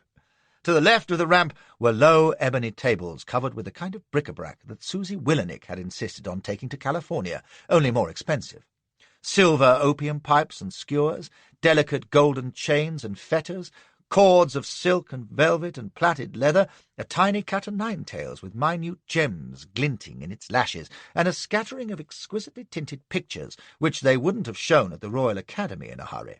Hang it! This isn't the billiard-room, thinks I, and glanced to my right, and forgot everything else. Yahonala was sitting on a low stool, dabbing her lower lip with a little brush before a dressing-table mirror. She was wearing a robe of some gauzy, shimmering material that changed colour with every moment, a wasted effect, since it was entirely transparent. But it wasn't only the sudden vision of that flawless ivory body that set me gulping and gloating as I surveyed the slender foot and ankle, the slim tapering legs, the smooth curve of belly and rump, the tiny waist, and the splendid conical breasts standing clear of the robe. Well, you can see it wasn't. It was that perfect face in the mirror, so arrestingly lovely that you couldn't believe it was flesh and blood, and not a picture of some impossible ideal. She glanced at my reflection in the mirror, cool, up and down. "You look much better in a mask," says she idly, as she might have addressed her pet Pekingese, pouting her lip to examine it in the glass. "Go to the bed, then, and wait." I didn't move, and remembering that I was an uncomprehending barbarian, she pointed with a silver fingernail, flicking her hand impatiently. "To the bed. There. Go on."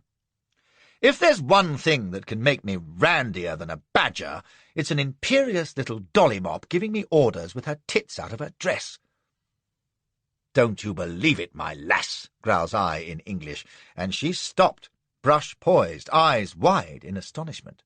I reckon it was a shock to her to hear the noise the animal made.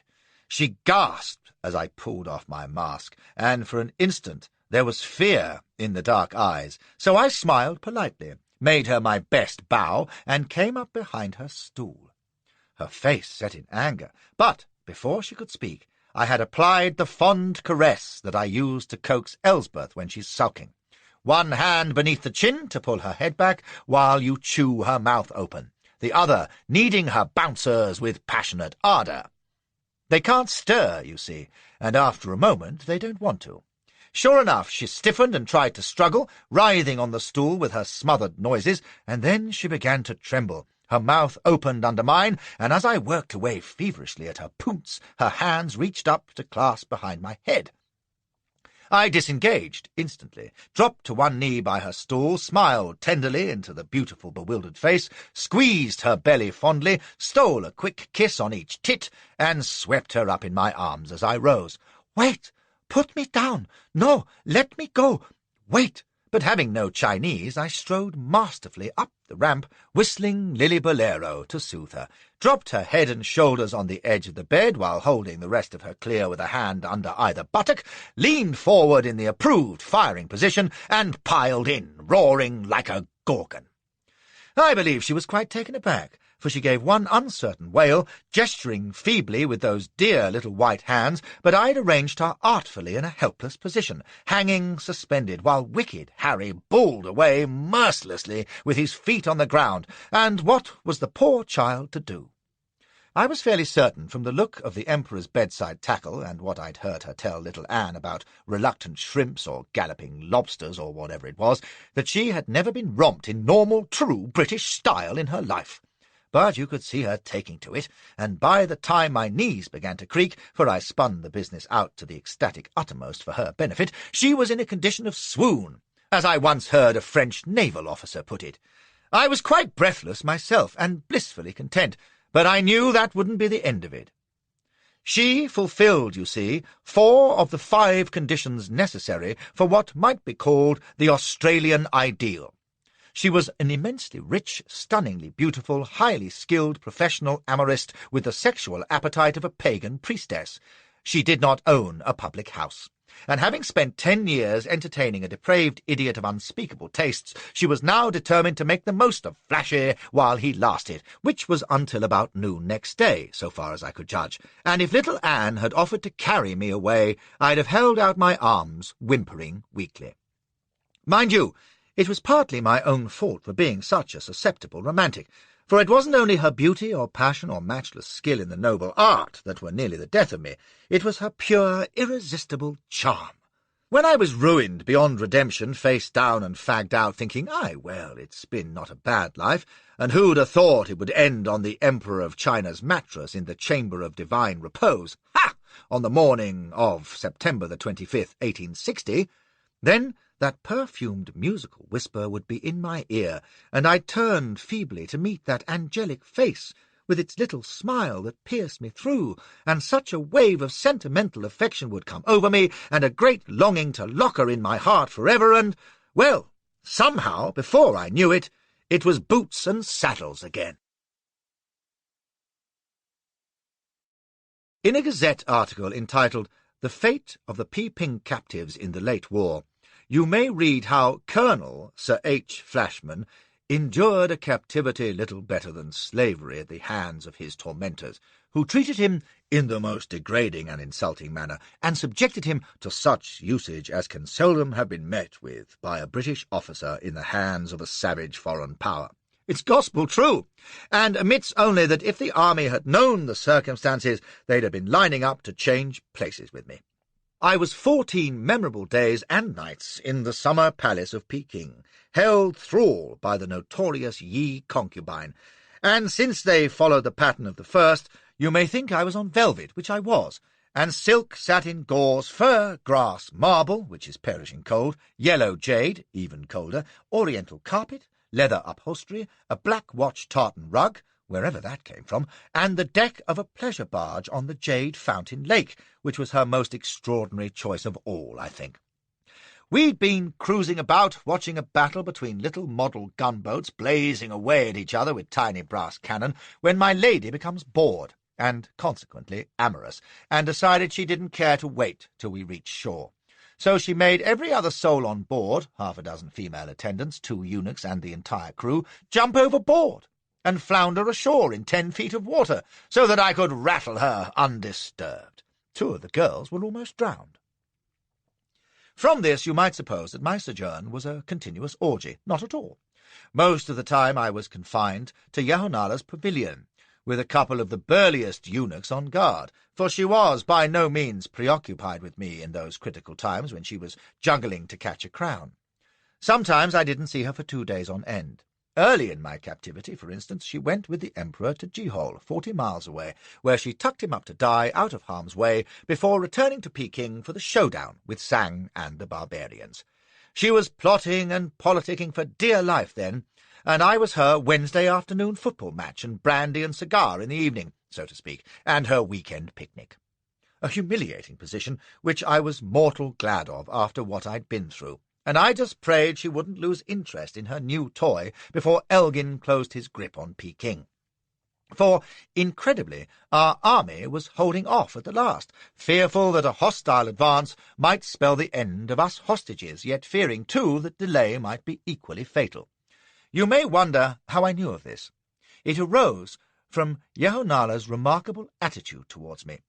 I said before that she spoke to me as though I were a pet poodle, and that was precisely how she treated me. Not wholly surprising, perhaps. With all the arrogance and ignorance of the well-born Manchu, she thought of foreigners, and I was the first she'd ever seen, remember, as rather less than human, and exercised no more reticence before me than you do before Pole or your tabby. And since, quite apart from coupling, it was her whim to keep me on hand in her leisure hours, when she walked or sat in the gardens, or boated, or played games with her ladies, I learned a deal by sitting quiet with my ears open. I suspect she paraded me chiefly to tease little Anne, who was her constant attendant, and couldn't abide the sight of me. They'd talk shop by the lily pond, while Fido sunned himself on the grass, the target of apples playfully tossed by her ladies, and took it all in. how Parks and Locke had been segregated from the other prisoners and would make ideal candidates for the wire jacket when the time came. Yes, the Emperor's signature was already on the Vermilion death warrant, which would be forwarded from Jihol to Peking whenever she wished. The word from the barbarian camp was that they'd rather negotiate than fight, so she had time in hand if she wished. Prince Kung, the Emperor's brother, could be relied on when the final struggle came for imperial power. This was the kind of thing they discussed, never dreaming it was understood. One vital tidbit of information explained why Yahonala, instead of staying with the Emperor Jihol, had returned to the Summer Palace. I gathered that her 4-year-old son, Tungchi, to whom she was devoted, was in Peking, under the care of the Emperor's consort Sakoto. Being heir to the throne, he was far too important to be entrusted to his own mother, who, when all was said, was only a concubine. This was something that Yahonala, for all her great hidden power, could do nothing about. She could only keep as close to the child as possible, ready to defy protocol by stepping in if he was in any danger, or if the likes of Sang or Prince Ai tried to get their hands on him. It might come to bloody palace revolution yet, and possession of the infant would be vital, quite apart from her being his doting mamma. In the meantime, she could only wait and trust to Sakota, who was her cousin and bosom pal, they having been apprentice concubines together before Sakota was made empress.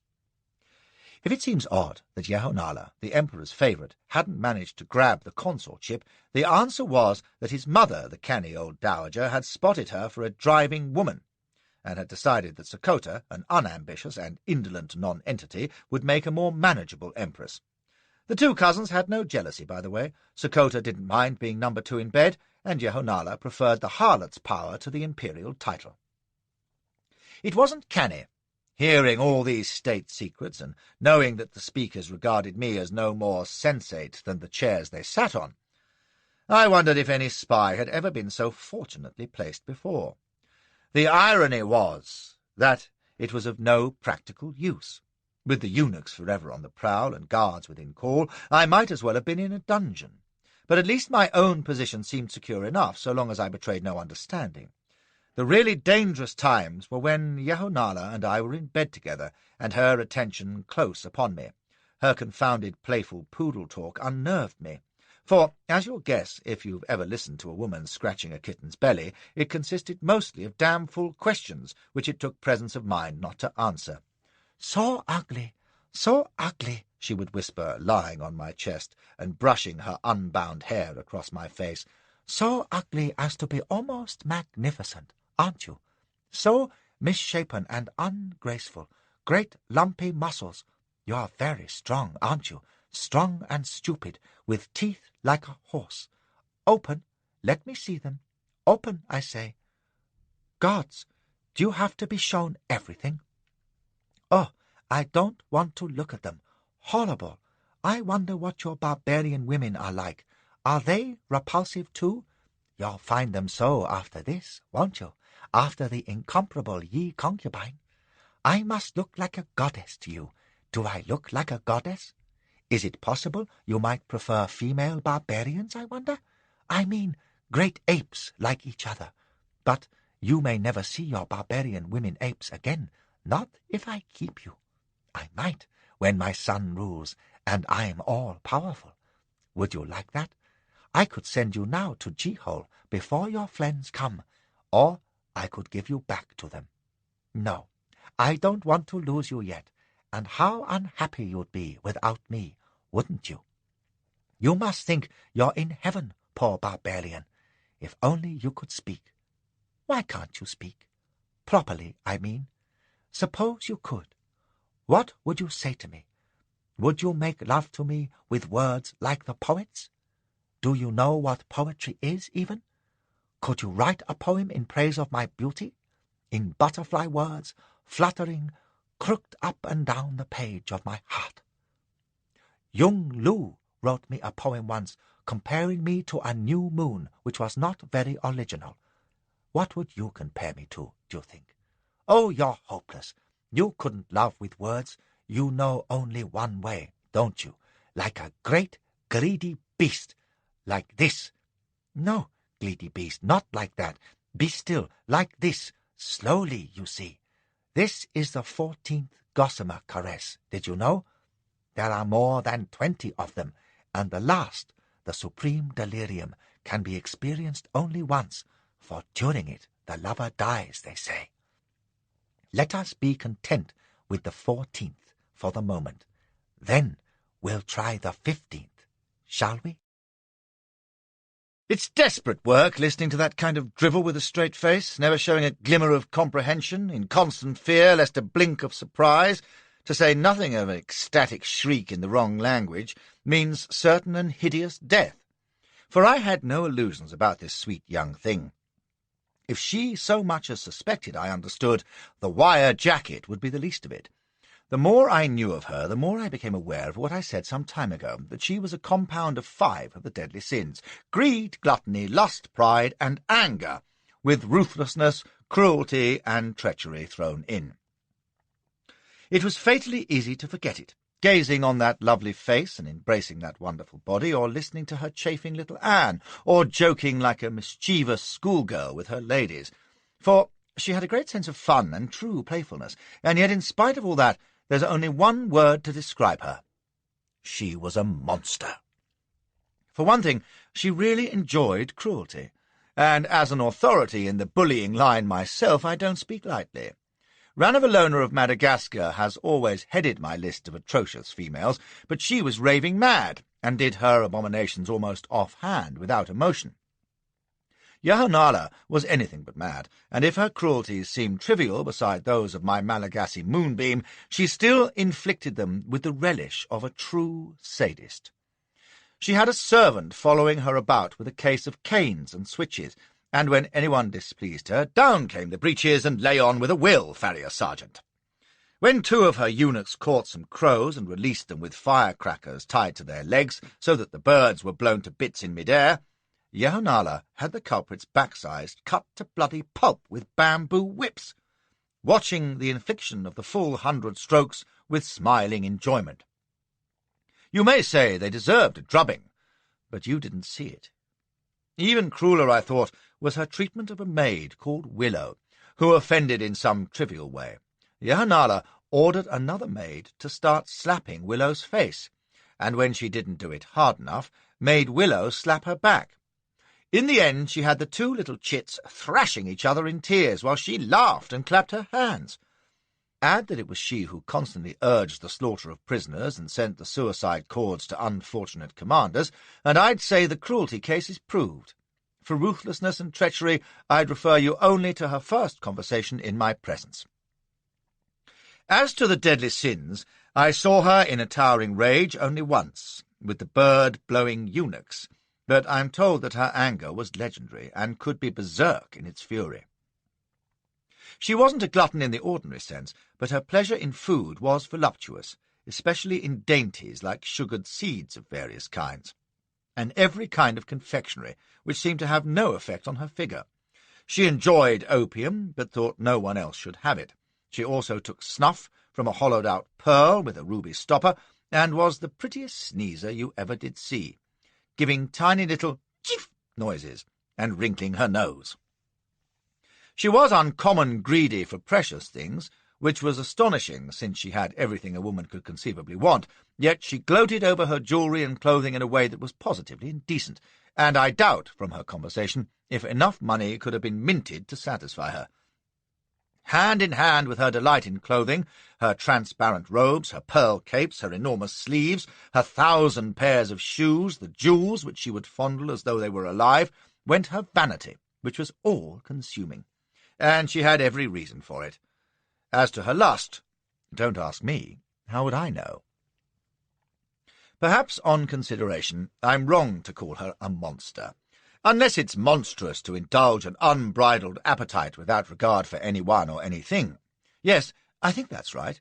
I do, and I'm a monster. With Yahonala, everything was extreme. Whatever she did was done with every fibre of her, and enjoyed with sensual intensity. Whether it was nibbling a sugared walnut, or half-killing a partner in bed, or flaunting a new dress, or having an offender flogged nearly to death, or watching the sun go down over the fragrant hills, or ruling an empire, she would squeeze the last drop of savour out of it and lick her fingers afterwards. If you could have seen her even walking with that quick gliding stride, or pinning one of her 500 jade butterfly brooches to her dress, or playing the 8 fairies travel across the sea game with her ladies, or spraying glycerine on her face to fix her cosmetics, always the same concentration, the same implacable zeal to do it exactly right, the same ambition for perfection. No wonder she became mistress of all China, or that the emperor died of her mattress gymnastics. 10 years. It's a marvel he lasted 10 days. I append these details because, since she became one of the great women of history, an eyewitness account may be of some interest. Perhaps it'll help some clever biographer to plumb the mystery of her character. I can't. I knew her as a lover, you see, and Dick Burton assures me I'm a hopeless nympholeptic, which sounds good fun. She ravished my senses right enough and scared me to death, which, by the way, is true of the only 3 women, apart from Elspeth, whom I've truly loved: Lola, Lakshmi Bai, and Yehonala. An empress, a queen, and the greatest courtesan of her time. I dare say I'm just a snob. However, my little character sketch will have explained my growing anxiety in case she discovered that she was nourishing a Chinese-speaking British viper in her gorgeous bosom. For every day increased that risk, and still Elgin didn't move. The British and French army seemed to have put down roots at Tangchao, a mere 10 miles from Peking. I couldn't fathom Grant's intentions, with winter coming on, his lines of communication gaping for 100 miles behind him to the coast, his force still outnumbered at least 4 to 1. If I'd had command of the remaining Tartar cavalry, I'd have had him, and his army, and his bull-fiddle bottled on the Pio yet. The reason, according to Little Anne, was that the big barbarian was scared the prisoners would be murdered if he moved. Knowing Elgin, I was sure there must be more to it. In fact, he and Grant were just making sikar, as my wife would say, counting on the very error which I heard Little Anne making to Yehonala. "We shall have warning if they move," says he. "The big guns will sound. The order for the deaths of the barbarian prisoners can be dispatched, and we shall have ample time to retire to Jihol, leaving Sang and Prince Ai and Su Shun and the rest of the reptiles to meet the wrath of the big barbarian. Han Ki has charge of Pa Xia Li and the other. They can be removed quietly and executed by the jacket whenever you wish, unless," he glanced moodily at me, "you will be wise and put that thing away." Meeting his eye, I smiled amiably and nodded. "What in the name of Yen Lo are you going to do with him, orchid lady?" "Take him to Jihol," says she. "Why not?" "Gods! To Jihol, and play the harlot with him while the Son of Heaven is dying in the next room?" "Well, I can hardly play the harlot with the Emperor in his condition, can I? And you know me, Little Anne, I have to be playing the harlot with someone, or so you keep telling me." "Will you jest at such a time?" he shrilled. "Oh, little Empress, if you have no shame, at least have sense. Prince Kung and the Empress Dowager are lodged only a mile away, in the Wen Ming Wen. Suppose word reach them of this beast's presence. Suppose Sang gets to hear of it. At the moment when you have the prize all but in your grasp, oh, why do I waste time talking to a lovely idol with an ivory head? How will you hide him in Jihol or on the road? It's a full day's journey." "He can travel with the eunuchs. It may be that I'll keep him as one eventually. Perhaps make him chief in place of you. At least he won't deafen me with impertinence. By the way, we'll travel to Jihol by night. Have the horse litters and cavalry escorts standing by from tomorrow. The barbarians may come soon now." By gad, I hadn't liked the sound of that. Of course, she was just joking, teasing Little Anne. Wasn't she? One thing was sure, she wasn't getting me to Jihol. When those guns sounded, I'd make a run for it somehow. If I could give my watchdogs the slip after dark, even if I didn't get out of the summer palace, there were acres of woodland to lie up in. I might even get clear away, and be in time to reach Grant and have him send a flying column slap into the city to rescue Parks and the others. Probyn or Fane would be in and out before the Chinks knew they'd been. Aye, but I mustn't run the slightest risk of capture myself. The thought of being dragged back, helpless, to face her fury. They can't stand being jilted, these autocratic bitches, and little Anne's malice. "What's the matter with the filthy brute? He looks as though he'd seen a spirit." It was little Anne's harsh squeal, and I realized with a thrill of fear that he was staring at me. How I didn't start round in guilty panic, God knows. I forced myself to sit still. We were in the long ivory saloon of her pavilion, Anne standing beside her chair while she ate her supper of peaches sliced in honey and wine, myself on a stool about 10 feet away. A few of her ladies were playing Go at the other end, laughing and chattering softly. Out of the corner of my eye I could see Yehonala had turned to look at me, laying down her spoon. I took a deep breath, pressed my hands to my stomach, and belched gently. She laughed. "Flied-bled dragons, or love-pangs for his orchid, eh, little Anne?" She returned to her peaches. "Perhaps." To my consternation he walked towards me slowly, and I gave him my idiot smile as he paused before me, a thoughtful frown on his pudgy face. "Do you know, orchid lady," says he, watching me, "I have sometimes wondered if this stallion of yours is as scentless as he seems. Once or twice, just now, for instance, I've wondered if he doesn't understand every word we say." It was like a douche of cold water, but I daren't drop my eyes. I could only blink without interest and hope the thunder of my heart wasn't audible. "What?" Her spoon tinkled into the dish. "Oh, what old wool! Barbarians don't speak our language, stupid."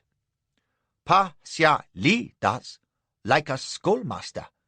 His little eyes were bright with suspicion. "So will others. Perhaps this one." "And never a word out of him in days, or any sign of sense? Nonsense. What makes you think so, apart from malice?" He continued to stare at me. "A look, an expression, a sense," he shrugged. "I may be wrong, but if I'm not, the tale of your pleasuring him will be the last he can tell." His eyes narrowed, and I knew what was coming, and began a cavernous yawn to cover the reaction, which I knew he was going to startle out of me. Sure enough, "Look at his thumb," he squeaked. Now, I defy anyone in my position not to twitch his thumb, or whatever extremity is mentioned, unless he has set his muscles and began to yawn, which is a fine suppressor of the guilty start. Hutton, old Pam's Treasury gunslinger, taught me that one. I saw the disappointment on little Anne's face, and looked at him serenely. "If you are right," says Yehonala, "then he understands us now." I glanced at her, reasonably enough since she'd spoken, and felt sick. She was frowning uncertainly, upright in her chair. She beckoned abruptly, so I got up and went over, meeting her stare with polite interest. After a moment, "Do you understand me?" says she sharply, and I smiled hopefully as her eyes stayed steady on mine. Then she pointed at her feet, so I knelt upright in front of her, my face just below the level of her own, about 2 feet away. She continued to watch me intently, that lovely oval mask expressionless, and then said quietly, "I don't know, Anne, but we must be sure. It's a pity. Take the sabre from the wall yonder, quietly. When I say begin, strike." If it was a bluff, it was bound to work. Even Hope Grant or Rudy Starnberg wouldn't have been able to repress a flicker when she spoke the fatal word, and my nerves weren't in the same parish as theirs. I didn't hear little Anne move behind me, but I knew he'd be there, quietly poising that razor-sharp blade, waiting. I could only kneel patiently, praying the sweat wasn't starting from my brow, meeting her cold gaze with smiling inquiry, as I would have done if I'd been innocent, letting my smile fade uncertainly as she didn't respond. I strove not to gulp, to look easy, knowing it was no go. Unless I could think of something, I was bound to flinch at the word. In desperation, I lowered my eyes, searching for inspiration, finally letting my glance stray to her bust. She was wearing one of those tight silk Manchu dresses that button at the throat and are open to the breastbone, leaving a gap through which appetizing curves of Eve's puddings are to be seen. I stared with rapt interest, moving my head slightly for a better view, moistened my lips, and blew gently at the opening. She flinched, and I glanced up with an insolent, suggestive twitch of the brow to let her see how my thoughts were running. There was a shadow of doubt in the dark eyes, so I returned to my leering contemplation of her bouncers with a contented sigh, leaning a little closer and blowing again, a long, sustained breeze this time. "Begin," says she softly. And I continued to blow soft and steady without a tremor, for I knew it was a bluff, and that little Anne, far from holding a sabre over my head, was still 10 feet away, watching. If you want to play double dares with Flashy, don't do it when there's a polished walnut cabinet reflecting the room behind him. "Idiot!" snaps Yehonala, and snatching up her spoon, she flung it at Anne's head. "He doesn't understand a word. You're a snivelling old woman and a spiteful little worm. Now get out and leave us alone." By George, I was glad to see the brute go. He'd had my innards in a rare turmoil for a few minutes, and I knew that now his suspicions were aroused, he'd watch me like a lynx. Even in the small hours, when Yehonala had played us both out, I was still too nervous to go to sleep for fear I babbled in Chinese, and next day, to my consternation, I was confined to my room, with the door locked and a Mongol trooper of the Imperial Guards cavalry on sentry, which had never happened before.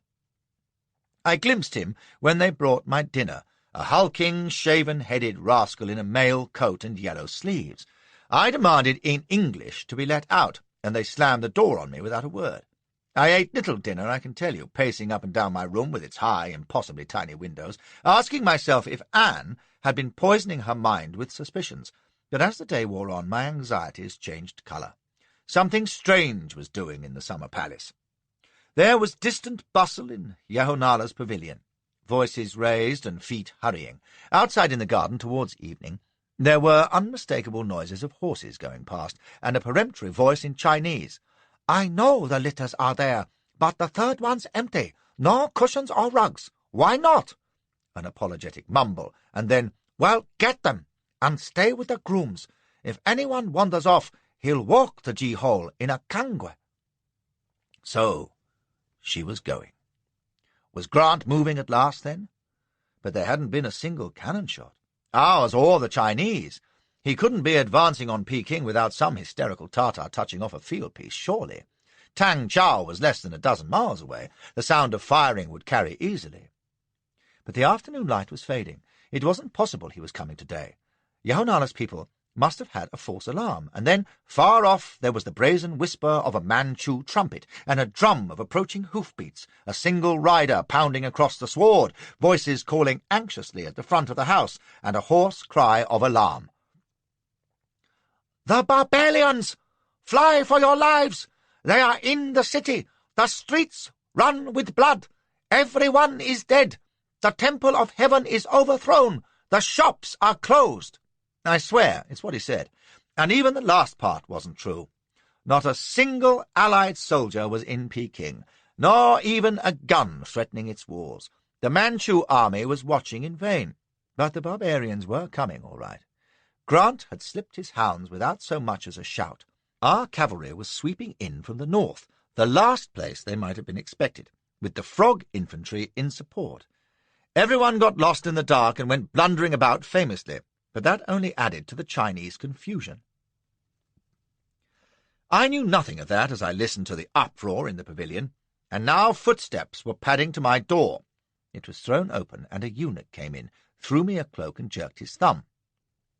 I slipped it over the loose tunic and trousers that were my only clothes and followed him out, my Mongol guard looming behind me as we made our way to the Ivory Saloon. The pavilion was in the throes of a flitting.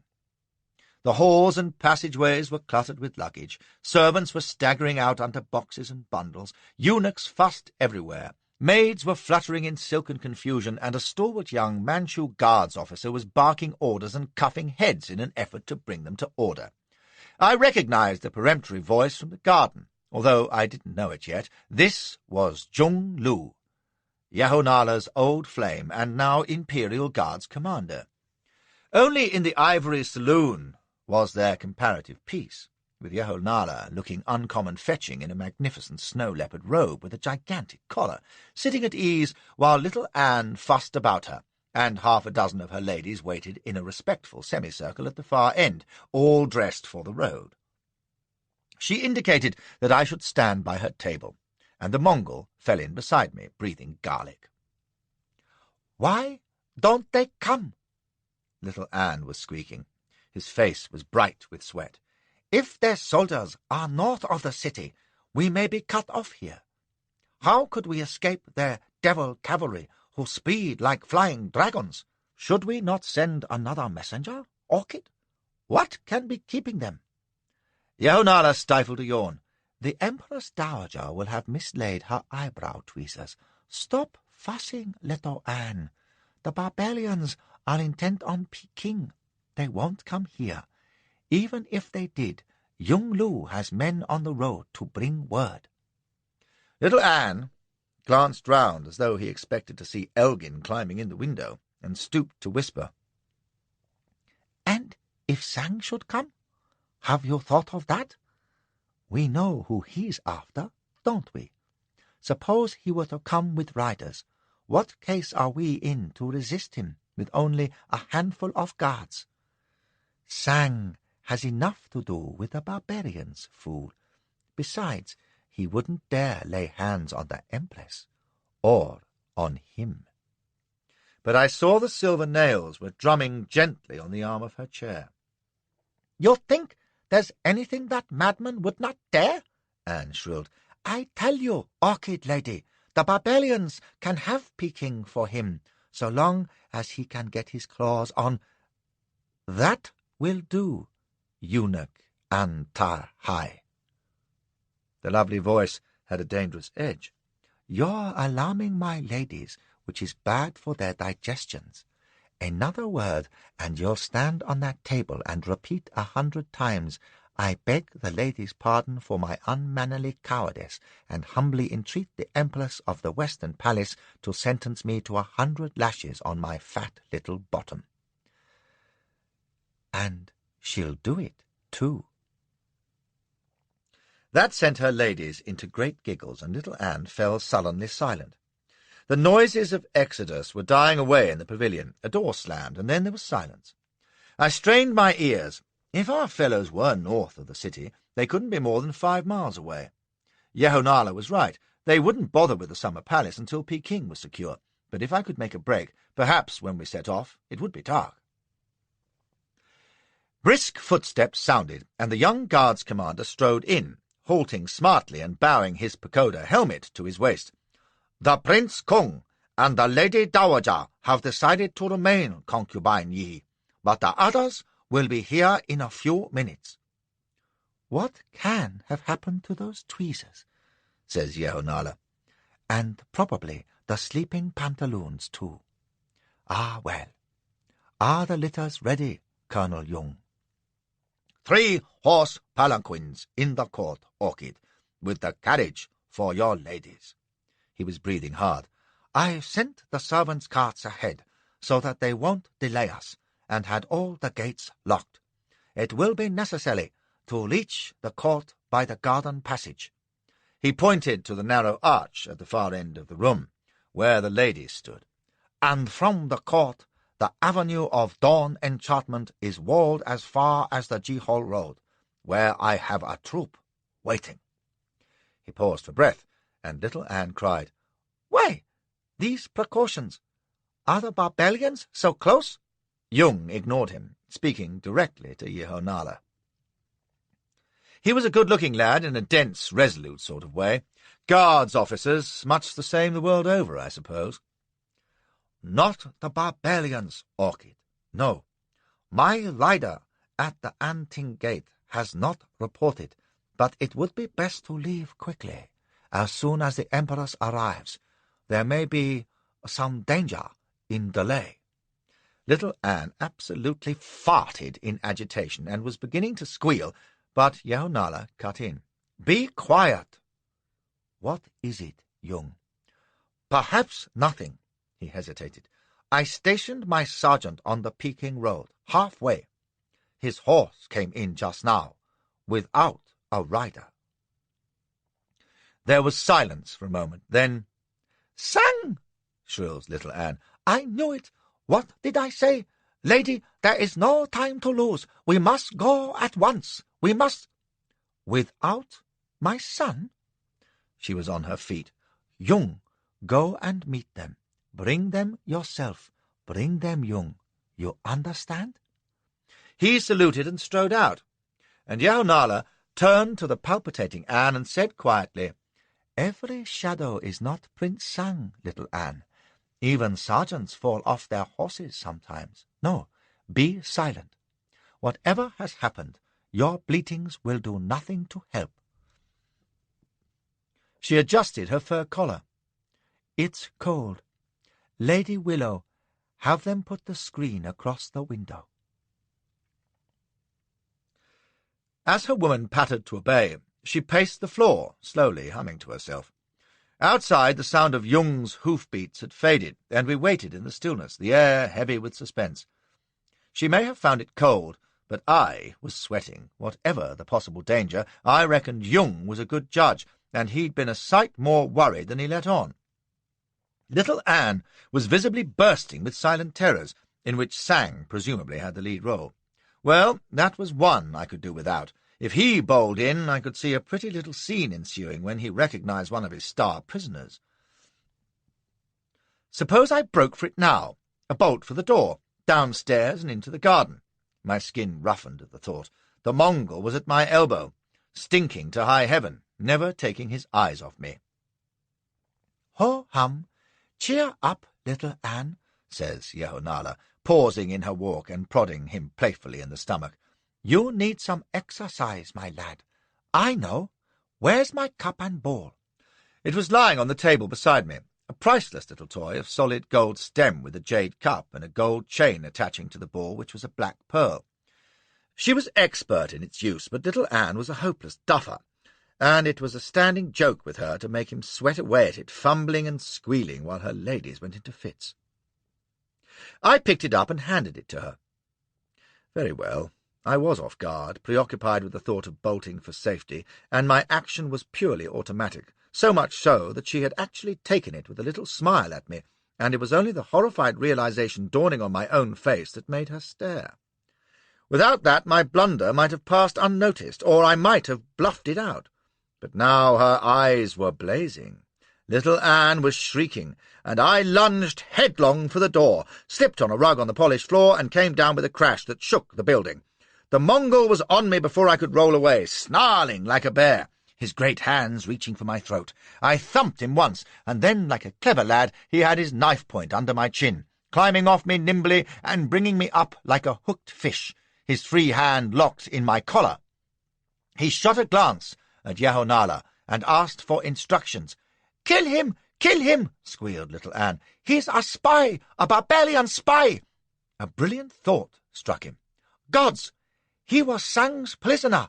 He's a spy of Sang's! He—" "Put him yonder," says Yehonala, and the Mongol thrust me down in her chair, taking his stand behind it with his knife prodding the angle of my neck and shoulder. It beats handcuffs any day. "Why?" yelps Little Anne. "Kill him now! Aye! Orchid, why do you hesitate? He has heard all. He knows he must die at once, before the Empress comes. Please, Orchid, kill him, quickly." She came to stand in front of me, moving without haste, and save for the black ice of her eyes, there wasn't a trace of expression on the beautiful oval face framed in the fur collar. Even in that hellish moment, I couldn't help thinking what an absolute peach she was. She flicked the golden toy in her hand, and the black pearl fell into the cup with a sharp click. "You speak and understand Chinese?" It was a cold whisper, and since there was no point in denial, I nodded, ignoring Anne, who was gibbering for my blood. She clicked the ball into its socket again, and said the last thing I'd have expected. "You must have nerves like steel chains. Last night you knew what I had told little Anne, but you didn't flinch by a hair's breadth." "I'm a soldier, Empress of the Western Palace." I was trying not to croak with terror, for I knew that if there was any hope at all, it rested on a cool, off-hand bearing. Try it next time a Mongol's honing his knife on your jugular. "My name's Colonel, Banner Chief, Flashman, and I'm Chief of Intelligence to Lord Elgin, whom you call the Big Barbarian." "He's a spy!" shrieks Anne. "He admits it! Kill him! Give the order, Orchid Lady!" "Why did you never speak before?" Her voice could never sound harsh, but it was fit to freeze your ears. "Why did you lie and deceive by silence? Are you a spy?" "Of course he is! He said so! No. I was a prisoner of Prince Sang's, taken by treachery. When you found me, I was gagged and unable to speak. By the time I was released, I had heard so much that to have admitted my knowledge would have meant certain death." I frowned, gave my lip a gentle chew, and then looked her in the eye, speaking soft, like a man striving valiantly to conceal his emotion. You know, a kind of ruptured Galahad. "I had no wish to die, not when I had found a new reason for living." For a second she didn't take the drift, and then, do you know, she absolutely blushed, and for the only time in our acquaintance she couldn't meet my eye. "He lies!" screamed little Anne, God bless him. "Orchid, he has the tongue of a snake, the lying barbarian dog! Will you let him insult you, this beast? Kill him! Think what he knows! Think what he's done!" "Keep it up, little Anne," thinks I, "and you'll talk me out of this yet." She met my eye again, cold as a clam. "You think you will live now?" She flicked her cup and ball again and missed. "Why should you kill me, when I can serve you better alive? What I've overheard is in no way dangerous to you, or to your son. On the contrary. I knew I mustn't babble in panic, but maintain a calm, measured delivery. Head up, jaw firm, eyes steady, bowels dissolving. Tomorrow the British army will be in Peking, seeking a treaty, not with Prince Sang or Prince Ai or Su Shun, but, as you said yourself, with an emperor acceptable to the barbarians. Since it's likely that the present emperor will die, I can think of no more acceptable successor than your own son, guided by those who love him and seek the good of China. So I'll tell Lord Elgin, and he'll believe me. He will also see it for himself, and believe me, Empress, if you want a friend, you'll find none better than the big barbarian. Except one." By Jove, it was manly stuff, and true, for that matter. How she was taking it I couldn't tell, for her face was as mask-like as ever. Little Anne wasn't buying. He'd picked his line, a singularly unattractive one, and was sticking to it. The Mongol I wasn't sure about, but he wasn't a voting shareholder. I sat bursting with concealed funk. Should I say more? Yehonala flicked her cup again, and this time the ball snapped home with such finality that, like a fool, I came out with the first thing that entered my head. "Of course, you'd want to stop the death warrants for Pa Xia Li and the others. Lord Elgin would never forgive—" I stopped dead, appalled at the thought that I was voicing a threat, and an even more frightful thought occurred. Suppose Parks was dead already? Oh, Jesus, what had I said? Yehonala's reply left me in no doubt. "He would never forgive Prince Sang, you mean?" "Yes, yes," cries Anne eagerly. "That is the way. Don't listen to this liar, Orchid. Kill him and have done. He is a spy who'll take every word to the big barbarian, lying and poisoning him against us. What do they care for China? They hate us, mutinous slaves." He turned on her, hissing. "And he would defame you. Oh, he won't tell them just what he's heard. He'll invent foul slanders, abominations, mocking your honour." The temptation to bellow him down with indignant denials was strong, but I knew it wouldn't do with this icy beauty's eyes on me, and her mouth tightening as she listened. I waited until he ran out of venom and sighed. There speaks the jealous eunuch, says I, and gave her just a hint of my wistful, flashy smile. What can he know, orchid lady? Those were my bolts shot, diplomatic and romantic, and if they didn't hold, I could try shooting feet first out of the chair and diving for the door, but I rather fancied the expert at my back would be ready for that. I waited while she clicked her infernal toy again, and then she turned abruptly away, signing little Anne to follow her out of earshot. At the end of the room her lady stood agog, twittering at this sensation, while she and Anne conferred. My watchdog and I fell into conversation. "Lift the point a little, soldier, will you?" "Shut up, pig."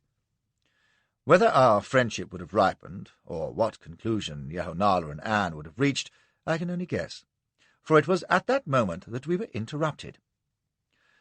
1 second all was still, and then there was a confused tumult from the garden, a babble of voices with a man shouting and women crying out closer at hand, distant yells and the sound of approaching hoofbeats, feet running in the house itself, and then the door was flung open and a tiny boy rushed into the room.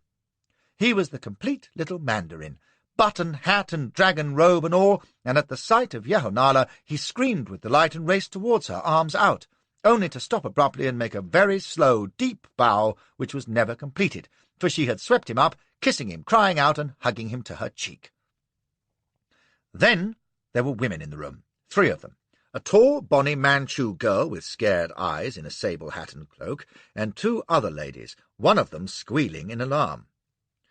From the fact that everyone in the room except Yehonala and my Mongol, trust him, dropped to their knees and knocked head, I knew this could only be the Empress Sakota, and the little boy, who was demanding shrilly to be let down, so that he could show Yehonala his new watch with the little bell, the damnedest thing stick in your memory, must be the heir to the throne, Tung Chi.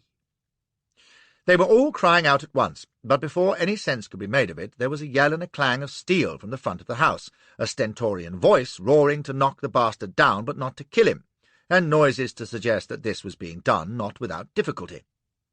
Then the Empress Sakota went into hysterics, covering her ears and shrilling wildly. Her ladies stood appalled and helpless until Yehonala slapped her soundly, pushing her towards her own ladies, who bore her in a screaming scrimmage to the end of the room.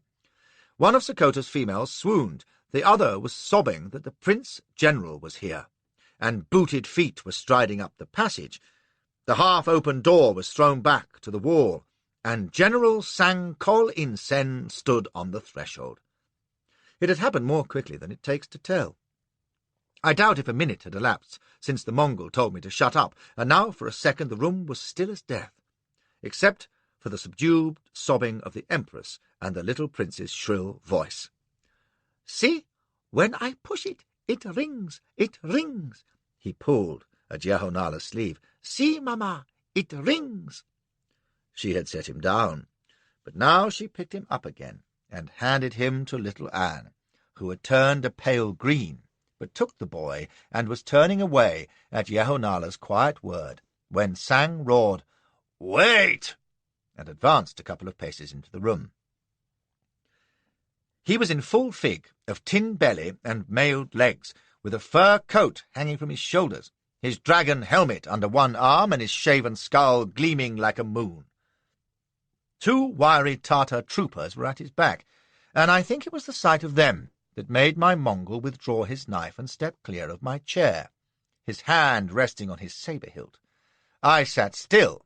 I'm nobody's fool. Yehonala stood perfectly still in the centre of the room, facing Sang, who had halted about 10 feet away. His basilisk stare moved from little Anne to her, and he gave her a curt nod. "All harmony, ye concubine. I have—" "All harmony, Lord Sang," says she quietly. "But you forget, Her Imperial Highness is in the room." He grunted and ducked his head towards the distant woman. "Her Imperial Highness's pardon. My business is with His Highness, the Son of Heaven. His sacred presence is required in Peking. The Prince I commands it." "His Highness is going to Jihol," says she. "The Emperor commands it." Her tone, rather than the words made his face crimson, and I saw the cords of his bull neck stiffen in anger, but instead of howling as usual, he gave a contemptuous snort. "You have a Vermilion decree, swaying the wide world? No. Then we waste time. I'll take his highness. I have an escort." "Chief eunuch," says she, "take his highness down to the court, at once."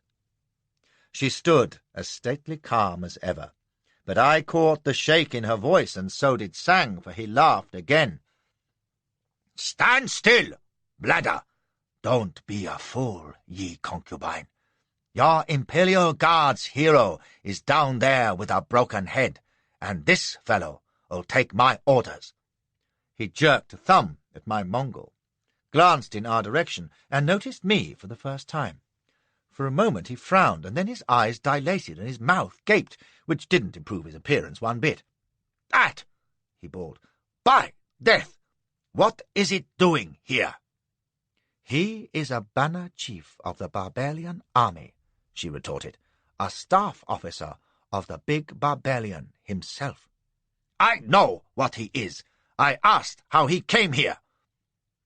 His glare fell on little Anne, half hidden behind Yehonala, and clinging to the small prince as though he were a lifebelt. "You capon! Is this some of your work? No, you scum. You never do anything but at her bidding." He thrust out his jaw at Yehonala. "Well, what is an enemy prisoner doing in the Yi concubine's pavilion?" "I am not answerable to you."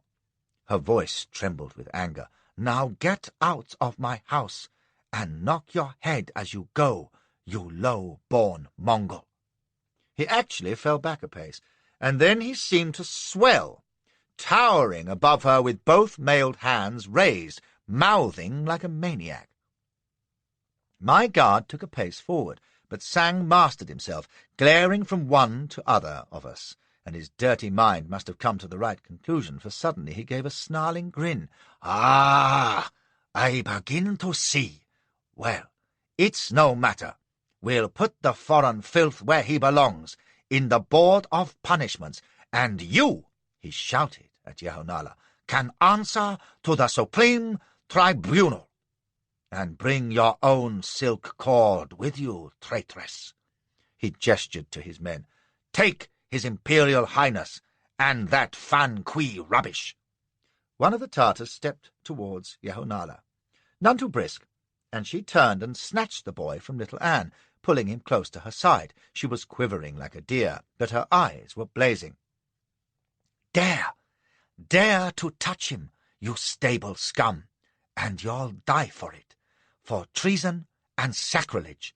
The Emperor will—" "On the word of a faithless whore?" jeers Sang, and thrust the Tartar brutally forward. "Fetch him, fool!" The Tartar took another step. Little Anne screamed and blundered bravely forward, arms windmilling to bar his way, and Yehonala swung the prince up in her arms, turned to run in sudden panic, realized it was hopeless, and turned again, helpless. The Tartar flung little Anne aside. The ladies behind wailed in terror, and Yehonala flung out a hand to ward off the Tartar, crying out, "Help me! Stop them! Help me!" And by God, she was calling to me. Well, you know what follows when a beautiful young woman, threatened by brutal enemies, turns to me in a frenzy of entreaty, hand outstretched and eyes imploring. If she's lucky, I may roar for the bobbies as I slide over the sill. But this was different. For while they'd been trading insults, I'd been calculating like sin, and I knew how it must be, even before she hollered for help. If Sang prevailed, I was dead meat. If I turned up trumps, Yehonala would see me right. If Sang thought he could rule out the Mongol, he was wrong, for the brute was not only an Imperial Guardsman worth 2 Tartars any day, he had a mishandled chief to avenge, and the sight of Yehonala threatened had been causing him to bristle like a chivalrous gorilla. It was his size that determined me, and the fact that there wasn't a sill to slide over anyway. It was now or never. I leapt from my chair, crimson with fear, and roared. Sang call in sen. That lady and her child are under the protection of Her Majesty's government. Molest them at your peril. I speak for Lord Elgin and the British Army, so back off, you see." And for good measure I added, "You dirty dog, you!" It stopped 'em dead in sheer amazement. Dick dauntless, facing the stricken heathen. And I wished Elsbeth could have seen me just then, or perhaps, considering what Yehonala looked like, better not. There was a breathless pause, and then Sang went literally mad with rage, howling and lugging out his sword. I yelped and sprang away, turning for the sabre which I knew was on the wall, since Yehonala had indicated it to Anne last night, and the damn thing wasn't there. Sang's blade whirled in a glittering arc, and I hurled myself aside, bellowing as it shattered a table in my rear. There was the sabre 3 yards along. I leapt and snatched it from the wall, whirling to meet another furious cut, roaring to the Mongol to get on parade, and breaking ground as Sang came after me, frothing like a pea-dog.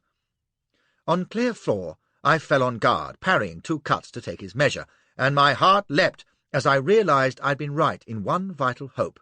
He couldn't use a sabre to save himself. He was a blind, furious lasher, so I exposed my flank, took the cut on the forte, waited his lurching recovery, and ran him through the left arm. I ain't a Guillaume Danet, you understand, but Sang's swordplay would have broken the troop sergeant's heart. I needn't have fretted about the Mongol. One Tartar was down with his guts on the rug, and the other was in desperate retreat, with my lad coming in foot and hand. I had a brief glimpse of the room, wailing women stampeding for the archway passage leading to the court, little Anne carrying the prince and herding them like a fat collie, Yehonala standing halfway, watching us, clutching her fur to her neck, and then Sang was on me again, spraying gore and hewing like a woodman. Oh, he was game. Right, you swine, thinks I. This'll read well in the Morning Post, and I went in to kill him. I'd have done it too, but the cowardly bastard got behind a table, roaring for help. Yehonala suddenly cried out, and I stole a glance behind. There were fur caps and swords in the doorway, with the Mongol charging them. More of Sang's riders, 3 at the least, but the Mongol was holding them in the narrow entrance. Useful chap, he was. "Die hard, Attila!" I roared to encourage him, took a last cut at Sang, and then turned to race along the room. Yehonala was at the archway, glancing back anxiously, while little Anne, who seemed to have got shot of the prince to one of the women, pleaded with her to make haste. I seconded that as I ran, for I wanted no one hindering my line of retreat. "Get out, woman! Run for it! We'll stand 'em off!" By which I meant that the Mongol would. But just as I came level with him, moving smoothly, the mob in the doorway forced him back, and I must turn to cover his flank. He'd done for the original too, but had taken a couple of cuts in the process, one an ugly gash on the face that was running like a tap. There were 4 new swords against us, and as the Mongol reeled I could only ply the Maltese cross for my very life. That's the Afghan's last resort, an up-down-across pattern that no opponent can get by until you fall down exhausted, which happens after about 10 seconds in my condition. Then he recovered, and we retreated, shoulder to shoulder, for the arch, while Sang came steaming up, with shouts and great action, damning 'em for sluggards, but keeping his distance. That Mongol was a complete hand. I've never seen a faster big man, and with his tremendous reach he could have given my old chum de Gautet a few minutes' trouble. He fought left-handed, with a short sword in his right, and didn't mind at all taking a cut in a good cause. He stopped one with his bare shoulder, grunted and chopped like lightning, and there was a head, trundling away across the polished floor, while the Mongol bayed triumphantly, and the 3 other Tartars checked aghast and reviewed the position, with Sang going demented. We were under the arch and into the passage, and since there was room for only one, I considerately went first, while Genghis turned and dared the foeman to come on, clashing his hilts against his mailed chest and howling with laughter. He seemed in such spirits that I left him to it, flying along the passage and round the corner, and not so much as a mouse-hole to hide in, so I must career down the stairs and into the star-lit dark of the walled court. 2 horse palkis were clattering out and away along an avenue of high, impenetrable hedges. One remained, and Yehonala was drawing aside its curtain, preparing to climb in, but looking back anxiously. For me, I like to think, for she gave a little cry as I appeared. Little Anne was trying to climb aboard the lead horse and making sad work of it, squealing oaths and slipping under its neck. I heaved him up bodily. It was like handling a mattress full of blancmange, and slapped the beast with the flat of my sabre. It started forward, and as the palki came by, Yahonala had the curtain raised. She said nothing, but stretched out her hand. I caught it for a second, and she smiled. Then the palki was past, and I got a foot on the shaft and swung aboard the rear horse, and we were away, the palki swaying like a hammock between the two beasts. As we lumbered down the avenue, I looked back. The court was empty under the stars, which suggested that my Mongol was still at profitable labour. And if you cry out on me for a deserter, so I am, and you can spare your sympathy for his opponents. The avenue ran straight for half a mile, and we picked up a good pace. With the panic of action over, I was suddenly reeling, tired, and trembling at the thought of the risks I'd run. The temptation to sink forward on the horse's mane, sobbing with relief, mastered me for a moment, and then I thought, "Sit up, you fool, you're still in the wood." The avenue was curving now, and the hedge had thinned to a border of bushes. 2 furlongs ahead there were lanterns burning and the helmets of horsemen. Yung Lu's troop waiting on the Jehol road.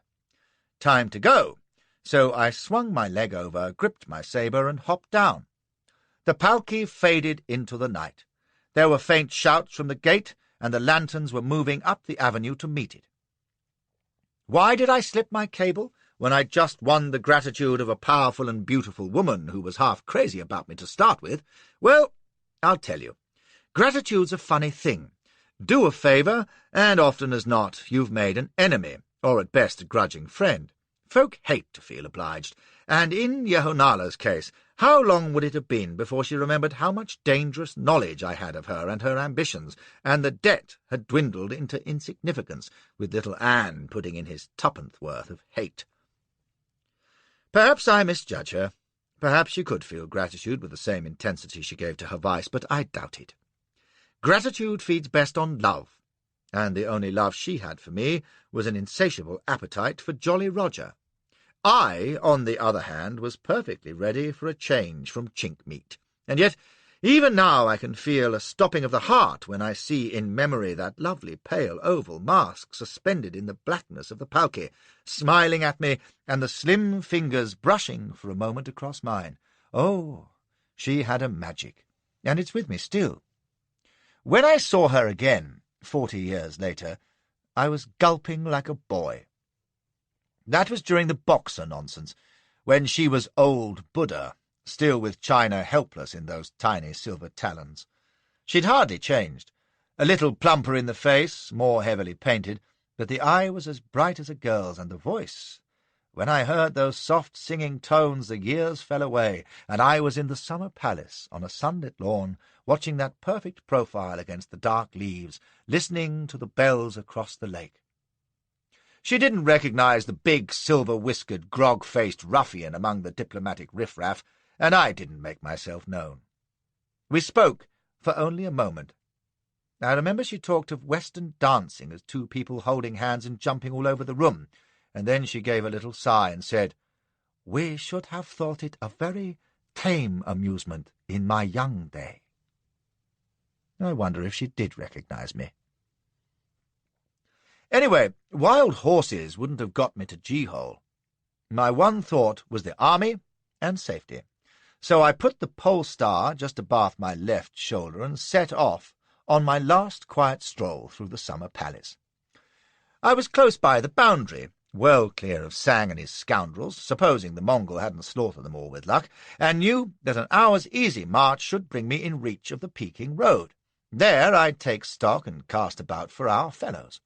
Mind you, looking back, I was uncommon reckless, for heaven knew what imps might be loose about the night, but it seemed so quiet and serene under the starlight, with the breeze soft in the branches and long cypress shadows reaching across the lawns, the distant glimmer of a lake, the twinkle of light from a pavilion, half hidden in the groves. I remember thinking, as I walked, you'll never find such peace again. You'll forget the blood and terror in which you came to it, and came away, and remember only the starlit garden, her place, and call it heaven. As I moved silently up the last slope, I looked back, and there it lay, fairyland on earth, the last Elysium, stretching away in the dawn dark, seen through the misty vision of her face. It struck me that there might be some good portable loot in the Wen Ming Wen, and never a better chance, with the Empress's suite cleared out in haste and everyone else either fled or occupied with events around Peking. It wasn't much out of my way, so I slipped swiftly through the trees until I saw the great gold hall of audience ahead, and scouted through the bushes for a look-see. And do you know what? The plundering froggy bastards had got there first. I heard their racket ahead, and couldn't make out who it might be, for our folk couldn't be so close, surely. Then I tripped over a dead eunuch, and saw there were about a dozen of 'em, still figures sprawled on the sward towards the great gate. One poor fat sod was clutching a huge ornamental snickersnee of carved ivory, and another had a little lady's bow and golden arrows, and they tried to defend their treasure house against European infantry. The hall entrance was lit by flickering lanterns, and people were hurrying in and out. There were marching feet down by the gate, and then I heard, "Halt! Sacerdoteur!" and I whooped for joy and ran across the lawn, shouting. There was a young lieutenant posting pickets around the building, and when I'd made myself known he was in a rare frenzy, and I must see his captain, for I was the first prisoner they'd seen. Death of his life, and where were the others, l'abbé and Monsieur Gommel? Ainsi, mon capitaine, un colonel anglais, quel phénomène, avec une glaive et les pantalons chine. I answered his questions as best I could, and learned that they were the advanced guard of a French regiment sent to secure the northern approach to the city. And what was this place? Le Palais Estival, la résidence impériale, ma foi, ici, Corporal Fromage, and listen to this. Pardon? Oh, yes. There were British cavalry about somewhere, but in the dark, who knew? Now, if I would excuse him— I sat on a rocket box, dog-tired, eating bread and issue wine, watching an endless stream of chattering, yelling frog infantry swarming out of the hall of audience, weighed down with bolts of silk, bundles of shimmering dragon robes, jade vases, clocks, jewelled watches, pictures, everything they could lay hands on. Some were wearing women's dresses and hats. I remember one roaring, bearded sergeant with a magnificent cloth-of-gold gown kilted up above his red breeches, dancing a can-can as his mates yelled and clapped. Another was skimming plumed picture hats up in the air like a juggler's plates. My little lieutenant had a cashmere shawl embroidered with tiny gems about his shoulders, and the major was casting a connoisseur's eye over a fine gilt-framed painting and exclaiming that it was appetito as ever was. There were enormous piles of loot growing in the courtyard, silks here, clocks there, paintings over yonder, vases farther on. Very orderly in their plundering were our Gallic allies, but what would you? When Grandpapa has followed Napoleon, you know how such things should be done. So the French army loot by numbers, with a shrewd eye to quality, while the indiscriminate British will lift or smash anything that comes in their way just for the fun of it. It was sunrise, and the frogs were exclaiming over the sight of the hall of audience gleaming in the first rays, shading their eyes and running off for a better look, when I managed to collar a mule and set off at a nice amble down the Peking road. The French were camped everywhere, but only a mile along I struck a troop of dragoons boiling their dixies by the roadside. No, we weren't in Peking yet, and Grant intended to force a capitulation by wheeling up his guns to the Anting Gate and putting his finger on the trigger, so to speak. So the campaign was over.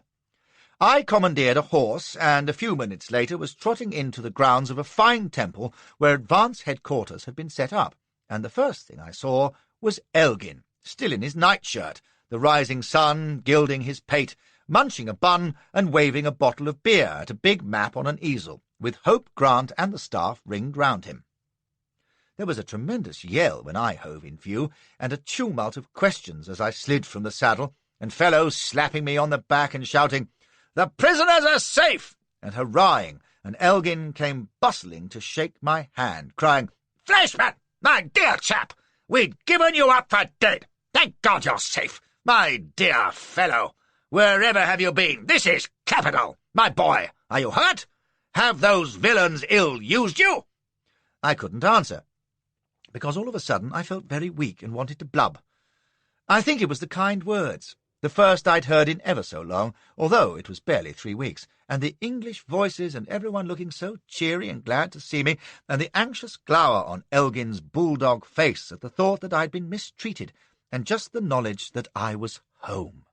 Then someone whistled, exclaiming, and they were all staring at the sabre which I'd hung from my saddle, dried blood all over the blade. Sang's blood, and that struck me as ever so funny for some reason, and I'd have laughed if I'd had the energy. But I just stood, mum and choking, while they cried out and shouted questions and rejoiced, until Hope Grant shouldered them all aside pretty rough, even Elgin, and pushed me down onto a stool and put a cup of tea in my hand, and stood with his hand round my shoulders, not saying a word. Then I blubbed. Survival apart, the great thing in intelligence work is knowing how to report. Well, you saw that at the start of this memoir, when I danced truth's gossamer tightrope before Parkes at Canton. The principal aim, remember, is to win the greatest possible credit to yourself, which calls not only for the exclusion of anything that might damage you, but also for the judicious understatement of those things which tell in your favour, if any. Brush them aside, never boast, let appearances speak for themselves. This was revealed to me at the age of 19, when I woke in Jalalabad Hospital to find myself a hero, provided I lay still and made the right responses. Then you must convince your chiefs that what you're telling 'em is important, which ain't difficult, since they want to believe you, having chiefs of their own to satisfy. Make as much mystery of your methods as you can, hint what a thorough-going ruffian you can be in a good cause, but never forget that innocence shines brighter than any virtue. Flashman, extraordinary fellow, kicks him in the crotch with the heart of a child. Remember that silence frequently passes for shrewdness, and that while suppressio veri is a damned good servant, suggestio falsi is a perilous master. Sella. I stuck to these principles in making my verbal report to Elgin that afternoon, and for once they were almost completely wasted. This was because the first words I'd uttered after gulping Grant's tea were to tell him that there was a Vermilion death sentence on Parkes and the other prisoners. This caused such a sensation that once I'd told all I knew about it, which wasn't much, I didn't even know where they were confined, I was forgotten in the uproar of activity, with diplomatic threats being sent into Peking and Probyn ordered to stand by with a flying squadron. And when I sat down with Elgin later and gave him my word of mouth, it was plain that the fate of our people was the only thing on his mind. Reasonable enough. My account of the secret intrigues of the imperial court, which I thought a pretty fair coup, interested him hardly at all. It cramped my style, which, as I've indicated, tends to be bluff and laconic, making little of such hardships as binding, caging, and starvation. "Oh, they knocked me about a bit, you know," is my line, but he wasn't having it. He wanted every detail of my treatment, and damn the politics, so he got it, including a fictitious account of how they'd hammered me senseless before dragging me, gasping defiance, to audience with the Emperor, so that I didn't remember much about it. That seemed the best way out of that embarrassing episode. I needn't have fretted. Elgin was still grinding his teeth over Sang's threatening me with death by the 1,000 cuts, and clenching his fist at the butchery of Nolan. My account of captivity in the Summer Palace, which I'd planned as my pièce de résistance, fell flat as your hat. I gave him the plain, unvarnished truth, too, omitting only the trifling detail that the Emperor's favourite concubine had been grinding me breathless every night. I believe in discretion and delicacy, you see. For one thing, you never know who'll run tattling to Elsbeth. Anyway, I'd have thought my story sufficiently sensational as it was. He received it almost impatiently, prime political stuff and all. I now realize that, even if he hadn't had the prisoners obsessing him, he still wouldn't have had much interest in all the tattle I'd eavesdropped between Yahunala and Little Anne. He was there to ratify a treaty and show the Chinese that we meant business. The last thing he wanted was entanglement in Manchu politics, with himself acting as kingmaker or anything of that sort. He brightened briefly at my description of the set to with Sang and his braves, which I kept modestly brief, knowing that my blood-stained sabre had already spoken more eloquently than I could. But when I'd done, his first question was, "Excepting Prince Sang's murderous attack, was no violence offered to you at the Summer Palace? None at all? No rigorous confinement or ill usage?" "Hardly, my lord," says I, and just for devilment I added, "The ye concubines' ladies did throw apples at me on one occasion." "Good God!" cries he. "Apples?" He stared at me. "In play, you mean?" "I believe it was in a spirit of mischief, my lord. They were quite small apples." "Small apples? I'll be damned," he muttered, and thought hard for a moment, frowning at the scenery and then at me. "Did you obtain any inkling of the purpose for which you were kept at the house of this ye concubine, did you say?" "I gathered she had never seen a barbarian before," says I gravely. "She seemed to regard me as a curiosity." "Damned impertinence," says he, but I noticed his pate had gone slightly pink. "What sort of woman is she? In her person, I mean." I reflected judiciously. "Ravishing is the word that best describes her, my lord. Quite ravishing, in the Oriental style." "Ooh, I see." He digested this. "And her character? Strong, retiring, amiable, perhaps? I take it she's an educated woman." "Not amiable, precisely." I shook my head. "Strong-willed, certainly." "Exacting, purposeful, immensely energetic?" "I should say she was extremely well educated, my lord." At this point he noticed that his young secretary, who'd been recording my report, was agog with hopeful interest, so he concluded rather abruptly by saying I'd done extremely well, congratulated me on my safe return, told the secretary to make a fair copy for me to sign, and dismissed me, shooting me a last perplexed look. That business about being pelted with apples by harem beauties had unsettled him, I could see. He wasn't alone, either. Outside I found the young pen-pusher blinking at me enviously, obviously wishing that he, too, could be regarded as a curiosity by ravishing Orientals. "I say," says he, "the Summer Palace must be a jolly place." "Damn jolly," says I. "Did you get it all down?" "I say, oh yes, every word. It was frightfully interesting, you know. Not at all like most reports." He peered at his notes through steamy spectacles. "Ah, yes. What's a concubine?" "Harlequin's lady love in the pantomime. No, don't put that down, you young juggins. A concubine is a Chinese nobleman's personal whore." "I say, how do you spell it?"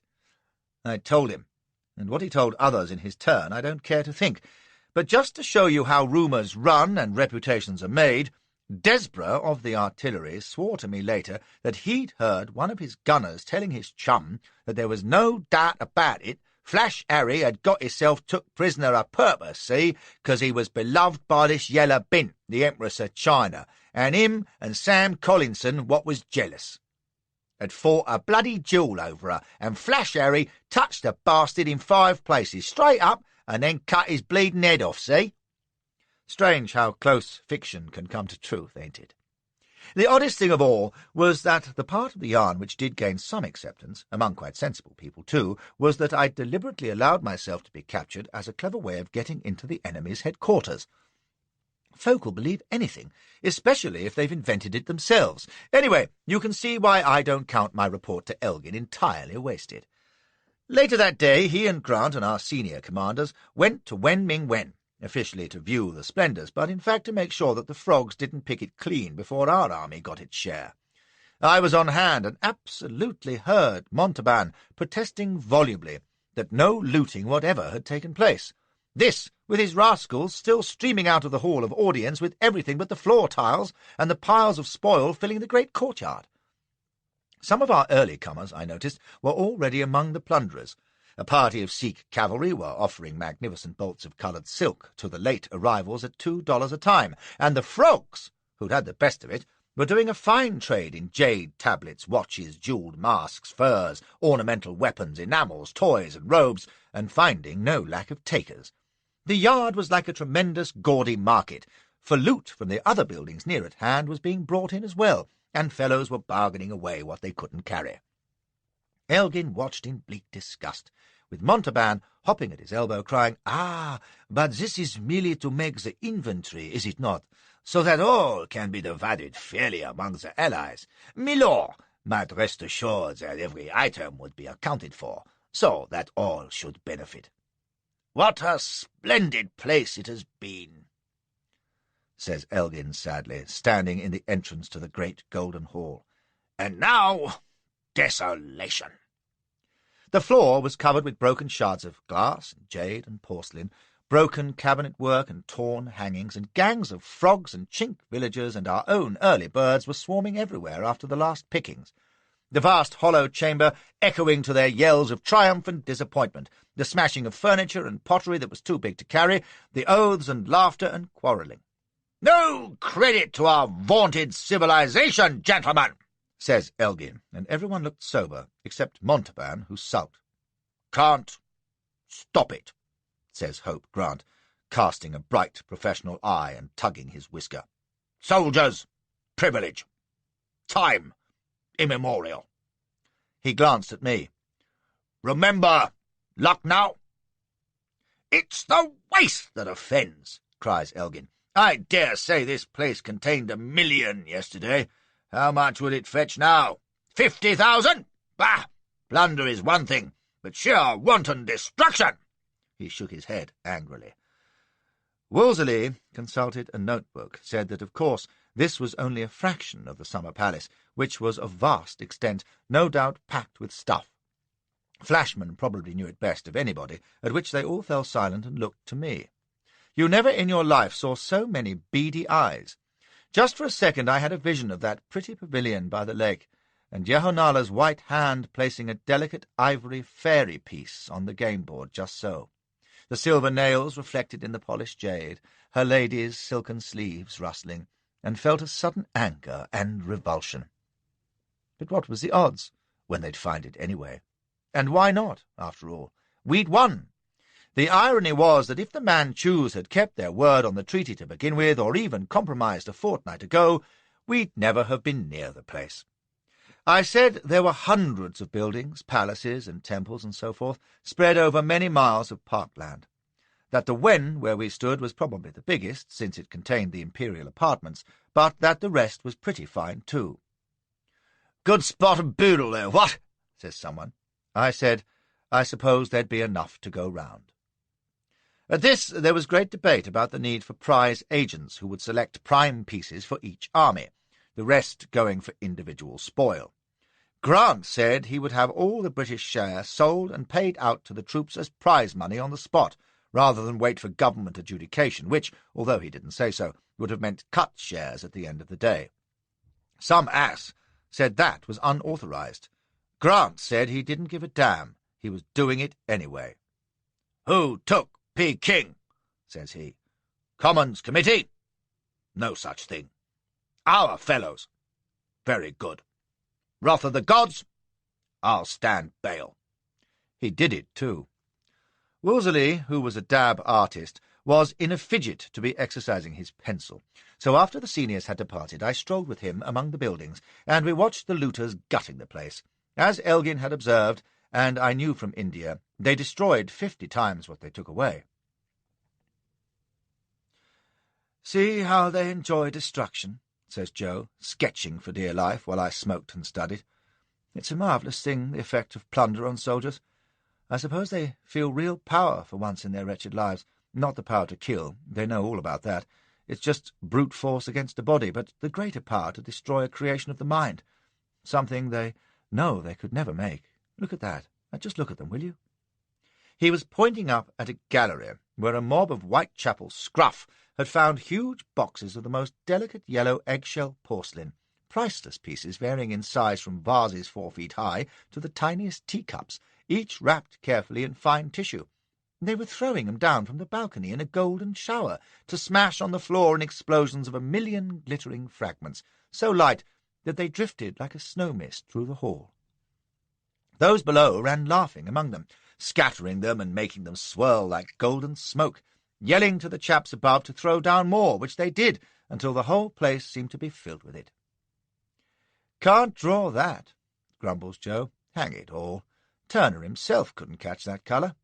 Odd, ain't it? That's quite lovely, too. We watched another gang, British, French, and Sikhs, manhandling an enormous vase, 20 feet if it was an inch, all inlaid with dazzling mosaic work to the top of a flight of steps, poising it with a 1, 2, 3, and away, and hurrahing like mad as it smashed with an explosion like artillery, scattering gleaming shards everywhere, and at the same time there were quiet coves going about methodically, examining a jade bowl here and an enamel tablet there, consulting and appraising and dropping them in their knapsacks. You know that porcelain statue on the mantel, or the pretty screen with dragons on it that Aunt Sophie's so proud of? That's what they were picking up, while alongside 'em Patsy Hooligan was kicking a door in because he couldn't be bothered to try the handle, and Pierre Mackerhole was grimacing at himself in a Sèvres mirror and taking the butt to his own reflection, and Yusuf Beg was carving up an oil painting with his bayonet, and Joe Tompkins was painting a moustache on an ivory Venus, haw-hawing, while Jock McHaggis used it as an Aunt Sally, and the little Chinaman from down the road, oh, don't forget him, was squealing with glee as he ripped up cloth of gold cushions and capered among the feathers.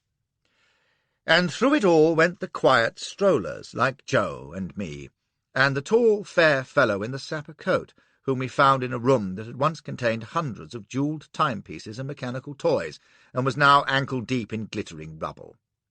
He had found an item undamaged, and was grinning delightedly over it. "I really must have this," cries he. "She will be delighted with it, don't you think? Such exquisite craftsmanship." He sighed fondly. "What pleasure to look at a gift for a dear one at home, and think of the joy with which it will be received." It was one of the little chiming watches, enamelled and inlaid with diamonds. He held it up for Joe and me to look at, exclaiming at the clear tone of the bell, "See, Mamma, it rings!" Thinks I to myself, dear God, had that been only yesterday? She would be safe in G-hole now, with her dying emperor and the little son through whom she hoped to rule China. What would she think when she came back to her beloved summer palace? We complimented the fair chap on his good taste. I'd never seen him before, but I knew him well later on. He was Chinese Gordon. The three of us took a turn in the gardens and watched a group of enthusiasts digging up shrubs and flowers and sticking them in jade vases filched from the rooms. "I can see these taking splendidly in Suffolk," cries one. "I say, Jim, if only we can keep 'em alive, what a capital rockery we shall have." Give him the transport, he'd have had the blasted trees up. Suddenly I stopped short at the sight of a round doorway in the third palace. It was the one, scarred now with shot holes. We went in, and the ante-room, that had been hung with the Son of Heaven's quilted dragon robes, was bare as a cupboard, and not a trace of the musk with which little Anne had sprayed me. No wonder, since the soldiery had been pissing on the floor. But here was the little corridor to the chamber of divine repose, the great golden door hung half off its hinges, its precious moulding stripped away, and the handle hacked off. The tortoise-shell plaques of the concubines were scattered about, some of them broken. Gordon turned one over. "What can these be? Tokens in some sort of game, do you suppose?" I said I was fairly sure he was right. My heart was beating faster as I followed the others into the room. I didn't really want to see it, but I looked about anyway. The filthy pictures and implements of perversion had gone, trust the French.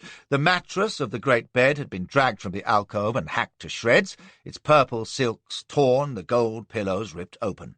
But it was the shattered hole in the dressing-table mirror that made me wince. That was where her lovely reflection had looked out at me, while she painted carefully at her lower lip. That broken stool had supported the wonderful body, with one perfect leg thrust out to the side, the silver toes brushing the carpet. Yet even amid that wreckage, while the others gaped and speculated foolishly about whose room it had been, there was a fierce secret joy about remembering. How the others would have stared if they'd known. Gordon would probably have burst into tears. I didn't know which was her tortoiseshell plaque, but I took one anyway, slipping it into my pocket with the jewellery and gold I'd picked up on our walk. Though none of it compared with the black jade chessmen I collared in the birthday garden a couple of days later. No one else would even look at 'em, which showed judgment, since the experts will tell you that black jade doesn't exist. I don't mind. All I know is that while Lucknow paid for Gandamak Lodge, these chessmen bought me the place on Berkeley Square. But I still have the tortoiseshell plaque. Elsbeth stands her bedside teapot on it. "The prisoners are safe!" someone had hollered when I first rode into Elgin's headquarters, supposing that my appearance heralded the return of the others. They weren't, and it didn't, although hopes ran high when Locke and Parks turned up a day later. They'd been released 15 minutes before their Vermilion death warrant arrived at the Board of Punishments. Whether Yahonala or the Mandarin who had special charge of them, Hang Ki, had held it back, or whether they were just plain lucky, we never discovered. They'd had a bad time. Parks had escaped with binding and hammering, but Locke had been dungeoned and shackled and put to the iron collar, and from what he'd seen he suspected that some of the others had been tortured to death. Whether Elgin had any earlier suspicion of this, I can't say. I think he may have, from the way he questioned me about my treatment. In any event, his one thought now was to get them out. Grant had already positioned his guns against the Anting Gate, and the word went to Prince Kung, the Emperor's brother and regent, that unless Peking surrendered and the prisoners were released, the bombardment would begin. And still the Chinese put off the inevitable, with futile messages and maddening delays, while Elgin aged 10 years under the mortal fear that if he did start shooting, the prisoners would be goners for certain. So he must wait and hope and question Parks and Locke and me again and again about our treatment, and what we thought might be happening to the others. I'd escaped on the Sunday. Parks and Locke arrived on the Monday. It was Friday before 8 Sikhs and 3 Frenchmen were set free, and when Elgin had talked to them, he came out grey-faced and told Grant that he was to open fire the following noon. At the 11th hour, Kung surrendered, and the following night the first bodies came out. They came on carts after dark. 4 of them, 2 British, 2 Sikh, and had to be examined by torchlight. When the lids came off the coffins, there were cries of horror and disbelief, and 1 or 2 of the younger fellows turned away, physically sick.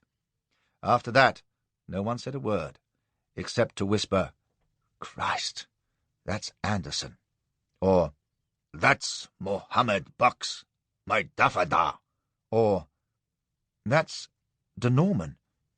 Is it?" Elgin stopped at each coffin in turn with a face like stone. Then he said harshly to replace the lids, and stood turning his hat in his hands, staring before him, and I saw him biting his lips and the tears shining in the torchlight. Then he walked quickly away without a word. The other bodies came 2 days later. They had been used in the same fashion, 14 of them, and if Elgin had given the word, our army would have slaughtered every man in Peking. Now, I've never aimed to horrify you for horrifying's sake, or revel in gory detail with the excuse that I'm just being a faithful historian, but I'm bound to tell you what the Chinese had done, if you are to understand the sequel, and judge it, if you've a mind to. The bodies were in quicklime, but it was still easy to see what had happened. I told you the Chinese tie their captives as tightly as possible, so that eventually the hands and feet burst and mortify. Some of our people had been bound for weeks, a few au crapaudine, hands and feet in the small of the back. Some hung up, some with heavy chains. Many had their bonds soaked to make them tighter. Others had been flogged. I'll add only that if, in a Chinese prison, you get the least cut or scratch, good night. There's a special kind of maggot by the million, and they eat you alive, agonizingly, sometimes for weeks. So you see, as I said earlier, there's nothing ingenious about Chinese torture. There don't need to be. They just rot you slowly to death, and the lucky ones are Brabazon and the little French padre who were beheaded at Pa Li Chao, like Nolan. It is the uselessness of it that defeats me. If they had wanted to wring information from us, at least torture would be understandable, but this had no purpose. It was the wanton cruelty of men who enjoyed inflicting pain for its own sake, knowing that if retribution followed, it would not fall on them personally. I mean the Emperor and Sang and Prince Ai and the like.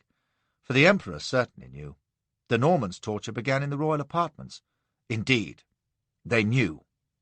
This was Harry Parks, lean and pale, but as stubbornly urbane as ever, although his drawl shook a bit when he told me how Locke, when he was sure he was going to die, had sung Rule Britannia to let the others hear, and of Trooper Phipps, who'd kept everyone's spirits up with jokes when he was dying in agony, and Anderson telling his sowars not to cry out for the honour of the regiment, and old Daffadar Mahomed Bucks, with no hands left, damning his torturers for giving him pork to eat. Even so, Parkes and Locke had more Christian forgiveness towards their captors than I care for. Given my way, I'd have collared Sang and Prince I and the whole foul gang and turned 'em over to the wives and daughters of our Afghan troopers, if I'd had to drag 'em the whole way to Peshawar to do it. What riled everyone was that the Chinks had been careful to surrender on terms before we'd seen the bodies, so there was no hope of the Mandarins being punished as they deserved. How to make 'em pay? That was the question that ran through the army camped before Peking, and Elgin sent word to Kung that there'd be no talk of treaty signing, or indeed any talk at all, until he'd decided how to avenge our people. Diplomatic claptrap, thinks I. We'll let the swine get away with it as usual. I didn't know the big barbarian. He took a day to think about it, brooding alone under the trees in the temple garden, wearing a face that kept us all at a distance, except Grant.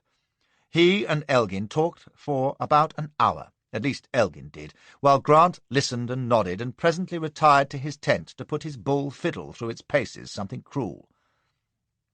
"That's his way of beating his wife," says Wolseley. "Summit's in the wind that he don't like. Who's going to inquire, eh?" No one else volunteered, so during a pause in the cacophony I loafed in, and found him staring at the manuscript on his music stand with his pencil behind his ear. I asked what was up. "Finished," says he. "Not right. Can't help it." "What's finished and not right?" "Quartet, piano, violins and cello," he grunted impatiently. "Journeyman work. Just have to perform it. See what's amiss then." "Oh, absolutely," says I. "It'll come right, I dare say, if you keep whistling it to yourself. But, General Sahib, what's Elgin going to do?" He turned those bright eyes and tufted brows on me for about 3 minutes, and picked up his bull fiddle. "Man's in torment," says he. "Difficult." He began to saw away again, so I gave up and went back to the mess to report failure. We weren't kept long in suspense. The last bodies came in next day, and after he'd seen them, Elgin called an immediate meeting of all the leading men from both armies, with Baron Gross, the French envoy, sharing the top table with him, and Parkes, Locke, and myself sitting by. He was wearing his frock coat, which was a portent, since he was used to roll about in flannels and open neck, with a cricket belt and a handkerchief round his head. But he seemed easy enough, pouring a lemonade for Gross, asking if Montauban's cold were any better, making his opening statement in a quiet, measured way, just from his style. I was positive he'd memorized it carefully beforehand. "It is necessary," says he, without preamble, "to mark in a manner that cannot soon be forgotten the punishment we are bound to award for the treachery and brutality which have characterized the Chinese Emperor's policy and which have resulted in the cruel murder of so many officers and men. Of the Emperor's personal implication and that of his leading mandarins there can be no doubt. So, while the punishment must be apparent to the whole Chinese Empire, I am most anxious that it should fall and be seen to fall only on the Emperor and his chief nobles, who are fully aware of and responsible for these atrocious crimes." He paused, looking round the table, and I wondered for a moment if he was going to propose hanging the pack of them, Emperor and all. The same thought may have been exercising Gross, a genial snail-eater who'd endeared himself to our troops by calling out, "Hallo, comrades! Cheero!" whenever they saluted him. He was wearing a worried frown, but Elgin's next words should have put his mind at rest. "It is manifestly impossible to proceed directly against the persons of the culprits, even if we wish to, since they are beyond our reach. Considering the temper of the army, which I confess expresses my own feeling, that is perhaps as well. It remains to punish them by other means, them and them alone." He glanced at Gross, who came in 19 to the dozen, to say that Milord was bowling a perfect length. It leapt to the eye. The offenders must be made to account for their conduct unpardonable and no nonsense. It remained only to determine a suitable method of expressing the just indignation of the powers, and to— "Precisely, Monsieur le Baron," says Elgin, "and I have so determined. After careful deliberation, I can see only one way to mark to the Chinese Empire and to the whole world our abhorrence of these wanton and cruel acts of treachery and bloodshed. I am therefore requesting the Commander-in-Chief," he nodded towards Grant, "to take the requisite steps for the complete destruction of the Summer Palace." My first thought was that I hadn't heard right. My second, what a perfectly nonsensical idea. Someone murders 20 people, so you plough up his garden. Others seemed to share my thoughts. Gross and Montauban were staring blank bewilderment. Parkes was looking thoughtfully at the sky. Hope Grant was pursing his lips, which in him was the equivalent of leaping up and beating his forehead. Locke's mouth was open. Gross was just drawing breath when Elgin went on. "Before you respond, gentlemen, permit me to observe that this is no hasty decision. It is based on what seemed to me to be compelling reasons." The bulldog face was expressionless, but he tapped a finger to emphasize each point. "Bear in mind that we have no quarrel with the people of China, who are in no way to blame. They do not suffer by this penalty. The Emperor and nobles suffer by the loss of their most precious possession. They suffer also in their pride, because their punishment and their sole guilt are made plain for the world to see. And the Chinese people are made aware of their Emperor's shame. Nothing could show more clearly that he is not omnipotent, as he pretends. Nothing could demonstrate so clearly our detestation of his perfidy and cruelty." He sat with his hands flat on the table, waiting for the storm of protest which he guessed was coming from Gross, and perhaps as much from pique at not being consulted beforehand as from genuine disapproval. The normally amiable little Frenchman weighed in like a good 'un. "Milord, I am astonished. It grieves me extremely to have to disagree with your lordship before these gentlemen assembled, but I cannot accept this extraordinary proposal. It appears to me to have no relevance. It is unthinkable." He took a deep breath.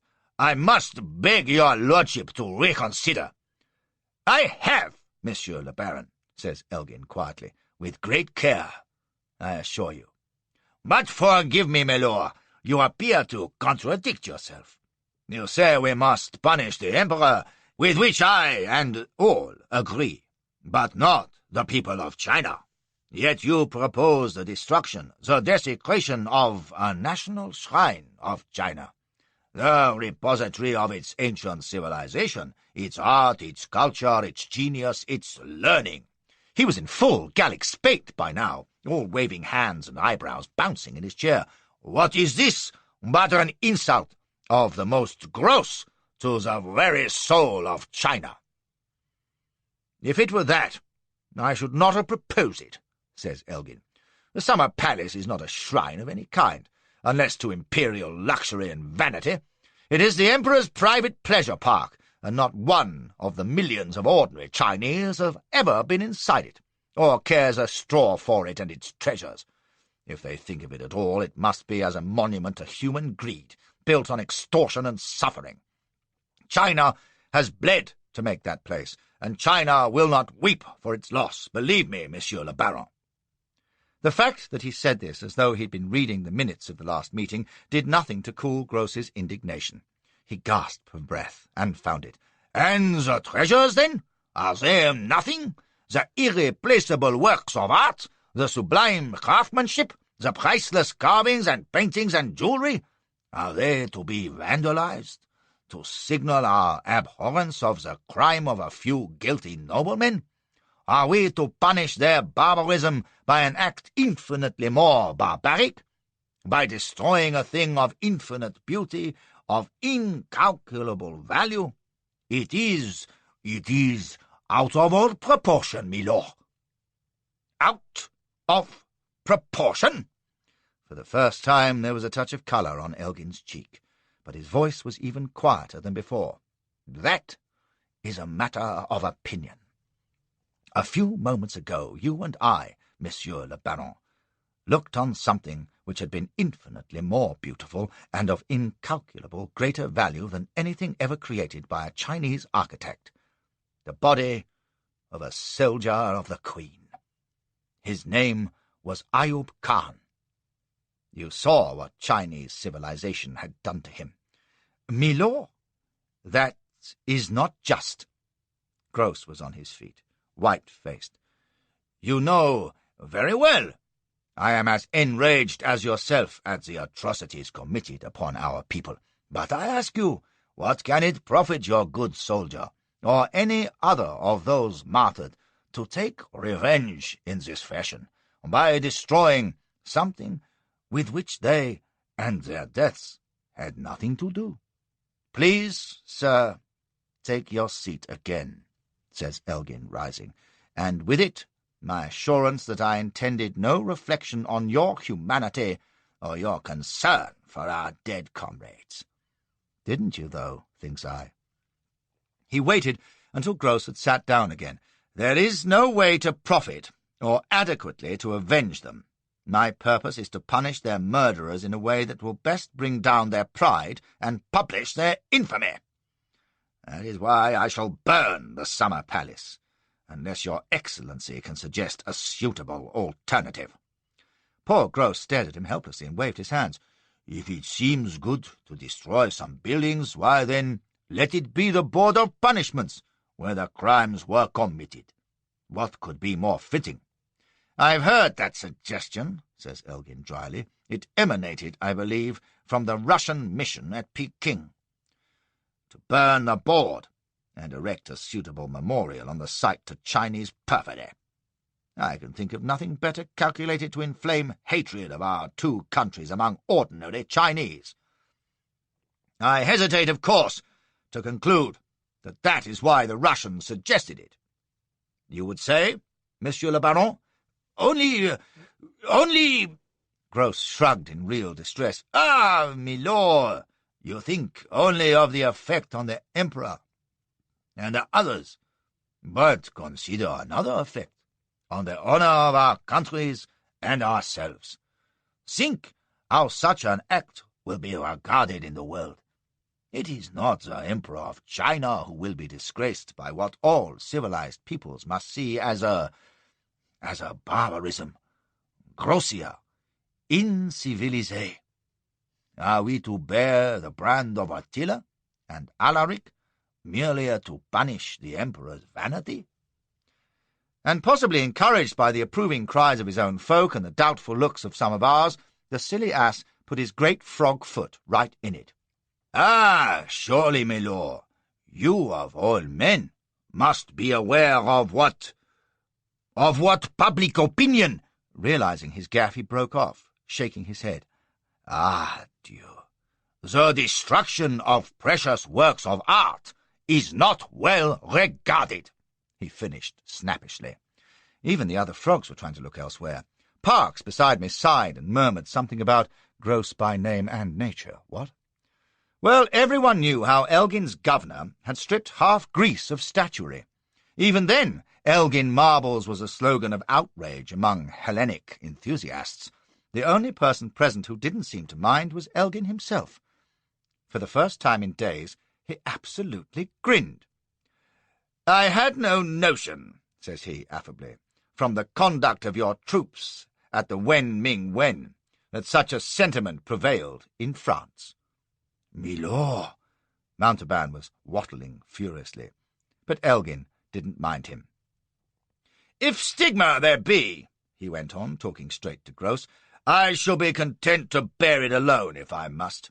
It will be a small thing compared to the wound dealt to the pride and false glory of the creature who calls himself Emperor of China." "And if it wounds him, as you hope," cries Gross, "if you so disgrace him in the eyes of his subjects, have you considered it may mean the downfall of the Manchu dynasty?" He was on his feet again, all frosty dignity. Elgin rose with him, all John Bull. "If I thought that, Monsieur le Baron," says he, "I should be in the summer palace this minute with a torch and a bundle of straw. Alas, I fear it will have no such consequence." Gross bowed stiffly. "Milord Elgin, I must officially inform you that my government cannot associate itself with a policy which we must consider ill-advised, disproportionate, and, I have to say it, deeply as I deplore the necessity, uncivilized." He looked Elgin in the eye. "Monsieur, it is cruel." "Yes, sir," says Elgin quietly. "It's meant to be." When the French had stalked off, Elgin sat down and passed a hand across his forehead. Suddenly he looked very tired. "I will," says he heavily. "A stout heart to stay brave, eh, Locke? Now, Grant, which troops shall do the work?" They settled on Michel's division, the destruction to begin 2 days hence. Locke was instructed to write the letter of information to Prince Kung and the proclamation for general distribution. I was interested that neither referred to the deaths of our people, but only to the Emperor's treachery and bad faith. That officially was why the summer palace was to be destroyed, to show that no individual, however exalted, could escape the responsibility and punishment which must always follow acts of falsehood and deceit. "Here endeth the lesson," says Parkes to me. "He means to rub it into the Emperor, rather." "The Emperor don't know a damn thing about it," says I. "The fellow's an idiot, probably a dead idiot by now." "You don't really care for this, do you?" says he, eyeing me. "Me?" I shook my head. "'Tain't my house and flower beds." He laughed. "I don't like it much myself. My suggestion was for a thumping fine and the surrender to our justice of the actual murderers, the jailers and tormentors who did the work, and in particular one gross brute who took the keenest satisfaction in pulling my hair out by the roots." H.E. pointed out, correctly, that a fine would inevitably fall on the populace, and that the jailers were merely doing what they were bidden by fiends like Sang. Also, that they probably wouldn't be handed over. They'd send us a batch of condemned convicts, and who would know the difference? He looked to where Elgin was sitting, hands in pockets, talking to Grant. In fact, he's dead right. This will accomplish what he wants to do. "Teach the Emperor a lesson, you mean?" says I, not greatly interested. "Oh, no. He's teaching China. The word will go to the ends of the empire, how the barbarians came and smashed the chalice and went away, and for the first time all China will realize that they are not the world's core, that their emperor is not God, and that the dream they've lived in for thousands of years is just a dream." Gross was right. It'll bring down the Manchus, no error. Not today, perhaps not for years, but at last. The mystery that binds China will go up in smoke with the summer palace, you see. And just by the way, China will break no more treaties. Not in our time. I thought about Yehonala and wondered if he was right. As it turned out, he was, almost. China was quiet for 40 years until she roused the Boxers against us. And now the Manchus are gone, and who'll deny that it was the fire that Elgin kindled that made China's millions think thoughts they'd never thought before? He called me over presently and asked, not ordered, mark you, but asked, which wasn't his usual style, if I'd mind going with Michel as guide, so that no buildings were missed. "You know the summer palace better, I dare say, than any European living," says he. "Had that occurred to you?" It hadn't, as it happened. "But the duty's not distasteful to you, Flashman?" I said I didn't mind. Grant had gone off, and we were alone by the table in the temple garden. He gave me a keen look, and then fell to examining the peeled skin on the back of his hand, smiling a little. "I seem to sense some disapproval in my staff," says he. "But since I dislike embarrassment almost as much as I dislike contradiction, I have borne it in silence. A chief of intelligence, however, has an obligation to be forthright. Do you agree with Gross?" Once on a day I'd have cried, "No, my lord, you're entirely right, my lord. Burn the bugger, hull and sticks, my lord, like a good little toady. But it's better fun to tell the truth when it can't hurt, and is bound to cause devilment. So I said, "No, my lord. I'm sure your decision is correct." I waited until he was looking at me to see that I meant it. and then added, "But in your position, I'd not burn the summer palace." He stared at me, frowning. "I don't understand, Flashman. You think it right, but you wouldn't do it. What can you mean?" "I mean, I wouldn't dare, my lord. I do love to stir 'em up. Oh, I'll fry in hell for it. You see, Gross is right in one thing. It'll get a damn bad press, and I'd not care to have Punch labelling me Harry the Hun." His jaw jerked at that, and for a moment I thought he was going to explode. Then he gave a jarring laugh. "By God," says he, "you're an uncomfortable man. Well, you're honest, at least, which is more than can be said for the French, who have already looted the place, but take care to escape the odium for its destruction. Ha! And while crying Philistine!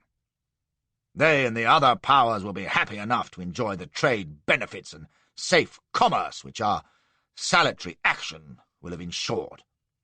He folded his arms, leaning back, and gave me a bleak look. "Harry the Hun, indeed. They'll have no need to coin a nickname for me. The Chinese have done it for them, have they not?" The big barbarian, he was thinking. He knew what to expect, but it had rattled him to have me state it so bluntly, which is why I'd done it, of course. Yet he wasn't altogether displeased. I wondered if he wasn't glad, in a way, to be bearing the blame alone. He was an odd fish, was Elgin. He was no vandal, certainly. Indeed, bar Wolseley, he was probably the most sincere lover of the arts in the army. Not that I'm an authority, you understand. Give me Rubens, and you can keep the rest. So how could he bring himself to destroy so much that was rare and beautiful and valuable? I'll tell you. He was avenging our dead, with cold-blooded fury, striking at their murderers, the Emperor, Sang, Prince Ai, and, although he didn't know it, Yehonala, who probably shaped imperial policy more than all the rest, in the way he knew would hurt them most. For he was right there. He knew the Chinese mind. He was hitting 'em where they lived, and putting the fear of God into China too. But I expect he had another reason, which he may not have admitted to himself. I believe that the summer palace offended Elgin, that the thought of so much luxury and extravagance for the pleasure of a privileged, selfish few, while the coolie millions paid for it and lived in squalor, was too much for his Scotch stomach. Odd notions for a belted earl, you think. Well, perhaps I'm wrong. Tragedy usually has a fair element of farce about it, and this was seen next day when the mass funeral of our dead took place at the Russian cemetery, outside Peking. As Elgin observed, the French had a wonderful time, making speeches in bad taste and following their usual practice of firing the final volleys into the grave and not over it. Chinese observers were heard to remark that this was to make sure the corpses were dead.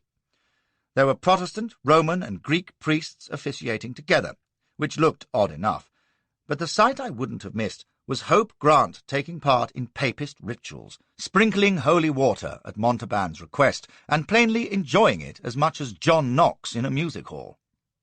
We began to burn the summer palace the day after. Michel's division marched up to the Wen Ming Wen Gate, where they were split into parties, furnished with crowbars, sledges, axes, and combustibles, and dispatched under their officers to chosen spots in the 4 great gardens, the enclosed and beautiful, the golden and brilliant, the birthday, and the fragrant hills. I rode round to the birthday garden entrance because I had no great desire to view the whole splendid panorama again from the Wen slope before the fires were lighted. It was a glorious day. There wasn't a soul to be seen, and the park seemed to glow in the sunlight. The great beds of flowers and avenues of shrubs had never been so brilliant, or the lawns so green. A little breeze was ruffling the waters of the lake and stirring the leaves in the woods. Her pavilion gleamed white among its trees. The birds were singing and the deer posing in the sunshine, and there was such a perfume on the warm air as you might breathe in paradise. From a long way off, I caught the first drift of wood smoke. Then there were distant voices and the soft tramp of feet and someone calling the step, sounding closer, and a stamp as they halted, and the clatter of crowbars and hammers being grounded.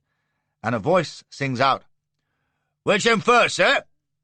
And "Over there, son!" And "Right you are, lads, this way!" and the first smash of timber. I'm a bad man. I've done most wickedness, and I'd do it again for the pleasure it gave me. I've hurt and done spite, and amused myself most viciously, often at the expense of others, and I don't feel regret enough to keep me awake of nights. I guess if drink and the devil were in me, I could ruin a summer palace in my own way, rampaging and whooping and hollering and breaking windows and heaving vases downstairs for the joy of hearing 'em smash and stuffing my pockets with whatever I could lay hands on, like the fellows Wolseley and I watched at the Wen. I'd certainly have to be drunk. But yes, I know my nature. I'd do it, and revel in the doing, until I got fed up, or my eye lit on a woman. But I couldn't do it as it was done that day. Methodically, carefully, almost by numbers, with a gang to each house, all ticked on the list, and smash goes the door under the axes, and in tramp the carriers to remove the best pieces, and the hammermen to smash the rest with sledges, and the sappers to knock out a few beams and windows for draught, and set the oily rags and straw just so, and "Give us one of your fusees, Corporal! Right, fall in outside!" And then on to the next house, while behind the flames lick up, blistering the enamels, cracking the porcelain, charring the polished wood, blackening the bright paint, smouldering the silks and rugs, crackling under the eaves. Next to the wreck of a human body, nothing looks so foul as a pretty house in its setting, when the smoke eddies from the roof, and the glare shines in the windows, and the air shakes with the heat. That was how it was done, by word of command, one place after another, tramp, tramp, tramp, smash, smash, smash, burn, burn, burn, by men who didn't talk much or swear or laugh. That was the uncanny thing. British soldiers can make a jest of anything, including their own deaths, but no one joked in the summer palace. They went about it sour-tempered, grudging. I'd say they were heart-sick or just plain dull and morose. I remember one North Country voice saying, "Seemed a right shame to spoil that many pretty things." But the only other note of protest came in a great set-to when some woods caught fire, and a red-faced fellow comes roaring, "What the hell are you about, sir? Your orders are to burn buildings. That's good timber. Fine trees, damnation take you. Are you a madman or what?" And the reply, "No, sir, I'm not. But in case it escaped your notice, bloody trees are made of bloody wood, you know, which commonly burns when exposed to bloody fire. And you expect me to race about catching all the bloody sparks?" Now, the curious thing about this was that one of the speakers was Major General Sir John Michel, and the other a private soldier, gentleman ranker, and they cussed each other blind with no thought of discipline and no reprisals either. It was a strange day, that. Later I remember the rending sound of roofs caving in and the great rush of flames, the red glare of fire on bare chests and sweat-grimed faces, the harsh cackling and the foul stench as choking smoke drifted across the lawns, blotting out the lakes and flowers, the weary shouts and hoarse commands as the gangs moved on to the next little white jewel among the trees. I've said I couldn't have done it, which is to say I wouldn't, for choice, but could if I had to, just as I've packed Dahomey slaves when needful. The summer palace was just about as sickly as that, but I watched for curiosity, and because there was nothing else to do. Michel's men seemed to find the houses without my assistance, and it was curiosity that took me up the Wen slope towards evening to look back on the great pall of smoke, many miles in extent, covering the country to the distant hills, with ugly patches of flame behind it, and here and there a break where you could see a blazing building, or a smouldering ruin, or a patch of burning forest, or virgin parkland, or a pool of dull grey water that had been a shining lake, or even a white palace, untouched amid the green. It looked pretty much like hell. I'm not saying Elgin was wrong. It achieved what he wanted, without his having to break down a door or smash a window or set a match. That's the great thing about policy, and why the world is such an infernal place. The man who makes the policy don't have to carry it out, and the man who carries it out ain't responsible for the policy, which is how our folk were tortured to death, and the summer palace was burned. Mind you, if that wasn't the case, precious little would ever get done. But didn't a tear mist my eye, or a lump rise in my throat? Didn't I turn away at last with a manly sob? Well, no. Yes, as the chap remarked, it was a shame so many pretty things were spoiled, but I'm no great admirer of objets d'art myself. They just bring out the worst in connoisseurs and female students. But even you, Flashman, surely to God, must have been moved at the destruction of so much beauty, in a spot where you had spent so many idyllic hours. Well, again, no. You see, I don't live there.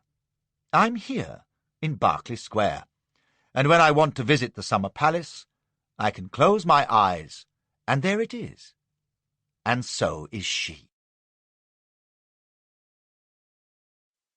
It burned for almost a week, with a vast pillar of smoke a mile high in the windless air, like some great brooding genie from a bottle, spreading his pall across the countryside. Peking was a city in twilight, its people awe-stricken to silence. To them it was incredible, yet there it was, and they saw it, and believed at last. If we hadn't burned it, but had merely occupied Peking for a season and gone away again, I don't doubt that in no time the Manchu propagandists would have convinced the population that we'd never been there at all.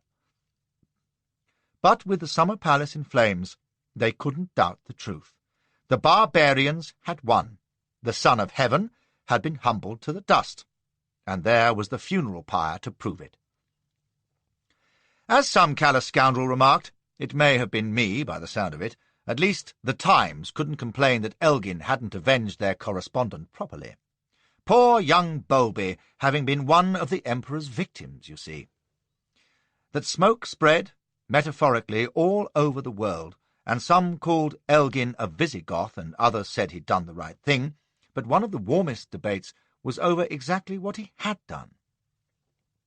Most folk still believe that one great palace building was burned. In fact, there were more than 200 destroyed, to my knowledge, with most of their contents and great areas of woodland and garden.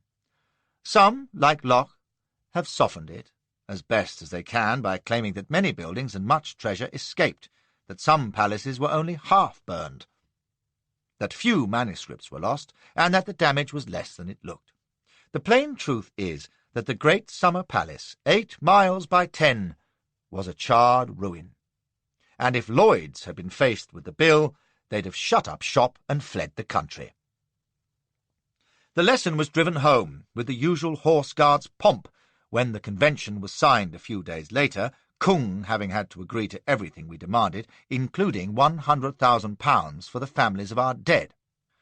Elgin, looking like Pickwick strayed into an Aladdin pantomime, was toted through the streets of Peking in an enormous palanquin by liveried Chinese, with our troops lining the route for 3 miles to the Hall of Ceremonies, the band playing the national anthem, an escort of infantry and cavalry 100 strong, and the senior men mounted in full fig, wearing that curious ceremonial expression of solemn intensity, as though they were trying not to fart. I can't be doing with Hyde Park soldiering. It looks so damn ridiculous, when anyone can see with half an eye that it costs more time and trouble and expense than fighting a war, and the jacks in office and hangers-on who take part plainly think it's a whole heap more important. I'd abolish the tin bellies and trooping the colour if I had my way. But that's by the by. The public love it, and there's no question it awed the Chinese.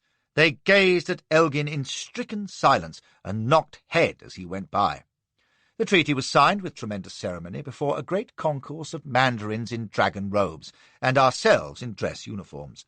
Elgin looking damned disinheriting, and poor little Prince Kung plainly scared out of his wits by Beto's camera, which he seemed to think was some kind of gun. The picture never came out either.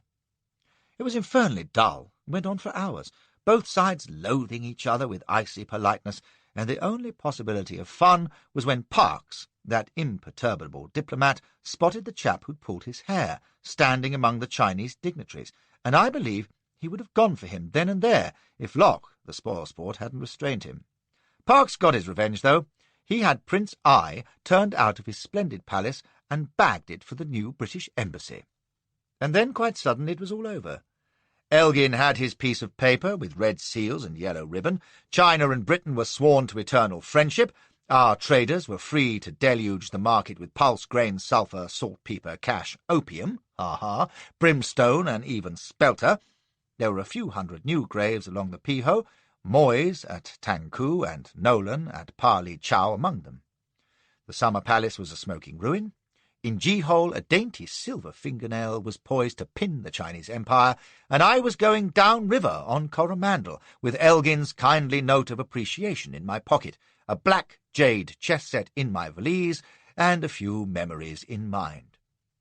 So often it's like that. When the most vivid chapters end, the storm of war and action hurtles you along in blood and thunder, seeking vainly for a hold to cling to, and then the wind drops, and in a moment you're at peace and dog-tired, with your back to a gun-wheel at Gwalior, or closing your eyes in a corner seat of the Deadwood stage, or drinking tea, contentedly, with an old Kirghiz bandit in a serai on the Golden Road, or sitting alone with the President of the United States at the end of a great war, listening to him softly whistling Dixie. So it was now, for that's my China story done, save for one curious little postscript, and I could loaf at the rail looking forward to a tranquil voyage home to Elspeth and a gentleman's life, far away from mist and mud and rice paddy and dry dung smells and tiger soldiers and silk banners and nightmare bannermen and belching ornamental cannon and crazy Taipings and even crazier Yankees and firecrackers and yellow faces. No, I wouldn't even miss the gigantic bandit women and jolly Hong Kong boaters and beauteous dragon queens. Not too much, anyway. Possibly those three were in my mind, though, a few weeks later, as I sat in Dutra Nankoi's bar in Singapore, where the mail had dropped me, idly wondering how I'd kill the fortnight before the P&O Cape ship sailed for home. For I was shot if I was going by that infernal Suez route.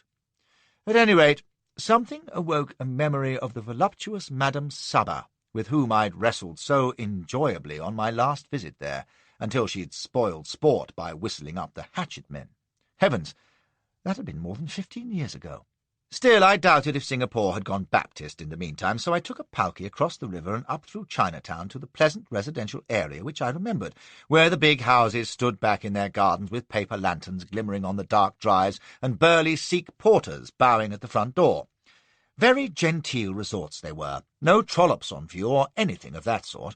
You had a capital dinner and caught the waiter's eye, and he drummed up the flash-tail discreetly.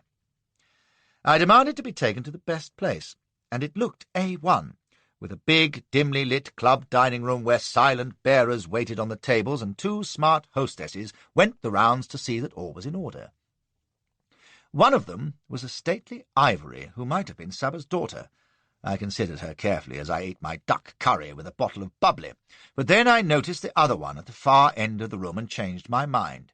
She was white and fair and excellently set up, and I felt an almighty urge to try some civilized goods for a change. I heard her soft laughter as she paused by a table where half a dozen planters were eating.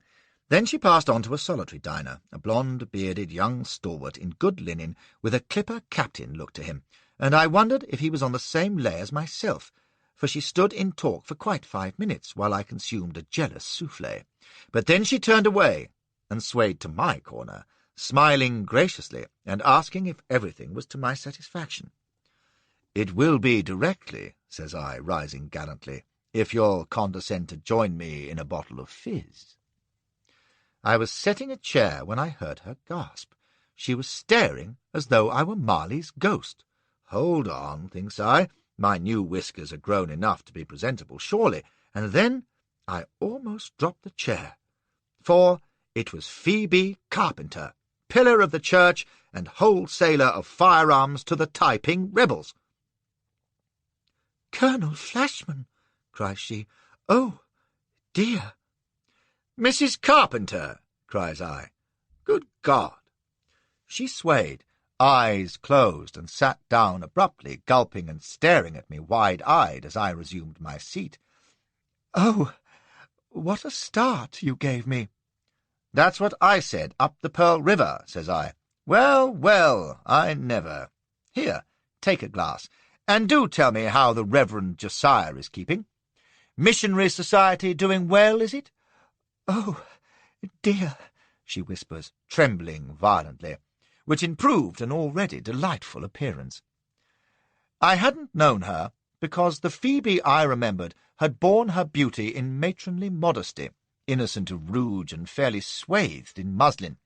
This was a most artistic translation, red-lipped and polished, with her gold ringlets piled behind her head, and her udders threatening to leap with agitation from a low-cut gown of black satin, which I doubted had come from the last sale of work. She drank, her teeth chattering. "What must you think?" says she, speaking low and taking a quick slant to see that no one was listening. "Well," says I cheerily, "I think you're wanted in Hong Kong for gun-running, which should get you about 5 years, if anyone were inconsiderate enough to mention it to the Singapore traps. I also think that would be a crying shame." "You wouldn't betray me?" she whimpers faintly. "You betrayed me, dear Phoebe," says I gently, and laid my hand on hers. "But of course I wouldn't." "You might," says she, starting to weep. "Nonsense, child. Why ever on earth should I?" For revenge." She stared piteously, like a blue-eyed fawn, her bosom heaving. We deceived you most shamefully. Oh, dear, what am I to do?" "Have some bubbly," says I soothingly, "and rest assured I have no thoughts of revenge. Compensation, perhaps." Compensation?" She blinked miserably. "But I have no substance. I couldn't afford—" "My dear Mrs. Carpenter," says I, squeezing her hand, "you have absolutely capital substance, and you know perfectly well I don't mean money. Now, I'm sure Josiah has told you all about Susanna and the elders. Well, I'm not feeling exactly elderly, but—" "Oh, Susanna!" I beamed at her, and she blinked again, dabbed her nose, and looked at me thoughtfully, still heaving a bit, but settling down and accepting another ration of fizz. "I'm by no means sure that they would send me to prison," says she, unexpectedly pouting. "After all, it was a very good cause." "It was a damn bad cause," says I. "And if you think they won't shove you in clink, just ask dear Josiah." "I can't. He has abandoned me." "You don't mean it?" I was astonished. "He must be mad. You mean he just up and left you? Here?" "Can you suppose I would accept employment in a restaurant if I were still a clergyman's wife? Well, I am still his wife," she admitted, taking another sip, "but he has deserted me and gone to Sumatra." "Has he, though? Missionary work or piracy? Well, that's bad luck, to be sure. But you'll soon get another chap, you know, with your looks," I reassured her. "Well, take tonight, for example. Why, before I even recognized you, I was most entirely fetched." "Oh, say you will not inform on me." She leaned forward, all entreaty. "You see, I have a most fortunate situation here, and am in hope to save sufficient to go back to England, to Middle Wallop and my dear parents, at the rectory." "I knew it must be a rectory. Middle Wallop, eh?" "When I think of it," says she, biting her lip, "compared to—" She gestured at the room pathetically. "Compared to beating copra in the woman's compound with all those smelly Chinese sluts? Absolutely. Well now, Phoebe, tempus is fugiting. When does your shop shut, and where shall we—" "Ah, we close in an hour. I live in the house," says she, looking at the table, and shot me a reproachful pout. My, she was a little stunner. "You do very wrong to compel me. If you were a gentleman, I'd shop you like a worthy citizen. If you were a lady, you wouldn't hocus fellows into running guns. So, we're well suited. And I ain't compelling you one bit. You're all for it." I gave her a wink and a squeeze. "Now then, where can I spend the next hour? Got a billiard table, have you? Capital. Just pass me the word when you got the dishes washed. Oh, and see we have a couple of bottles iced upstairs, will you? Come on, goose! We'll have the jolliest time, you know." She gave her head a little toss, going pink, and glanced at me slantendecular. "And you promise faithfully not to tell anything? Oh, if only I could be sure." "Well, you can't." "Oh, come. Why should I peach on a little darling like you, eh?" As we stood up, close together, I squeezed the satin unseen, and her mouth opened on a little gasp. "See? 2 hours from now, you won't care." I ambled down to the empty billiard-room in prime fettle, calling "Kya hai!" and ordering up another bottle of bubbly. I tickled the pills until it arrived, and then wandered, glass in hand, to the veranda to look out into the tropic dark. It had started to rain with great force, as it does in Singapore, straight down in stair-rods, battering the leaves and gurgling in the monsoon ditch, bringing that heavy, earthy smell that is the East. I stood reflecting in great content. Homeward bound, champagne, good Burma cheroot, and lissom little Phoebe under starter's orders. What more could a happy warrior ask? After the second glass, I tried a few combination shots, but my eye wasn't in any longer, and after a while I left off, yawning and wishing impatiently that Phoebe would hurry the mateys along, beginning to feel sleepy, as well as monstrous randy. The door opened abruptly, and a chap stuck his head in, rain glistening on his hat and cape. He gave me a cheery nod. "Evening, sport. Seen Josh about, have you?" "Joss?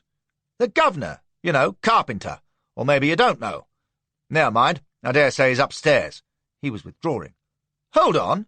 Do you mean the Rev. Josiah Carpenter?" "The one and only," says he, grinning. "Our esteemed proprietor."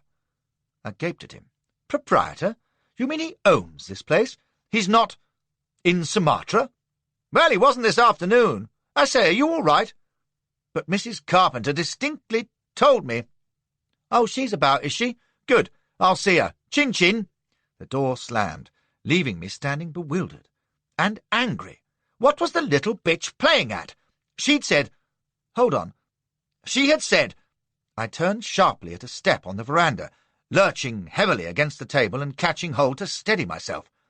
The big blonde-bearded chap who'd been in the restaurant was standing in the open screen. He was wearing a pilot cap now, and there seemed to be another fellow in a sou'wester just behind him in the shadows. Why was I so dizzy all of a sudden? "Hollo," says the blonde chap, and his glance went to the bottle and glass on the side table. He grinned at me. "Enjoying your drink?" With words apparently failing their author for once, the 8th packet of the Flashman papers ends here.